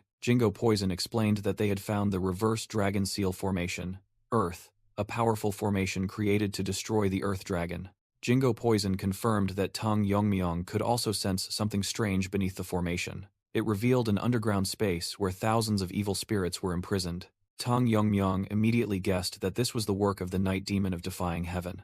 Jingo Poison explained that such individuals would resort to any means, including turning evil spirits into subordinates to increase their power. Tang Yongmyong was astonished by the sheer number of evil spirits, far exceeding expectations, and wondered if he should deal with them before confronting the demonic cult. He worried that if they were also immune to physical damage like the Chimimorio monster before, dealing with them would be troublesome. Meanwhile, Jingo Poison panted, imagining its power would skyrocket if it could devour all these evil spirits. It timidly asked permission to act, and Tang Yongmyong readily agreed.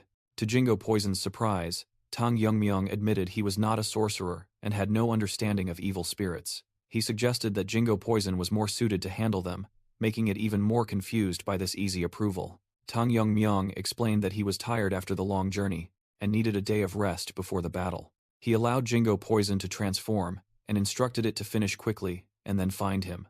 Jingo Poison happily obeyed. Immediately, Jingo Poison reverted to its giant snake form, its blue horns glowing. Before leaving, it showed Tang Yongmyong the way to a village north of the desert and promised to return. Tang Yongmyong nodded in agreement. As he turned to leave, a massive explosion erupted from the ground behind him. Underground, countless evil spirits were sealed by numerous glowing talismans. A guardian evil spirit with skeletal hands sensed a powerful energy approaching. It realized it was not its master, but the energy of a hungry soul. The evil spirit's eyes glowed, identifying the intruder. An intruder had appeared. The four-eyed divine hound, guardian of the reverse dragon seal formation, ready to eliminate any threat. Meanwhile, Jingo Poison flew around, feeling strange, wondering if the Earth's energy was trapped by a formation beneath this desert. It discovered a massive pit. Without hesitation, it plunged straight down. Looking into the abyss, Jingo Poison sensed countless energy streams and guessed that this was where the evil spirits were sealed. It thought to itself that if it could absorb them, its level would increase significantly. Suddenly, Jingo Poison sensed something rushing towards it. It turned to face the approaching danger. The four-eyed divine hound landed forcefully. The monster roared, questioning Jingo Poison why it dared to set foot in this place. It threatened to destroy the intruder. The divine hound recognized Jingo Poison as a top-tier entity, then suddenly found it familiar. It asked if Jingo Poison was the blue-horned white snake, a subordinate of the invisible guest, leaving Jingo Poison stunned. The divine hound confirmed it had seen Jingo Poison when the invisible guest was alive and thought it was dead, then contemptuously asked what a tool was doing here alone. Called a tool, Jingo Poison became enraged, its eyes glowing fiercely. It roared in response, calling the divine hound merely a gatekeeper for insignificant beings. Jingo Poison screamed, "How dare you call me a tool?" and charged at the divine hound. At the same time, in a village called Goitug, in the Taklamakan Desert, Xinjiang, Tang Yongmyong thought to himself, just as Jingo Poison had said, there was a village on the outskirts. Meditating in his room, he felt fortunate to have found a place to rest, and wondered what Jingo Poison was doing. Tang Yongmyong reasoned that he couldn't rely solely on Jingo Poison to deal with evil spirits. He realized their nature was resentment, and concluded that he needed to imbue his sword with a stronger will. Just then, an elderly servant brought a meal, interrupting his meditation. Reminded by Tang Yongmyong, the old man fearfully apologized for forgetting his instructions. Tang Yongmyong irritably told him to leave the food and go. The servant timidly suggested arranging a female attendant for the night before, quickly retracting his words. Tang Yongmyong's sharp gaze made him apologize again in haste. He thought to himself that the villagers had mistaken him for a high-ranking member of some demonic cult. From then on, the entire village bowed and worshipped him, observing his every move. Tang Yongmyong decided to ignore the misunderstanding,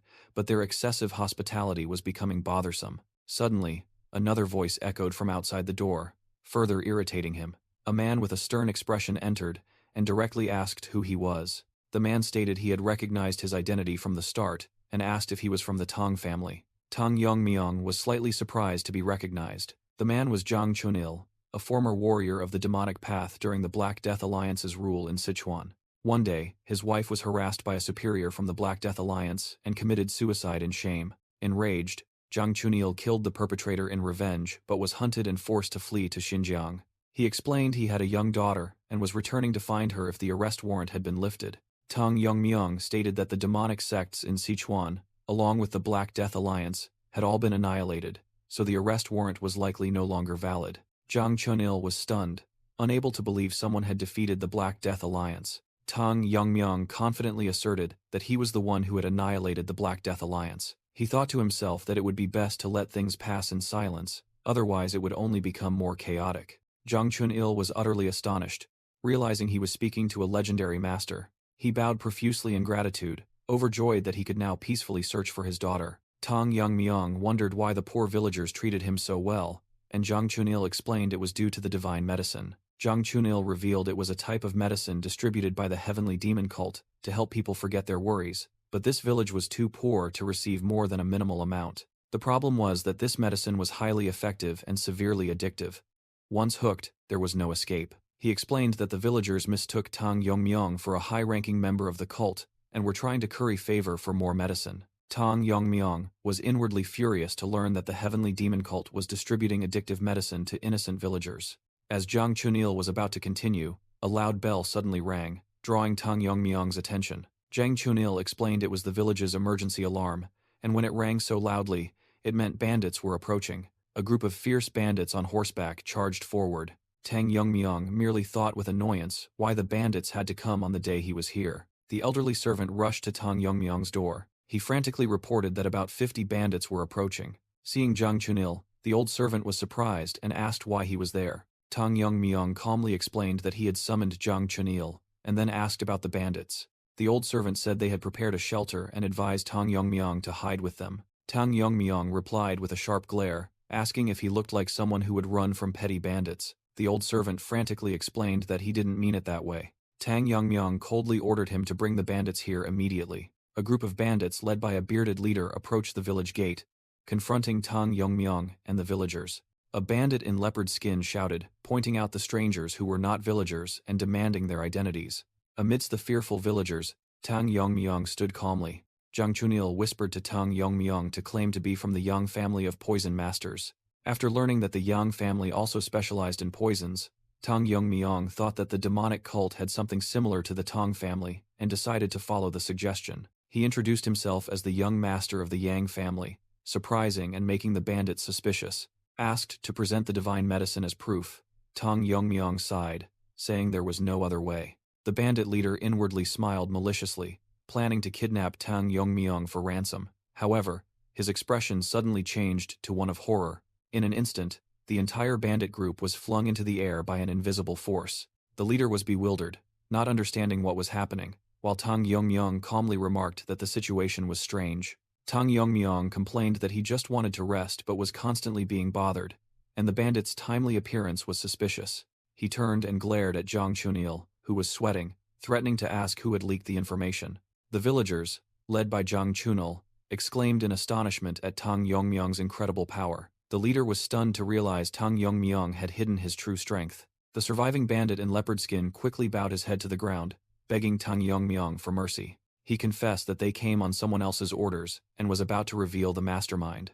The accused was the village chief, shocking the villagers and Tang Yongmyong alike. The village chief sweated profusely, unable to believe he had been exposed. The old man frantically denied the charges, blaming the bandit and instigating Tang Yongmyong to kill him to silence him. The bandit leader angrily exposed the wicked old man, reminding him that it was he who reported the naive young master for them to kill and rob. He continued to confess that he and the village chief had a close relationship and had collaborated to harm sect members many times before. The village chief would provide information about passing merchant caravans, and then they would rob them. The old man greedily kept most of the wealth.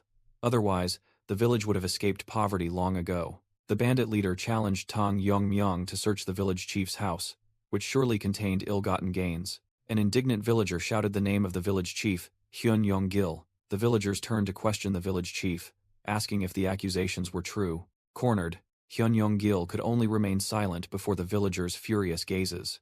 The enraged crowd realized that it was the old man's deceit that caused the deaths of the young men in the village guard. Surrounded by hateful eyes, Hyun Yong-gil stammered a defense, claiming it was all a misunderstanding. Tang Yongmyong coldly snapped his fingers, and an invisible projectile was launched. With the last thought that he had no other choice living in this place, a dart embedded itself directly into Hyun Yong-gil's temple. Tang Yongmyong contemptuously looked at the falling corpse and remarked that the old man was truly disgusting. The bandit leader realized in horror that the invisible feathered darts were what had taken down his men. He began to suspect, as the Yang family of poison masters did not use such weapons. Looking at Tang Yongmyong, the bandit leader asked directly if he was truly from the Yang family. The bandit leader realized the poison needle on his forehead likely came from Sichuan. Immediately after, he collapsed unconscious. Tang Yongmyong coldly said that he should have pretended not to know. After dealing with the bandits, Tang Yongmyong confirmed their words about the treasure were true. He and Zhang Chunil were astonished by the immense wealth,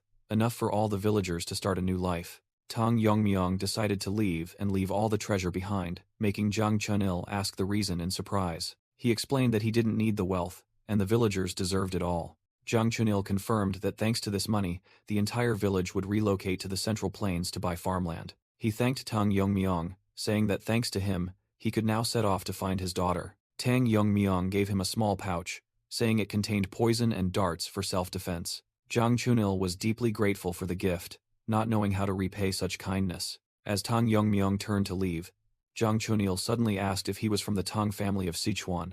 Tang Yongmyong admitted he was indeed Tang Yingming, the young master of the Tang family of Sichuan. Zhang Chunil was completely stunned, unable to believe his benefactor had such a noble identity. Afterward, Tang Yongmyong looked towards Jingo Poison and wondered why it hadn't returned yet. Feeling uneasy, he decided to go check the situation himself.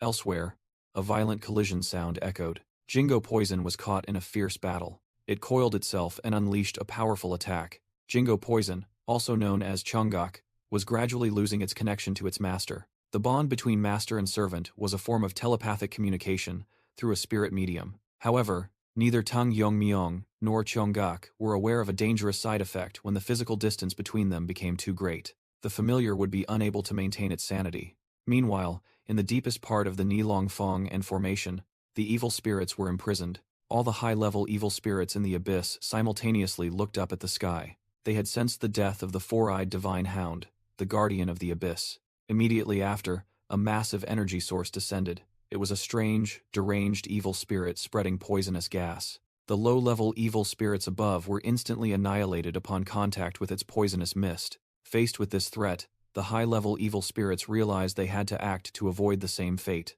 Their only choice was to devour each other to increase their ranks and become stronger. A brutal free-for-all erupted among the evil spirits. A high-level evil spirit named Phantom Wraith devoured an opponent to increase its strength.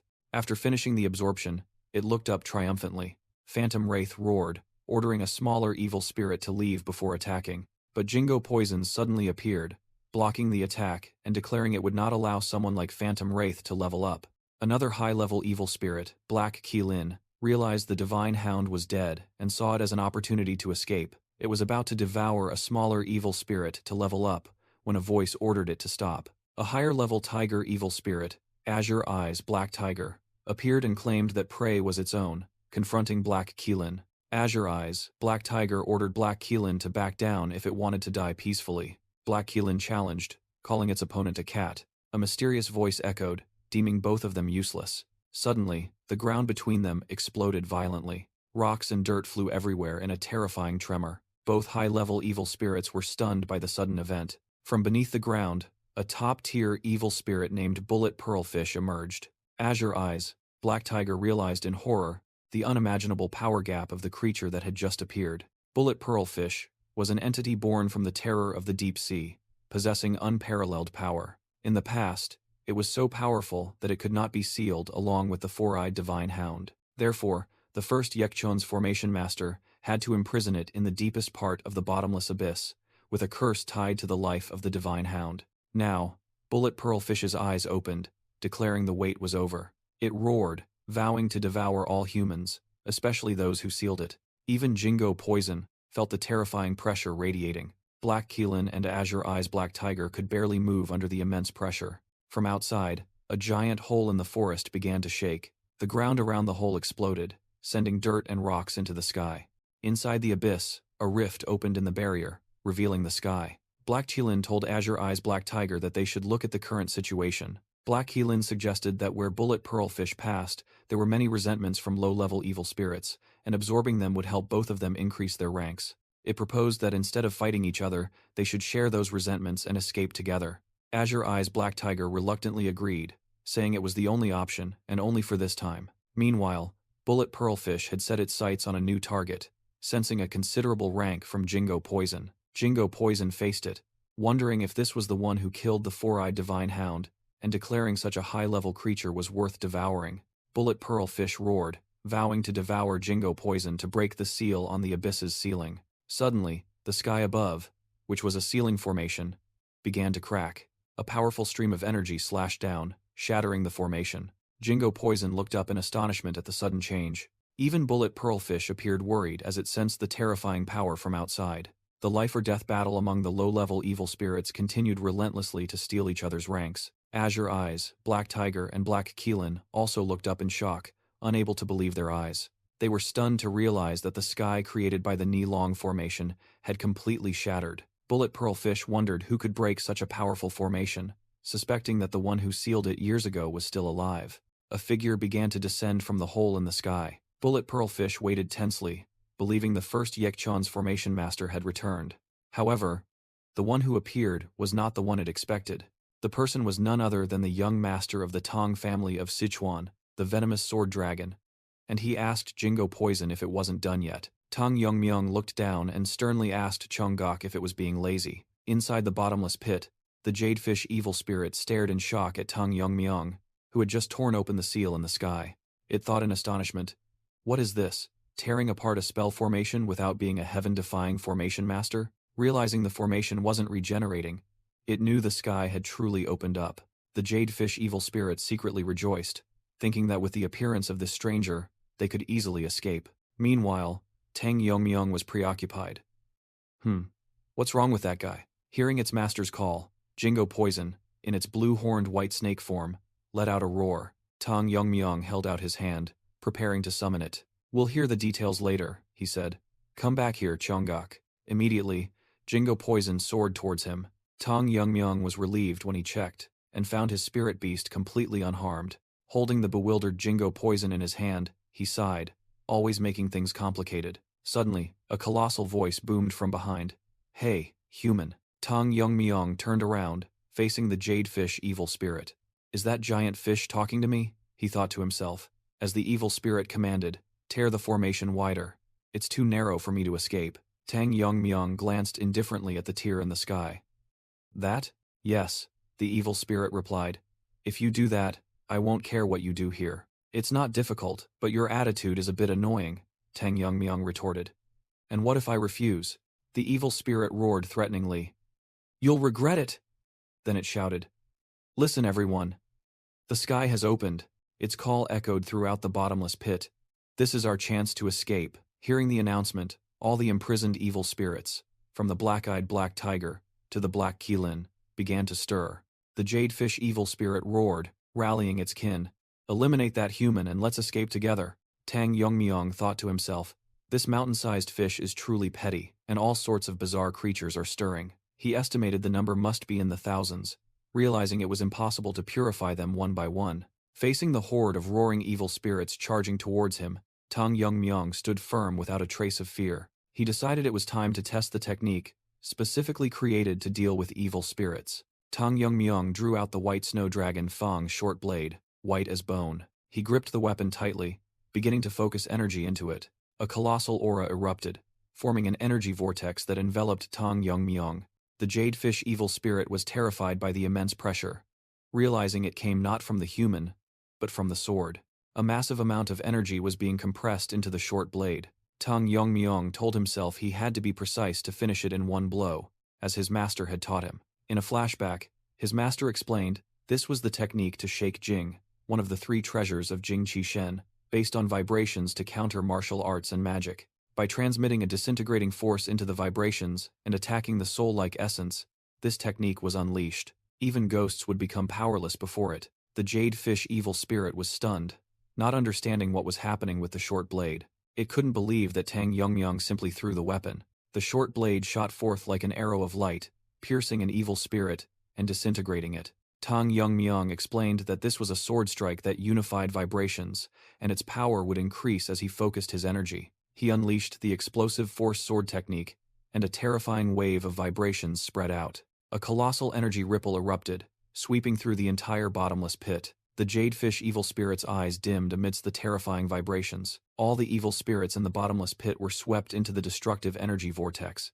The ancient ceiling formation shattered into pieces under the power of the attack. An earth-shattering explosion flattened everything, completely purifying the area. The jadefish evil spirit thought in despair, how can this be? After enduring for so long, finally freed from the seal, only to end like this. It vanished before Tang Yongmyong. After the battle ended, Tang Yongmyong stood calmly amidst the purified space. He gently nudged the unconscious Jingo Poison in his palm and called, "Chonggak, wake up, Chonggak." Seeing no reaction, Tang Yongmyong lost patience. I said, "Wake up." Jingo Poison groggily woke up, asking in confusion, "Yeonmyong, why are you here?" It suddenly remembered and panicked.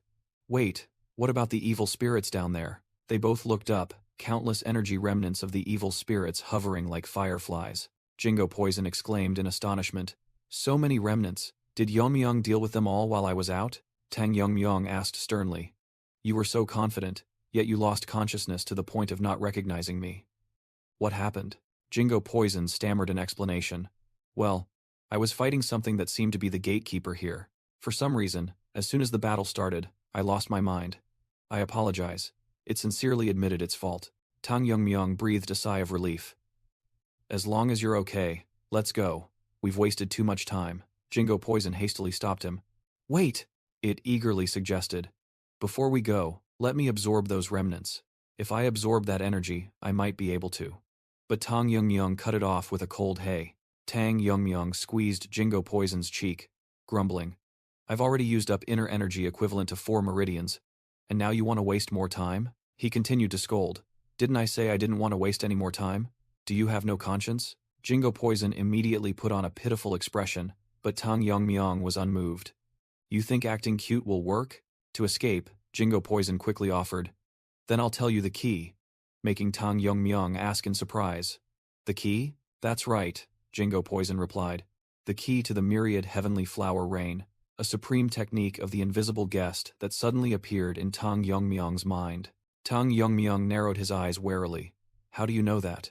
Jingo Poison began to recount a past story, when the invisible guest, whom it called the invisible visitor, revealed the secret before sealing it. In the flashback, the invisible guest instructed Jingo Poison to pass on the key and become a spirit beast for his descendants if found. He also added that it was the only way for it to survive in the future. Jingo Poison concluded the story, saying that was why it had been imprisoned in the magic jar for over 1,000 years. Back in the present, Tang Yongmyong questioned, "So why are you only mentioning the key now?" Jingo Poison, with teary eyes, confessed that it had intended to use that secret to negotiate for its freedom, as it didn't want to live as a tool.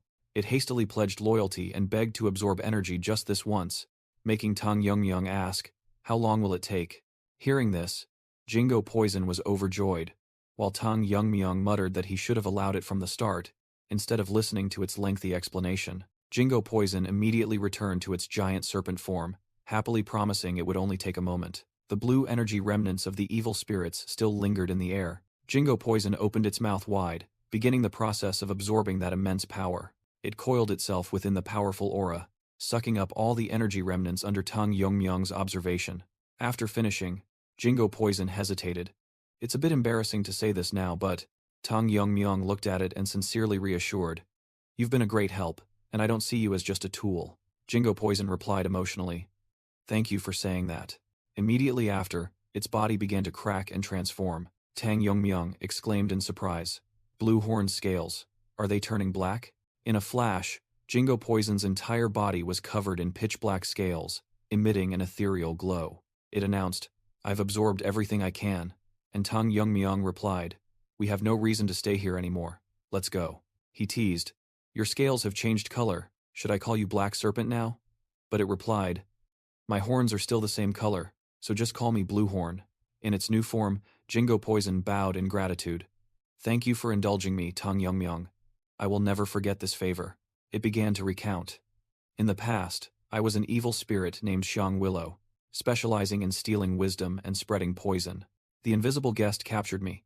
He wanted to create poisons with sorcerers, not poisonous creatures or insects, but evil spirits containing toxins. In a confined space with over 100 evil spirits, we devoured each other and accumulated resentment, and I, the one who survived until the end, became the true poison. Since then, my transformation began due to accumulated resentment, and I was called the blue-horned white snake." After hearing this, Tang Yongmyong remarked, "Isn't this similar to how a martial artist reaches the 3 flowers gathering at the peak realm?" Jingo Poison explained, "Similar, but with a slight difference. Evil spirits are fundamentally creatures of degeneration. It's almost like a demon learning the martial arts of degeneration. When their achievements are profound, they will reach the ultimate demon level. Tang Yongmyong wondered. I don't feel anything negative about an ultimate demon. Is this also an effect of absorbing resentment? That's right. The more resentment you absorb, the more supreme you become. Do you know what an ultimate demon grandmaster is called when they break through the wall once more? Jingo Poison's question was illustrated by an image of a divine entity with earth-shattering power. Jingo Poison declared it had reached the demon transcendence realm, feeling it could break free from its restraints. Tang Yongmyong silently pondered that. While Jingo Poison thought about accumulating more resentment for freedom, Tang Yongmyong decided to put this matter aside for now. Hearing his thoughts, Jingo Poison angrily questioned him, but Tang Yongmyong merely cleared his throat and replied that spiritual realms couldn't be resolved by resentment. He affirmed that even if he could, he had no intention of severing their connection at this moment. Then, Tang Yongmyong picked up Jingo Poison in its tiny form onto his shoulder and urged it to get going, as they still had a long journey ahead. He wore a smug expression. Then Tang Yongmyong sneered, teasing that Jingo Poison was the one who had wasted time. He traversed the wasteland at an astonishing speed, secretly thinking that he might become attached to the desert. Suddenly, Tang Yongmyong stopped short as he sensed something unusual. He stopped, asking Jingo Poison, who looked worried in his hand. What's wrong? Jingo Poison explained that ahead was Maori village, where he had rested after entering the reverse dragon ceiling formation. Looking towards the village, Tang Yongmyong wondered why he could still sense human presence, even though they had said they would leave together. Suddenly, Chun-il ran out from the village, joyfully shouting upon seeing that he had returned. Tang Yongmyong asked why he was still there, but Chun-il frantically dismissed it, saying that wasn't the problem. He pointed desperately into the village, stammering about the villagers. Chun-il hastily led Tang Yongmyong inside. Tang Yongmyong's eyes froze in horror. Before him was the sight of countless villagers lying scattered on the ground, their faces covered with white cloths. Chun-il tremblingly explained that not long after he left, they began to foam at the mouth and collapse in pain. Chun-il explained that the young people barely survived, but the elderly and children didn't make it, leaving Tang Yongmyong stunned and asking for the reason. He hypothesized that these were withdrawal symptoms from the divine pill.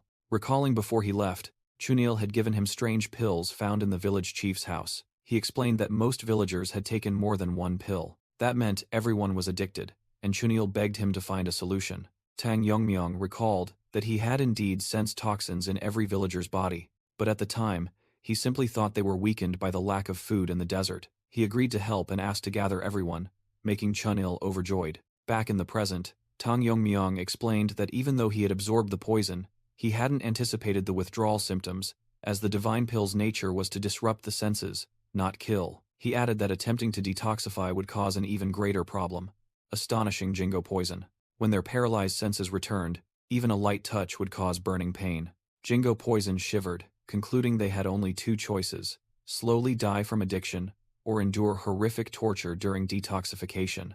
Seeing Tang Yongmyong's pained expression, Jingo Poison couldn't help but be surprised, having never seen him like that before. Before him was still a body covered with a white cloth. Tang Yongmyong lifted the cloth, revealing the face of the deceased village chief, Hyunyong-gil. He bitterly realized that his well-intentioned actions, when he placed his hand on the deceased's face, had become the cause of their deaths. He ordered the stunned Chun-il to gather the survivors and bring them to the Tang family, and to give the divine pill to Tang Yijun. Tang Yongmyong believed that Tang Yijun would find a way to resolve the divine pill's addiction symptoms, instructing that merely mentioning his name would secure help. He immediately set off, rushing away at an astonishing speed.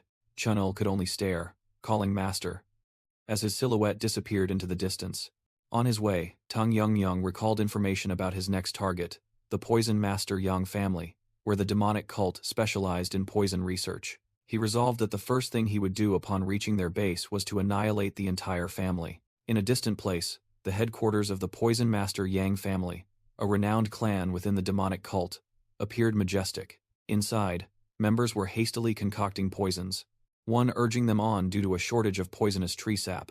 A deputy poison master ordered the new recruits to gather, emphasizing the value of the divine pill and announcing the family head's imminent arrival. Immediately after, footsteps echoed, signaling the family head's appearance. The deputy poison master immediately bowed to welcome the family head. The Yang family head, named Yang, praised his subordinate's diligence and inquired about the progress of the divine pill's production. The deputy poison master quickly flattered him and Yang contentedly accepted the adulation. Yang secretly mused about recent successes, especially gaining the cult master's trust due to the increasing demand for the divine pill. He was also very pleased with his adopted son, Moonchan, who had displayed superior strength by defeating 2-3 flowers gathering at the peak masters. Yang compared his family's current standing to the demonic fire noble clan, one of the families with left and right envoys. He also thought of the demonic sword Lian family, another powerful rival within the demonic cult. With these achievements, Yang was certain that the Poison Master Yang family would soon become the next leading clan. Suddenly, the deputy Poison Master spoke, inquiring about young Master Moonchan. Yang proudly replied that Moonchan was being personally instructed by the cult master himself, a reward for his achievements. Nevertheless, the deputy Poison Master couldn't help but wonder and worry about why the family head suddenly asked about Moonchan. In his lair, Yang pondered that it had been quite a while since the young master had used PN pills. This type of elixir was an extremely potent painkiller, and the divine pill was its diluted version. He wondered if Moonchan could endure pain without PN pills, or if he had found something to replace them. As Yang was about to consult with the physician, a loud noise suddenly erupted. The entire room shook violently, making him and his subordinates wonder in astonishment if it was an earthquake. A piercing scream rang out as the door was burst open by someone. A subordinate frantically shouted that an intruder had appeared.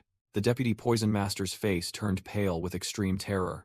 The stranger landed in the courtyard with immense power. A guard from the Yang family rushed out, shouting a challenge to the one who dared to come here. But immediately, the guard's eyes filled with horror. Looking down from above, Yang was stunned to see his courtyard littered with the corpses of guards, and a single person standing amidst the battlefield. He couldn't believe that the entire guard squad had been defeated, while the intruder spoke, saying he had been searching for this place since early morning. Tang Yongmyong declared that he had come to face the members of the Poison Master Yang family, those who created divine pills to destroy innocent people. With his silver-white hair and glowing eyes, he directly asked if he was the head of the Poison Master Yang family. Yang and his subordinates were completely stunned by the intruder's question and murderous aura. Tang Yongmyong, his face hidden behind a mask, silently looked up. Standing amidst countless corpses, he heard Yang's question from above. "Are you here for me?" Yang recognized the character Zheng on Tang Yongmyong's attire in horror, wondering why someone from the Orthodox Heavenly Alliance was here. Tang Yongmyong coldly condemned them, those who spread poisons and destroyed the lives of common people, and declared that he had come to annihilate the entire family. Yang stammered in confusion. He was still reeling, wondering what he had just heard. Regaining his arrogance, he snarled, "How ridiculous! The people of Xinjiang belong to my sect, not to an outsider like you. Furthermore, their lives and deaths are entirely in the cult master's hands." Yang questioned Tang Yongmyong. "By what right do you demand to destroy my clan? We haven't harmed the Central Plains." Tang Yongmyong coldly exposed. "Isn't your war with Kunlun meant to pave the way for invading the Central Plains? And those divine pills are merely tools for proselytizing." He explained that just one pill was enough to cause addiction, forcing users to submit to the heavenly demon cult. With his hair turning white, Tang Yongmyong declared, "As the alliance leader of the righteous Heavenly Alliance, I will not allow this filth to spread to the Central Plains." Yang was stunned, speechless, unable to believe the title he had just heard. The title Poison Sword Dragon Tang Yongmyong appeared, full of overwhelming might. The narration echoed. Though the Central Plains and Xinjiang were far apart, rumors still spread. News that the Black Death Alliance leader had been defeated by the Tang clan's Poison Sword Dragon had reached as far as Xinjiang. The establishment of a new righteous Heavenly Alliance in Sichuan was also known, but it didn't provoke much reaction. The reason was that the divine cult's young master, Yon Zhenghyuk, was active, leading them to believe that the Central Plains forces could not be an immediate threat. Returning to the present, Yang asked in horror, "But why are you here?" A terrible thought flashed, and he stammered, "Wait, your presence here means you've encountered my sect's left and right envoys?" Tang Yongmyong recalled those two, contemptuously calling them weaklings. He calmly admitted, "I've already killed them all. There's no reason to spare those who wish to murder Alliance members." Yang completely collapsed at the answer. Tang Yongmyong ended the conversation. "No matter how much you stall, the outcome of destruction will not change." Tang Yongmyong observed the situation with a determined gaze. Standing amidst a courtyard full of enemy corpses, he sensed a large surge of demonic energy approaching, and wondered if it was reinforcements. Yang scoffed, saying that other clans were coming to assist, because Tang Yongmyong had caused trouble in their territory. He feigned disbelief when questioned about killing the sect's left and right envoys. Roaring that the joke had gone too far, he crushed the pills in his hand, and a blazing red energy erupted. Yang screamed that he would turn this place into Tang Yongmyong's grave, and charged forward. However, Tang Yongmyong unleashed a pink mist that enveloped the entire arena. A white and red-haired subordinate of the Yang clan confidently stepped out, declaring that poison was useless against him. Tang Yongmyong showed surprise at the sudden appearance of this unexpected enemy. He gripped his short blade, preparing for an unpredictable battle. However, the white and red-haired young man suddenly felt dizzy, and Jingo Poison appeared on his shoulder. Jingo Poison was also confused, realizing this was not the ordinary poison it knew. Yang sneered, explaining that it was the Transcendent Pill, a painkiller produced by his clan. He continued with a smug expression that the Transcendent Pill was not a poison. He revealed that it merely refined and sharpened the senses, causing temporary dizziness. Suddenly, Yang's expression changed as he sensed his reinforcements had arrived. An elite army of the Heavenly Demon Cult was rushing to the battlefield. The reinforcing army landed, shouting that they had come to help Master Yang. The commander of the army confidently declared he would handle the rest. The entire elite army of the Heavenly Demon Cult formed ranks, ready to face Tang Yongmyong. Tang Yongmyong moved with astonishing speed, dashing through the corridors. Yang triumphantly announced to the entire army, "Thank you all for coming. I've just caught an intruder." He revealed that the intruder was none other than the alliance leader of the righteous Heavenly Alliance, while Tang Yongmyong was clutching his head in dizziness. The Heavenly Demon Cult soldiers buzzed with questions, wondering why the alliance leader was here alone when he was supposed to be confronting the Demon Lord of Destruction's forces. Yang explained that before the reinforcements arrived, he had made the intruder inhale the smoke of the Transcendent Pill. Tang Yongmyong realized that this pill, originally used for pain relief, was now causing sensory disruption to his healthy body. Despite that, green energy flashed in his eyes as an ability was activated. Recognizing this as a golden opportunity, Yang drew his sword. He roared, ordering everyone to charge and attack. Tang Yongmyong subtly smirked with confidence. A multitude of Heavenly Demon Cult soldiers swung their swords and rushed forward, surrounding him. However, all they struck was a blurry afterimage. "What? Where did he go?" a terrified soldier screamed. Another frantically pointed skyward. "Up there, everyone, look up." Tang Yongmyong hovered in midair, while from a distance, a mysterious figure also observed him with similarly glowing eyes. Yang couldn't believe it. Impossible. He recovered and used martial arts after being affected by the Transcendent Pill? Tang Yongmyong thought to himself. It was unclear if that poisonous mist was medicine or something else, but the flow he could now see with his flowing eye had been amplified many times over. He clenched his fist, realizing that at this very moment, he could perform martial arts he had only dared to imagine. Tang Yongmyong spun around, gathering energy to prepare for a devastating attack. A subordinate exclaimed in horror, "What?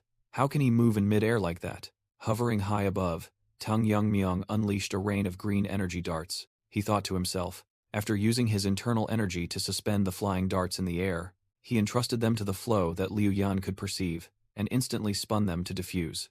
The green-haired commander and his comrades were stunned. This is insane. How is this possible? The flying dart wheel technique was unleashed, forming a deadly vortex above the enemy's heads. The rain of darts began to pour down, tearing through the ranks of the Heavenly Demon Cult army. Countless soldiers were impaled by the green light beams, helpless. Their entire formation was engulfed in a destructive storm of dark energy. The Yang family head screamed in horror. "What did I just witness? It's like a rain of death descending." Tang Yongmyong landed before the survivors, saying, "I came here to annihilate you. Who knew you'd grant me such an enlightening experience?" The subordinate trembled, thinking, "Enlightenment? He calls this enlightenment? What exactly is this guy?" With his hair turned white from surging power, Tang Yongmyong coldly asked, "Are we done here?" The narration explained the Transcendent Pill, a painkiller that, if abused, would damage the nervous system, making the senses extremely acute. However, Tang Yongmyong's poison cultivation physique absorbed the excess medicine, adjusting its effects to the maximum his body could withstand. As a result, the effect manifested in Tang Yongmyong as a sublimation of clear consciousness. In other words, it began to act as a stimulant, making him feel omnipotent as he did in his previous life. The Yang family head cried out in despair. "Impossible. No one has ever overcome the side effects of the Transcendent Pill." Tang Yongmyong gripped his short blade, realizing that if no one had done it before, he could try now.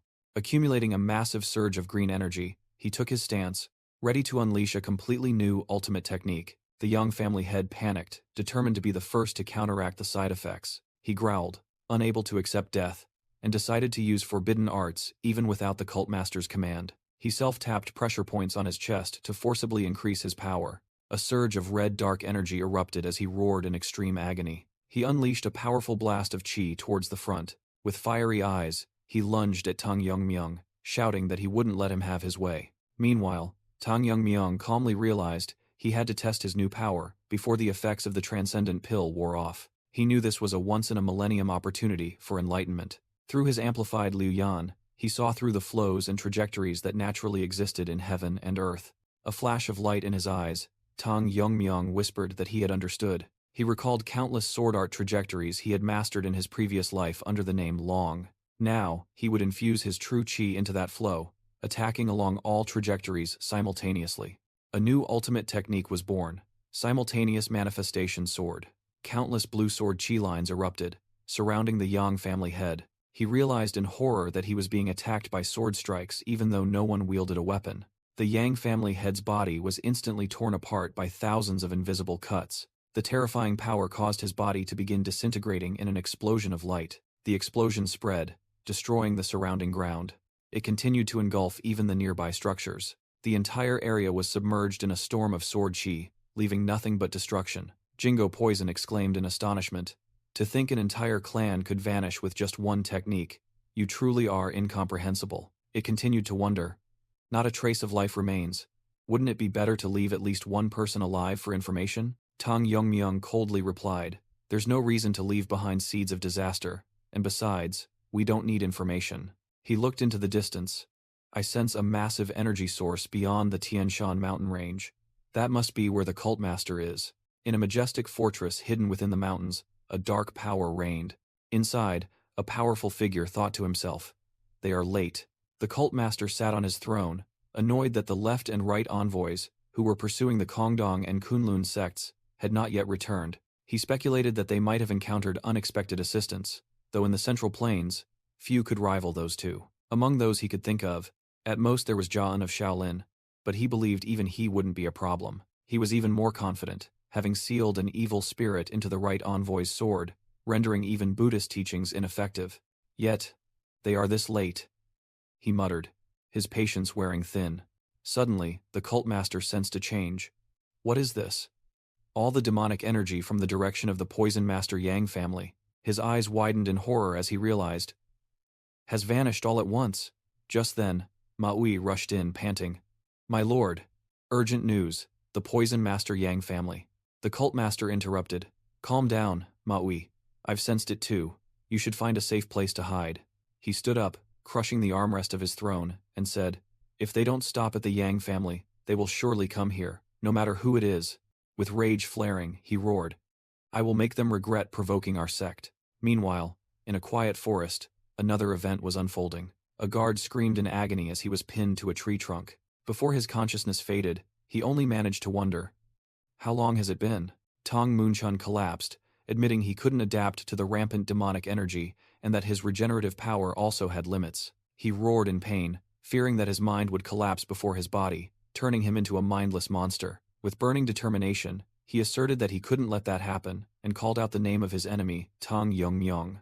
The image of Tang Yongmyung appeared in his mind, strengthening Tang Moonchun's will that he couldn't die before personally killing him. He sat down, accepting the pain and deciding to surrender his body to it, as it would regenerate anyway. Tang Moonchun decided to use this uncontrollable demonic energy to clear his meridians and break through the barrier of life and death. He gritted his teeth, realizing the only way to escape this pain was to become an extreme demon. To kill his enemy, he had to reach that level, and decided to stake everything on this gamble of life and death. Tang Moonchun's head exploded in a violent burst of energy. The explosion spread, blood and fragments splattering, as his body continued to be destroyed. A series of smaller explosions occurred consecutively throughout his body, signaling complete destruction. Amidst the silence, Tang Moonchun opened his eyes and realized he no longer felt any pain. His mind became clear, and he even felt a sense of liberation as he stood up. His eyes now turned blue. He was stunned to realize that a change had taken place within him. Tang Moonchun slowly clenched his fist, feeling the new power. A surge of purple demonic energy swirled around his hand, and he declared that he had truly reached the realm of an extreme demon. With sharp and confident eyes, Tang Munchan had completely transformed. He called out a name, Bangrok. From the forest, a person with a deer head emerged and respectfully replied, "Did you call me?" Tang Munchan asked how long he had been there, and Bangrok replied that it had been 15 days. Tang Munchan smirked, thinking to himself that he had reached the extreme demon realm in just 2 weeks, and was determined to get his revenge. He looked at his body, wondering if this rapid progress was due to poison arts. Looking at the devastated surroundings, he realized this place had become a mess.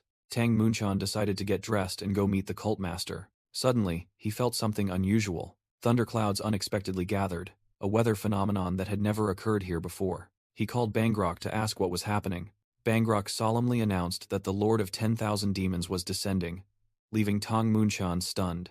Tang Munchan asked again if the cult master himself was coming, but Bangrok explained that the cult master only ruled over demons in the mortal realm, not the Lord of 10,000 Demons. Bangrok continued that the entity had many names, but only one title encompassed them all. From the sky, a figure radiating dazzling light descended, and Bangrok called that person Heavenly Demon. Tang Munchan couldn't believe his eyes, muttering the 2 words, Heavenly Demon. He asked again in astonishment, not expecting there to be another powerful figure besides their cult master. Before that overwhelming presence, Bangrok immediately knelt. Tang Munchan was speechless, seeing that even Bangrok, who had never knelt before the cult master, had to pay his respects. His question ignored, he grew even more bewildered, wondering if it was real. The entity called Heavenly Demon hovered in the air, radiating a dark and majestic energy. Standing before a godlike existence, Tang Munchan felt overwhelmed. He felt the terrifying pressure even more clearly as the entity approached. Tang Munchan felt an immense pressure,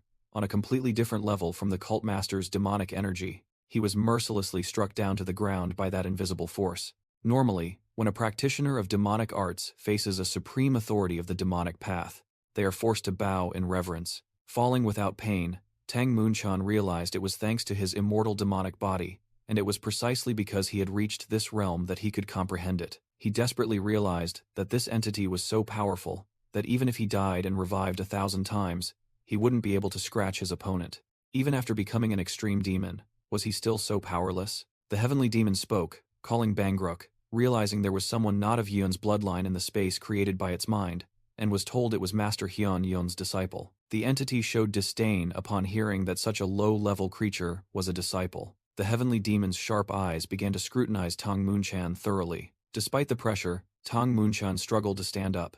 The Heavenly Demon was slightly surprised, noticing that his unusual body was due to the demonic art he had mastered.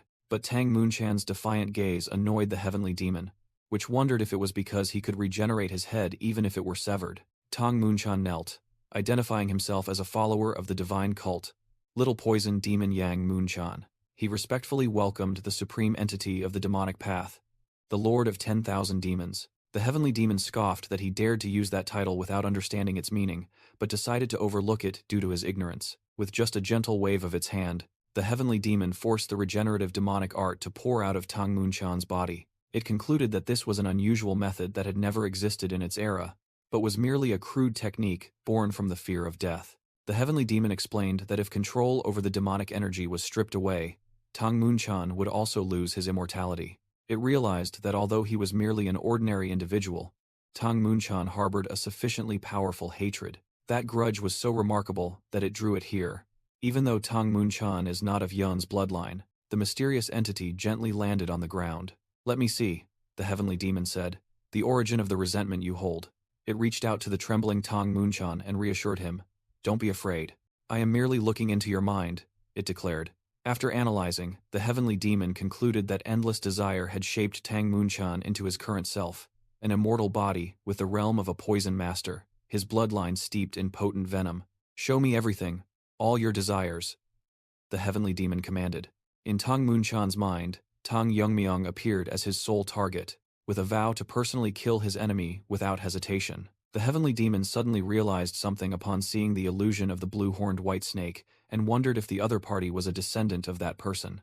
It chuckled, deeming this to be fate as well. It explained that this enlightenment was originally meant for Yun's bloodline, but their absence here was also karma, and called Tang Munchan fortunate. "With your aptitude, transcending the demonic path is impossible," the heavenly demon said, deciding to bestow upon Tang Munchan its own spirit-infused bloodline, so he could become truly immortal. It urged Tang Munchan to give his utmost. The heavenly demon unleashed an energy-filled strike into Tang Munchan's body, beginning the process of power inheritance. In another scene, the four-eyed divine hound, the guardian, had fallen. The colossal gate with the seal imprisoning the heavenly demon stood tall. That seal shattered into pieces.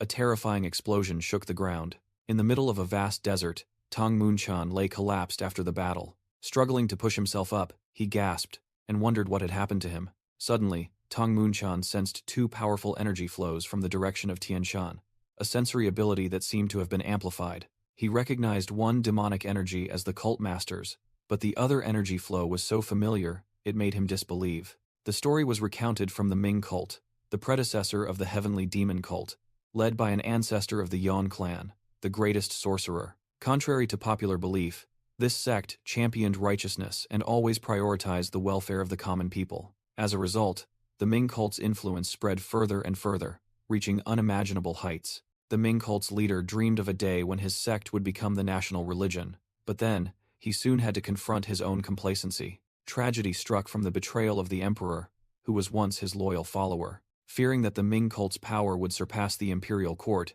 the emperor mobilized all national resources to destroy them. Losing his people, the cult leader was plunged into extreme resentment and agony. Blinded by hatred for the imperial court, he resorted to forbidden arts that he himself had once strictly prohibited. That is why the first heaven-defying sorcerer could not remain in the Central Plains, and that is also why the heavenly demon cult chose the barren land of Xinjiang as its resting place. One of their ancestors revealed that the true reason was a new method to enhance strength, surpassing limits without needing magic or dark arts. That method was faith. Becoming an object of worship for everyone would help increase one's strength. When enough strength is accumulated, that person can transcend human limits and become a god.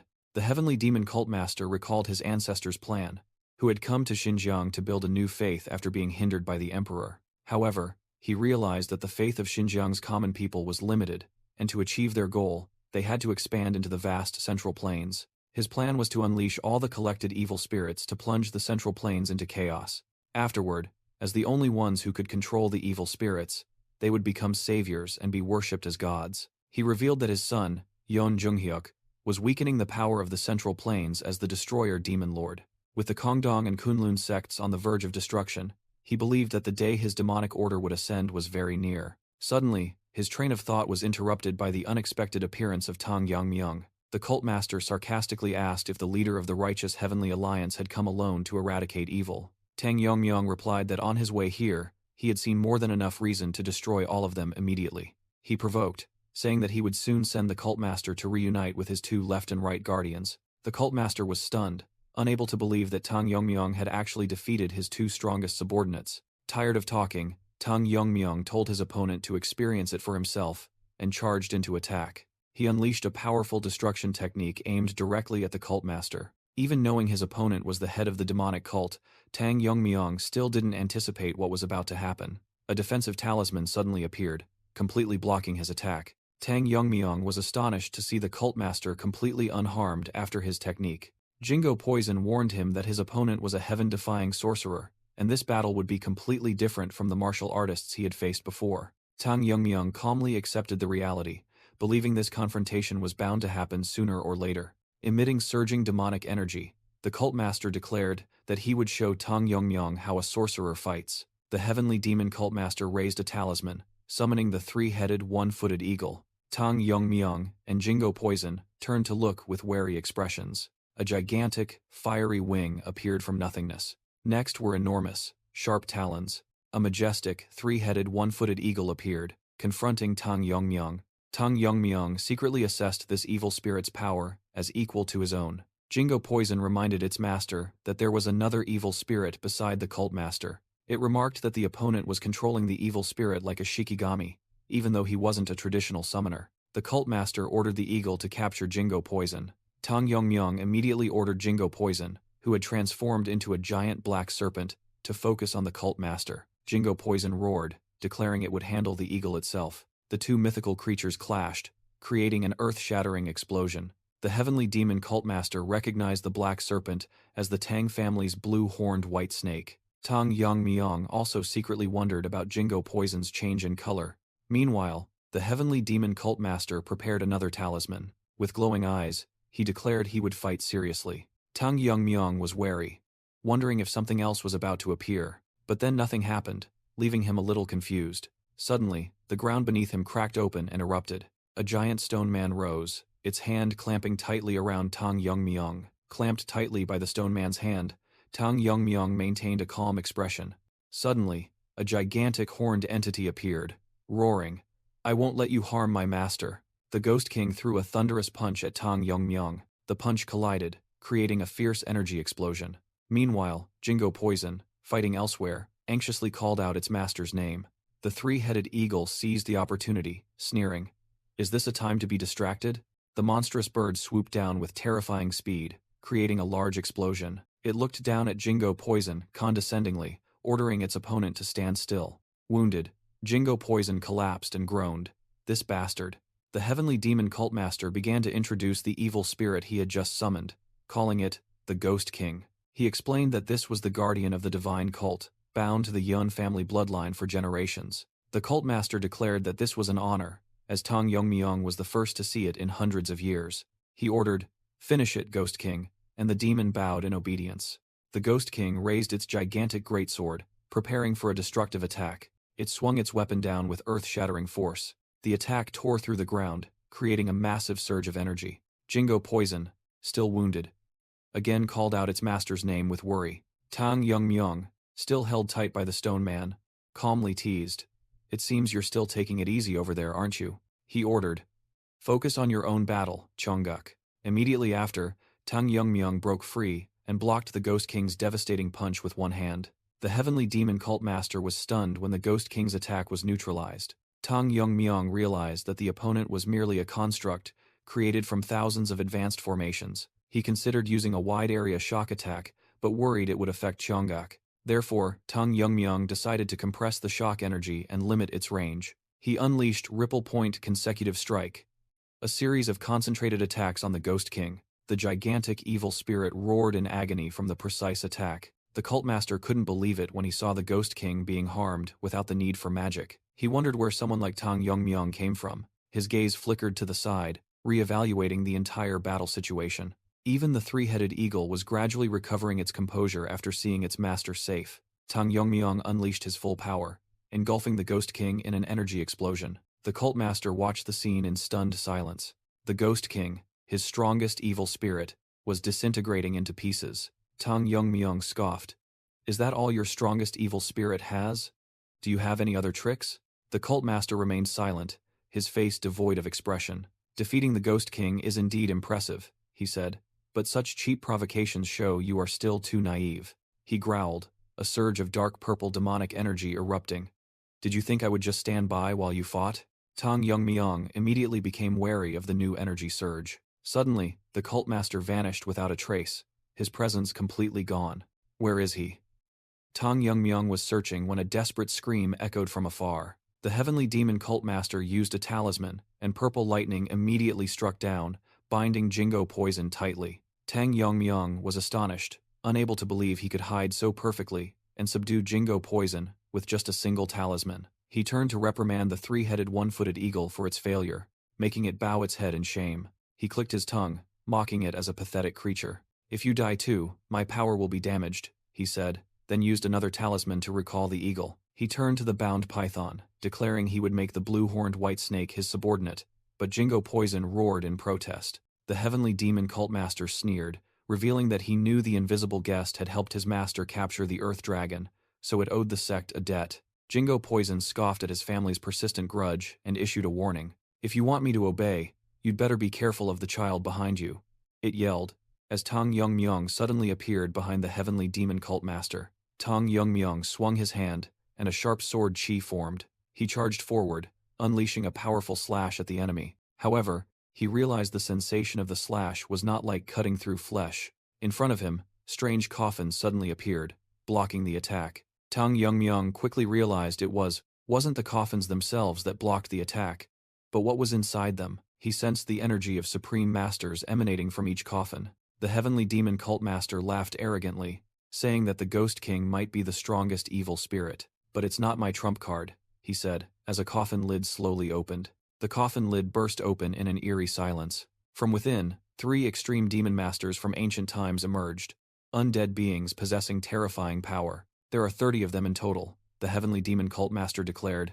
This is my true trump card, facing Tang Yongmyong's resolute gaze. Tang Yongmyong realized the enemy was using a spell to awaken and control the corpses of past masters. This technique transformed them into ghouls, and a large army was advancing towards him. The heavenly demon cult master smugly named the technique Extreme Demon Resurrection Grand Technique, boasting that it was an assault by 30 grandmasters. He explained that even though they were just corpses, their movements were incredibly unpredictable. The glowing red eyes of a ghoul flashed, indicating an evil consciousness still lingered. Immediately, one of them lunged to attack Tang Yongmyong with terrifying speed. The heavenly demon cult master admitted that even he, the caster of the spell, found it difficult to fully control them. Tang Yongmyong raised his weapon, blocking the direct attack in a flash. He counterattacked, the force of his blow slicing through 2 ghouls. The collision created a fierce energy explosion, shattering the surrounding ground. The force of the explosion sent Tang Yongmyong flying into the air. Despite losing his balance, he maintained a calm expression to analyze the situation. He quickly understood the enemy's intentions and prepared for the next wave of attacks. Another group of ghouls simultaneously leaped up, surrounding him from all directions. Tang Yongmyong skillfully used an invisible force to change his direction mid-air. He clicked his tongue as he faced the tightening encirclement. He unleashed a blue palm strike, hitting an approaching ghoul directly. With a determined gaze, he poured all his strength into the attack. The powerful energy immediately obliterated the target. Tang Yongmyong landed on a rooftop, steady and ready for the rest of the fight. Tang Yongmyong held his ground, his gaze resolute before the upcoming battle. Immediately, an army of 30 resurrected extreme demon masters charged down to attack him. Tang Yongmyong deftly weaved through the chaotic attacks, his sword flashing in battle. A ghoul with a skeletal face lunged forward, swinging its weapon brutally. He blocked a powerful blow, surprised to realize his opponent still attacked with full force, despite having an arm severed. Tang Yongmyong deduced that they couldn't feel pain, which was natural since they were already dead. Understanding the enemy's nature, he thought to himself, if that's the case, he unleashed a palm strike directly at the ghoul's face with astonishing power. Grabbing the enemy's head, Tang Yongmyong growled, with a dead body, don't bother anymore. He activated the corrosive poison art, and a corrosive green energy enveloped his hand. Meanwhile, the heavenly demon cult master had used the 5 elements binding talisman to imprison Jingo Poison. Bound by the magical lightning, Jingo Poison heard the cult master's demand, behave and become my servant.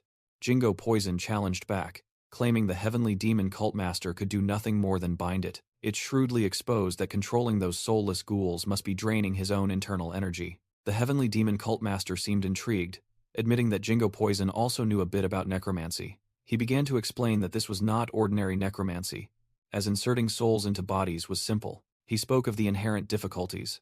If the body and soul were different, there would be rejection, and if they belonged to the same person, they would resist the controller. But he revealed that the predecessors had found a way to strip the souls of their will. The ghouls created by that method did not require meticulous control. Tang Yongmyong was disgusted by this evil technique, but he had found a weakness and prepared to counterattack. Even so, they still can't breathe, can they? The heavenly demon cult master explained that his cult had researched and found a method. That technique supplied demonic energy to the extreme demon masters by using talismans to absorb energy from others and store it. Tang Yongmyong was astonished, wondering if that was truly possible. The old sorcerer revealed that he had learned the energy absorption technique from the relics of the 3 vicious stars of Qi absorption, who were once annihilated by Murong Yonmyong, the sword ghost. As long as they were regularly supplied with demonic energy, these extreme demon masters could freely use their martial arts from when they were alive, without needing to be controlled. Jingo Poison roared in anger, cursing the old man as a madman with no respect for the living or the dead. The old sorcerer scoffed, stating that whether alive or dead, dedicating oneself to the divine cult was an honor. Seeing that Jingo Poison had no intention of submitting, the old man decided to forcibly extract its soul. The old sorcerer's hand grasped an invisible stream of energy. Jingo Poison let out a painful groan. The old sorcerer placed his hand on Jingo Poison's head, using streams of purple magical lightning to torture it. He mocked, asking how it felt to have its soul forcibly taken, even though he had only just begun. Just as he was about to state his conditions, he suddenly paused, realizing something was amiss. He wondered in astonishment why he couldn't find Jingo Poison's soul. He was confused, not understanding why Jingo Poison had such a strong connection with the Tang family child. Realizing he couldn't break the connection, he decided it would be best to eliminate Jingo Poison to prevent future trouble. Jingo Poison challenged that its master would not be easily defeated, and the old sorcerer had to admit that Tang Yongmyong's skills were very impressive. Nevertheless, he remained confident that Tang Yongmyong's internal energy was limited, and he couldn't hold out forever against a tireless army. Tang Yongmyong inwardly assessed that this battle wouldn't be easy, because even if their limbs were severed, they would continue to move. Furthermore, these extreme demon masters even used protective true chi to block attacks, leading him to conclude that he had to completely destroy their heads or bodies. Tang Yongmyong thought to himself that eliminating each of the 30 extreme demon masters would be too time-consuming. He analyzed that if he used a grand technique to sweep them all away at once, he would be attacked from blind spots, and their instinctive attacks were very unpredictable. Releasing all his internal energy to overwhelm them was also a bad option without Jingo Poison's support. Finally, he concluded that he needed a grand technique that could both wipe out the enemies and leave no openings. Feeling stuck, Tang Yongmyong unleashed a series of sword moves, forming a vortex of energy. Suddenly, a voice echoed in his mind, making him realize with a start that it was Jingo Poison. Jingo Poison explained that it was speaking through their soul connection, and urged Tang Yongmyong to listen carefully as there wasn't much time. It conveyed a profound piece of advice. Fill the sky with everything you've learned, everything you've seen, with your very life and will. Jingo Poison concluded with a warning that if he failed to do so, Tang Yongmyong would fall. At that very moment, a fierce purple energy explosion suddenly engulfed the battlefield. It was the attack of the heavenly demon cult master, who was confidently controlling his power. The old sorcerer smiled triumphantly, believing the battle was over, and praising the young sect leader for fighting valiantly. But then, his smile vanished as he sensed something unusual. From within the dust and smoke, the extreme demon masters rose once again, completely unharmed. Immediately, a massive blue energy surge erupted from the center of their formation. The heavenly demon cult master's eyes widened, filled with horror and disbelief. The entire army of extreme demon masters was torn to shreds in Tang Yongmyong's energy storm. Tang Yongmyong smiled, finally comprehending the meaning in Jingo Poison's words. He recalled the Tang family patriarch's explanation. Myriad flowers rain originally just meant myriad heavens, with the flowers rain part added later to describe the scene like a rain of blood as thousands of attacks tore through enemies. He also recalled a passage in Yu Kiljun's book, quoting his master, "All martial arts reveal their essence in their names." Tang Yongmyong remembered his previous life's master's teaching. Any martial art, when its principles are applied to the sword, becomes sword art.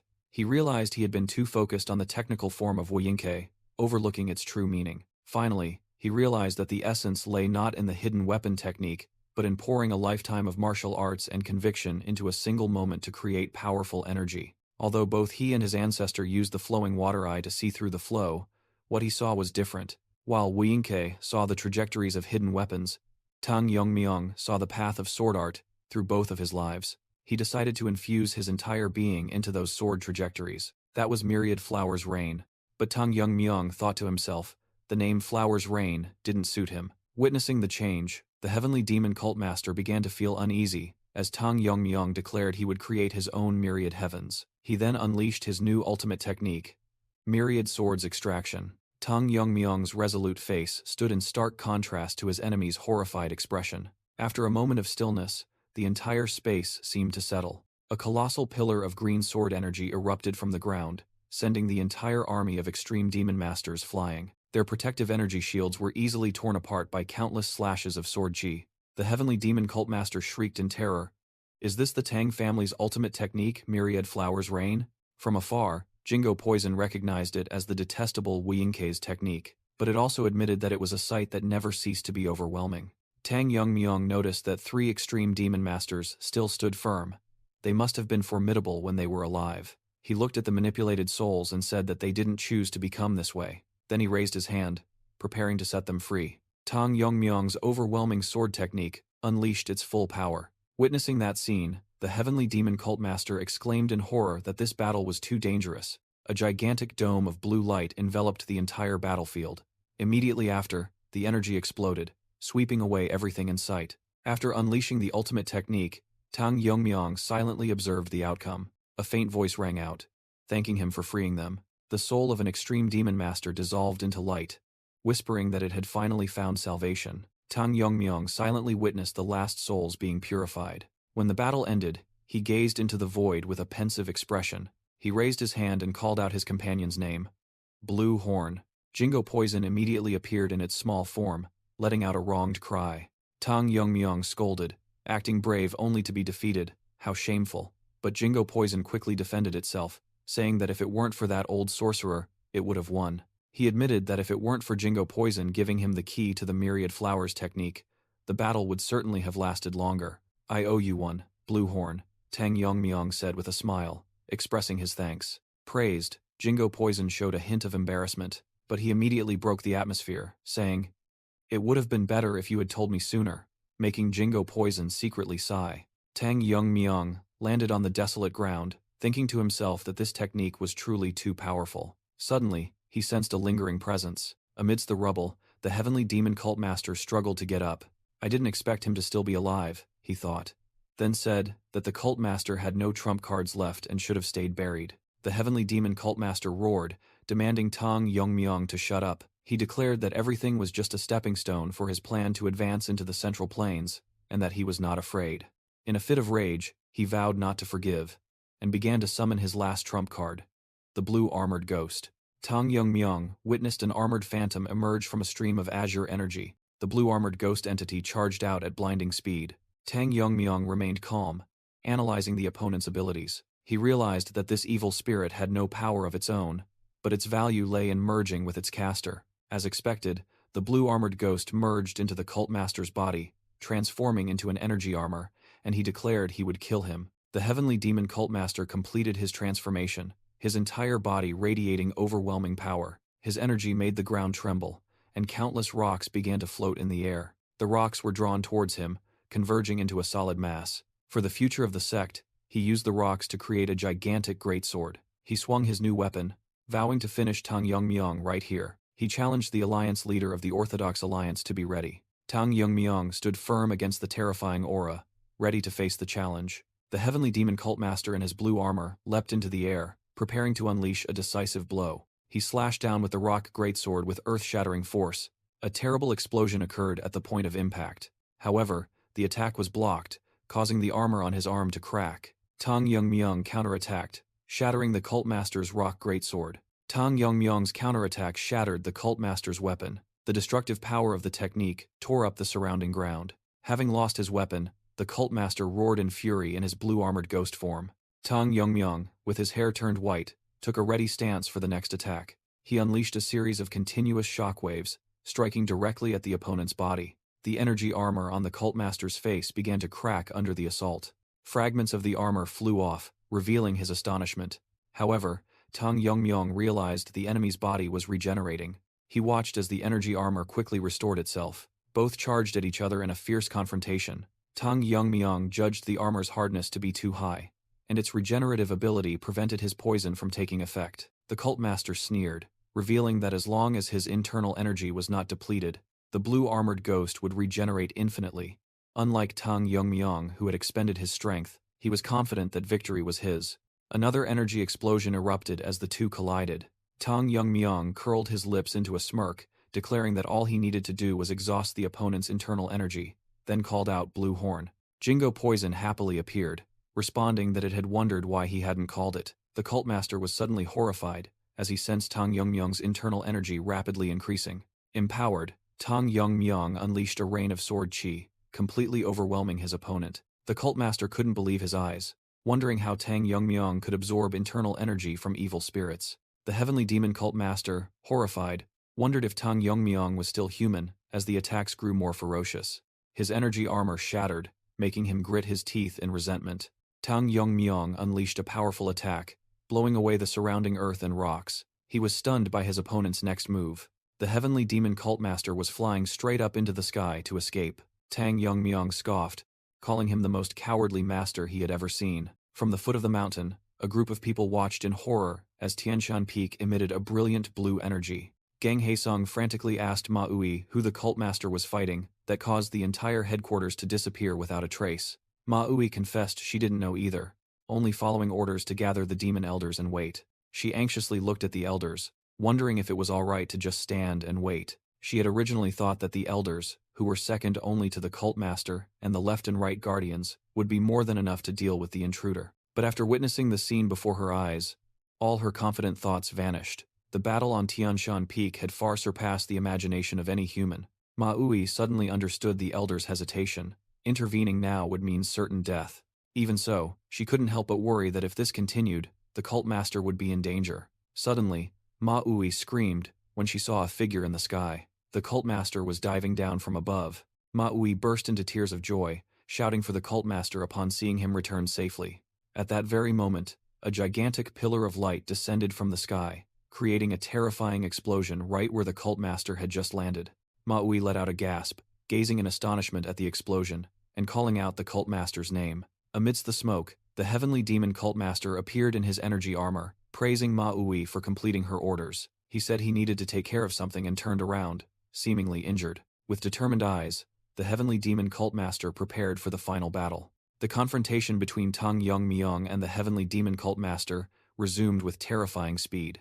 The demon elders were dumbfounded, unable to believe that the cult master's enemy was that young man. In contrast to his enemy's panic, Tang Yongmyong maintained a calm expression. The heavenly demon cult master was bleeding, thinking to himself that his opponent didn't give him a second to breathe, while Maui screamed in worry. Tang Yongmyong unleashed a powerful slash, continuing to press his opponent. He calmly remarked on the heavenly demon cult master's stubbornness, while Jingo Poison asserted that the remaining remnants were not worth worrying about. A demon elder shouted, calling for the entire army to charge and fight to the death to protect the cult master. But the heavenly demon cult master raised his hand to stop them, admitting that all of them couldn't even last a second. He declared he couldn't let them sacrifice themselves in vain, because sacrifice only had meaning when it brought commensurate results. Then he issued a terrifying command, demanding that all of them help him with their own deaths and unleash the 5-star reverse blood demonic art. The call to use the suicidal forbidden art rang out decisively.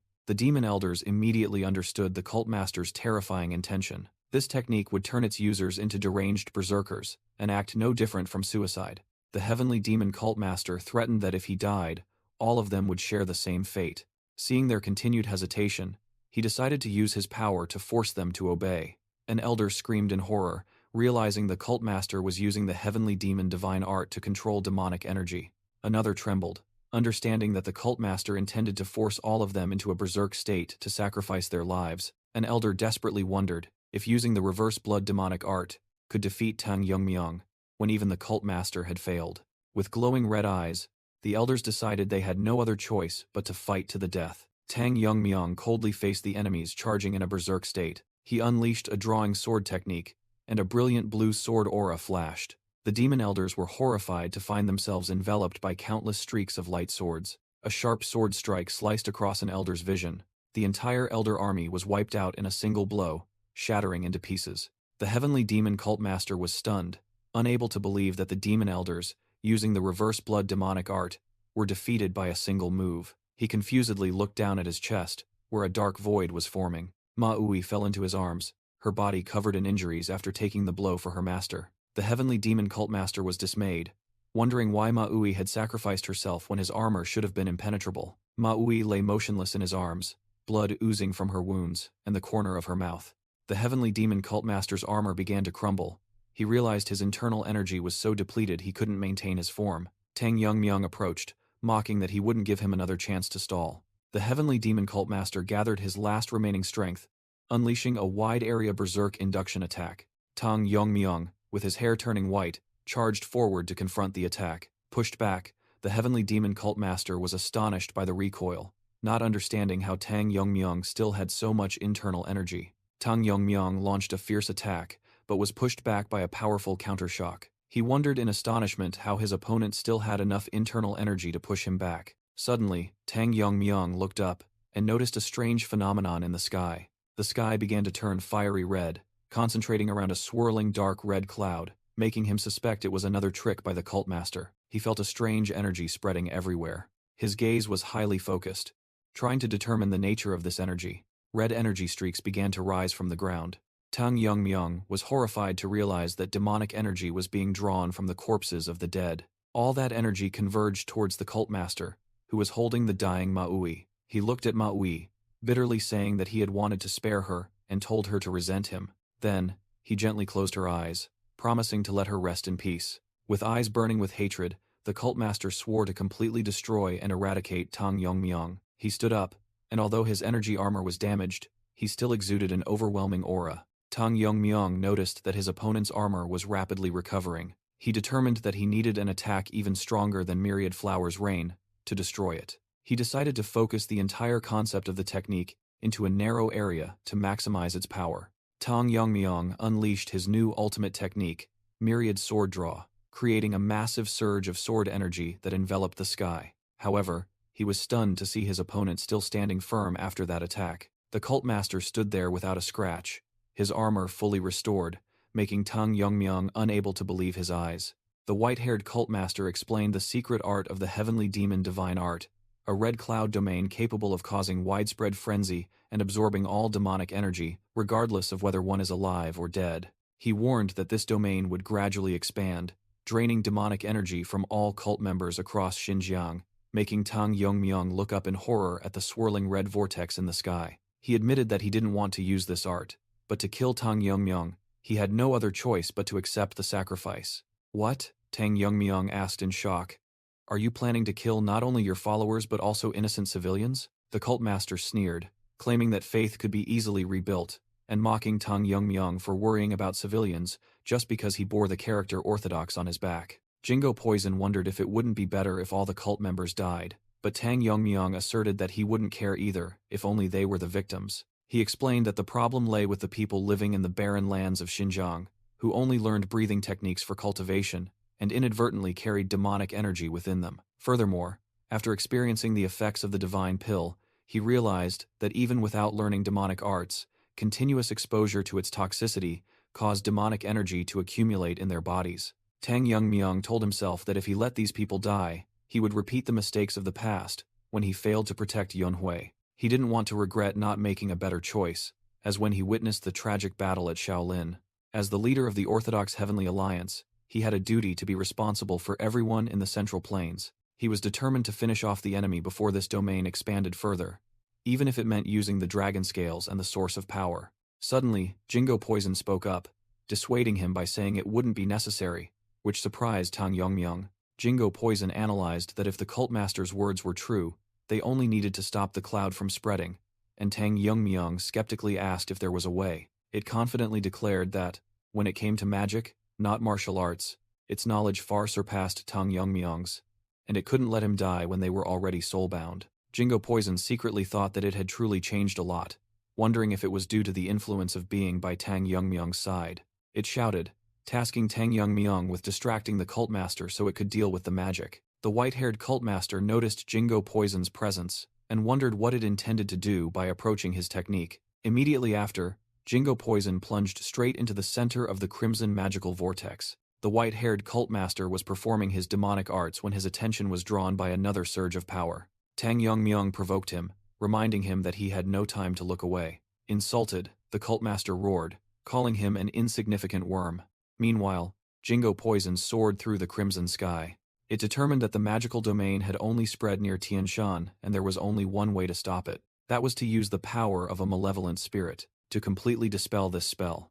A fierce blue energy explosion erupted from the center of the vortex. Jingo Poison's energy wave began to push back the red domain. The cult master was astonished to realize that Jingo Poison was frantically burning its own power to stop him. He calculated that if it recklessly unleashed such power, it would surely pay a price. Seizing the opportunity, Tang Yongmyong launched a powerful attack towards the enemy. He secretly appreciated his reliable companion, Jingo Poison, for without it, this battle would have been much more difficult. The white-haired cult master furiously roared because his plan to replenish demonic energy had been ruined. Jingo Poison found its actions strange, as it was willing to fight for others, even sacrificing its cultivation. Since that day, it had never thought it would open up to anyone again.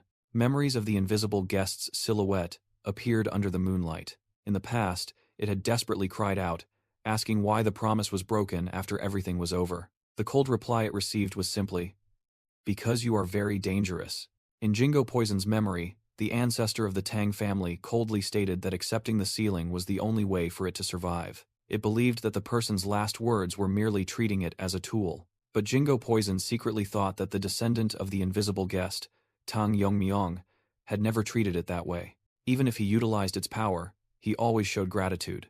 Tang Yongmyong always treated it with respect. Jingo Poison decided that this was not an action influenced by the enemy's magic. This was its own choice.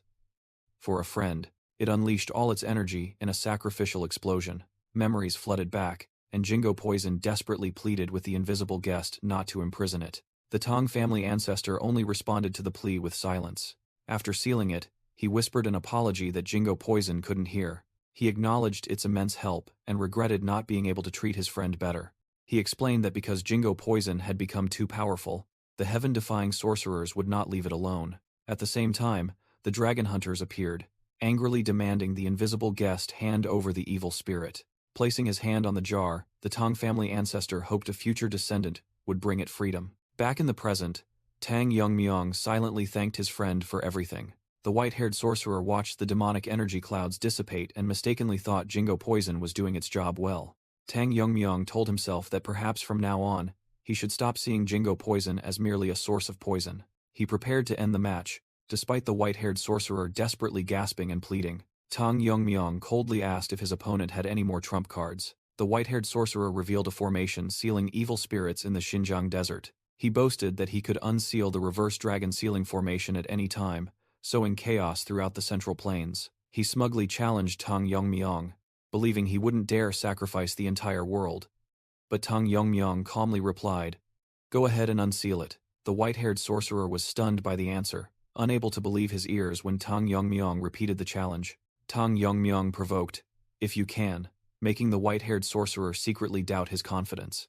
Angered, the white-haired sorcerer dismissed his doubts and decided to unseal it immediately. However, he realized with horror that something was wrong. He was shocked when he couldn't sense any energy from the reverse dragon sealing formation. Tang Yongmyong explained that it was thanks to that formation that Jingo Poison was able to transform into a black serpent. He revealed that Jingo Poison had absorbed all the sealed evil spirits, infuriating the white-haired sorcerer because his efforts had gone to waste. Tang Yongmyong lunged to attack, asking his enemy in return what he expected him to do. He declared that anything threatening the peace of the world, he would destroy it at all costs. In his final thoughts, the white-haired sorcerer was bitter about his failure when his plan to unify the demonic realm was so close. He collapsed, screaming in despair, questioning his ancestors why they hadn't destroyed the Tang family. His resentment faded. Tang Yongmyong stood there, quietly declaring that the battle was finally over. He told himself that even though he had killed the heavenly demon cult master, he couldn't let his guard down because the war with the destroyer demon lord was still ongoing. Tang Yongmyong noticed that the dark clouds in the sky had almost dissipated. He wondered what Jingo Poison was doing, and began to summon it due to its delay. Immediately, Jingo Poison rushed over with a sky-shattering roar. It landed on Tang Yongmyong's shoulder, only to be scolded by him for dawdling and not returning immediately. Jingo Poison retorted that it was already on its way back and didn't need him to forcibly summon it. Seeing Tang Yongmyong staring at it, it confusedly asked what he was looking at. Picked up, Jingo Poison, in the form of a small white dragon, asked if there was a problem. It began to explain that earlier, it had exhausted its evil spirit cultivation to shrink the cloud domain, regardless of the consequences. Just when it thought it would dissipate, it felt something miraculous. It was the birth of a completely new stream of cultivation. Tang Yongmyong asked in surprise, so it was no longer an evil spirit, but he directly asked if it had become a dragon, and Jingo Poison confirmed that was the unexpected result of shedding its old shackles. Tang Yongmyong wondered if it was a young dragon, but Jingo Poison thought not exactly. After some thought, it concluded that perhaps its time as an evil spirit was its young dragon phase. When asked about its abilities, Jingo Poison happily stated that it could still use poison as before. It was a little self-conscious about its nascent dragon cultivation, but Tang Yongmyong reassured it that it was already a great help. Jingo Poison felt grateful for becoming his spirit beast, thereby gaining this opportunity for rebirth. Tang Yongmyong declared that they had obtained everything they could, and it was time to return, as the war against the demonic path had only just begun. His gaze turned to the white-haired sorcerer's corpse, his heart filled with determination for the battles to come. Tang Yongmyong confusedly wondered what was happening. Suddenly, a white-haired stranger appeared, grabbing the white-haired sorcerer by the neck and wondering who this man was and how long he had been there. The old sorcerer gasped, recognizing the stranger as the little poison demon, and horrifyingly asked what he had done. Without a word, the one called the little poison demon plunged his hand directly into the old sorcerer's chest. He pulled out his blood-soaked hand, remarking that the blood of someone who had accumulated cultivation was indeed different. After tasting it, he felt his cultivation increasing just by drinking this blood. He smirked, saying he should thank that person. Then he turned, called Tang Yongmyong by name, and said it had been a long time. The stranger chuckled sinisterly, surprised to meet him in Xinjiang, while Tang Yongmyong was stunned, recognizing the voice. He exclaimed in shock the name he never expected. Tang Moonchan. Tang Moonchan sarcastically expressed gratitude, saying he thought an unknown person like himself would be forgotten. Tang Yongmyong suddenly remembered the old sorcerer calling him Little Poison Demon, and he realized this was the one who had breached the defenses at Kongdong and Kunlun. He questioned if Tang Moonchan had killed the Tang family warriors sent to assist Kunlun, and Tang Moonchan casually admitted it, even though it was his grandfather who did it. He recounted that they had killed everyone who opposed surrendering to the heavenly demon cult that day. Tang Moonchan laughed maniacally, saying that thinking of Tang Yongmyong's and the Tang family's pain made him feel immensely satisfied. He growled, stating that it still wasn't enough. Tang Yongmyong's eyes flashed with angry blue light, and he said that sending his family members to Kunlun was his mother's last act of mercy, an opportunity for them to restore their honor. But Tang Moonchan merely scoffed, asking what that Tang surname meant to him. A surge of dark purple demonic energy erupted from his body, showing absolute contempt. Tang Moonchan scoffed, declaring that he no longer needed family honor. On Tang Yongmyong's shoulder, Jingo Poison thought to itself, wondering if Tang Moonchan was still human after transforming his body far beyond magic. It continued to analyze, sensing the faint spiritual energy in Tang Moonchan's blood, and concluding that it was neither ordinary magic nor internal elixir. Jingo Poison was utterly astonished to realize that his cultivation traces were even higher than a dragon's. Tang Moonchan roared that he had been waiting for this day, and charged straight at Tang Yongmyong. He screamed maniacally, vowing to kill the one who had stolen everything that should have been his. Tang Yongmyong seemed shaken by the attack. Tang Moonchan launched a direct, unarmed attack, but he suddenly froze, unable to see anything as a net of energy enveloped his head. A violent explosion occurred immediately afterward. When the smoke and dust cleared, Tang Yongmyong stood there without a scratch, coldly stating that if he wanted to kill him, he needed to become even stronger. With his body cracking, Tang Moonchan asked again in astonishment, unable to believe that even reaching the extreme demon realm was not enough. Tang Yongmyong looked at his opponent with a serious expression. He questioned Tang Moonchan about what kind of monster he had become. Tang Moonchan merely smiled sinisterly, claiming that such a designation hurt him. He suggested that Tang Yongmyong give him a cooler nickname and recalled his famous title in Xinjiang. After calling out the venomous sword dragon, Tang Moonchan declared he would bestow a title upon himself. He described himself as an immortal who would not die until he killed the venomous sword dragon, one who would dye the entire world with the spiritual energy of blood. Finally, he declared his new title to be the Immortal Blood Demon. On a desolate wasteland, rocks lay still. Suddenly, fresh blood splattered everywhere. Tang Yongmyong and his master's illusion clashed in a high-speed battle. Streams of blue and red energy collided fiercely as they exchanged blows. The master's illusion laughed savagely. "What's wrong? Your hands are slower than yesterday." Tang Yongmyong gritted his teeth and attacked, thinking to himself, "It's been almost a day since I unilaterally attacked him." He realized a disturbing truth. "But I can't see an end to his regeneration ability. And what's more, each time he recovers, he gets stronger." The master's illusion's hands grew sharp claws, and Tang Yongmyong knew that his regeneration speed was getting faster and faster. Tang Yongmyong used a short blade to block the claw attack. The impact force was so great that he was pushed back, creating a shockwave that shattered the ground. With a tense expression, Tang Yongmyong confirmed his suspicion. "He's getting stronger." The master's illusion easily caught Tang Yongmyong's attack, and provoked, finally landed a hit. "Huh? Are you tired?" He flashed a sinister smile. "But what will you do about this?" The master's illusion's fist clenched. He unleashed a terrifying surge of power, roaring, "The battle hasn't even begun." The master's illusion was stunned as Tang Yongmyong suddenly vanished. "What? Where did you—" The surrounding ground began to crack and bulge abnormally. A massive green sword energy formed as Tang Yongmyong prepared to unleash myriad heaven sword draw. Sensing the terrifying energy, the master's illusion showed astonishment for the first time. Tang Yongmyong unleashed a destructive sword energy attack, charging straight towards his opponent. Tang Yongmyong looked at his opponent with a resolute expression after launching the attack. However, the master's illusion merely burst into laughter, declaring that it wouldn't be fun if he fell too soon. With his body regenerating, he roared, challenging Tang Yongmyong to continue the battle. Showing disgust, Tang Yongmyong cursed his opponent, while the latter unexpectedly broke his own arm. "If you won't come, I will," Tang Yongmyong shouted and charged forward.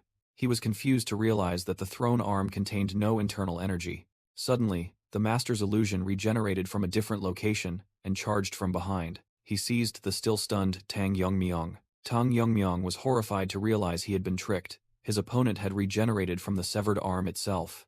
"It's not over yet!" The master's illusion roared, holding his disciple tightly. His body swelled, emitting a deadly, glowing red energy. He activated the bloodfall art, creating a terrifying explosion that engulfed them both. The destructive power of the technique ravaged the surrounding ground. Tang Yongmyong was thrown back, crashing violently onto the ground. Jingo Poison rushed over to check on him, and he struggled to reply that he was fine. It secretly worried, not expecting Tang Yongmyong to struggle so much after days of non-stop fighting, to the point where its poison energy was almost depleted. Jingo Poison looked up. The master's illusion had regenerated completely once again. He approached and remarked that Tang Yongmyong was finally starting to adapt to his new body. "Your skill has returned to your youth," he said, irritating Tang Yongmyong, who felt constrained. He reminded himself of the true enemies: the war in the Central Plains, the heavenly demon cult master, and the destruction demon lord. The master's illusion provoked Tang Yongmyong, mocking that an immortal kept bothering him. Jingo Poison, exhausted, suggested to Yunmyong that they should retreat as they had been fighting continuously. But Tang Yongmyong refused, asking Jingo Poison to provide poison energy one last time, because he had figured out a way to neutralize his opponent's regeneration ability. Jingo Poison reluctantly transferred the maximum possible energy to him, and Tang Yongmyong thanked it. Immediately, the master's illusion charged to attack again. Tang Yongmyong analyzed, realizing that his opponent was using his regeneration ability to continuously suppress the poison energy in his body. He decided that by simply breaking that balance, he could win. The master's illusion suddenly froze, sensing the change. He was astonished by the immense surge of energy suddenly erupting from Tang Yongmyong. Tang Yongmyong began to crush the fragmented demonic energy. He continued to refine them until they turned into fine powder and diffused everywhere. With glowing eyes, he prepared to unleash his ultimate technique. A massive poison annihilation mist enveloped the entire battlefield. The master's illusion bewilderedly wondered what kind of mist this was. He quickly sensed Tang Yongmyong's presence somewhere within the mist. He frantically swung his fists into the air, yelling to ask where his opponent was. Realizing he had missed, he suddenly understood Tang Yongmyong's plan. He growled, thinking that Tang Yongmyong was using the mist to buy time to recover his internal energy. Enraged, he roared and prepared to unleash a wide-area attack. But just as he struck, his arm was severed by an invisible slash. The illusionary master scoffed, claiming that no matter how many times he was cut, it would be useless against him. However, his confident expression immediately turned into surprise. He looked down in confusion at his severed arm, wondering why his regeneration ability had slowed down. Realizing his energy hadn't weakened, he suspected that the surrounding mist was the cause. Tang Yongmyong explained that he had created the poison annihilation mist to counteract his opponent's extraordinary recovery ability. With his hair turned white, he declared he would tear the illusionary master apart before he could adapt to the poison. Tang Yongmyong charged forward, unleashing a torrent of sword energy that ripped through space. The illusionary master roared in extreme agony. His body was continuously torn apart by the relentless slashes. Amidst the battle, Tang Yongmyong briefly recalled his own despair in a life-or-death struggle in the past. Cornered, the illusionary master tried to escape, but the name Tang Moonchan echoed in his mind. He decided to resort to a desperate measure, activating a self-destruct technique to detonate the poisoned parts of his body. A blazing red energy explosion erupted from his body. Terrifying shockwaves spread across the battlefield. Tang Yongmyong was sent flying backward by the immense pressure. The illusionary master stood firm after the explosion, rejoicing that he had repelled the mist and gained a final opportunity. He roared, vowing to kill Tang Yongmyong in the most painful way. Tang Yongmyong merely replied coldly, considering the threat meaningless. Shouting his opponent's name, the illusionary master charged forward with all his might. From afar, Murong Hui watched in horror, wondering if this was a battle between demon cult leaders. The illusionary master roared in fury, charging into attack with all his might. Meanwhile, the heavenly demon cult master was stunned to realize his enemy was still alive. He gritted his teeth and swore that, before taking his last breath, he would drag everyone down to hell with him. Tang Yongmyong realized in horror that he couldn't dodge the incoming attack. In that instant, he activated a powerful eye technique. An ultimate technique was unleashed. The Heart Demon Jade, Sealing Great Art. This was a powerful sealing art, where the caster had to stake their life to imprison the opponent within a jade orb. The captured individual would forever be immersed in their own inner demons. Those who couldn't overcome their inner demons would be imprisoned forever, never to be released. 2 blazing red jade orbs floated, signaling the success of the art. Both the caster and the sealed fell into silence. Both had been imprisoned in another dimension. In the real world, Jingo Poison coughed up a mouthful of energy. It wondered in shock why the demon cult master had struggled so desperately until his last breath. It realized Tang Yongmyong was motionless and worried that even someone as strong as him couldn't recover. Jingo Poison frantically screamed, trying to wake the alliance leader of the righteous Heavenly Alliance. It loudly demanded him to get up, otherwise, it would. But then a thought flashed through its mind. If Tang Yongmyong never woke up again, would it be free? Jingo Poison imagined being free, wondering if it could live peacefully if it just left. But then it thought of Tang Yongmyong again, wondering what his fate would be. Pushing away its selfish thoughts, it told itself it wasn't because it liked him or anything. It was only doing this to prevent someone from using a spell to sever its soul connection from him. In its dragon form, Jingo Poison looked at the motionless Tang Yongmyong and urged him to wake up before they reached the central plains. It realized the changes in its body after absorbing the dragon's cultivation helped it understand many things naturally. One of them was the existence of an incredibly vast subspace within its body. Jingo Poison immediately swallowed Tang Yongmyong and the sealing orb. It briefly considered taking along the sealed individual inside the orb as well, but it feared that if that person escaped in the central plains, it would be a disaster. So, it decided to leave the orb behind, telling itself that Tang Yongmyong would understand and not complain later. Resolutely, Jingo Poison soared away, heading straight for Sichuan. Meanwhile, at the Tang family's medical hall, the atmosphere was extremely tense. The physicians were working tirelessly to treat the severely wounded. The medical hall was packed with patients, the physicians busily running back and forth to dispense medicine and bandage wounds. A young martial artist groaned in pain as his wound was rebandaged. After receiving treatment, Hyungso expressed his gratitude to the physician who saved him. He recounted that the Tang family's patriarch had mercifully allowed them into the medical hall for treatment. However, upon hearing that the alliance leader had gone alone to the demon cult's main headquarters, she couldn't hide her horror. Hyungso thought to himself, no matter how great the alliance leader was, in the eyes of his loved ones, he was still just a worrisome child, and prayed for his safe return. At the poison hall, Tang Jihye was deep in thought. She sighed, wondering if her son Tang Yongmyong was going through a late rebellious phase. She worried that his increasingly reckless actions were pushing him away from her. She wished her son would think of those who worried about him, when a voice interrupted her thoughts. When informed of a visitor, she allowed them to enter. Mirio timidly peeked her head out the door, silently complimenting the beautiful guest and stammering a greeting. The guest introduced herself as Tang Miso. After the introduction, Miso began to state her purpose. Tang Jihye asked in surprise about her connection to Tang Yongmyong. Miso explained that Tang Yongmyong had saved her life when she was on the verge of death from blocked meridians, and she had always wanted to repay that kindness. She recounted that when she visited the medical hall, she heard the injured talking about the young master fighting the demonic cult alone. Therefore, Miso earnestly offered to help the family, and Tang Jihye seemed to have an idea. She suddenly asked Miso if she wanted to call her mother, leaving the girl stunned. The family head laughed, saying she was just joking, and playfully chided her son for not introducing such a beautiful girl. She secretly thought, if Tang Yongmyong were to marry, perhaps he would be more responsible for his actions. Suddenly remembering, she asked Miso that if her meridians were blocked, she must be a descendant of the Ice Palace, and inquired if her condition was 3 yin or 5 yin. Miso hesitantly replied that it was 9 yin, leaving Tang Jihye speechless. She couldn't believe it. Even in the Ice Palace, a talent above 7 yin only appeared once every few hundred years. An idea flashed in her mind. She looked at Miso and reiterated her offer to help the family. Tang Jihye came up with an idea, making Miso ask in surprise. With a confident smile, Tang Jihye suggested that Miso begin martial arts training. Miso was stunned, asking self-consciously if it was too late to start. Tang Jihye playfully suggested that this would help her make a good impression on Tang Yongmyong, causing Miso to blush in embarrassment. She explained that, as a mother, she worried about Tang Yongmyong's future and that he would need more trustworthy people by his side. Miso listened intently as Tang Jihye emphasized that these must be people who could protect and represent the family. Tang Jihye offered to personally instruct Miso, but the final decision still rested with her. After a moment of hesitation, Miso swallowed, her eyes gleaming with determination.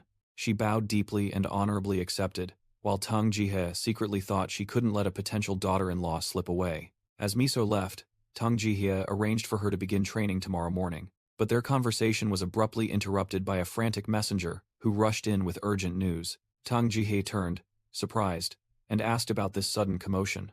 The messenger frantically announced that the Heaven's Brilliance Demon Lord had attacked Shaolin Temple. The shocking news left both Tang Jihe and Miso stunned in horror. The scene shifted to the Tang family's medical hall, where the atmosphere was very different. The physicians were buzzing with extreme astonishment at an unbelievable sight.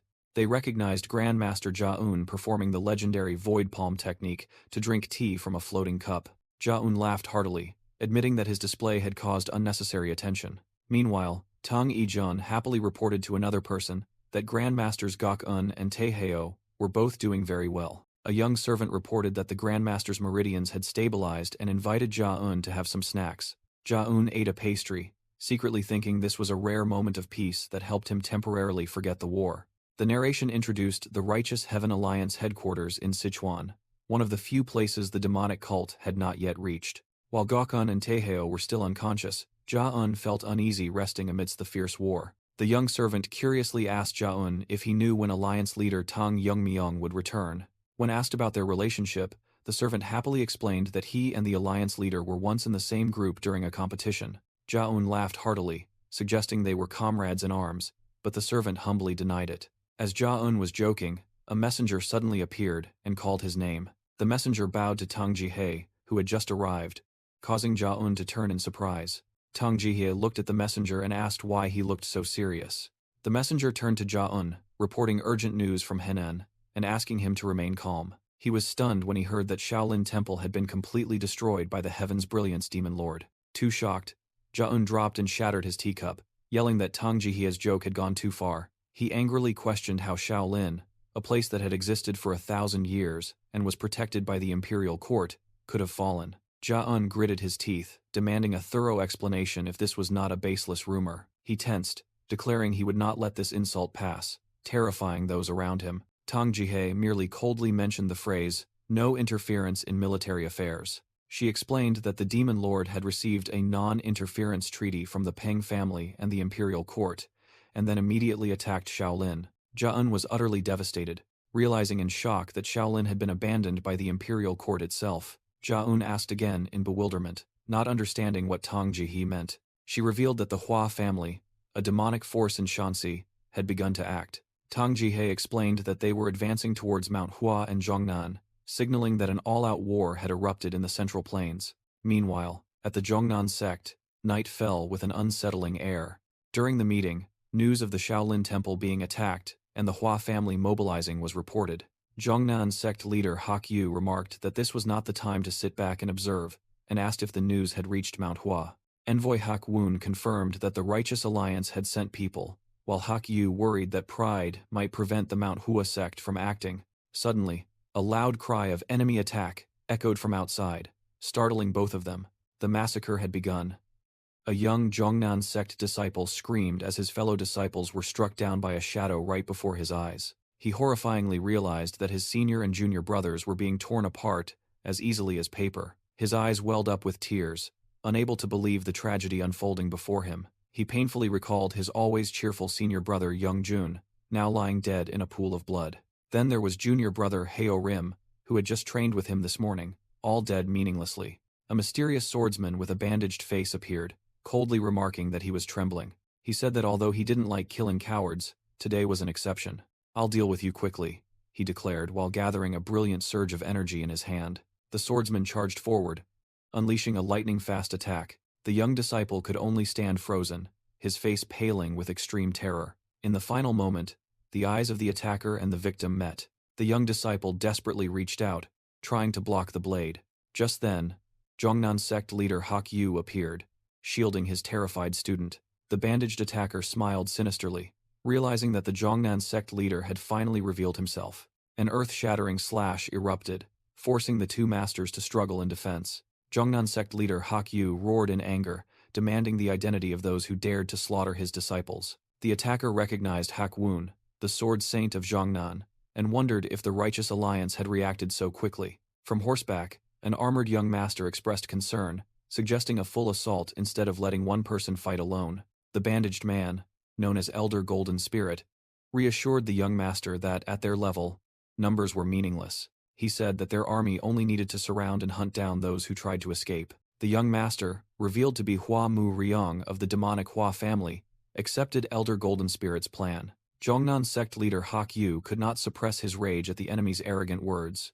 Elder Golden Spirit smirked, beginning to unleash a surge of dark demonic energy and challenging them. Both Hak Yu and Hak Woon were stunned, unable to believe the evil energy emanating from their opponent. Elder Golden Spirit roared, unleashing his full power, believing that eliminating many masters at once would bring greater merit. With glowing red eyes, he declared his hatred for wasting time and demanded that they all charge at once. Crimson demonic energy exploded into gigantic tentacles, lunging towards the members of the Zhongnan sect. Realizing the desperate situation, Zhongnan sect leader Hak Yu ordered Hak Woon to take the disciples to Mount Hua immediately. Deep down, Hak Yu realized he couldn't gauge the true strength of this masked opponent. Then a horrifying thought flashed through his mind.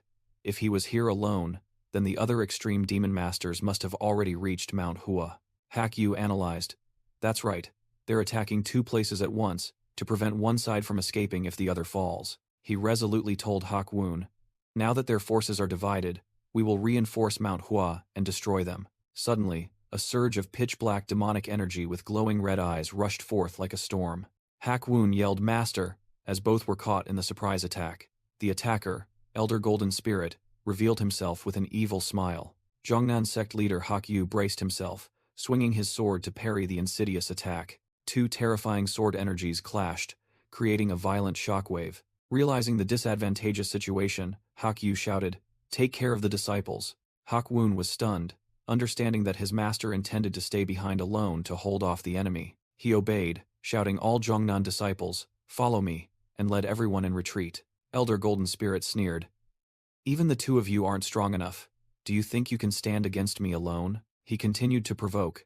"Didn't you feel my level from the very first strike?" Hak Yu remained silent, his face clearly showing tension in the face of the opponent's overwhelming power. He secretly admitted that this person's demonic energy indeed far surpassed his own internal cultivation. Clenching his sword hilt, he resolved, "I must hold out until the disciples are safely evacuated."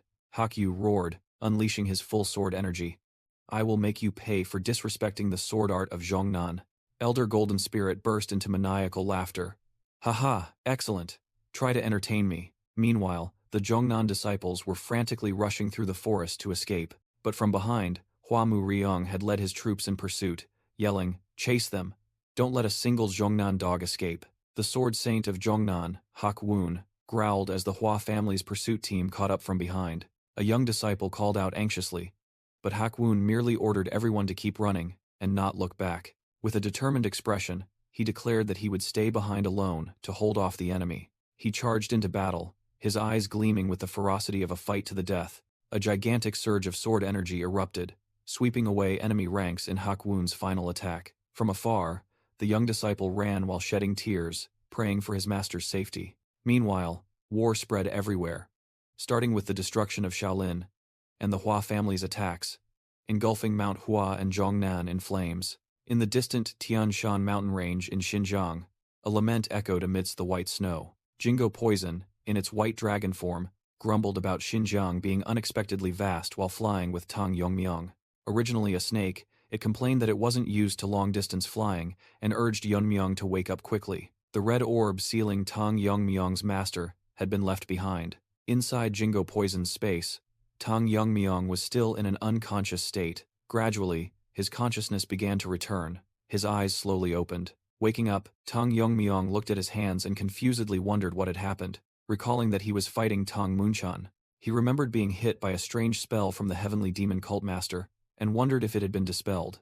Tang Yongmyong called out to Chongguk, asking how much time had passed. But then, he was stunned as he recognized the surrounding scenery. He was standing alone amidst a desolate, ruined city under a fiery sky. Tang Yongmyong exclaimed in panic that this place couldn't exist, that it was impossible. He mused, recalling the 7 ultimate principles of swordsmanship: weight, speed, illusion, destruction, dispersion, singularity, and sharpness. But he knew that was merely the path of the weak, those who couldn't handle the inherent thrust within the principle of power. Memories resurfaced of his master, the sword ghost, sitting on a rock after using overwhelming force to train his disciple. Tang Yongmyung confusedly wondered if this was a dream of the past. He was moved as he realized he was meeting his master again, and wondered if he had always unconsciously yearned for those days. Suddenly, the sword ghost, who was slumped on the ground, called out to him from afar. He questioned why he was peeking like a thief, and more importantly, how he had gotten here. When the sword ghost threatened to act if he didn't get an answer, Tang Yongmyung was shocked to realize this wasn't a memory. Standing on the cliff, the sword ghost repeated his question, demanding a careful answer. Faced with the threat of losing his head, Tang Yongmyung was still stunned, unable to believe this wasn't a dream. He reasoned that if his master could perceive and speak to him, perhaps he had truly traveled back to the past. Deciding to improvise, he introduced himself as Tang Yongmyung of the Sichuan Tang family. The sword ghost silently tightened his grip on his sword hilt, clearly showing suspicion. As Tang Yongmyung tried to fabricate a story about hearing rumors, the sword ghost growled, cutting him off, only wanting to know how he got here. Without warning, he unleashed an earth-shattering slash. The sword ghost was slightly surprised to see his opponent could react. Tang Yongmyung barely managed to retreat, narrowly dodging the attack. He looked directly at his master and asked if he recognized this swordsmanship. Tang Yongmyung secretly thought his master was truly an eccentric old man. Dodging that attack had stimulated his fighting spirit. He figured he had no choice but to use his swordsmanship to get his attention, but then suddenly noticed something amiss. Tang Yongmyung panicked when he saw his white snow sword had disappeared. Not only that, but he also couldn't sense Jingo Poison's energy, feeling completely empty inside. Meanwhile, the sword ghost smirked, thinking it was interesting whether it was by chance or if he had comprehended his sword Dao. He declared he would observe his skills further, making Tang Yongmyung despairingly think he was doomed. At the same time, at the Zhongnan sect, a fierce battle was raging on the snow-covered bridge. The bridge was cracked and shattered, testament to the terrifying power of the confrontation. The Zhongnan sect leader, Hak Yu, admitted that this battle was much harder than he had imagined. He clutched his chest, his wounds showing he was at a disadvantage. The bandaged attacker, Elder Golden Spirit, sarcastically remarked that Hak Yu was indeed worthy of being a sect leader. He continued that even so, Hak Yu couldn't change his fate. Elder Golden Spirit smirked and declared that the Zhongnan sect would end here, in his generation. Hak Yu angrily retorted, saying that just because his opponent had the upper hand, he dared to speak so lightly of annihilating a sect. He tightened his grip on his sword hilt, questioning whether sects could simply vanish like dust. Hak Yu asserted that even if he fell, the Zhongnan sect would not collapse. With that, he unleashed a powerful sword chi technique, creating a massive vortex of energy. Hak Yu roared that as long as one Zhongnan disciple remained alive, their will would continue, and he would sacrifice his life to stop the enemy. Witnessing that unyielding spirit, Elder Golden Spirit remarked that even as mere embers, Hak Yu's will was still strong, and he had changed his mind. Elder Golden Spirit maliciously declared that he would let Hak Yu live a lingering existence. He roared that he would make Hak Yu witness the Zhongnan disciples being slaughtered one by one. Despite the situation, Hak Yu still mustered his strength to block the enemy's attack. Elder Golden Spirit immediately channeled his energy, preparing to unleash the 9-dragon demonic unyielding technique. Dark demonic energy streams struck Hak Yu, causing him to stagger. The attacker didn't stop, continuing to unleash a third technique. A supreme technique named Three-Headed Great Rising Wheel created a massive energy vortex that engulfed the Zhongnan sect leader. Swept into the eye of the storm, Hak Yu screamed in extreme pain, but he didn't give up, pouring all his remaining strength into unleashing the 36 swords of the Heavenly River. Countless blue sword strikes were unleashed, forming a defensive net to ward off the attack. However, Hak Yu's attack was shattered, and he was thrown back by the explosion. Though his body was covered in wounds, the Zhongnan sect leader's eyes still burned with resolve. Seeing that his opponent had not yet fallen, Elder Golden Spirit unleashed the fourth move of the 9-dragon demonic unyielding technique. A barrage of attacks named 9-dragon chaotic barrage surged towards Hak Yu. Hak Yu thought to himself that he could still endure this relentless assault, but the power of the technique was too great. He was blown away by an explosion and cried out in despair. In his final moments, Hak Yu calmly thought that his disciples must have escaped, and that he had no regrets regarding his sect. However, he was tormented by the words he hadn't had a chance to say to OK Yun, the Manhwa leader. Hak Yu reminisced about the past, when he and OK Yun were once the Shaanxi Dragon and Phoenix, two outstanding talents of their respective sects. On the day of the exchange between Manhwa and Zhongnan, Hak Yu's eyes met OK Yun's by chance, and he fell in love with her smile at first sight. To impress her, he trained tirelessly until their next meeting. He researched the Baozi shops in Shaanxi that she liked and wrote countless love letters over and over again. However, at the meeting the following year, something completely unexpected happened. Okay Yan. She broke the limbs of all the Zhongnan disciples with the surname Hak. Her rage didn't stop there but was aimed directly at Hak Yu. But having been exhausted after defeating his senior brothers, Hak Yu easily subdued her. He tried to understand the reason for Ok Yun's sudden actions, but his fellow disciples spoke up. They cried out that she had attacked not only them but also their martial uncle, and begged him for revenge. Unable to ignore his fellow disciples' pleas, Hak Yu also broke the limbs of the Manhwa disciples with the surname Ok, and just like that, the good relations between Manhwa and Zhongnan were shattered. Later, Hak Yu learned that the reason Ok Yun had gone berserk was because his senior brothers had harassed her. Along with feeling guilty towards her, he felt disillusioned and ashamed of his sect. He wanted to clear up the misunderstanding with her, but the relationship between the two sects was beyond saving. When he was appointed as the next sect leader, Hak Yu resolved to change the current Zhongnan. He believed that cultivating character was even more important than honing martial arts. Hak Yu recalled his desire to emphasize etiquette and respect, so that the Manhwa sect would see Zhongnan differently. He had thought that by then, he too could face Ok Yun once more. Decades passed, and now Hak Yu was left only with regret. I'm sorry, sect leader Ok. Facing death, he realized he should have apologized himself, regardless of the sect's reputation. Elder Golden Spirit smirked, growling. This is the end, Sword Master. Suddenly, he froze at the appearance of pink plum blossoms. Hak Yu looked up in astonishment, thinking, purple plum blossoms. Could it be? A brilliant pink energy explosion erupted on the battlefield. A powerful sword chi streaked past, embedding itself into the ground right next to Hak Yu. Elder Golden Spirit was stunned, wondering why this person was here, when his troops had already been sent to Mount Hua. Amidst the blossoms, a figure gently descended. It was none other than the plum blossom goddess Ok Yun, the Mount Hua sect leader. Hak Yu whispered the name of the newcomer in astonishment. Ok Yun? He couldn't believe his eyes, stammering. How? Ok Yun simply offered a confident smile. Elder Golden Spirit wondered why the Mount Hua leader had appeared here. He provoked her, asking if she had abandoned Mount Hua. Ok Yun coldly cut him off, asking if he had been taught not to meddle in adult affairs. With blazing eyes, she declared that an uneducated brute like him needed a good beating. The story returns to the moment the attack on Mount Hua began, as sect leader Ok Yun faced the enemy and wondered about their destructive intentions. Ok Yun scoffed at her opponents, claiming they had only been in Shaanxi for a few years, yet dared to arrogantly demand the destruction of a major sect for a small gain under the Demon Lord. Hua Mu Ryong replied that the war against the righteous path was not about to happen. It had already begun. He revealed shocking news. The Demon Lord had destroyed the Shaolin Temple and was on his way to Shaanxi, terrifying Ok Yun and Elder Ok Yang. Ok Yang couldn't believe his ears, stunned to learn that even Shaolin couldn't hold out. He thought about Shaolin's foundational position in the martial arts world, yet it had fallen so quickly. Ok, Yun clenched her fists, realizing that the army had been dispatched to respond, but it was too late. The battlefield situation was changing faster than expected. Hua Mu Ryong arrogantly declared that when the Demon Lord arrived in person, subordinates like him had the duty to clear the way. He further revealed that the situation at the Zhongnan sect had likely concluded, shocking Ok Yun even more with the enemy's resources. Hua Mu Ryong recounted that Kim Lin, who personally served the Demon Lord, had taken action in Zhongnan, and her martial arts far surpassed anything they could compare to. He concluded that Zhongnan would likely fall even before Mount Hua, leaving Ok Yun speechless.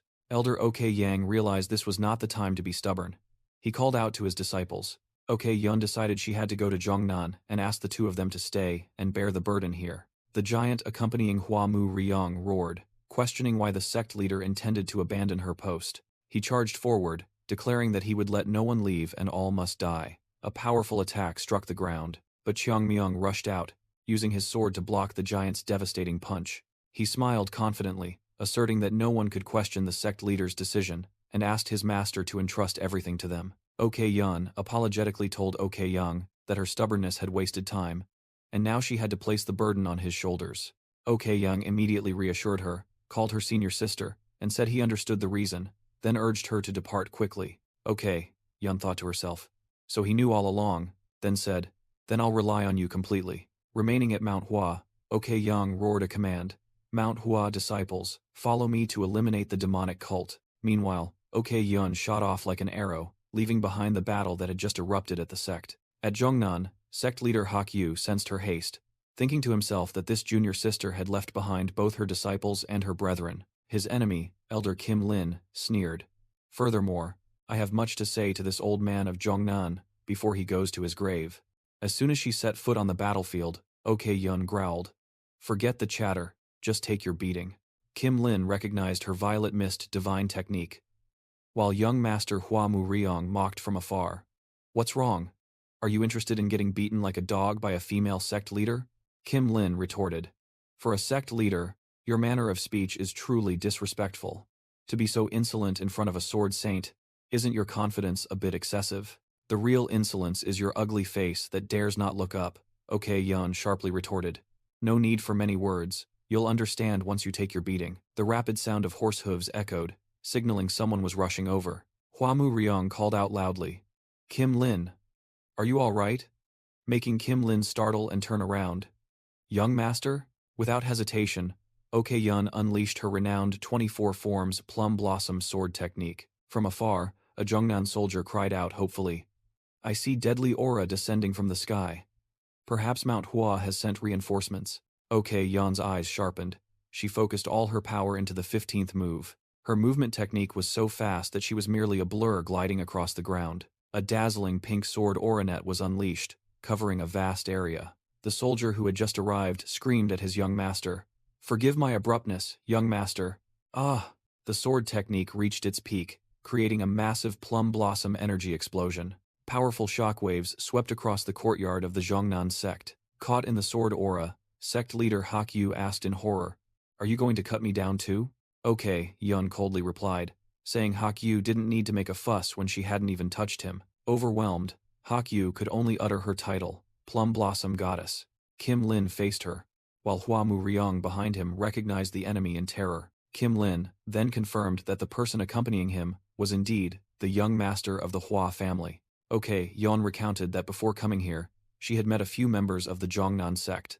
In the flashback, the disciples asserted that the glory of destroying Mount Hua and Zhongnan would belong to the young master. Hua Mu Riong sneered, suggesting that the demon lord's personal bodyguard didn't need to go that far. He sowed doubt about Kim Lin's relationship with his master, making both of them glare in anger. Enraged, Yun roared that she would make him unable to spout nonsense anymore and unleashed a fierce attack. Kim Lin blocked the attack and retorted with a sneer, revealing that everyone now knew Hua Mu Riong was the demon lord's son. He threatened Yun that if he killed the young master, she would also be held responsible, making Hua Mu Riong furiously call her a coward.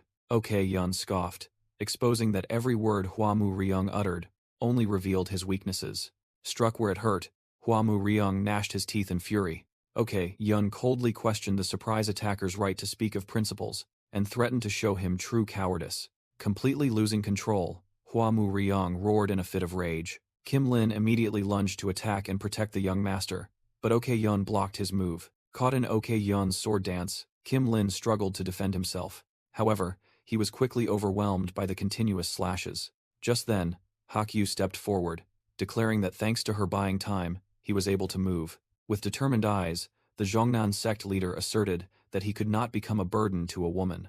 Yu roared, charging at Yun and scolding her for daring to mention women. Elsewhere, the surviving Cheongnam sect disciples looked on in horror at the battle. Kim Lin saw an opportunity to eliminate Yu, but worried that the young master alone couldn't stop Yun. He decided to swing his sword and attack. His target was the Cheongnam disciple, leaving him frozen in fear. However, Yun was a step faster, delivering a fatal blow to Kim Lin, making Hua Mu Riong scream. After delivering the blow, Yun's eyes shone with determination. Kim Lin gritted his teeth, his body covered in injuries from the unexpected strike. He staggered back, unable to believe what had just happened. Immediately, Yun and Hua Mu Riong clashed again in a fierce battle. Yun confidently said that targeting the young master was the right decision. Meanwhile, Kim Lin coughed up blood, his injuries extremely severe. The Cheongnam disciple hastily begged the young master to retreat, but Hua Mu Riong refused. He remained firm that the young master's safety was the top priority. Kim Lin stood up, admitting defeat but threatening that the demon lord would arrive soon. With hateful eyes, He warned that they would regret not dying by his hand today. Okay, Yun brushed off the threat, declaring she would take the young master's life right here. But Hak Yu stopped her, explaining that the young master was the enemy's weakness. He said if she killed Hua Mu Ryong, the demon lord would surely fight to the death. Hak Yu admitted that even if they combined forces, they might win, but the risk was too great. Hak Yu braced his hands on the ground, trying to get up after the battle. Okay, Yun approached to check on him, but he replied that he was just trying to hold on despite his leg injury. Nevertheless, he reassured her that he would be fine with a little internal energy circulation. Okay, Yun playfully scolded him for being boastful, then helped him up. She supported Hak Yu, doubting if he could walk normally, while comments were heard that the once-renowned Shaanxi dragon was past his prime. Hak Yu gave a sad smile, dismissed the mention of the past, then sincerely thanked and apologized to OK Yun. Okay, Yun replied that she did it not for Chung Nam, but for the righteousness of the sect. She then brought up an old incident from a friendly gathering many years ago, and said she had always wanted to apologize for that day. She added that it was fortunate she managed to say this apology before dying. Hak Yu recalled that day, but instead of accepting the apology, he grumbled that he still wanted to break the legs of those Chung Nam disciples again. He was surprised by her anger, while OK Yun was embarrassed, trying to move past the topic. She finally revealed that his disciples had read and cruelly mocked the love letter she wrote to him. Hak Yu froze, then accidentally confessed that he too had stayed up all night writing a letter to her. Immediately, he blushed at his own unexpected confession.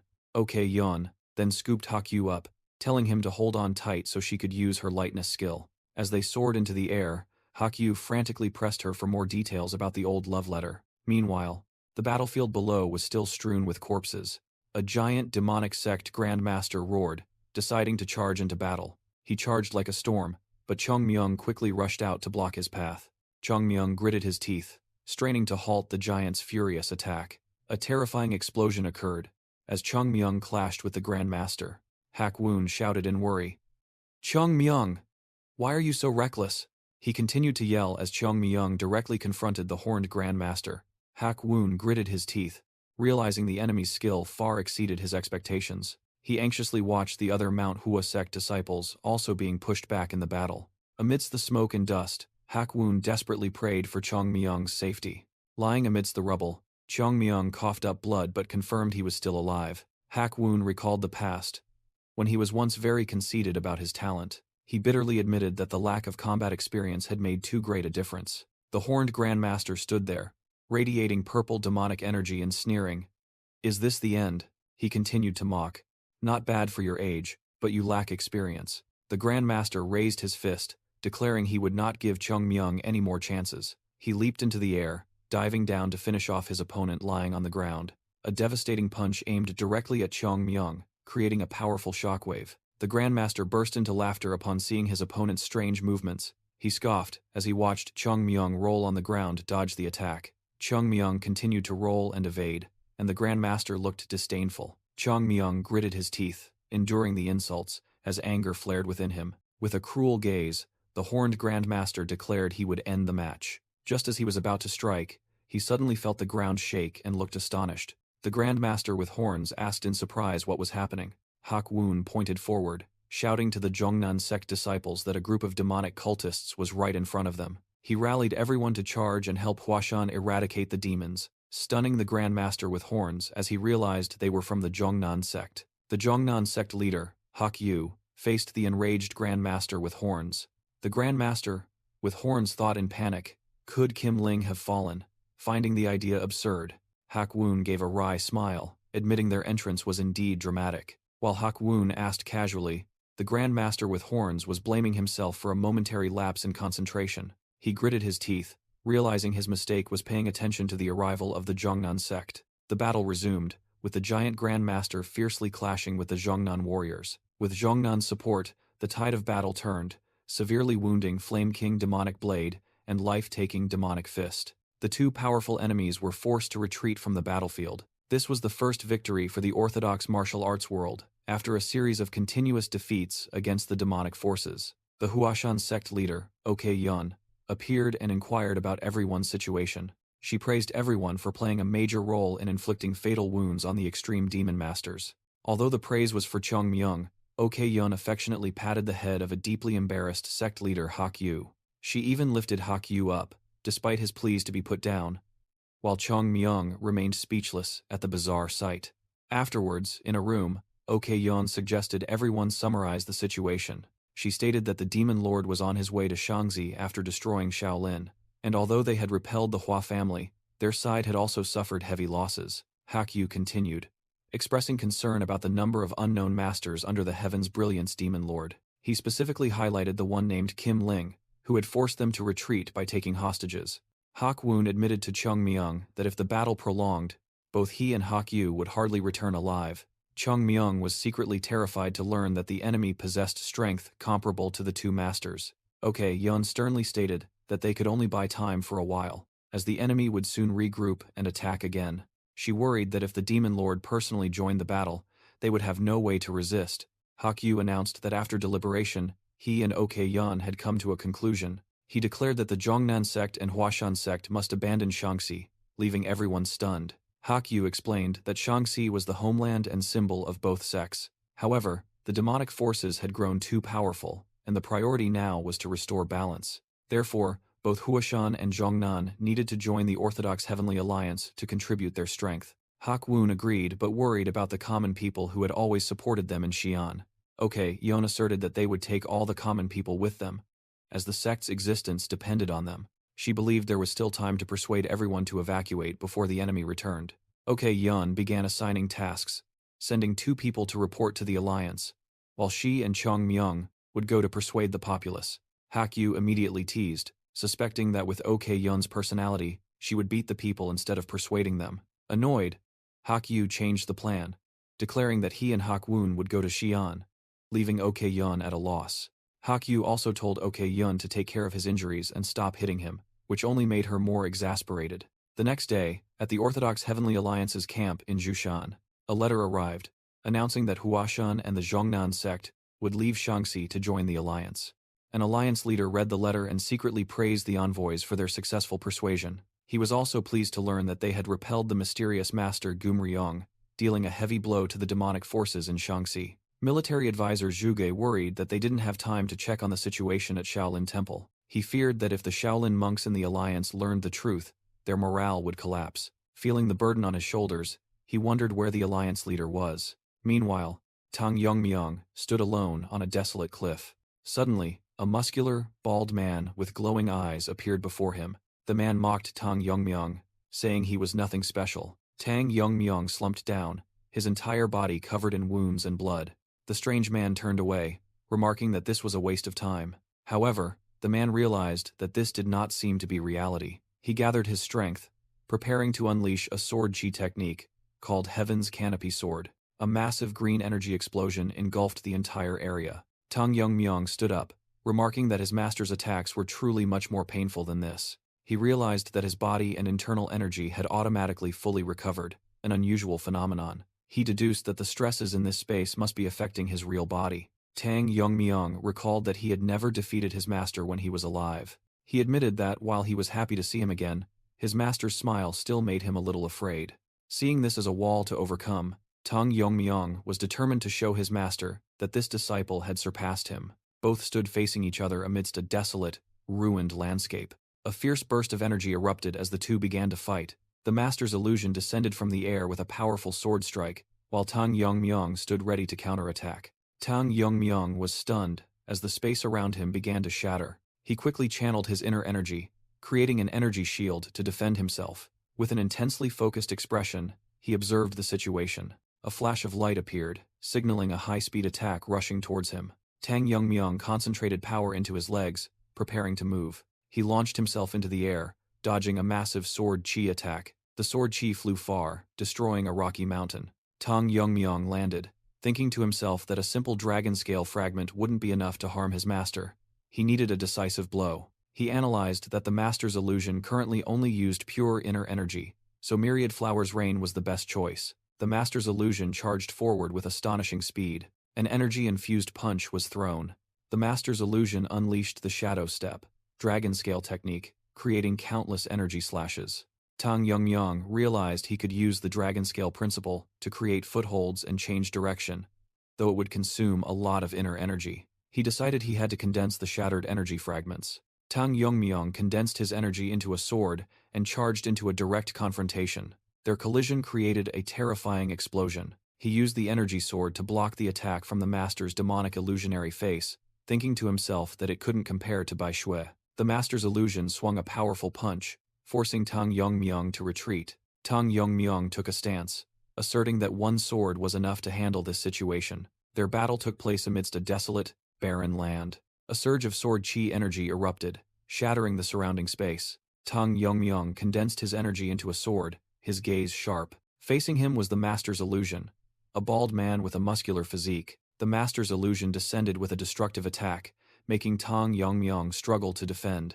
The illusion's face transformed, becoming more ferocious as it continued to press its attack. Tang Yongmyong retaliated, telling himself he had repaid the shoulder wound to his master. He swung his sword, creating a massive slash that tore through the ground towards the illusion. After the attack, Tang Yongmyong let out a confident laugh. He thought to himself, indeed, his master could not be regarded as a normal opponent. The master's illusion also burst into laughter, showing immense enjoyment of the battle. Tang Yongmyong admitted it was a magnificent sword strike, one that few in the world could match. Suddenly, Yonhui's illusion appeared, asking in pain why he did it. She continued to question, asking why, with such power. He merely stood by and watched her burn to death in a sea of flames. Tang Yongmyong was shocked to recognize the child, wondering why she was here. He quickly composed himself, tightened his grip on his sword, and told himself not to waver, as this was not reality. Yonhui's illusion continued to provoke, asking if he intended to use that sword to kill her, just like those standing behind him. Tang Yongmyong turned back in horror, seeing an army of vengeful spirits glaring at him from the shadows. He was completely frozen by the terrifying sight. The vengeful spirits screamed, cursing Tang Yongmyong for the injustice. Under pressure, he gritted his teeth, enduring the mental anguish. Tang Yongmyong unleashed an energy attack to push back the illusions. He told himself to remain calm, as these were merely remnants of memories. But a mysterious voice echoed, asking if he truly thought so. The voice continued to question his responsibility towards the dead. The image of Yu Kiljun appeared, like a reminder that he had turned a blind eye to his opponent's reasoning. Illusions of his master and Yunhui appeared, the voice asserting that the burden of resentment was binding him. His feet sank deep into the mire of doubt, guilt, and arrogance he had created himself. Yunhui's illusion, with bloodshot eyes, appeared, and the mysterious voice continued.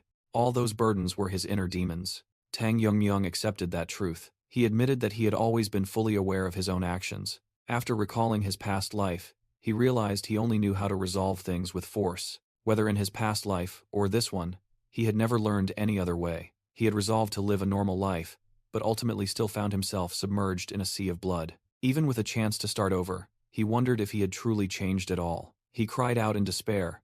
If things had come to this, why did he have to remember his past life? In a distant memory, Jingo Poison said that someone with his talent could not live a normal life, because such an existence must have a reason. In the chaotic inner space, Tang Yongmyong wondered about the reason for his existence. Illusions of his master and Yunhui appeared, bringing back painful memories. Yunhui's phantom, with a smudged face, looked at him reproachfully. The girl's eyes held a silent judgment. A terrifying energy explosion in their memory erupted before their eyes. Yunhui's illusion coldly replied to his question. Yes. The voice of the inner demon rang out, challenging Tang Yongmyong's choice. Looking at the phantoms of the past, he realized that he now had too many people to protect. He admitted that he initially only wanted a normal life, and had tried to eliminate all obstacles. But then he realized that countless relationships had formed, bringing him a warmth he had never experienced in his previous life. He concluded that if there was a reason for him to remember his past life, it must be to protect these connections. He asserted that whether there was a reason or not, those relationships were his reason for living. With glowing eyes, he declared that he would escape this place, despite the inner demon's mockery. Meanwhile, Hak Woon and the righteous martial artists went to the villages and Xi'an to report on the situation in Shaanxi. They warned that after Shaolin's destruction, the demonic cult was targeting Mount Hua and Zhongnan, plunging the entire region into a sea of war. The populace was worried, because unlike ordinary conflicts, war with the demonic cult would spare no one. Soon after, a stream of refugees began to form. Xi'an had to witness the largest evacuation in its history. To ensure the safety of the group, Hak Woon, OK Yun, and Cheng Myung led the formation, escorting them along the way. To guard against pursuit by the demonic cult, Hak Yu and OK Yun were responsible for covering the rear of the group. OK Yun asked about their destination, as she knew that they couldn't take all the refugees to Mount Jushan, where the alliance was stationed. Hakyu explained their plan was to move together within Shaanxi, and then he would take the refugees to Sichuan. He believed that Sichuan was the safest place in the Central Plains with the presence of the Tang family and the righteous Heavenly Alliance. Okay, Yun remained skeptical, thinking they would be very lucky not to be ambushed, which made Hakyu remind her not to speak ill omens. Hakyu suddenly remembered something and asked OK Yun about Kim Lin, wondering if she had noticed anything strange about him. OK Yun hesitated for a moment, then replied that there was nothing. But in her mind, she recalled Kim Lin's overly protective behavior towards Hua Muriang, even though the Demon Lord's seed looked perfectly normal. She thought that such an act was meaningless by the demonic cult's logic, and their relationship seemed too affectionate for a mere bodyguard. Finally, OK Yun dismissed those thoughts, believing she had overthought it. Meanwhile, elsewhere, a special cultivation session was underway. Tang Miso was meditating, focusing on a new cultivation technique. She recalled being taught the cold poison ice crystal art secret technique, a result of the exchange between the Tang family and the Ice Palace. This cultivation technique was explained to be optimal for those with a 9-yin severed meridian constitution like hers, who typically found it very difficult to practice ordinary martial arts. Due to its unique nature, this secret technique was useless to ordinary people, and was fortunately not destroyed during the Destroyer Demon Lord's invasion years ago. Back in the present, Miso felt more clearly with each breath, understanding that this was a cultivation technique that would cause harm if practiced by ordinary people. She secretly told herself that this was a precious opportunity, and resolved to cultivate diligently. Another woman stood silently, observing Miso from a distance. The woman secretly marveled at how miraculous fate was, when one of the many lost martial arts from that day had become useful to Miso. Tang Jihye recalled a lingering question in her heart. It was 17 years ago, when the Destroyer Demon Lord executed her father, the Tang family patriarch. Just as the Tang family's defeat was sealed, that person only whispered an enigmatic sentence about the Lord's will before retreating. She wondered if that person with white hair and glowing red eyes was truly the Destroyer Demon Lord. In a forest in the present, another battle had just concluded. Kim Lin, one of the commanders, knelt on the ground. Behind him were the surviving subordinates of the Hua family in Shaanxi, all bearing expressions of exhaustion and defeat. Kim Lin began to report on his failure and that of the honor guard. They bowed together before a tall, dignified man, and loudly hailed the Lord of the Demonic Path. Hidden behind a tree, Yun Zhongyuk realized that that person was his father, the Destroyer Demon Lord Yun Zhongyuk. Yun Zhongyuk stood there with glowing blue eyes, listening silently. His eyes shone with a powerful swirling pattern. Yun Zhongyuk felt extremely ashamed for failing to conquer Mount Hua and Zhongnan, and thus dared not step forward to greet him. Meanwhile, Kim Lin bowed his head, admitting his guilt for his carelessness that led to the defeat in Shaanxi, and was ready to accept any punishment. He offered up his sword, accepting his master's judgment. Yun Zhongyuk remained silent, his blue eyes observing without a trace of emotion. Memories of the enemy's chaotic retreat resurfaced. The figures of the righteous faction hastily retreated under pursuit. Leading the refugees were OK Yun and Hakyu, both looking back with horrified expressions. Hakyu and OK Yun stood frozen, unable to believe what had just happened. The entire scene was reflected in the azure eyes of someone observing from afar. Elsewhere, the Destroyer Demon Lord gave an order, and his subordinate Kim Lin stood there, obeying. Yun Zhongyuk declared that he would personally handle the situation in Shaanxi, and now the opportunity belonged to the Guo family. Kim Lin knelt down, desperately begging his lord for another chance to defeat both sects. Yun Zhongyuk coldly replied that this was already the second time. He recalled Kim Lin's failure 17 years ago, when he invaded the Tang family with only a small force and suffered defeat. In a flashback, a young Yun Zhongyuk recalled that he had forgiven that mistake because the Black Death Alliance leader was a threat at the time. But now, with the Black Death Alliance destroyed, Yun Zhongyuk saw no reason to forgive a useless person repeating a reckless mistake. He declared that from this moment on, the Hua family would be excluded from the succession competition. Kim Ling frantically begged the Lord to wait a moment. Just then, Hua Muriang appeared, knelt, and respectfully greeted his father, Yun Zhongyuk. Kim Ling hastily called out young master, and tried to take full responsibility for this failure. Hua Muriang explained that he himself had become the weakness, forcing Kim Ling to retreat. Nevertheless, Kim Ling continued to plead, begging for another chance. Yun Zhongyuk coldly asked if his son had blocked his path just to utter meaningless words, and Hua Muriang replied that he would take all responsibility. Yun Zhongyuk decreed that, if so, Hua Muriang must pay the price. A merciless sword slash swept out, fresh blood splattering into the air. Yan Zhonghyuk's eyes gleamed with cold indifference after delivering the punishment. Hua Mu Ryung cried out in horror, Kim Ling, as he saw him impaled by a sword. Fresh blood spurted from the fatal wound on Kim Ling's chest as he collapsed in pain. Why? Hua Mu Ryung desperately watched his loyal guard fall to the ground. Yan Zhonghyuk coldly uttered, calling Kim Ling's actions foolish. He continued to mock him for throwing away his life just for a child. Yan Zhonghyuk scornfully said that he had painstakingly raised Kim Ling as a shadow, but he was swayed by trivial emotions. Standing over his subordinate's corpse, Yan Zhonghyuk casually stated that nothing else mattered anymore. He cruelly quoted a proverb, that parents must bear the sins of their children, then turned and walked away. Hua Mu Ryung was stunned by the truth, wondering if he was not of the Lord's bloodline and if Kim Ling was his true kin. In his final moments, Kim Ling's memories flooded back. He recalled the old days, when Yan Zhonghyuk saw the two twins and said their faces resembled his, then decided to adopt both. The young master of the heavenly demon cult declared that from then on, the two brothers would be his personal guards. Kim Ling recounted that among the many children sold to the demonic cult, the two twin brothers were chosen by the young master. Under Yan Zhonghyuk's patronage, they cultivated demonic arts, reached the extreme demon realm, and became Kim Ling and Yin Ling, the young master's personal guards. As shadows, the two brothers cleared all obstacles in their master's path, until one day, Yan Zhonghyuk issued an order to create an heir. He ordered them to make the daughters of surrendered families bear his successor's bloodline. It was an incomprehensible order, to suddenly seek an heir through his own personal guards. However, the command of the one who would become the sky of the demonic path was absolute and undeniable. A red-haired woman stood in the room, her bare shoulders exposed. She looked down with a resigned expression, while Kim Ling stood behind, silently observing. She looked anxious, sweat trickling down her cheek as she lightly bit her lip. Kim Ling recounted that they did not question it, nor did they allow personal emotions, as it was simply an order. He had thought so, but after 10 months, the moment he held the tiny life in his arms changed everything. Kim Ling was stunned, realizing he had developed emotions that a shadow should not possess. His eyes trembled, because knowing he shouldn't only made him want to call out the name more desperately. He secretly called the child his son. Those were words he could never utter in this lifetime, but instead, he swore to keep a promise. Kim Ling began his vow. On the day you become the Lord in the future. No, even if you become the Lord. He continued, an image of an older Hua Mu Ryung appearing before him. I will protect you until the end of my life. Kim Ling's vow echoed amidst the pouring rain. The heavy rain continued to fall. Under the rain, the bodies of Kim Ling and Yin Ling lay motionless on the ground. In the place where the one called the sky of the demonic path had passed, Hua Mu Ryung bowed his head and looked down.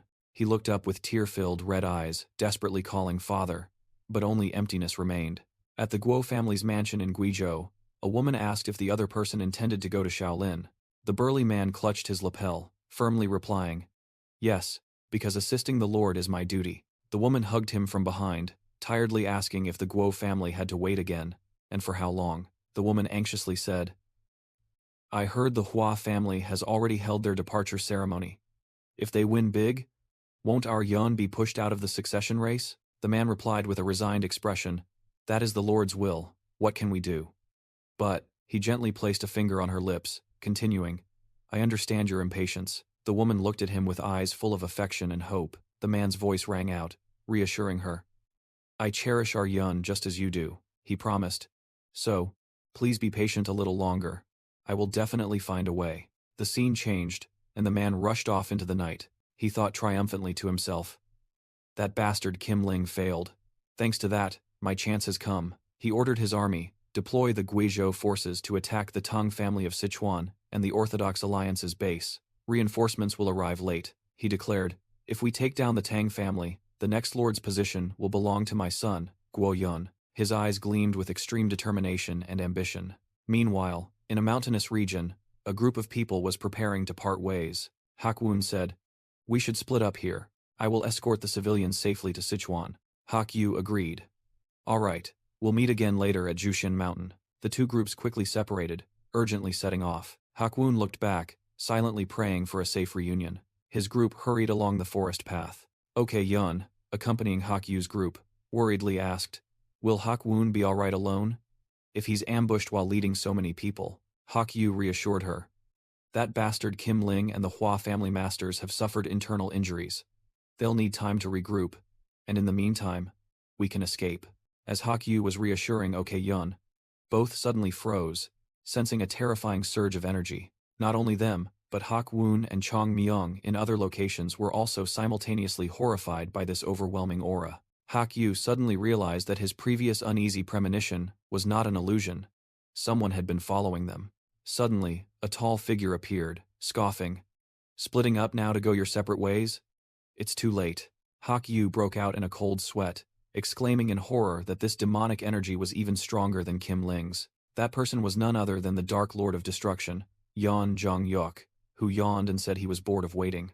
Okay, Yeon was stunned, unable to believe that he had not only arrived in Shangxi faster than expected, but had also predicted their route. Chung-myung trembled as he realized he was facing the legendary Dark Lord of Destruction. Faced with the enemy's boundless power, Chung-myung felt his own level was completely different. He let out a desperate laugh, realizing a harsh truth. All this time, he had arrogantly thought he could be on the same level as such an existence. Hak-yu coldly assessed that there was no need to fight to know the outcome. He decided that even if they all attacked together, they would die. Someone had to sacrifice themselves for the others to escape. Gripping his sword hilt, Hak-yu resolved to buy time for his comrades, even if it cost him his life. However, Yeon Jong-hyuk casually stated that he was not interested in the group of civilians heading towards Sichuan. Hak-yu froze, realizing that the enemy had completely grasped all their intentions. He wondered in horror if Yeon Jong-hyuk's sensory abilities covered all of Shangxi. Yeon Jong-hyuk looked at them and said he had intended to kill them all, but then changed his mind. With a sinister smile, he declared that he would temporarily spare their lives. Full of caution, Hak-yu growled, asking what Yeon Jong-hyuk's scheme was. With glowing blue eyes, Yeon Jong-hyuk calmly replied that he had no scheme at all. He casually said that slaughtering everyone here and then chasing after the refugees would only take as much time as drinking a cup of tea. Yeon Jong-hyuk clenched his fist, continuing his explanation. He said he wouldn't do it because there was no reason, not because he couldn't. Both Hak-yu's and Ok-yeon's groups were shocked to realize Yeon Jong-hyuk had moved behind them without them noticing. Yeon Jong-hyuk confidently declared that if he truly wished, establishing demonic order in the Central Plains would take less than 2 weeks. However, he explained that such an easy conquest would be boring, as only tension brought satisfaction. He revealed that was why he had continuously postponed his battle with the Black Death Alliance leader, as both wanted to face each other at the peak of their power. But upon hearing that his opponent had died at the hands of some Orthodox Alliance leader, Yeon Jong-hyuk decided to use this person as a replacement amusement. Therefore, he declared he would only keep the elites of both factions, eliminating the weaklings who got in the way. Turning his back, Yeon Jong-hyuk said that by that criterion, Hak-yu's group had proven their worth. He issued a cold warning, sparing their lives but forbidding them from leaving Shanxi, or they would die. The group watched him leave in stunned silence, Hak-yu bitterly admitting that it was not an empty threat. Okay, Yeon angrily turned to ask Hak-woon, the only one who had faced both, about the Alliance leader's chances of victory. Hak-woon admitted that the Orthodox Alliance leader's true strength was also hard to gauge. However, he still had to conclude that he could not guarantee a victory against the Dark Lord of Destruction. Suddenly, Yeon Jong-hyuk stopped and turned back, wondering if letting all 4 of them go was too generous. He reiterated that he had personally killed Kim Ling, horrifying Hak-yu and Ok-yeon, as they recalled such a master being cruelly executed by him. Yeon Jong-hyuk tightened his grip on his sword hilt. He decided he needed to balance the numbers, taking down at least one person before leaving. Okay, Yeon froze in horror. Her eyes widened as an invisible attack rushed towards her. Suddenly, Hak-yu lunged in front of her, swinging his sword to block the attack. Hak-yu? Ok-yeon stammered, calling the name of her savior. Severely wounded, Hak-yu turned back and pleaded. Sect leader, okay, please, don't follow too soon, he gasped, as blood spurted from his fatal wound. Ok-yeon stood motionless, her face blank as Hak-yu's blood splattered onto her. He collapsed to the ground, and she could only utter his name in despair. Yeon Jong-hyuk sneered. How touching, both sides blocking attacks for each other. He issued his final warning, ordering them not to leave Shangxi, and to wait in silence. Once the enemy was out of sight, Ok-yeon embraced Hak-yu, sobbing as she asked why he made that choice. Hak-woon and Chong-myung watched in pain, regretting that they hadn't had a chance to respond to his apology. With tears in her eyes, Ok-yeon wondered what she would do now that he had left first. She held him tightly, heartbroken that they had only just managed to open up to each other. Her sorrow quickly turned into rage. She vowed that she could not forgive this. A blazing red, killing intent erupted around her as she gritted her teeth and swore that she would definitely definitely kill you, Dark Lord of Destruction, she screamed in utter hatred. Outside a grand building, night fell with heavy rain. Hasty footsteps echoed in the rain, breaking the silence. Hua Mu-ryong's mother ran frantically, her face showing clear panic. Her eyes froze in horror as she witnessed a scene before her. A group of guards was carrying Golden Spirit's body across the courtyard. The woman collapsed, falling in utter despair. Hua Mu-ryong coldly looked at his mother, questioning why she grieved when the Lord was safe. With a face drenched in tears and rain, he demanded she tell the truth. Am I, truly not, the Lord's son? Hua Mu-ryong cried out in pain. Returning to the present, the tense conversation continued. Hua Mu-ryong clenched his fist, saying that not only him, but all the young masters of the three great families were not the Lord's biological children. His mother explained that no one knew the reason, not even Golden Spirit. She only knew that after more than 20 years of service, the Lord was like an existence from another world. Perhaps it wasn't that he didn't want to, but that he couldn't, because the Heavenly Lord regarded humans as less than beasts. She sadly concluded that was all they had ever discussed about the Lord. Hua Mu-ryong softly asked if Golden Spirit had ever mentioned him when he was with her. He looked up, stunned to hear his mother reply, "Of course, you were all he ever talked about." She recounted that she was worried at first, but Golden Spirit had reassured her. For Hua Mu-ryong, Golden Spirit was even willing to defy the Lord's orders. In a flashback, Golden Spirit had promised that all credit for destroying Zhongnan would go to the young master. He affirmed that Hua Mu-ryong's safety was his top priority. The mother's narration ended with the image of Golden Spirit collapsing, sacrificing his life. She told Hua Mu-ryong that Golden Spirit would not regret protecting him. Hua Mu-ryong recalled the past, finding himself foolish and shameful for craving recognition from a stranger father. He realized his true father had always been right beside him. Accepting defeat, Hua Mu-ryong told his mother that perhaps this was the end for the Hua family. His mother looked at her son and said that no matter what he chose, the truth that he was her proud son would never change. Hua Mu-ryong decided he would leave now. He turned and walked away, carrying his mother's encouragement. His eyes now shone with a new determination. The scene shifted to the Guo family mansion in Guizhou. Inside, a woman was sitting and applying makeup. A man entered the room. The man asked for permission to enter, surprising the woman. Her eyes immediately lit up with joy. She quickly turned around. Madame Guo Huayun of the Guo family joyfully called out, "My dear." She asked her husband if his personal visit was about what she was thinking. The Guo family head confirmed that their family's opportunity had finally arrived. He ordered the entire military force of the Guo family in Guizhou to prepare for deployment. Meanwhile, at the Righteous Heavenly Alliance headquarters, Jigal Changshin angrily questioned why his opinion was ignored. He sharply pointed out that with Shaolin destroyed, the Shaanxi region could not possibly be safe. Jigal Changshin suggested they must go to Wuhan immediately, to prepare with Wudang against the Heaven's Brilliance Demon Lord's attack. Sword Saint Song Qiang replied that they had lost contact with the Shaanxi forces, further enraging Jigal Changshin. He stared at Song Qiang, asking if he found this situation ridiculous. When Song Qiang sarcastically retorted, Jigal Changshin flusteredly explained that wasn't what he meant. Song Qiang exposed him, stating that Jigal Changshin only wanted to go to Wuhan to preserve the Alliance's forces, disregarding other sects. He growled Jigal Changshin's name directly, demanding he listen. Song Qiang warned Jigal Changshin to be careful with his words, declaring he would not tolerate any further insults.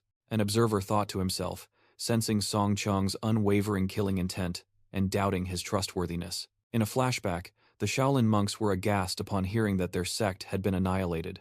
Song Qiang explained that due to the situation in Shaanxi, the Alliance had been unable to intervene and assist, and apologized for the late notification. He admitted this was his mistake and said that anyone who wished to leave the Alliance could do so. With deep remorse, Song Qiang bowed in apology to the monks. He was consumed by torment and helplessness over the tragedy that had occurred.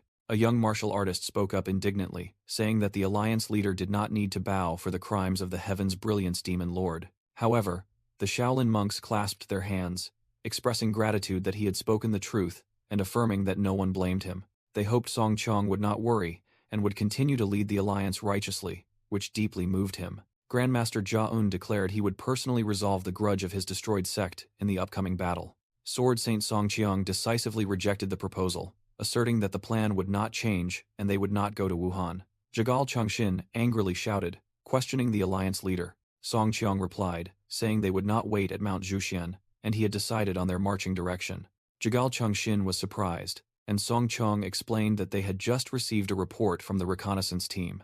Accordingly, the Guo family's army from Guizhou was advancing towards Sichuan, intending to ambush their main base. Jigal Chongshin skeptically asked if they intended to abandon Wuhan to defend Sichuan, but Song Chong denied it. With a determined expression, Song Chong declared they would attack Guizhou itself. Meanwhile, in the distant mountains of Qinghai, a group of fleeing villagers were utterly terrified as they were blocked by a sinister voice. The leading man thought to himself that he never expected Kunlun Sect's territory to have bandits. The fierce bandit gang demanded they hand over all their valuables. The man nervously checked his bag, realizing the amount of poison and throwing darts the young master had given him was almost depleted. Nevertheless, he resolved to protect everyone and bring them safely to Sichuan. The bandit leader sneered, intending to slaughter them when he saw the man's intention to resist, but then he suddenly froze with an expression of extreme astonishment. Jingo Poison suddenly appeared in the form of a giant python, roaring ferociously. The entire bandit gang was stunned, unable to believe their eyes when they saw a dragon appear. With a powerful sweep of its tail, Jingo Poison sent the entire bandit gang flying into the air. The man and the group of villagers could only stand dumbfounded at the scene that had just unfolded. The leading man and the group of fleeing villagers startled and turned back in horror. He stammered, wondering what had just passed by, not daring to believe his eyes. Then he screamed in panic. A dragon is heading towards the central plains. Amidst the clear blue sky, Jingo Poison glided over the rolling mountain ranges. It thought to itself that it had arrived in the central plains and would reach Sichuan tomorrow. Suddenly, it recalled the villagers it had just saved, feeling their faces seemed familiar. Suddenly, its blue eyes flashed as it sensed something unusual. An ominous red energy emanated from the subspace within it. Jingo Poison anxiously roared, wondering what Tang Yongmyong was going through. It earnestly prayed for its master to safely awaken. Meanwhile, within his inner world, Tang Yongmyong was confronting an illusion of his master. Their battle took place on a desolate, barren land. The master's illusion scoffed. "You say you want to leave this place?" As if mere determination is enough. With a sinister smile, he continued that Tang Yongmyong might have a firm will, but that only meant he hadn't succumbed to his inner demon. "It doesn't mean you've defeated it," the illusion roared as they both charged at each other. A terrifying explosion occurred, forming a giant crater on the ground. The master's illusion transformed, growing two demonic horns on its head. Tang Yongmyong maintained a resolute expression, unfazed by his opponent's transformation. Both once again clashed in an earth-shattering battle. The master's illusion laughed arrogantly, mocking that Tang Yongmyong's sword art was useless here. Both charged at each other, a green sword light flashing in a fierce collision. But the master's illusion suddenly froze, exclaiming, "What?" Tang Yongmyong had parried the attack and counterattacked, pushing his opponent back. A massive energy explosion erupted from their confrontation. The master's illusion realized in astonishment, this guy. His aura suddenly changed. His eyes widened, seemingly having recognized something extraordinary. Tang Yongmyong, enveloped in the new aura, raised his sword, preparing for the finishing blow. He unleashed a powerful slash, creating a massive streak of light that tore through the ground. The master's illusion smirked defiantly. "So you want to go all the way? Very well, if that's what you desire." But then he froze, sensing something unusual in the attack. He wondered in shock. This guy, could it be? As he saw Tang Yongmyong's glowing eyes. As the sword strike descended, the master's illusion struggled to resist in vain. It was an attack without form, without technique, containing only pure will. In a selfless state, it aimed for a single path, making the master's illusion exclaim, "Is this supreme?" Tang Yongmyong was completely focused, mind and body unified. The energy from the sword strike erupted, engulfing everything. His eyes gleamed with final resolve. The sword chi pierced through, splitting the master's illusion in two. The inner world shattered in a blinding explosion of light. After the decisive sword strike, Tang Yongmyong stood firm amidst the crumbling inner world. His master's illusion sneered, admitting that his heart no longer wavered. But he warned that the battle was not yet over. With a sinister smile, the illusion reformed, and declared that the heart demon was not so easily subdued. Tang Yongmyong was stunned, wondering if he was mistaken. He recognized a familiar energy being unleashed. It was a technique that encompassed all things with the concept of Tiankong Huayu. His master's illusion unleashed a massive energy attack towards him. Tang Yongmyong was astonished, not understanding how the heart demon could grasp the essence of this ultimate technique. But then he awoke, realizing this was no mere heart demon. Beside his master's illusion, another figure had appeared. He muttered, thinking he had just overcome one wall only for another to appear. The new figure spoke, explaining that this form was natural for a mind capable of wielding Tiankong Huayu. It was his ancestor, Wu Yingke. At the same time, in a place in southern Shaanxi, near Hubei, a simple grave had just been erected. Okay, Yan knelt in pain. Beside her, Hak Woon and Chong Myung mourned silently. Hak Woon gently advised her that it was time to get up. Okay, Yeon stood up, her eyes burning with hatred. Vowing to kill that bastard Yeon Junghyuk, Hak Woon cried out in alarm, asking if she intended to throw away the life they had just painstakingly saved. Okay, Yeon clenched her fists, thinking that Yeon Junghyuk sparing their lives was merely a whim. She asserted that she would rather die with a blade at his throat than be toyed with like a puppet. Hak Woon hastily intervened, shouting if she wanted to make Hak Yu's sacrifice meaningless. He emphasized that what needed to be done now was to find a way to escape the enemy's sight. Suddenly, Hak Woon froze as he noticed something in Ok Yun's eyes. Her face showed no anger, only a terrifying emptiness. He exclaimed in horror that it was not the gaze of someone ready to die, but of someone who had lost everything. Amidst this, an exhausted man suddenly appeared and asked if they were from Manhwa or Zhongnan. Chong Myung cautiously asked for the stranger's identity. The man introduced himself as a messenger sent by the Hua family in Shaanxi to carry out a secret mission. Hak Woon immediately became enraged, believing the Hua family was also part of the demonic cult. Chong Myung was more rational. He questioned the Hua family's purpose in sending only one person. The messenger explained that he was merely a low-ranking member, ordered to deliver a message to the survivors. The urgent message was delivered. They must leave Shaanxi immediately. At the same time, a formidable demonic cult army was gathering under the command of a white-haired leader. The messenger continued, stating that the Hua family would atone for the wrongs they had caused Mount Hua and Zhongnan. They would do so by rising against Moju Huimi. Elsewhere, Yeon Junghyuk felt something strange. He wondered why he sensed a large surge of demonic energy from the Hua family, and why a group of people was outside. The person he was questioning was Hua Mu Ryong and his subordinates. Yeon Junghyuk questioned Hua Mu Ryong's group. Didn't I say the Hua family had no more chances? Where do you intend to deploy your troops? He said with contempt. Planning to do things I didn't even order. If you want to earn merit now, forget it. His deep swirling blue eyes flashed.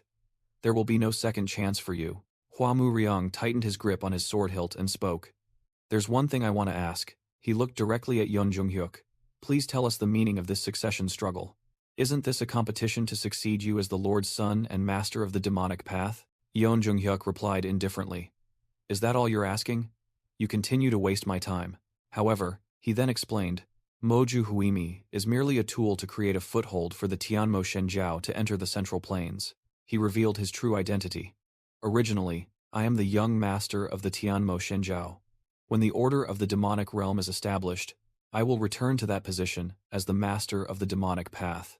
Hua Mu Ryong understood. After that, someone will be needed to manage Mozu Huimi in the Central Plains. In other words, this is a competition to select our sect's governor for the Central Plains. Yeon Junghyuk's eyes glowed brightly in the darkness as he asked, Is this answer sufficient? Hua Mu Ryong gritted his teeth, questioning in pain. Then why did you deceive us, making us believe we were your sons? Yeon Junghyuk coldly replied, It provided a legitimate reason to entrust the demonic elders. Use your brain a little. He continued, as images of the two elders appeared. Without the excuse of being my son, do you think those two would faithfully act as hounds under a nobody like you? The answer seems sufficient. Now be gone, Yeon Junghyuk ordered, then added, How fortunate. Hua Mu Ryong retorted, I'm glad a cold-blooded person like you isn't my father. Thanks to that, my heart feels lighter. He repeated Yeon Junghyuk's initial question. Earlier, you asked where I was trying to lead my troops, didn't you? With eyes burning with hatred, Hua Mu Ryong roared. I've come to avenge my father, Jin Ling. You bastard. Yeon Junghyuk stood alone, facing the entire force, repeating indifferently. Revenge? He smirked. Well, I can understand. At this rate, the Hua family in Shaanxi will lose everything anyway. Then he turned his gaze towards the two elders standing behind Hua Mu Ryong. But why are it you two, Ming Jimo and Dunming Mo Quan? We are truly disappointed. The underworld demon bitterly said that despite being loyal for over a decade, they were still mercilessly discarded. He exposed Yeon Junghyuk's deception, who had used the guise of fatherly love to manipulate his subordinates. With resentful eyes, the underworld demon admitted his foolishness for having trusted and followed the demonic path. Facing the resistance, Yeon Junghyuk scoffed. You followed the demonic path for power, and now you speak of righteousness? Are your minds all messed up? He sighed coldly. I thought you were still useful, but it seems there's no other way. Yeon Junghyuk declared decisively, I have no choice but to kill all of you. His eyes gleamed with a demonic light as he ordered. Before the sun sets today, the Hua family in Shangxi will be wiped out. Faced with terrifying pressure, Hua Mu Riong thought in horror. Just standing here, I feel like I'm about to be swallowed whole. The two elders roared a warning. What terrifying pressure. Don't let your guard down. In that moment of confrontation, Hua Mu Riong recalled the conversation that led to this decision. He had once warned the two elders, even with thorough preparation, we cannot stand against the Lord. Don't forget our purpose. Memories returned to a quiet room. He stood with his mother, his face shrouded in shadow. Hua Mu Riong recalled the pain as he said, I lost the succession race. He frankly declared to the two elders, I am also not the Lord's son. Please stop treating me with such formality. But the underworld demon replied respectfully, Don't speak such disheartening words. Our master-disciple relationship still stands. Hua Mu Riong asked the decisive question. Even if I go against the Lord's will? He admitted his weakness, but did not waver. I know I cannot reach the Lord, but I cannot sit idly by after witnessing my father's death. His eyes burned with determination. As long as I can disrupt even a small part of his ambition, I will stake everything to stand in his way. The two elders bowed, swearing in unison. If that is the young master's will, we will stand by your side, even unto death, Hua Mu Riong declared loudly. Yes, behind me are those who trust and follow me. Listen, everyone. He acknowledged that they were about to enter a battle with no chance of victory, and was grateful to those who chose to follow him. He growled. The Hua family will not live under the protection of the Dark Lord of Destruction. With fiery eyes, he asserted that he would rather die as an honest fool than survive with a false lineage. Hua Mu Riong called upon all the demons of the Hua family to become fools like him and charge into battle. Elsewhere, Cheong Myung and Hak Woon were astonished to learn that internal conflict had erupted within the demonic cult. Hak Woon immediately realized this was the perfect opportunity for them to act. Ok Yun appeared, agreeing that this was good news as the demonic leaders were tearing each other apart. She believed that in this chaos, even Yeon Jungyuk would surely expose a weakness. Hak Woon drew his sword, vowing to decapitate not only the Hua family but also that bastard Yeon Junghyuk. But first, Ok Yun turned to the trembling messenger. She coldly questioned, When the Hua family invaded Mount Hua, you were there too, weren't you? A smack echoed as Hak Woon unexpectedly slapped Ok Yun to stop her. Chung Myung calmly asked if she thought she could kill such a powerful opponent with a sneak attack. Hak Woon yelled, trying to awaken his senior sister that by the time she arrived, the enemies were already dead. So what am I supposed to do? Okay, Yun wailed in despair. We lost Leader Hak right before our eyes. She grabbed Hak Woon by the collar in a fit of rage. Okay, Yun cried out through tears. What about my revenge? Are you saying I have no right to avenge him just because I'm weaker than him? Hak Woon simply replied calmly. Look down at your feet. She looked down in confusion, and saw her sword had fallen freely, lying motionless on the ground. Okay, Yun was stunned to realize Hak Yu's sword had fallen from her hand. She painfully admitted that now they were the only ones left to handle the sect leader's relics. Hak Woon sternly said that what they needed to do now was not seek revenge. If they also died, Hak Yu's will would have no one to inherit it. So that the sect leader's sacrifice would not be in vain, Ok Yun picked up the sword while listening to Hak Woon's advice. She burst into sobs as Hak Woon concluded that they must survive to the very end. Cheong Myung and another muscular comrade approached to comfort the distraught Ok Yun. Seeing Hak Woon also present, Cheong Myung asked if he hadn't originally intended to go alone. Ok Yun looked up, silently apologizing to Hak Yu and promising that when the war ended, she would give him a proper funeral, so that everyone from Mount Hua and Zhongnan could remember him. After building a temporary grave, Hak Woon signaled for the group to leave together. But just as they turned their backs, a sudden attack shattered the grave. A gigantic spiked mace plunged deep into the ground where the grave had just been destroyed. In a flashback, the bearded Grandmaster scornfully uttered, How pathetic. Elsewhere, Yeon Jung-hyuk placed his foot on the chest of the defeated Kim Lin, mocking his enemy's feeble strength. He easily choked a demonic cult elder and questioned their foolishness. Amidst the battlefield strewn with corpses, Yeon Jung-hyuk declared that they were merely piling up more meaningless bodies. He coldly stated that if they had done nothing, they could have at least prolonged their lives. Suddenly, the elder being choked burst out laughing, surprising Yeon Jung-hyuk. The person scoffed defiantly. Curious? Why don't you use that amazing ability of yours to find out? Yeon Jung-hyuk fell silent, his blue eyes swirling deep in thought at the mysterious provocation. Yeon Jung-hyuk used his sensory abilities, his blue eyes glowing with concentric circles. He thought to himself, Those bastards from the Manhwa sect had disappeared from his energy perception range. Returning to reality, Yeon Jong-hyuk held his sword to the neck of a defeated demonic cult elder. He coldly questioned, "Don't tell me you sacrificed your life and your subordinates just to let the enemy escape?" The elder raised his head defiantly. "The enemy? My enemy is right before my eyes. The Dark Lord of Destruction. Although we couldn't even scratch you, if we managed to disrupt your plans and wound your pride, then that is enough." With a final roar, the elder lunged towards Yeon Jong-hyuk, launching a suicidal attack. Yeon Jong-hyuk easily blocked the attack and sneered, "How foolish. But I commend your courage. It would have been better if you had shown that side when facing Mount Hua and Jongnan," he said, then stabbed through the elder's chest. Standing among the corpses, Yeon Jong-hyuk calmly remarked, "But still, it was quite interesting." He looked down at the elder's lifeless face. "See from the other world how meaningless your defiance was." With glowing eyes, he vowed, "I will personally show all of Central Plains that." Elsewhere, a burly man named Silver Wolf was relaying information to OK Yeon's group, asking why they hadn't gone to Mount Juxian. Silver Wolf explained that he was ordered to lead the Guo family's army from Guizhou towards Sichuan. An image appeared, showing that their wary opponent was Yin Ling. While OK Yeon's group showed clear determination, Silver Wolf warned that their main forces were likely retreating and they might encounter them. After completing his mission to relay the message, Silver Wolf turned and left. On the way, OK Yeon angrily said, "The Guizhou army is only moving now? Does that damned lord treat this war as personal entertainment?" Hakwun replied, "Isn't that fortunate for us? If they hadn't acted simultaneously, we would have been annihilated." Suddenly, the entire group looked up at the sky in astonishment, where a giant streak of light was tearing through the heavens. Hakwun anxiously looked at the sky, noticing the unusual movement of the clouds as if they had a will of their own. OK Yeon frowned, guessing that only the Dark Lord of Destruction had the power to do this, and was hunting them down. She was terrified that he could manipulate nature itself, a power that had far surpassed the martial arts realm. OK Yeon urged Hakwun and Changmyang, ordering them to immediately speed up their departure from Shaanxi. Their goal was to escape without entering the influence of those demonic clouds. All three channeled their inner energy, rushing away at their highest speed to escape the invisible pursuit. Meanwhile, at the main camp of the Orthodox Alliance in southern Sichuan, the atmosphere was incredibly busy. Jegal Yeongyong slumped her head on the table, exhausted from dealing with countless reports, from patrols to training. As the acting strategist, she felt her body was about to give out.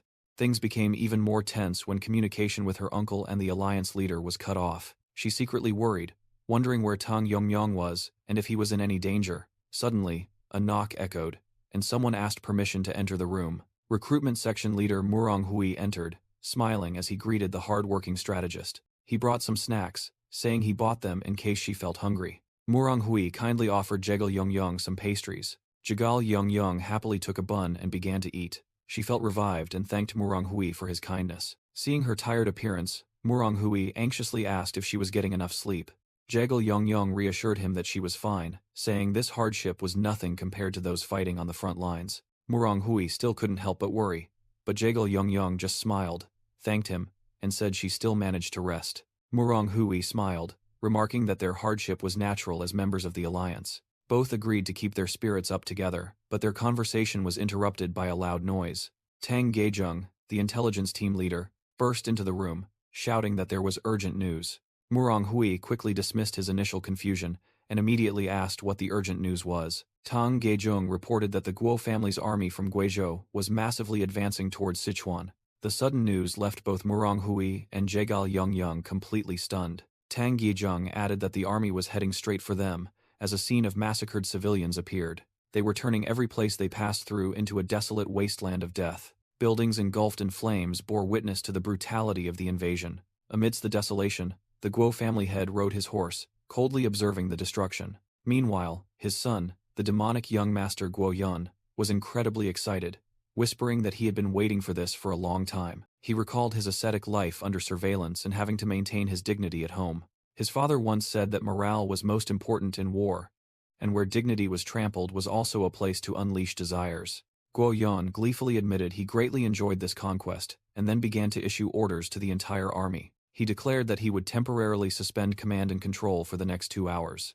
With a wicked smile, Guo Yun allowed his soldiers to freely kill and plunder civilians. The innocent civilians could only cower in fear, hiding under the floorboards. Guo Yun ordered his soldiers to revel in their despair As a soldier swung his weapon towards the civilians, he roared, encouraging them to unleash their desires to the fullest as a scene of brutal dismemberment unfolded. From a distance, the Guo family head, also known as Silver Wolf, expressed concern about wasting time, but his subordinate reassured him. Gun Qianak believed that in war, looting was a necessary evil they could permit.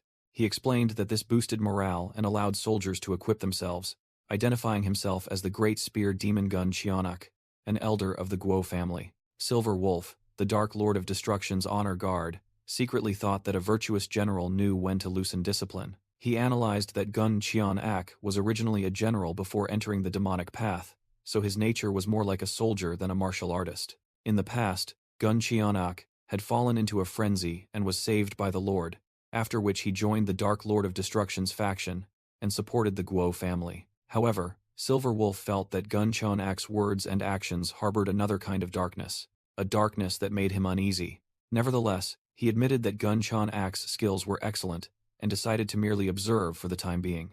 Suddenly, Gun Qianak spotted a messenger hawk flying towards them. He recognized it was from Madame Guo Huayan.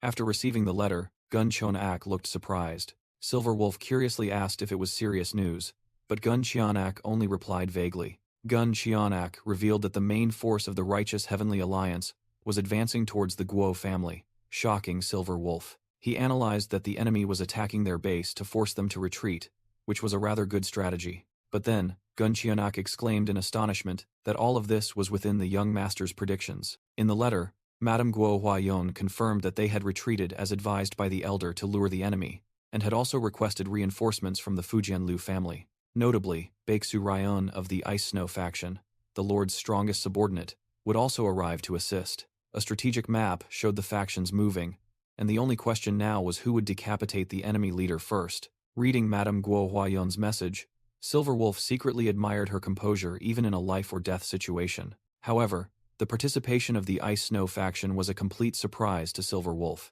Gun Qianak confidently declared that once Madame had given the order, they would advance without worry to annihilate the Tang family and the Righteous Heavenly Alliance. Silver Wolf agreed, asserting that this victory would elevate young Master Guo Yun to the position of the next lord.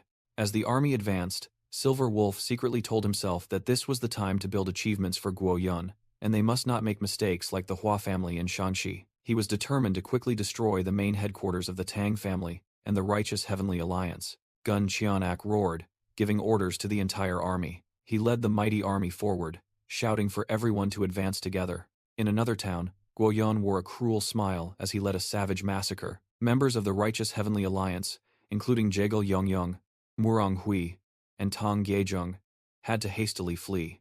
After the battle, one of Guo Yun's subordinates asked a comrade if all enemies had been wiped out, and received an affirmative answer. Guo Yun clicked his tongue, looking disappointed that the fun had ended just as it began. His subordinate also lamented that it was a pity, looking around the battlefield strewn with corpses. The subordinate reported that he had anticipated this and already captured several women. He proudly boasted that he had personally selected them and invited Guo Yun to relieve his battle fatigue. The bound women trembled in despair.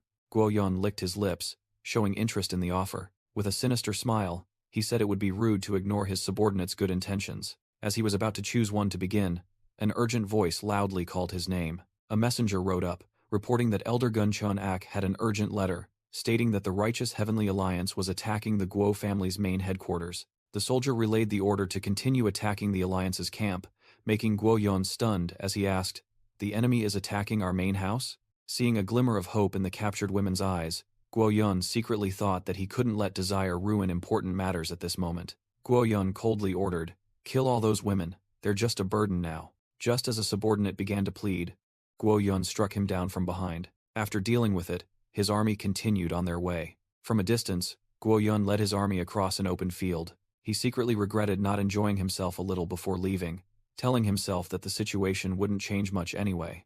But then he became serious, thinking that he had to pretend to be diligent to gain recognition, especially when his mother was risking her life. As he was lost in thought, strange eyes appeared in the nearby bushes. Feeling something was amiss, Guo Yun turned back with a questioning look. He spotted a strange object on the ground, resembling a rope. Suddenly, a mysterious masked rider charged in like a storm. The thorny rope unexpectedly coiled tightly around Guo Yun's neck, giving him no time to react. He was violently pulled off his horse by an immense force. The thorny rope continued to unravel, tearing up the ground. Guoyon's entire army became entangled in the intricate thorny rope trap. From the forest, righteous Heavenly Alliance soldiers rushed out, shouting that the enemy had fallen into the trap and ordering an attack. The mysterious rider, Tang Yongmyong, gripped his weapon, his eyes filled with murderous intent as he looked at the low-level enemies. He roared, "How dare you look down on me?" and then charged into the enemy, slaughtering them. The righteous Heavenly Alliance soldiers were terrified as they watched their leader cleave enemies in half with a single sword strike. Bound tightly and utterly terrified, Guoyon realized his opponent was at least at the Grand Master realm and screamed, demanding the identity of the one who used such despicable tactics. Jigal Yongyong faced the enemy, scoffing that someone from the demonic cult dared to speak of cowardice. Guoyon replied, regretting that he didn't have time to prepare something worse for them because of the crimes they had committed in Sichuan. As a member of the Orthodox Heavenly Alliance, Jigal Yongyong declared that his tyranny must end. She clenched her fist, determined to stop him right here. Immediately after, the two armies clashed in a fierce battle. Guoyon was stunned, secretly thinking that he had been overwhelmed by Jigal Yongyong's beauty at first sight. He told himself that because his mother was a famous beauty in Guizhou, he had never lost his composure before any woman. But now, a desire for possession rose within him. "I want her." Guoyon smirked, thinking that since she belonged to the Orthodox Heavenly Alliance, he didn't need to rush. Meanwhile, Jigal Yongyong worriedly discussed with Muronghui that the extreme demon masters were absent and might have gone to the Tang family. Back in the battle, Guoyon called out to Jigal Yongyong, complimenting her beauty and brazenly demanding to take her as a concubine. Jigal Yongyong showed disgust at his thoughts right at that moment. Guoyon misunderstood again, thinking she just wanted to take things slowly. He decided to clean up the surroundings first and rushed to slaughter the other members of the Orthodox Heavenly Alliance. Jigal Yongyong watched in horror as her comrades were attacked. She immediately shouted, ordering everyone to prepare for battle. Seeing his subordinates lying scattered, Guoyon roared, forcing them to get up and continue fighting. He commanded with a crazed expression, demanding that the woman with the fan be captured alive at all costs and the rest be killed. Guoyon roared a command, leading his muscular army straight towards Jigal Yongyong and the Orthodox Heavenly Alliance forces. Suddenly, a sharp thorny rope sprang from the ground. A trap had been set. Tang Yezheng of the Orthodox Heavenly Alliance was stunned by what was happening. Muronghui also couldn't believe his eyes, stammering, "No way." Jigal Yongyong desperately realized that even with the traps prepared, the power gap between the two sides was still too great. Amidst the chaos, Guoyon calmly sat on his horse, enveloped by a red aura, completely unaffected. The Alliance members realized in horror that the red protective energy also enhanced his horse, making confrontation akin to facing heavy cavalry unarmed. Just then, Tang Yongyong appeared, scoffing that his opponent had underestimated his strength by daring to challenge him on an open battlefield. He ignored the enemy, walked up to Jigal Yongyong, and asked her about the answer to the previous matter. Guoyon interrupted, grabbing Jigal Yongyong's chin and saying that he didn't care about things like names. With a sinister smile, he looked at her and made an indecent proposal. "How about you become my concubine?" Muronghui roared in indignation, charging forward to attack Guoyon for daring to touch his comrade with such a filthy hand. But before he could get close, two figures rushed out to block his path. Guoyon's two burly subordinates warned Muronghui not to approach their young master so carelessly. Muronghui gritted his teeth and cursed, struggling to fend off the continuous blade attacks from the two guards. Witnessing that scene, Tang Yezheng anxiously shouted, "Section Leader Hui." Meanwhile, Guoyon still held Jigal Yongyong tightly, impatiently urging her for an answer. Jigal Yongyong coldly retorted, questioning his confidence in flirting with others with such a violent and cruel nature. She snarled, ordering him to leave, asserting that he was not worth a penny compared to the person she admired. In response to the challenge, Guoyon replied with malicious intent, "Oh, is that so?" He grabbed Jigal Yongyong's neck, snarling, "Then our conversation ends here." With a crazed smile, Guoyon declared, "Now I will use force to make you submit." He sneered that her comrades were being held back by his troops, so they could play around at their leisure. Guoyon smirked, admitting that he found this even more interesting than docile submission. In despair, Jigal Yongyong secretly called for help from her young master. Suddenly, both froze as they sensed a change in the air. Guoyon looked up, confused, and asked, "What is this?" Jigal Yongyong was also surprised to see a snowflake fall, and wondered, "Snow?" He rubbed his eyes, confirming that he wasn't mistaken. Still holding Jigal Yongyong tightly, he wondered what was happening, since it wasn't the snowy season. Guoyun's eyes widened in extreme astonishment as he sensed an approaching surge of power. A fierce explosion of blue cold energy erupted, flinging Jagal Yongyong far away. Guoyun and his soldiers were blown away, while Jagal Yongyong's comrades screamed in terror, calling Young Master. Struggling against the terrifying pressure, Guoyun wondered who could unleash such a simple move with such immense internal energy. Murong Hui and Tang Geizheng stared blankly at the scene that had just unfolded. A woman appeared before Jagal Yongyong, apologizing for being late due to not being accustomed to her new movement technique. She reassured the frightened Jagal Yongyong that everything was fine now. The girl boldly declared that she would protect everyone, introducing herself as Tang Miso, a direct disciple of the Tang family head. Tang Miso was meditating, a cold aura emanating from her body. She was highly focused, beads of sweat on her forehead, indicating the arduousness of her cultivation. In the silence, her face remained tense. Suddenly, her eyes snapped open as she sensed a presence. A woman with braided hair appeared, respectfully greeting. "Master, you have arrived." The woman hastily apologized. "Forgive me for interrupting your meditation. Please understand, this is an urgent situation." She reported that a letter had just arrived, stating that the Guo family's army from Guizhou had reached Sichuan, leaving Tang Miso stunned. She explained that the enemy forces had split into two, one branch heading towards the Zheng-Tian alliance, while the main force was advancing directly towards the Tang family. She added that while the Tang family was short on manpower, the Zheng-Tian alliance was even weaker, as most of its forces were at Mount Zhuxian. Therefore, she asked if Tang Miso was willing to reinforce the Zheng-Tian alliance. But Miso hesitated about her own abilities. Tang Miso worried that she should stay to protect the Tang family, but the woman reassured her not to worry about this place. She reminded her that their family had the Zhuge family's formation masters, who, though unable to win, still held an advantage in defense. The woman analyzed that the enemy force attacking the Tang family had two extreme demon masters, while the other branch only had one low-level extreme demon. She placed her hand on Miso's shoulder, earnestly saying, "Please help the Zheng-Tian alliance achieve victory, then return to support the Tang family. Believe in yourself," the woman asserted. "Your talent far exceeds what you think." Meanwhile, elsewhere, a demonic sect leader looked at the bruised Jagal Yongyong and thought to himself, "The last time I saw her, she was only on par with me." He continued to ponder as he recalled the image of Tang Miso radiating terrifying power. Since when did she become like this? The purple-haired leader's face revealed a look of madness. "This is driving me crazy. I never expected." He flashed a sinister smile, exclaiming, "Two desirable women have appeared at the same time." The leader roared, ordering the surrounding soldiers, "Capture that woman alive too." Jagal Yongyong screamed in panic. "Danger!" Immediately, Tang Miso unleashed the cold poison ice crystal art. A massive wave of cold energy, with the move Eastern Land Flying Leap, enveloped all the enemy soldiers. Two demonic soldiers initially scoffed. "What is this? Snow? It's just cool. What's so special?" The leader laughed loudly. "You call this an attack?" While Jagal Yongyong worried that this move was too much for her, the leader continued to mock arrogantly. "Heh, a cute little trick." But then his smile vanished as he noticed something unusual. The two soldiers from before began to shiver uncontrollably, complaining that the cold was seeping into their very bones. One of them collapsed, gasping, "I can't breathe." Witnessing all his soldiers collapse, the leader roared furiously, "You have internal energy, yet you're collapsing from the cold?"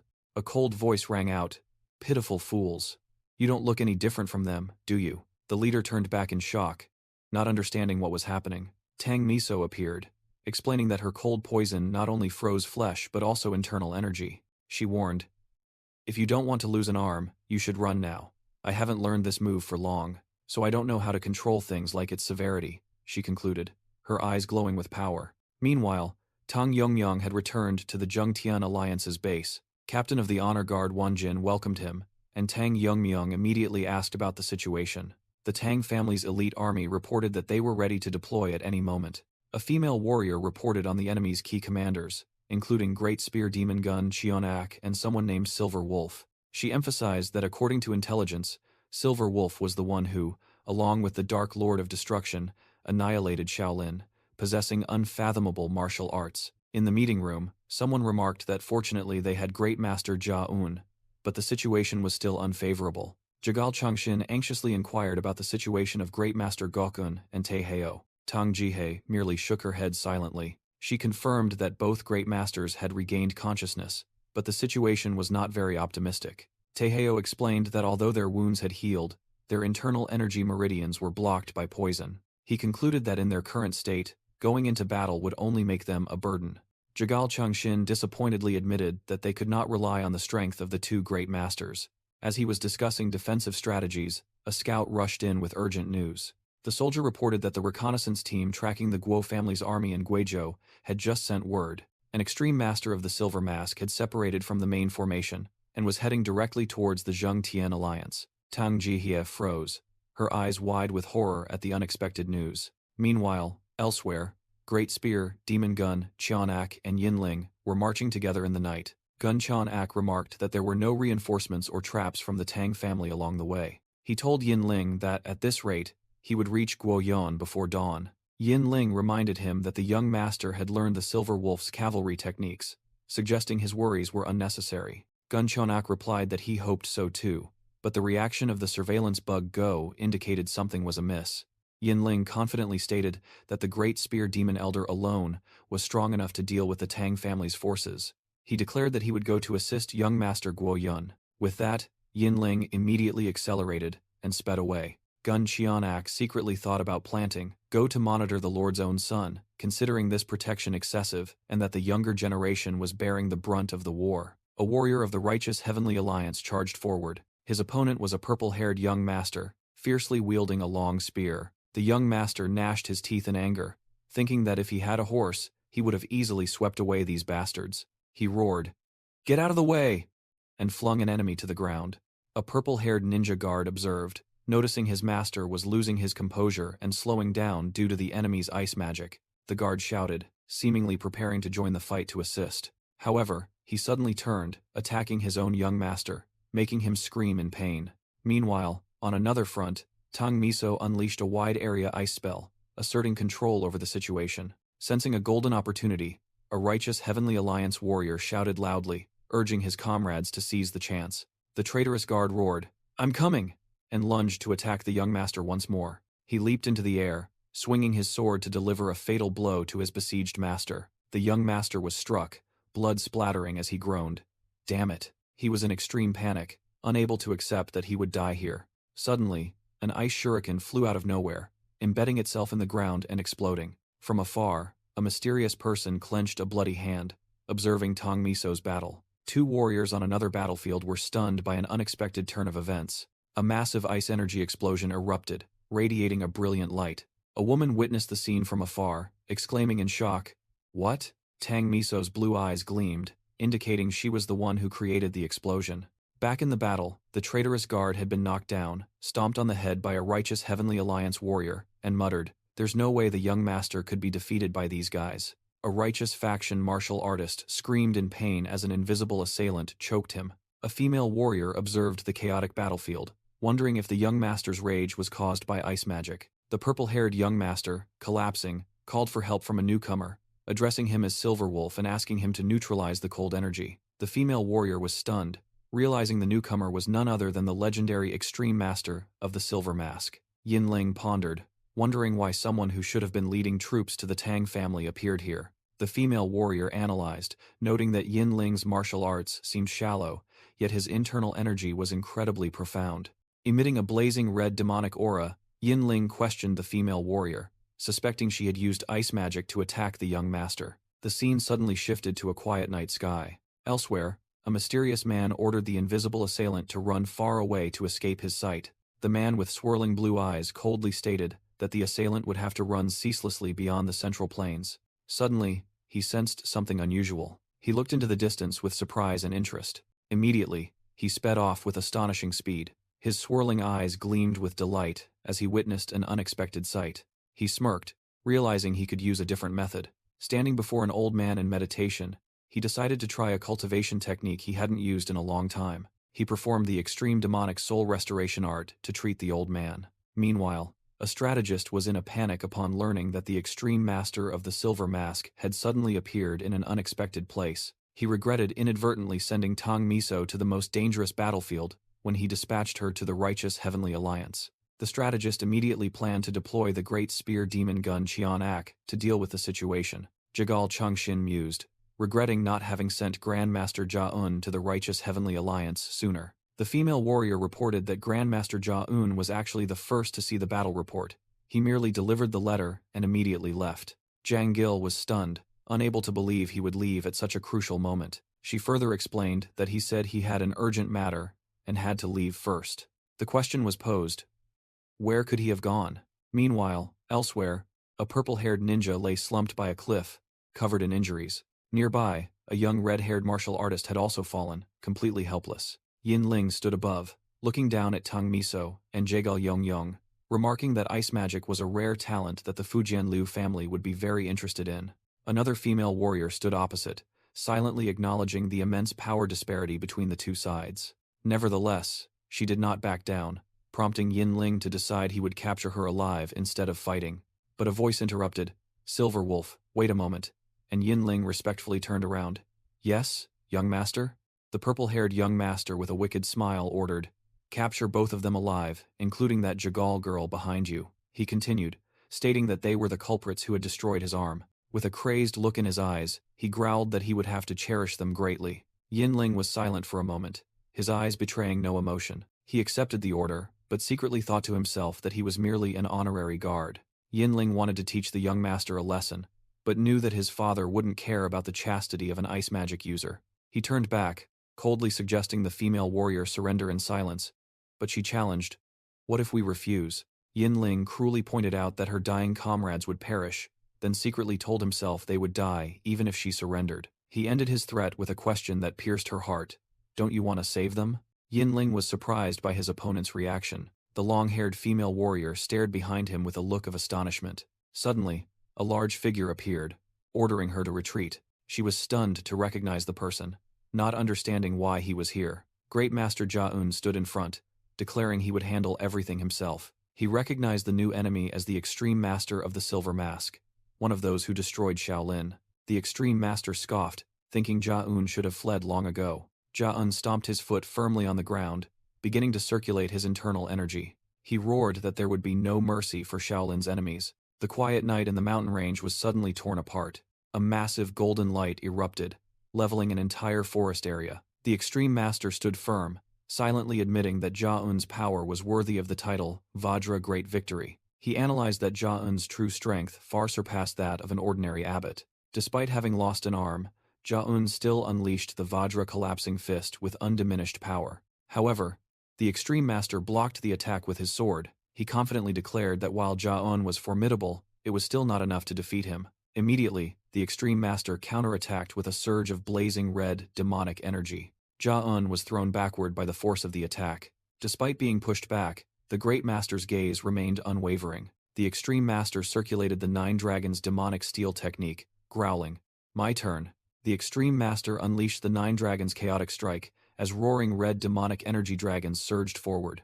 Unfazed, Great Master Ja-un shot forward, despite having only one arm. He channeled his power, unleashing the Vajra collapsing fist with a brilliant golden light. His fist transformed into countless illusions, forming a massive surge of energy. The two ultimate techniques clashed, causing an earth-shattering explosion. The young master and Yin Ling staggered from the aftershocks of the battle. The long-haired female warrior stood afar, thinking in horror, "The wind pressure is terrifying, I dare not interfere." This was a battle between masters who had surpassed the Three Flowers Gathering at the peak realm.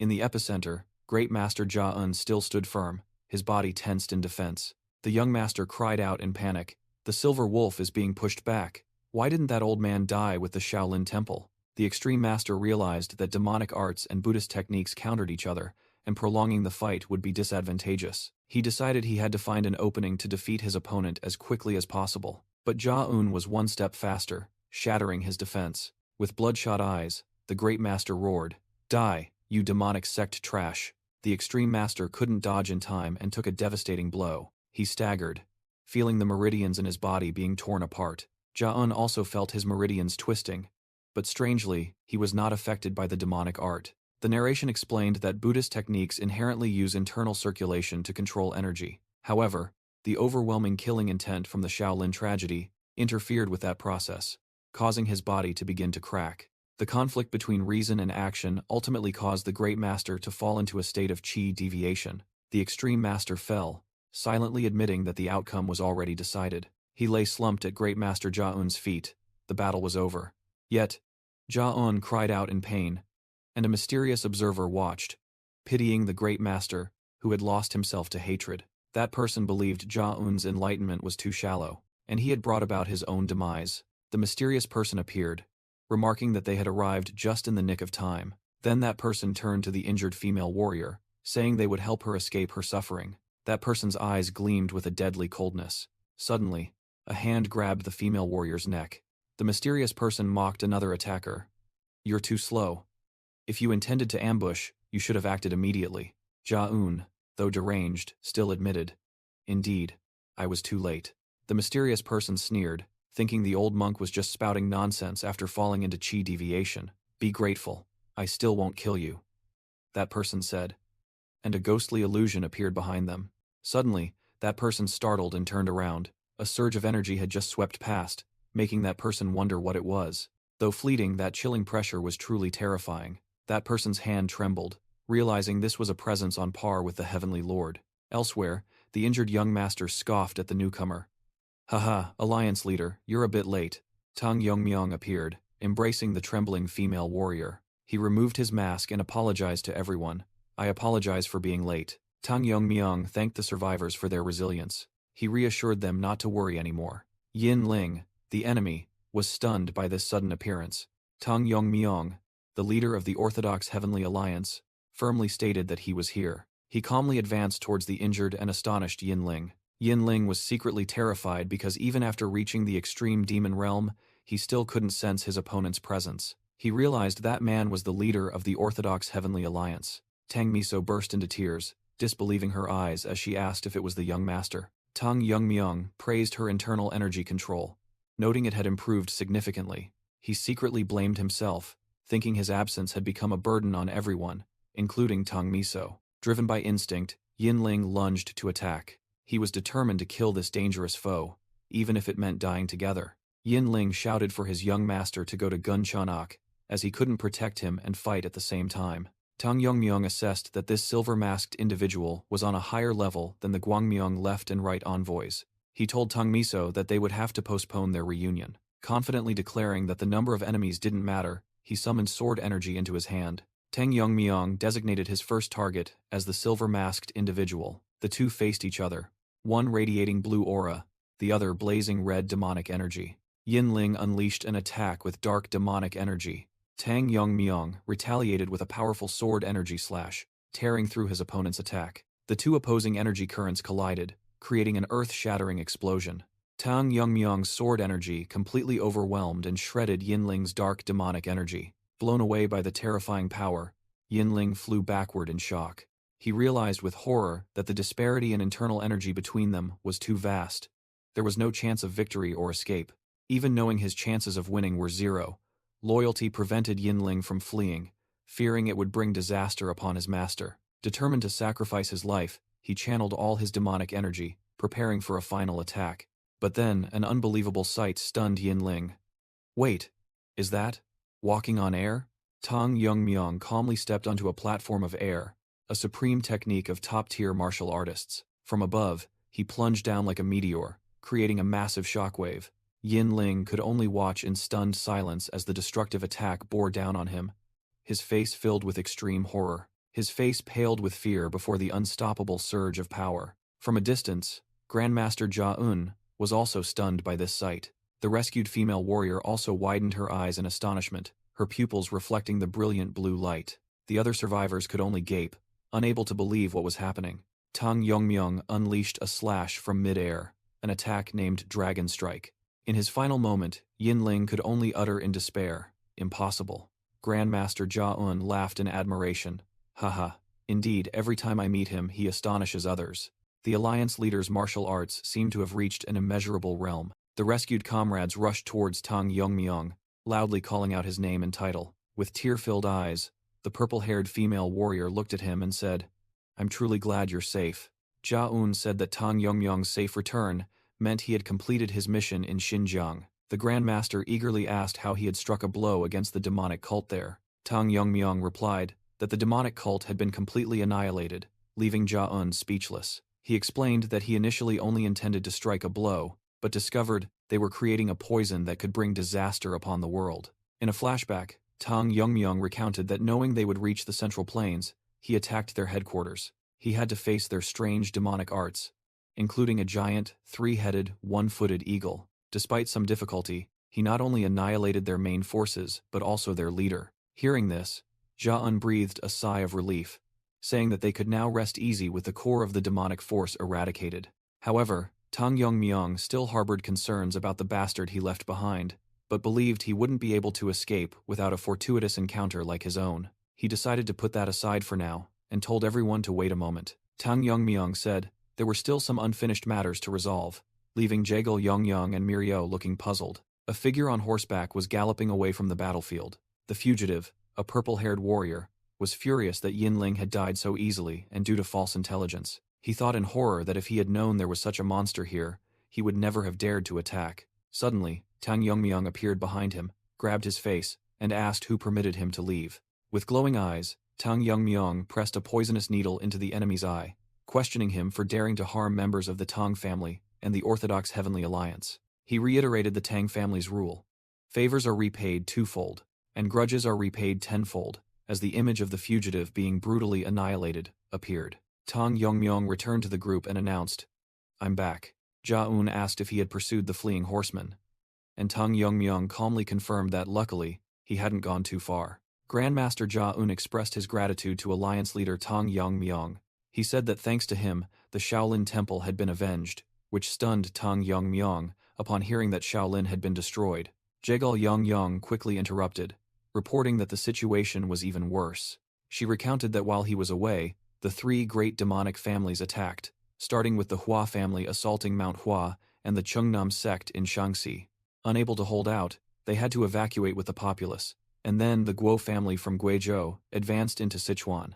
They are heading straight this way and targeting the Tang family. Jagal Yongyong stated that her uncle had led the allied forces to attack the Guo family's main city, but they were also struggling and had lost contact. Upon hearing this, Tang Yongmyong bowed his head in self-reproach, believing his selfish actions had caused everyone to suffer.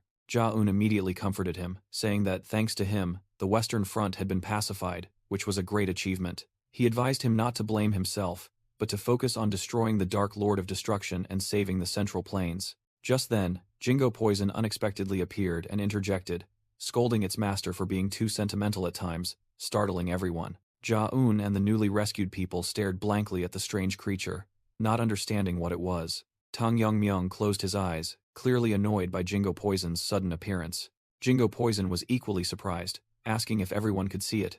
Tang Yongmyong quickly grabbed it and scolded it, saying he had warned it not to reveal itself to others without permission. Jingo Poison frantically explained that it was a spirit entity, but because it had ascended to a dragon, it could now be seen. Seeing that Blue Horn hadn't meant to, Tang Yongmyong sighed and decided to reveal the truth. He introduced it as his family's guardian deity from the time of their ancestors, which had greatly helped in the fight against the demonic cult.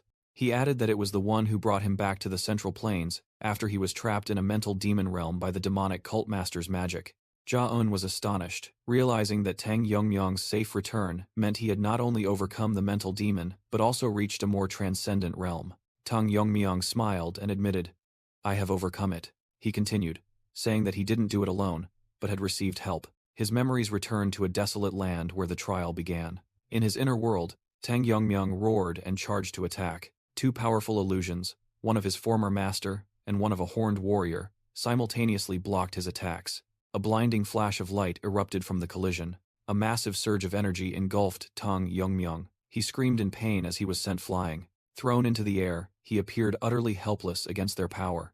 Nevertheless, Tang Yongmyong gritted his teeth and endured, his hair turning white from the exertion. He landed firmly on the ground, his eyes gleaming with determination to fight. The illusion of his master attacked from above, but Tang Yongmyong deftly dodged it. He skillfully weaved through the dangerous sword strikes of both opponents. His eyes glowed emerald green, signaling an impending counterattack. Tang Yongmyong gathered his strength, unleashing sword art, FS, power of destruction. He looked straight ahead with a resolute expression.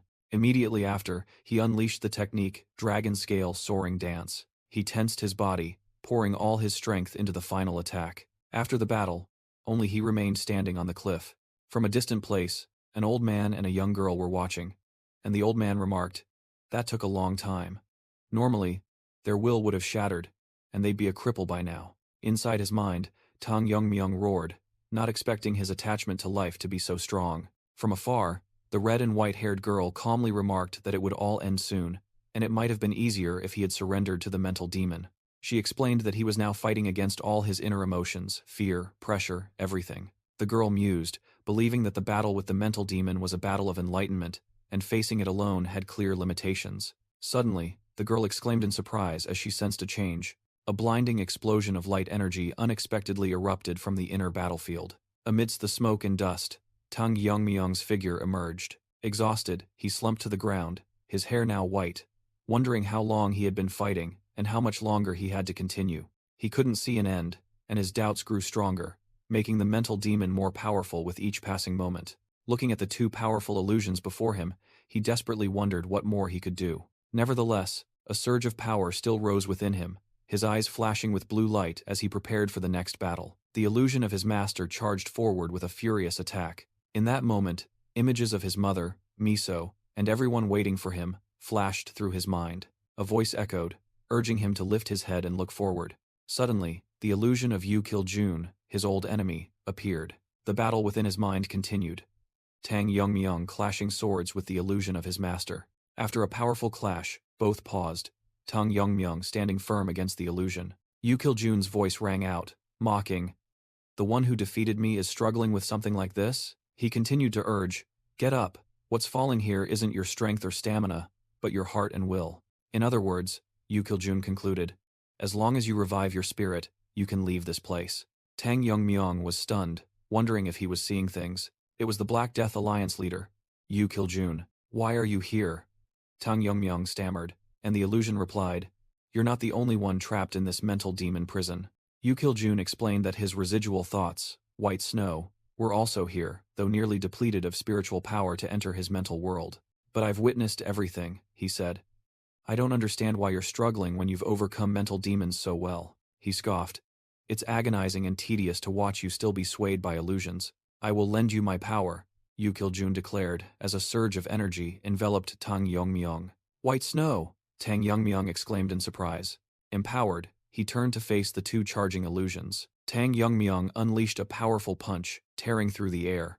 His hair turned white, his eyes gleaming with steely resolve. The horned illusion met the attack, its glowing yellow eyes reflecting surprise. An explosion shook the ground, shattering it into pieces. The force of the attack erupted into a colossal pillar of energy. The horned illusion began to disintegrate, wondering in astonishment, "Has the one with a shattering will regained his will? How can this be?"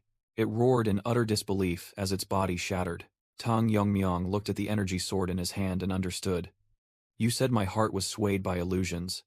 Now I understand." With glowing green eyes, he declared, "Now I can truly end this." He realized that, fundamentally, this mental demon wasn't a trial through training.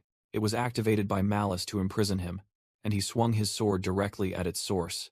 Tang Yongmyung realized that the images of his master and ancestor were merely part of the mental demon. He understood that what needed to be cut down wasn't the illusion before his eyes. Instead, he was determined to cleave apart this entire world created by an external will. A sword strike imbued with that will tore through the illusory space. The horned illusion was stunned as the world around it began to crumble. It acknowledged, "You finally aimed at the right place to attack."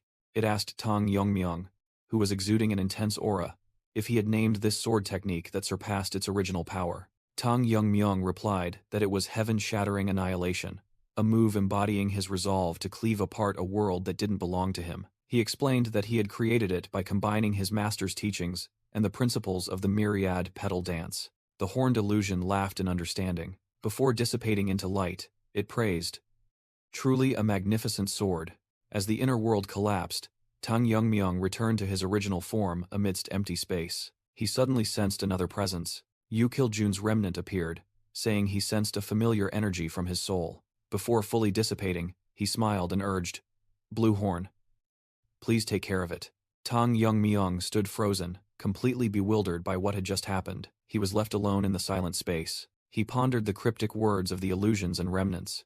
Tang Yongmyung mused about the strange sensation of using the heaven-shattering annihilation technique unsure if he could use it outside this space. He wondered if it was because he was in a mental demon realm, then suddenly realized the sword white snow had vanished from his hand. Tang Yongmyong stared in shock at his empty hand, certain he had never let go of the sword.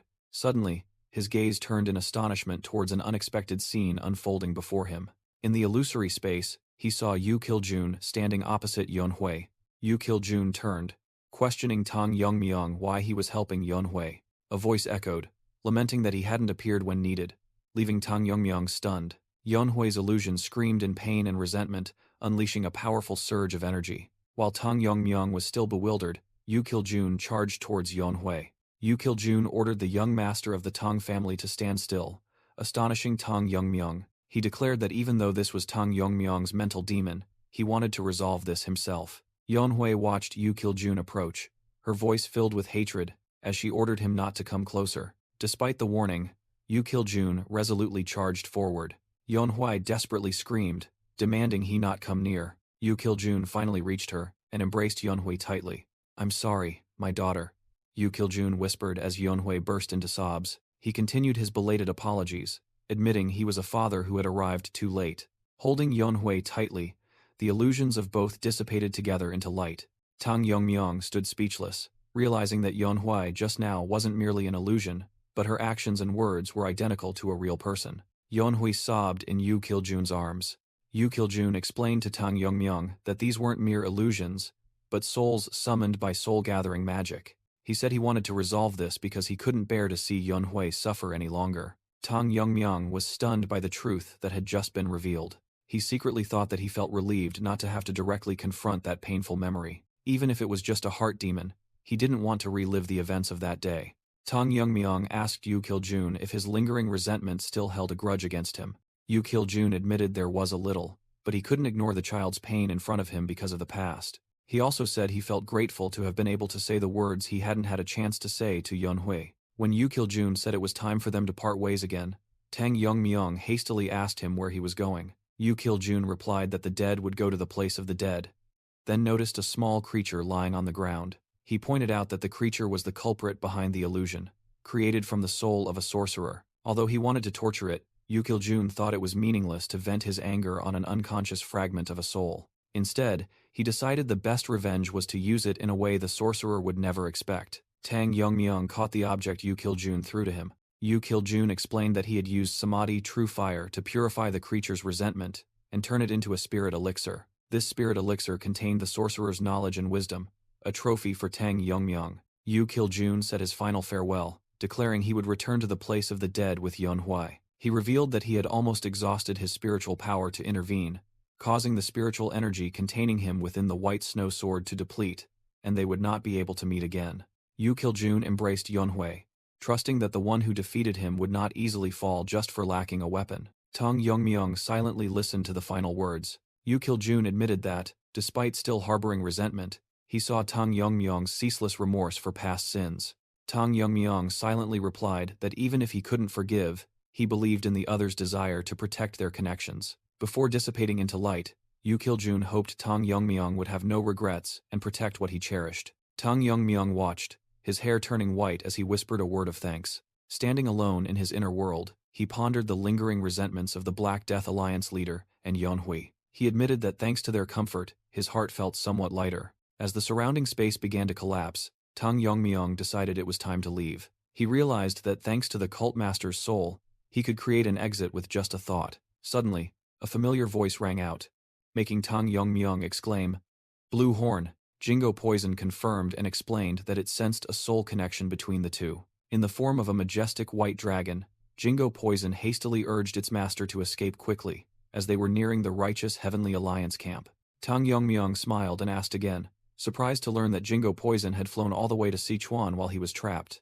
He replied that he would come out immediately. With the enlightenment he had just gained, Tang Yongmyong told himself to spread his will throughout the world. He accepted his new self, a more complete version of himself. Tang Yongmyong smiled, saying thank you once more. He realized that the appearance of his master's and ancestors' illusions in the heart demon was not a coincidence. Tang Yongmyong realized his role was a combination of a disciple from a previous life and a descendant in this life. He believed that his master's and ancestors' wills had guided him, appearing by reversing the cult master's spell. With a new resolve, he swore to lead the fight against the demonic path to victory. He shouted his oath to protect all his precious connections. Meanwhile, in the real world, Jingo Poison, in the form of a giant dragon, flew across the sky, loudly calling Tang Yongmyong's name to everyone's astonishment. Jigal Changshin and the others were stunned, not understanding what the creature was. Jingo Poison hastily urged him to wake up quickly, because the situation outside was critical. In his inner world, Tang Yongmyong finally heard the call, and realized it was Blue Horn. His eyes snapped open, declaring that he was about to return. At the same time, a scout rushed in to report that an extreme demon master from the Guo family was approaching. Tang Jihe's face paled upon hearing news of such a powerful enemy. On the battlefield, Gun Cheonak, leader of the invading army, coldly ordered the massacre of the entire main force of the Tang family. Jigal Changshin worriedly noted that the enemy forces outnumbered theirs twofold. He also couldn't help but worry about the other front, where Grandmaster Jia Un was pursuing the silver-masked assailant. Tang Jihe cast aside all worries, and as the family head, she began to issue orders. She admitted it was a reckless command, given the enemy's overwhelming numbers. She ordered the soldiers to fight to the death, demanding that each of them take down at least 10 enemies at all costs. She recalled the bitter defeat in the past when the demonic cult had almost annihilated them, but today, she boldly declared that things would be different, in accordance with the rules of the Sichuan Tang family. Gun Cheonak declared that in a battle between martial artists, the commander's individual strength was paramount. Immediately, a volley of flying daggers shot towards him. He immediately activated the pure demon armor art, creating a surge of blazing red demonic energy that enveloped his body. The flying daggers were easily repelled by that wall of chi. Tang Jihe realized that it was the martial art of the royal guards, an astonishing wall of chi. Gun Cheonak roared smugly that ordinary flying daggers could never pierce his armor. However, Tang Jihe's next volley of flying daggers flew completely off course.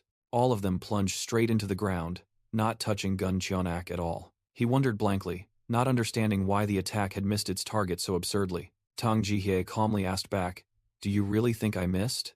Immediately after, one of the flying daggers stuck in the ground began to vibrate and emit chi. A massive vortex of energy, the soaring petal dance technique, erupted from the ground, engulfing Gun Cheonak. Tang Jihe explained that the flying daggers were merely conduits to control the flow of chi. She admitted that this chi flow was only strong enough to make a horse stumble. "But that's enough," she said, her hands already clutching poison pellets. Capitalizing on her opponent's loss of balance, Tang Jihe threw the poison pellets. They exploded, releasing a thick green poisonous mist. Trapped, Gun Cheonak realized his chi was being eroded by the poisonous wind.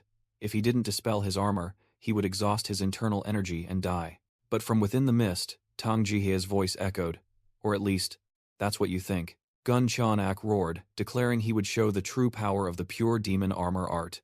A Tang family warrior rallied his comrades to charge and eliminate the remaining forces, believing the family head had subdued the enemy commander. The muscular army from Guizhou roared in fury, preparing for a bloody counterattack. The two armies clashed, creating a chaotic and brutal battle under the pouring rain. Tang Jihe observed the battlefield, silently acknowledging that her troops were fighting better than expected. She recalled that ever since the confrontation with Ma Guangtian, they had not neglected their training, and through the previous battle with Hylian, they had accumulated valuable combat experience. That growth was evident in how they were overwhelming the enemy on the battlefield. Suddenly, a massive surge of energy violently erupted from Gun Cheonak's direction. Tang Jihe cried out in horror as she realized it was his spear. The spear glowed brightly like a meteor streaking across the night sky.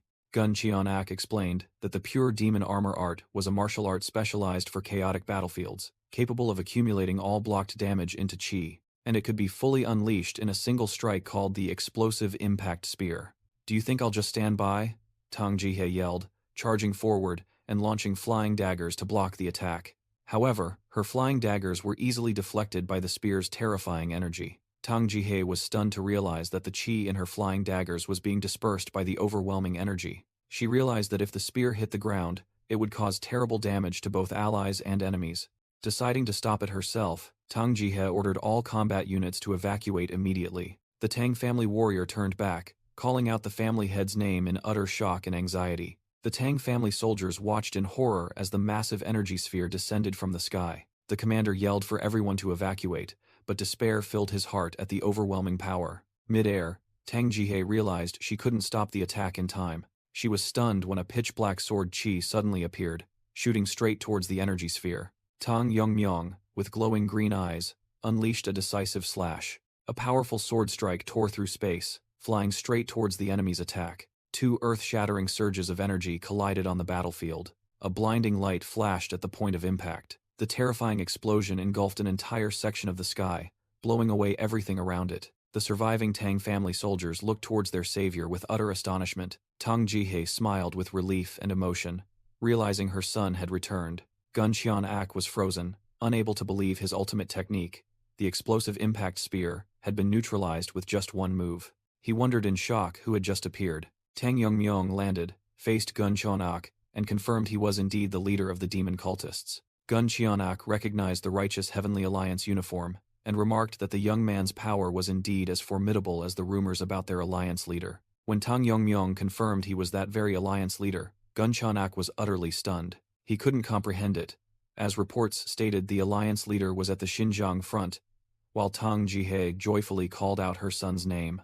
She worried that the righteous Heavenly Alliance needed him more, but Tang Yongmyong calmly reassured his mother. Tang Jihye was once again speechless when her son revealed that members of the righteous Heavenly Alliance would also arrive soon. Jigal Yongyong reached out, loudly calling her master's name. She, along with the righteous Heavenly Alliance members, rode on the back of Jingo Poison's giant white dragon, angrily scolding Tang Yongmyong for rushing ahead alone. Gun Qian-ak was frozen, unable to believe his eyes when he saw a real dragon appear. He wondered why Silver Spirit and Guo Yun had allowed the righteous Heavenly Alliance members to arrive safely. Just then, Tang Yongmyong spoke up, asking if he was looking for this. He threw a large object wrapped in a banner towards Gun Qian-ak. The object plunged straight into the ground. It was a corpse wrapped in the tattered banner of the Guo family. Gun Qian-ak was horrified as he recognized the person lying there. That was Silver Spirit, who should have been serving young master Guo Yun. Tang Yongmyong coldly revealed that Guo Yun had also met a tragic end at his hands. Gun Qian-ak gnashed his teeth, clutching his weapon in utter fury. He let out an earth-shattering roar, recalling his tragic past. He had once lost his beloved daughter in a war, driving him to the brink of chi deviation. In his most desperate moment, he was taken in by the Dark Lord of Destruction, Yan Zhongyuk. The real reason for his loyalty was that Madame Guo Huayun bore an uncanny resemblance to his deceased daughter. Thus, Gun Qian-ak roared that Guo Yun was not just a disciple to him, but like a grandson. He swore to avenge Guo Yun with his very life, but immediately, Tang Yongmyong appeared and blocked his attack. He coldly declared that the grievances of the deceased had all been settled by him on his way here. The death of Gun Qian-ak dealt a fatal blow to the morale of the demonic cult forces. Without their commander, the mighty army now disintegrated and fled in chaos. The Tang family warriors, with their burning hatred for the Dark Lord of Destruction, did not miss this opportunity and immediately gave chase. Finally, they achieved a great victory, filling the Sichuan night with joyful cheers. After the battle, Tang Jihye was astonished to learn that the tiny dragon, Jingo Poison, was the Tang family's legendary 10 Great Poisons. As a mother, she was grateful that it had always been there to help Tang Yongmyong, and suggested everyone return to celebrate the victory. However, Tang Yongmyong interrupted, saying they had to postpone it, leaving Tang Jihye stunned. He revealed information from the letter found on the Silver Wolf. The enemy was meticulously preparing for the Orthodox Alliance's advance towards the Guo family in Guizhou. An extreme demon master of the Ice Snow faction, belonging to the Lu family in Fujian, had been dispatched, and this individual's power was said to be second only to the Dark Lord of Destruction. Tang Jihye worried that if that were true, the Alliance's army would be in danger. Tang Yongmyong asserted that he would go rescue the Alliance members, as that was the role of an Alliance leader. Meanwhile, in Guizhou, the Guo family had gathered their remaining forces to prepare for resistance. Sword Saint Song Qiang asked strategist Jegal Changshin about the battle plan. Jegal Changshin presented a simple strategy. While the main forces confronted the Guo family army, Song Qiang, one of the Alliance's strongest masters, would infiltrate and capture Madame Guo. Song Qiang worriedly asked what if they succeeded, but Gun Qian-ak and the extreme master of the Silver Mask returned. He warned that if the Alliance leader Jegal Changshin trusted did not return in time, they would fall into a trap and be annihilated. Song Qiang emphasized that they had committed all their forces, trusting the strategist's judgment that they had a chance to win without the extreme demon masters. Jegal Changshin confidently replied, "Don't worry. Unlike others, our Alliance leader never breaks a promise." Jegal Changshin irritably noticed Song Qiang's skepticism, who explained that he was only worried because the strategist was placing too much hope in the Alliance leader. Song Qiang asserted, "He will definitely come. making Jigal Changshin emphasize again. So it's not might come, but will definitely come. Suddenly, an immense wave of cold energy swept across the battlefield, making both men turn to look towards the distant fortress. Song Chang gasped in shock. What? While Jigal Changshin was also speechless at the unexpected sight. Realizing the cold energy was emanating from the direction of the Guo family, Song Chang wondered what the hell was happening. An old voice echoed through the air. Your arguments have reached this old man's ears. If you're here, then attack quickly. An old woman with icy blue eyes appeared. Her name was Baek Su Ryan, the Ice Snow faction master, and she questioned why they were wasting time with internal squabbles. Song Chang was terrified. The Ice Snow faction master? Why is this legendary grandmaster here? Jigal Changshin was also completely speechless at the presence of a legendary figure. Baek Su Ryan threw a frozen object towards them and asked, "Did you come here for this?" Song Chang stammered in horror as he recognized who it was. This is Madame Guo of the Guo family in Guizhou. It was the severed head of Guo Huayun, the Grand Madam of the Guo family. Baek Su Ryan calmly explained, I had intended to kill her when you and the Guizhou army were fighting, but you were too slow, so this old woman couldn't wait any longer. Song Chang angrily questioned, beheading an ally's leader. What are you plotting? She sneered. Allies? The purpose of this war is to decide the successor of the three great demonic families. How could there be allies? Baek Su Ryan began to explain the political situation, pointing out the positions of the clans on the map.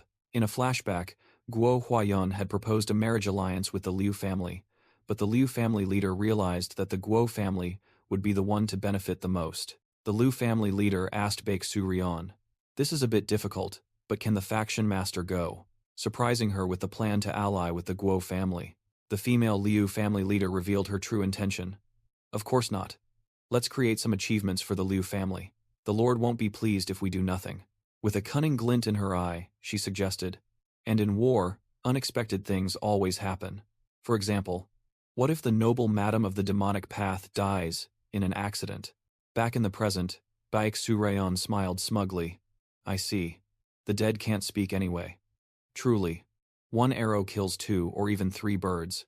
Jigal Changshin realized in horror that Madame Liu's plan was to fabricate a mutual massacre between the Guo family and the Orthodox Alliance.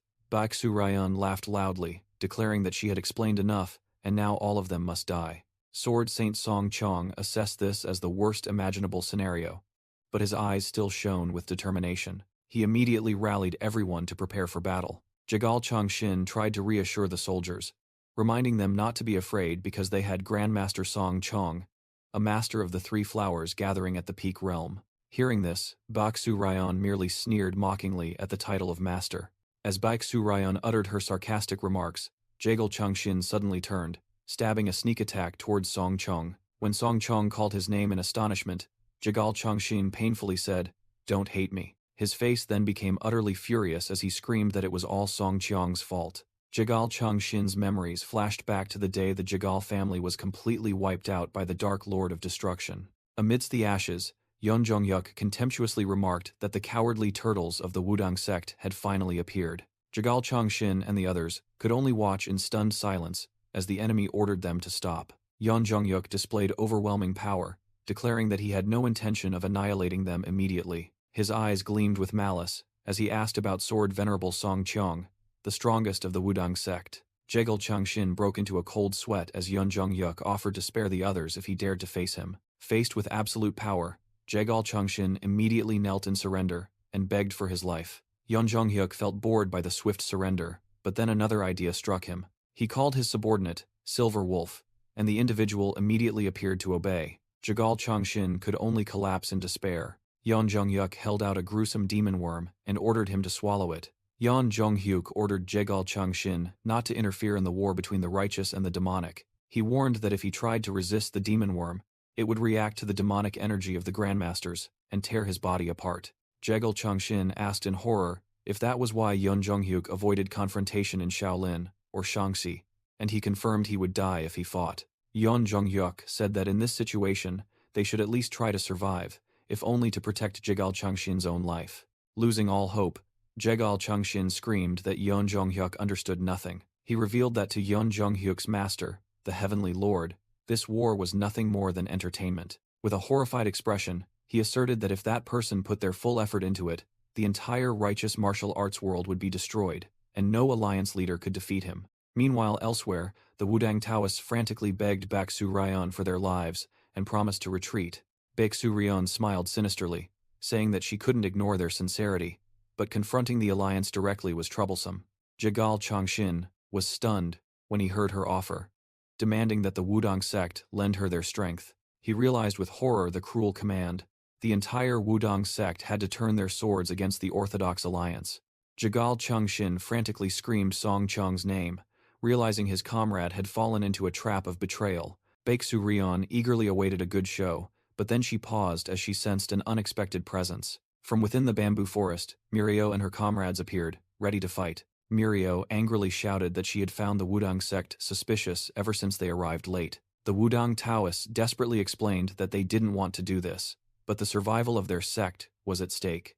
A Taoist hesitated, thinking it best to retreat, but Baeksu Ryon's hand was placed on his shoulder, stopping him. "Get out of the way."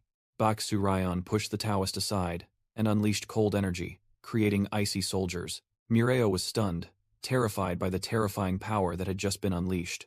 Jagal Chongshin also screamed in panic, not understanding why the Ice Snow faction master would act so cruelly. Jagal Chongshin roared in indignation. "We agreed not to touch Wudang." "You."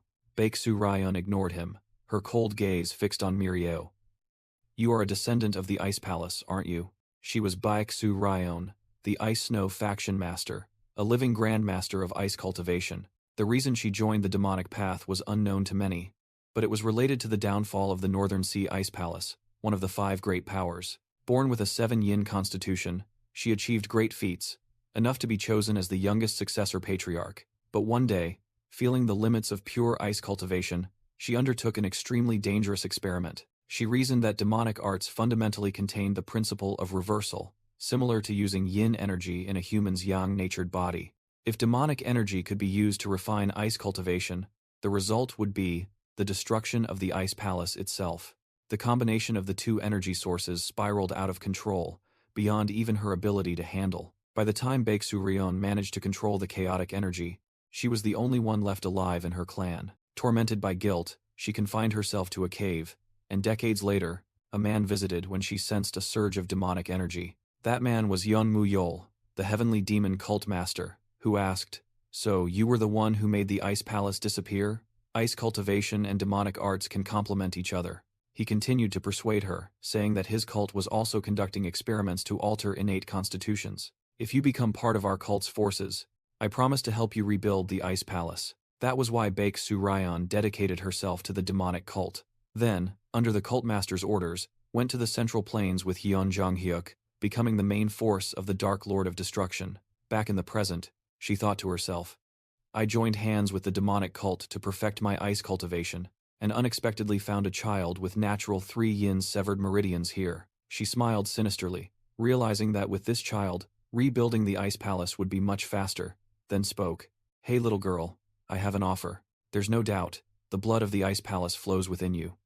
Do you want to become this old woman's disciple and rebuild the Ice Palace together?" A Wudang elder frantically shouted, "Elder, what is this? This is different from our agreement." Baeksu Ryon coldly replied, "Didn't Wudang break its promise first? Surely the Lord instructed you not to get too deeply involved in this war." The elder was speechless, unable to retort. That. She turned to Mirio, stating her condition. "Now choose, little girl. If you follow me, I will destroy those Wudang immediately." To Baeksu Ryon's surprise, Mirio resolutely refused. "No, I refuse. Even if the blood of the Ice Palace flows within me." Mirio took a stance, asserting, "I am a member of the Sichuan Tang family and a warrior of the Orthodox Alliance. There will be no negotiations with the demonic path." Baeksu Ryon narrowed her eyes. "Humph. Is that your choice?" Her hand began to gather chilling, cold energy. Icy spikes suddenly shot up from the ground, trapping Mirio's feet, while Baeksu Ryon said, "Don't be surprised. I have no intention of harming you." With a sinister smile, she continued, "However, the price for disturbing me is all the members of the Orthodox Alliance and Wudang here." Countless sharp icy spikes erupted across the battlefield, targeting the martial artists as she declared, "I have no other choice but to kill them all." Mirio watched in horror as her comrades faced danger, while Baeksu Ryon pressured her. "Now then, Have you reconsidered? It would be best to make a wise decision, she confidently asserted. Whether all of them die or not, you have no choice but to follow me. Suddenly, Baeksu Ryon's eyes froze as she sensed a figure with glowing green eyes appearing from afar. Both Baeksu Ryon and Mirio turned around in surprise, not understanding what was happening. The members of the Orthodox Alliance were also stunned, one stammering. That person is Tang Yongmyong, the leader of the Orthodox Alliance, appeared with a sharp, cold gaze. From afar, Baeksu Ryon recognized him. You are the leader of the Orthodox Alliance? The Wudang elders were also shocked. Alliance leader? How did you get all the way here? Baeksu Ryon was utterly terrified, wondering, how? Is this possible? Even I, who combined 7 yin ice cultivation with demonic arts. Baeksu Ryon was horrified to realize she couldn't read Tang Yongmyong's energy, wondering what she was facing. In a flash, Tang Yongmyong appeared right behind her, leaving her stunned. Mirio joyfully asked how he got there, and Tang Yongmyong replied that he came as soon as he received the intelligence report. He assessed the situation, noting that the Alliance's losses weren't too great, but there was another problem. Tang Yongmyong turned to question the Wudang sect leaders. Why are you holding swords to Commander Jagal's throat? His gaze turned sharp, declaring there would be many questions. But first, the extreme demon master must be dealt with. Baeksu Ryon was provoked, veins bulging on her forehead. She roared defiantly. Do you think I'll be easily defeated? However, she was immediately horrified when Tang Yongmyong unleashed his fire dragon poison breath, a scorching surge of yang energy that completely suppressed her yin energy. Meanwhile, a voice echoed in Jegal Changshin's mind, ordering Song Chung to kill him. Jegal Changshin gritted his teeth, enduring as his controller threatened to activate the demon worm to kill him if he didn't obey. Tang Yongmyong realized there was collusion and decided to intervene to stop this foolish act. He unleashed a green energy strike, hitting Baeksu Ryon directly. She panicked, realizing her body was paralyzed, wondering how he could bind her demonic energy. Tang Yongmyong calmly stated that the deceased cult master's knowledge proved very useful, further perplexing Baeksu Ryon. He took her hand, saying that he too had experienced extreme cold energy. Then he unleashed his cold poison palm, wondering how long she could endure. Baeksu Ryon's hand froze in an instant, causing her to scream in utter panic. She couldn't believe it. Someone who wielded the 7 yin ice art like herself felt such cold from this energy. Baeksu Ryon completely collapsed, unable to comprehend how a single body could simultaneously possess both yang and yin energy, surpassing even the 7 yin. Tang Yongmyong began a story, saying there was once a young girl afflicted with 9 yin severed meridians, who yearned to live even one more day with her family. Miso's image appeared. She had endured bone-chilling cold for over 10 years. He looked at the frozen Baeksu Ryon and concluded, "It seems you don't possess despair as great as hers." A Wudang sect leader was stunned, unable to believe that Baeksu Ryon was defeated so easily. Meanwhile, Mirio and the righteous Heavenly Alliance members erupted in joy, shouting their alliance leader's title. Jegal Changshin was also bewildered, wondering what he had just witnessed. An extreme demon master defeated so quickly. As the chaos subsided, Tang Yongmyong turned to question the Wudang leader. Why did you point your swords at the military commander's throat? He suspected, considering the Ice Snow faction master's words before her death. I suspect you had some kind of agreement. His eyes sharpened, his words firm. If so, can I consider this an act of betrayal against the alliance? Jegal Changshin secretly thought the situation had become complicated, while the Wudang leader hastily waved his hand, claiming it was just a minor conflict. He explained that the Ice Snow faction had proposed both sides withdraw, and the argument only erupted due to differing opinions. Jegal Changshin breathed a sigh of relief upon hearing the defense that Sword Saint Song only wanted to minimize casualties and there was no secret deal. But Tang Yongmyong didn't accept it. Just for that, the entire Wudang sect pointed swords at an alliance member? That is an act of defiance against me. The Wudang leader sweated, stammering an admission when asked if he expected Tang Yongmyong to overlook everything with mere words. He continued to defend, saying that the disciples only followed Sword Saint Song's will, and hoped the alliance leader would value that loyalty. Seeing Tang Yongmyong remain silent, he suggested postponing accountability until the war with the demonic cult ended. With a forced smile, the Wudang leader hoped that his disciples would also change after meeting the alliance leader, just like him. Tang Yongmyong exhaled a wisp of white smoke, finally speaking. I have no other choice. Jegal Changshin flinched, clenching his fist as he realized something in Tang Yongmyong's words. Tang Yongmyong placed a hand on his shoulder. This time, I will overlook it at the military commander's request. Be grateful, Military Commander Juga. Jagal Changshin was utterly terrified as he realized Tang Yongmyong's intention. Without warning, Tang Yongmyong unleashed a powerful palm strike to Jagal Changshin's chest. As Jagal Changshin collapsed, Sword Saint Song Chiang cried out in shock, not understanding why the alliance leader attacked the military commander. Jagal Changshin looked up from the ground, his face filled with indignation and bewilderment. A disgusting, slimy mass oozed from him, writhing on the ground. Song Chiang stared at it in horror, suddenly remembering he had once sensed a strange energy within Jagal Changshin's body. Inside the slimy mass, the form of a demon worm became clear, and Song Chiang guessed this was the cause of the division. When asked, Tang Yongmyong calmly replied that he had only just discovered the truth when he touched his shoulder. Afterward, Tang Yongmyong turned to the Wudang Taoists and declared he would postpone their punishment. He extended his hand, politely apologizing to Jagal Changshin for being heavy-handed. Jagal Changshin tremblingly took his hand, choked with gratitude for saving his life. A tear rolled down the military commander's cheek, expressing extreme relief. But immediately after, Jagal Changshin felt a surge of poison qi accumulating in his dantian. Tang Yongmyong leaned in close, whispering that even though Song Chiang had forgiven him, he had not. With eyes glowing with deadly green light, he said that Jagal Changshin was very lucky that things only went this far. He warned Jagal Changshin to be careful in the future, because if he identified him as an enemy, I will wipe the entire Wudang sect from the Central Plains, the final threat leaving Jagal Changshin numb with fear. Finishing his words, Tang Yongmyong turned to Song Chiang and said it was time to return. Sword Saint Song Chiang immediately regained his composure, loudly shouting the order to assemble for the entire righteous Heavenly Alliance army. Under Tang Yongmyong's leadership, the entire formidable alliance began its march back to Sichuan. Tang Yongmyong silently watched Bak Surayon, the defeated foe enveloped in ice. Suddenly, a voice echoed in his mind, claiming to be the child inheriting the Ice Palace bloodline. Tang Yongmyong was startled and asked again, and Bak Surayon's voice reassured him that these words were only for him. She calmly stated that she was about to die, so there was no need to be alarmed.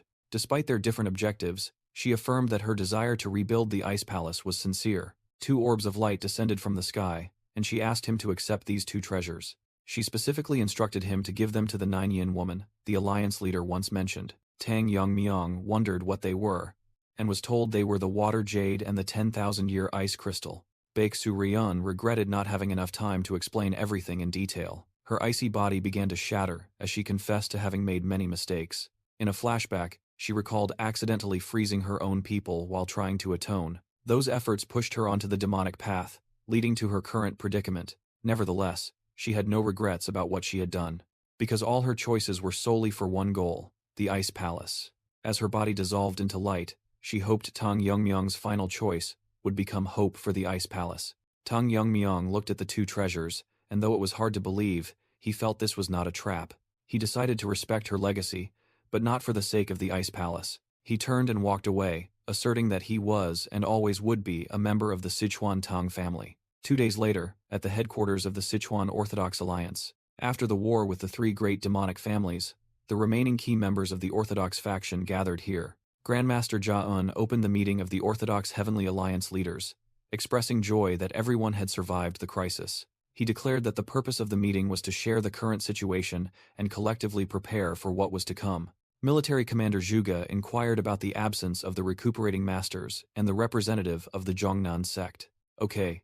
Yon painfully announced that the Zhongnan sect leader, Hak Yu, had been killed by the Dark Lord of Destruction. She further explained that OK Yang was too distraught by Hak Yu's death, so she would convey the situation on behalf of the Zhongnan sect.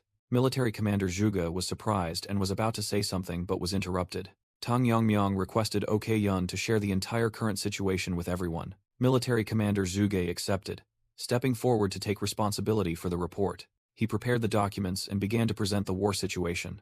The report began with the Dark Lord of Destruction annihilating the Shaolin Temple, thereby gaining the upper hand in the war. Military Commander Zhuge continued, stating that after that event, the 3 great demonic families acted in unison, causing the war to spread throughout the Central Plains. He recounted the battle in Shaanxi, where Mount Hua and the Zhongnan sect managed to repel the Hua family's extreme demon masters, albeit with losses. The report also revealed shocking news. Jin Ling, who was even stronger than the sect leaders, had been purged by his own lord. Meanwhile, Great Spear Demon Gun Qianak and Yin Ling led the Guo family's army to invade Sichuan. But fortunately, Alliance leader Tang Yongmyong returned in time, annihilating the main forces of the Guo family. Their remnants were subsequently wiped out due to the betrayal of demon healer Baek Su-ryeon, who was also later eliminated by the Alliance leader. Grandmaster Ja-eun summarized that with the Fujian Lu family having gone into hiding, the three great demonic families were essentially wiped out. Military Commander Zhuge concluded that the only remaining threat was now the Dark Lord of Destruction Yan Zhongyuk. As he was about to propose a plan to gather forces, Tang Yongmyong suddenly interrupted. OK Yun analyzed that if all the masters were gathered, they would have about 10 individuals who had reached the three flowers converging on the peak realm. But she still seemed hesitant. Military Commander Zhuge directly asked Tang Yongmyong about his true strength. OK Yun interrupted, saying that she, along with Hak Yu, OK Yang, and Chong Myong, had directly confronted the Dark Lord of Destruction. She recounted that even with 3 masters of the Three Flowers realm, they still sensed defeat without even exchanging blows. OK Yang painfully admitted that they had helplessly watched Hak Yu get killed, because to the Demon Lord, the number of masters was meaningless. As the image of the awe-inspiring Dark Lord of Destruction appeared, OK Yang confessed that all of them were powerless before him. Another female martial artist agreed, recalling the defeat of another master in a battle against Yun Zhongyuk. Jagal Chengxin spoke up, suggesting they needed to have faith in Tang Yongmyong and speculating that the Demon Lord had reached a legendary realm. He believed it was a realm transcending even the demonic path, and perhaps even beyond, as the Demon Lord's image appeared eerily captivating. Military Commander Zhuge exclaimed in horror, believing it was a realm beyond human comprehension. Tang Yongmyong humbly replied that he could not meet their expectations, as he himself did not know his limits. He asserted that he won, not because he was stronger, but because those were battles he was forced to win. Okay, Yon thought to herself. Despite his words, Tang Yongmyong's eyes remained unwavering, harboring an iron will. Grandmaster Ja-eun then recounted a story, saying that he and the Alliance leader had previously gone to Qinghai to assist Kunlun. He continued, saying that he was injured at the time and had to return first, while Tang Yongmyong proceeded alone to the Tian Shan mountain range. Ja-eun revealed a shocking truth. Tang Yongmyong had single-handedly annihilated the entire heavenly demon cult and its leader. Everyone was stunned, unable to believe that was the cult that had opposed the 9 sects for so many years. They realized that Tang Yongmyong, just like the Demon Lord, was an existence that no number of masters could contend with. Ja-eun asked OK Yun if this story helped alleviate her pessimistic thoughts. OK Yun cautiously replied that vague hope would only put everyone in greater danger. Military Commander Zhuge refocused the meeting, calling for everyone to unite to face the final enemy. Military Commander Zhuge reported that according to intelligence, the Demon Lord had disappeared from Shaanxi and could only be headed to one place. That was his original base, the former headquarters of the Wulin Alliance. OK Yun proposed a plan. After gathering, they would meet at Mount Zhuxian, and then proceed directly to Wuhan. The other leaders of the righteous Heavenly Alliance all agreed with serious expressions. Tang Yongmyong boldly declared this would be their final battle against the demonic forces. Meanwhile, at the Dark Lord of Destruction's headquarters in Wuhan, a storm was brewing. A subordinate of the demonic cult arrived and exclaimed in horror upon seeing the scattered corpses, "Are they all dead?" He reported that not only the Great Spear Demon Gun, Qianak and Silver Wolf, but the entire Guo family in Guizhou had been annihilated. Even the Ice Snow faction master Baek Su-ryeon was no exception. When questioned about the Liu family in Fujian, the subordinate knelt on the ground, trembling. He recounted rumors of the demonic lady, Liu Seol-ryeon, having an illicit relationship with the Manjiam ghost gang Haesong. Whether true or false, as soon as news of Baek Su-ryeon's death spread, the Liu family vanished in a single day. The subordinate had gone to the location but found no one. All had completely evaporated.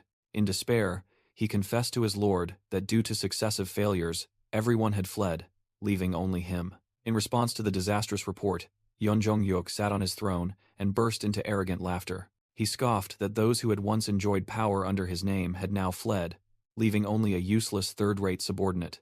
Nevertheless, he remained indifferent, deeming it unimportant. He declared that even though the 3 demonic clans and the elders had been defeated, he could still use the extreme demon soul revival grand technique to recreate his entire force. The subordinate could only tremble in horror at his master's power and ruthlessness. The messenger was thrown backward by a powerful shockwave, screaming in astonishment. He was utterly terrified, stammering, "What is this?" Coffins rising from the ground, gigantic stone coffins, covered in cold mist, slowly emerged from the cracked ground. One of the coffins began to open with a terrifying creak. Yeon Jung-hyuk's swirling blue eyes coldly observed the scene. A figure wrapped entirely in white bandages stepped out, making Yeon Jung-hyuk muse that there were only 5, not as many as the 30 his father once had. He continued to ponder, believing that quality was more important than quantity. 5 extreme demon masters, wrapped in white bandages, stood tall, ready to receive orders from their new master. Yeon Jung-hyuk smirked, declaring, "From now on, you 5 are my swords." The scene shifted to 20 years ago, at an icy fortress, where the heavenly demon cult master met his adopted son. Yeon Jung-hyuk asked, "Did father find me?" The cult master replied, calling his son Jung-hyuk, and saying it had been a long time since they had private time. Yeon Jung-hyuk reassured his father, asserting that he had no intention of contending for the cult master position. The cult master smiled, saying he understood his son's heart, and knew he was an unambitious child. He began to recall their first meeting, when he sensed powerful energy from the dragon ceiling formation in the Taklamakan desert. In his memory, he saw Yeon Jung-hyuk as a scrawny boy, standing on the formation with latent power sufficient to break the seal. Yeon Jung-hyuk replied, saying he remembered that time too, and was grateful for being raised by his father. The cult master admitted that unlike his son, he possessed a greed inherited from his ancestors. He looked up at the sky, speaking of ascension, transcending human limits to reach heaven. With an ambitious smile, the cult master declared his ultimate goal was to become a god. The heavenly demon cult master explained that he accumulated power by cultivating faith among the populace. However, the faith of the Xinjiang people was insufficient to satisfy his greed. He revealed that so far, only one person in the cult had achieved ascension. Yeon Jung-hyuk wondered what made the difference between that person and them. After some contemplation, the cult master realized the answer was to advance into the Central Plains, but he admitted that it would be very difficult as long as the 9 sects and 5 great clans remained powerful. The cult master turned to Yeon Jung-hyuk, suggesting he use current rumors as a pretext to lead his army into the Central Plains. Yeon Jung-hyuk confirmed the objective was to weaken the righteous factions. With a smile, Yeon Jung-hyuk respectfully replied that if it was his father's will, he would gladly obey. Returning to the present, Yeon Jung-hyuk pondered the 2 words, ascension. He silently rejected his father's ambition, believing that humans were merely weak creatures pursuing an illusory dream. He wondered what meaning there was in conquering the Central Plains over generations. Yeon Jung-hyuk clenched his fist, concluding that what they achieved was merely death, disguised under the name ascension. Standing before the new Jiangxi army, he told himself that he could not abandon his lifelong wish and would pretend to fight for it. With cruel eyes, Yeon Jung-hyuk declared that before tomorrow's sunset, he would wipe the Righteous Alliance from this world. Meanwhile, at the Righteous Heavenly Alliance headquarters, a completely different atmosphere prevailed. Mirio shrieked in astonishment upon learning that her older sister had become the patriarch's direct disciple. She turned to question Tang Yongmyung why he secretly taught only her sister, while Jegel Yongyang merely smiled. Tang Yongmyung cleared his throat, reminding Mirio that this was no place for idle chatter, and asked if she needed to see Miso. Mirio immediately took out a small pouch, explaining that an old man skilled in ice arts from Guizhou had given it to her before he passed away. Mirio said that these are the water jade and the 10,000-year ice crystal. Tang Yongmyong cautiously asked about the Ice Snow faction master and if he had done anything suspicious. Mirio admitted to having some doubts, but since it was a dying wish, she believed it wasn't a deception. She recounted that the old man came from the Northern Sea Ice Palace and had spent his entire life rebuilding the sect. Tang Yongmyong explained his caution, but after checking, he confirmed that he sensed no demonic energy from the items. Miso exclaimed in surprise, 10,000-year ice crystal, making Mirio curious if her sister knew about it. Miso explained that she had read in the annotations of a martial arts manual given by the Patriarch that it was a treasure of the Ice Palace. It could help those with blocked meridians overcome their condition while retaining their yin-cold constitution. Furthermore, it ensured that the yin-cold constitution would not be passed down for at least 3 generations. Mirio joyfully realized this was the perfect item for Miso, who had the 9 yin-severed meridians constitution. Hearing this, Tang Yongmyong immediately decided to give the ice crystal to Miso, much to her astonishment. He explained that even if Miso wasn't interested in rebuilding the Ice Palace, the fact that blocked meridians wouldn't be passed down to her descendants was a good trait. He even joked that, of course, if someone like him appeared in every generation, it would be fine, making Miso blush and agree to accept it. Miso blushed, sincerely thanking the Alliance leader for his concern both in the past and present. At her thanks, Tang Yongmyong became flustered and awkward. An awkward yet affectionate atmosphere enveloped them both, leaving Mirio standing between them. Mirio secretly wished they could do this elsewhere, but she still supported them. Just then, a soldier entered to report visitors, surprising Tang Yongmyong. The soldier stated it was a group from the Zhongchang sect, stunning Tang Yongmyong, who thought they had been annihilated by the Black Death Alliance. When asked about their purpose, the soldier hesitated. The soldier reported that the people from the Zhongchang sect wanted to join the Righteous Heavenly Alliance. Elsewhere, Mirio thought it was shameless for them to join right after the war with the three great demonic families ended. Mirio turned to tease Tang Miso, asking about the real reason her sister wanted to learn martial arts. The mischievous girl asked if Miso wanted to make a good impression on Tang Yongmyong, making Miso blush and vehemently deny it. Mirio continued to press, asking if there was even a slight ulterior motive. Miso hesitantly admitted there was a part of it, but the bigger reason was that she wanted to prove herself. She explained that she was afraid the gap between them would widen, and she wanted to be able to stand proudly beside him. Mirio teased again that it still sounded a bit calculating, but then she smiled, admitting that it wasn't like that at all. Back in the office, Tang Yongmyong questioned the Zhongchang sect representative about why the alliance should accept them. The man named Il Yop admitted that their actions looked as if they were trying to join the winning side. Tang Yongmyong acknowledged his frankness and directly asked about the conditions they wanted in return. Il Yop honestly replied that they wanted to restore the lost sword technique of the Zhongchang sect. An image of a swordsman performing a powerful technique appeared. Il Yop revealed it was the Four Seasons sword technique, a name that made Tang Yongmyong ponder. He began recounting the past, when the Zhongchang sect had a Huagyong realm master named Divine Sword Jaryong. Jaryong was once one of the 10 strongest masters in the world and had improved the Four Seasons sword technique. He had elevated that secret manual to an even more profound realm. But then one day, Jaryong suddenly left the sect and disappeared without a trace.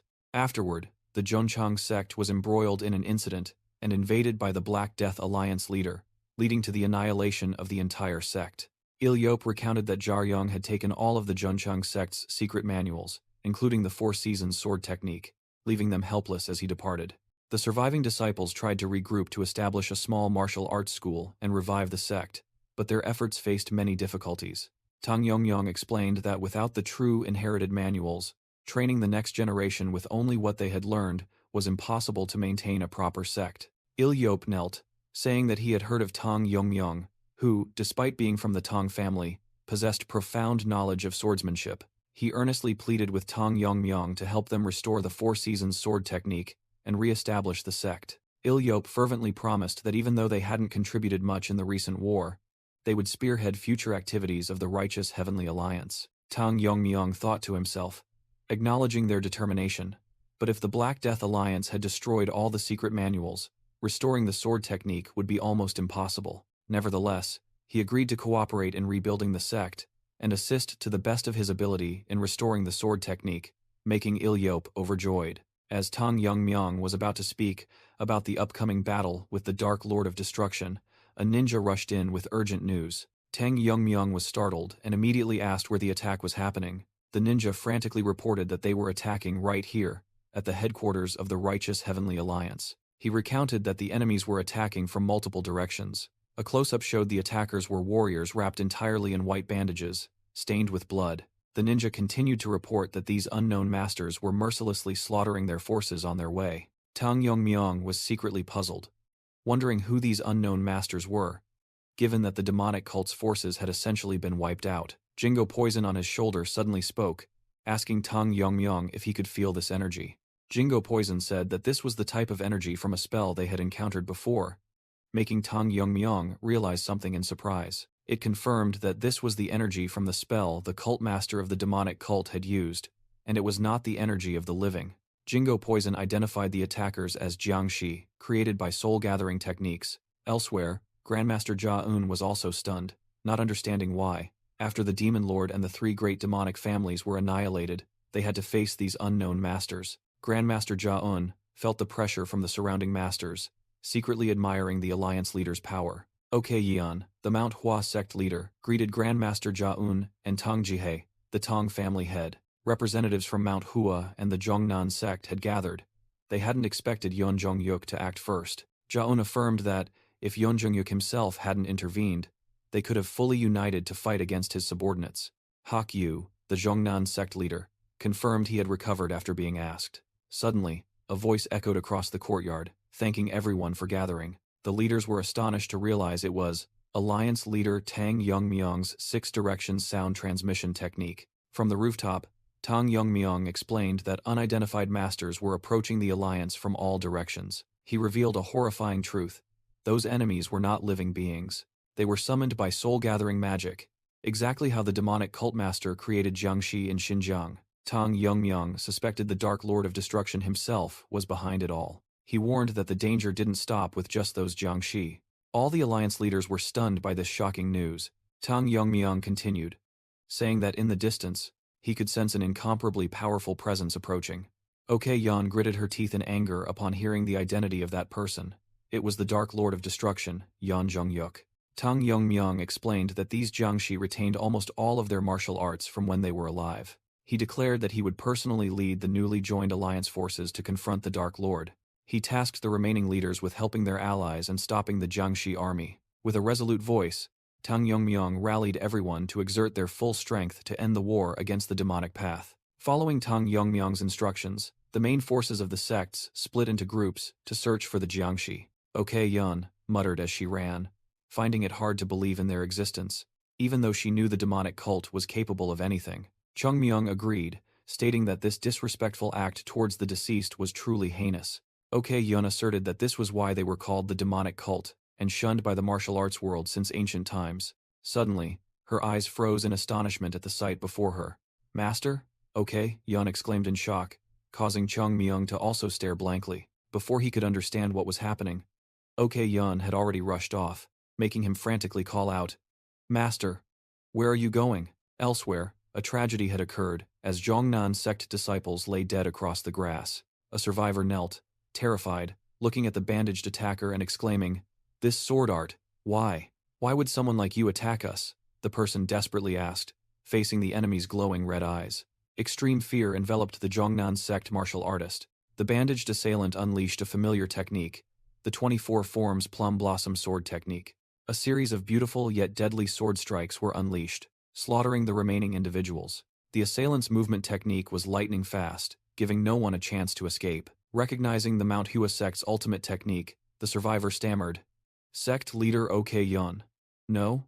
It can't be? Turning back to OK Yun, she roared in fury. You're not who I think you are you? Yun Zhongyuk, you bastard. Stop this filthy game at once. Chongmyong suddenly recalled the Alliance leader's warning about Jiangxi, an ominous sign that had now come true. He hoped it wasn't true, but then froze when he saw a familiar figure. Why are you here? It was Hak Yu, the deceased Zhongnan sect leader, now with bloodshot eyes like a demon. Blood and scattered sword marks signaled that a brutal battle had just begun. A Zhongnan sect martial artist groaned in despair, his body completely paralyzed. He watched in horror as the enemy approached, pleading in vain. His plea for help was cut short by a white-bandaged Jiangxi lunging like a phantom. Grandmaster Jia-un and a female martial artist had just arrived, stunned by the sight of the martial artist who had been slain. Both were speechless, wondering if they were mistaken given the terrifying pressure emanating from the battlefield. Jia-un recognized the enemy in horror, muttering that there was only one person in the world who used such a great sword.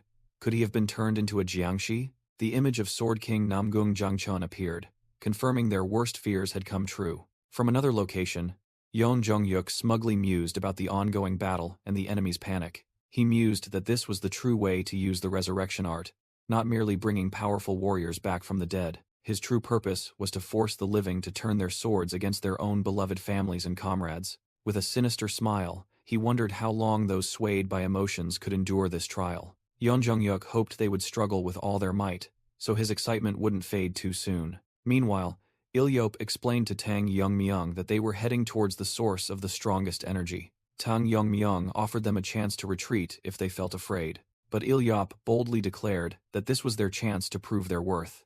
The entire group expressed their gratitude for the Alliance leader's concern. Tang Yongmyong was pleased with their determination and ordered the team to accelerate. Suddenly, his expression tensed as he sensed a threat ahead. A massive surge of sword chi suddenly rushed forward, tearing through space. Without hesitation, Tang Yongmyong drew his sword, his eyes flashing green as he unleashed a powerful counterattack. A powerful sword energy suddenly struck, knocking Tang Yongmyong back. Both he and the members of the Zhonchang sect were swept away by the wave of energy. Tang Yongmyong stood up, thinking that without the Lu Guangyun, he wouldn't have been able to perceive the attack. He realized that even though his opponent was a Jiangshi, he still couldn't read the killing intent in their attack. A figure wrapped in bandages appeared, and Tang Yongmyong knew for sure this was a formidable master. He noticed the opponent's slender sword, on which the two characters Jin Jian were engraved. Tang Yongmyong was stunned as he recognized this familiar title. He turned to Il Yop and asserted that the sword technique just used was unmistakable. Il Yop exclaimed in horror that it was the C.G. Jianfa of the righteous faction, not understanding why his master was here. In a flashback, Master Jiaryong informed Il Yop that he had to personally intervene in the chaotic situation in Sichuan. Jiaryong smiled and instructed his disciple to practice diligently, for he was the future of the sect. Il Yop painfully recalled those being his master's last words before he disappeared, desperately shouting Jiaryong's name. Tang Yongmyong concluded that the disappearance of the Zhongchang sect's Shenjian was related to the Moju Hui Mi. His eyes flashed with determination as he understood everything. He gripped the Bai Shui sword tightly, green spiritual energy enveloping the weapon. Tang Yongmyong lunged into an attack stance, preparing for a real confrontation. He focused intensely, realizing that only the Lu Guangyan could read the flow of the attack. The Jiangshi unleashed the Nijian Jiang technique, making Tang Yongmyong wonder if this was the essence of the CG Jianfa. With a confident smile, Tang Yongmyong eagerly offered to learn a few moves from his opponent.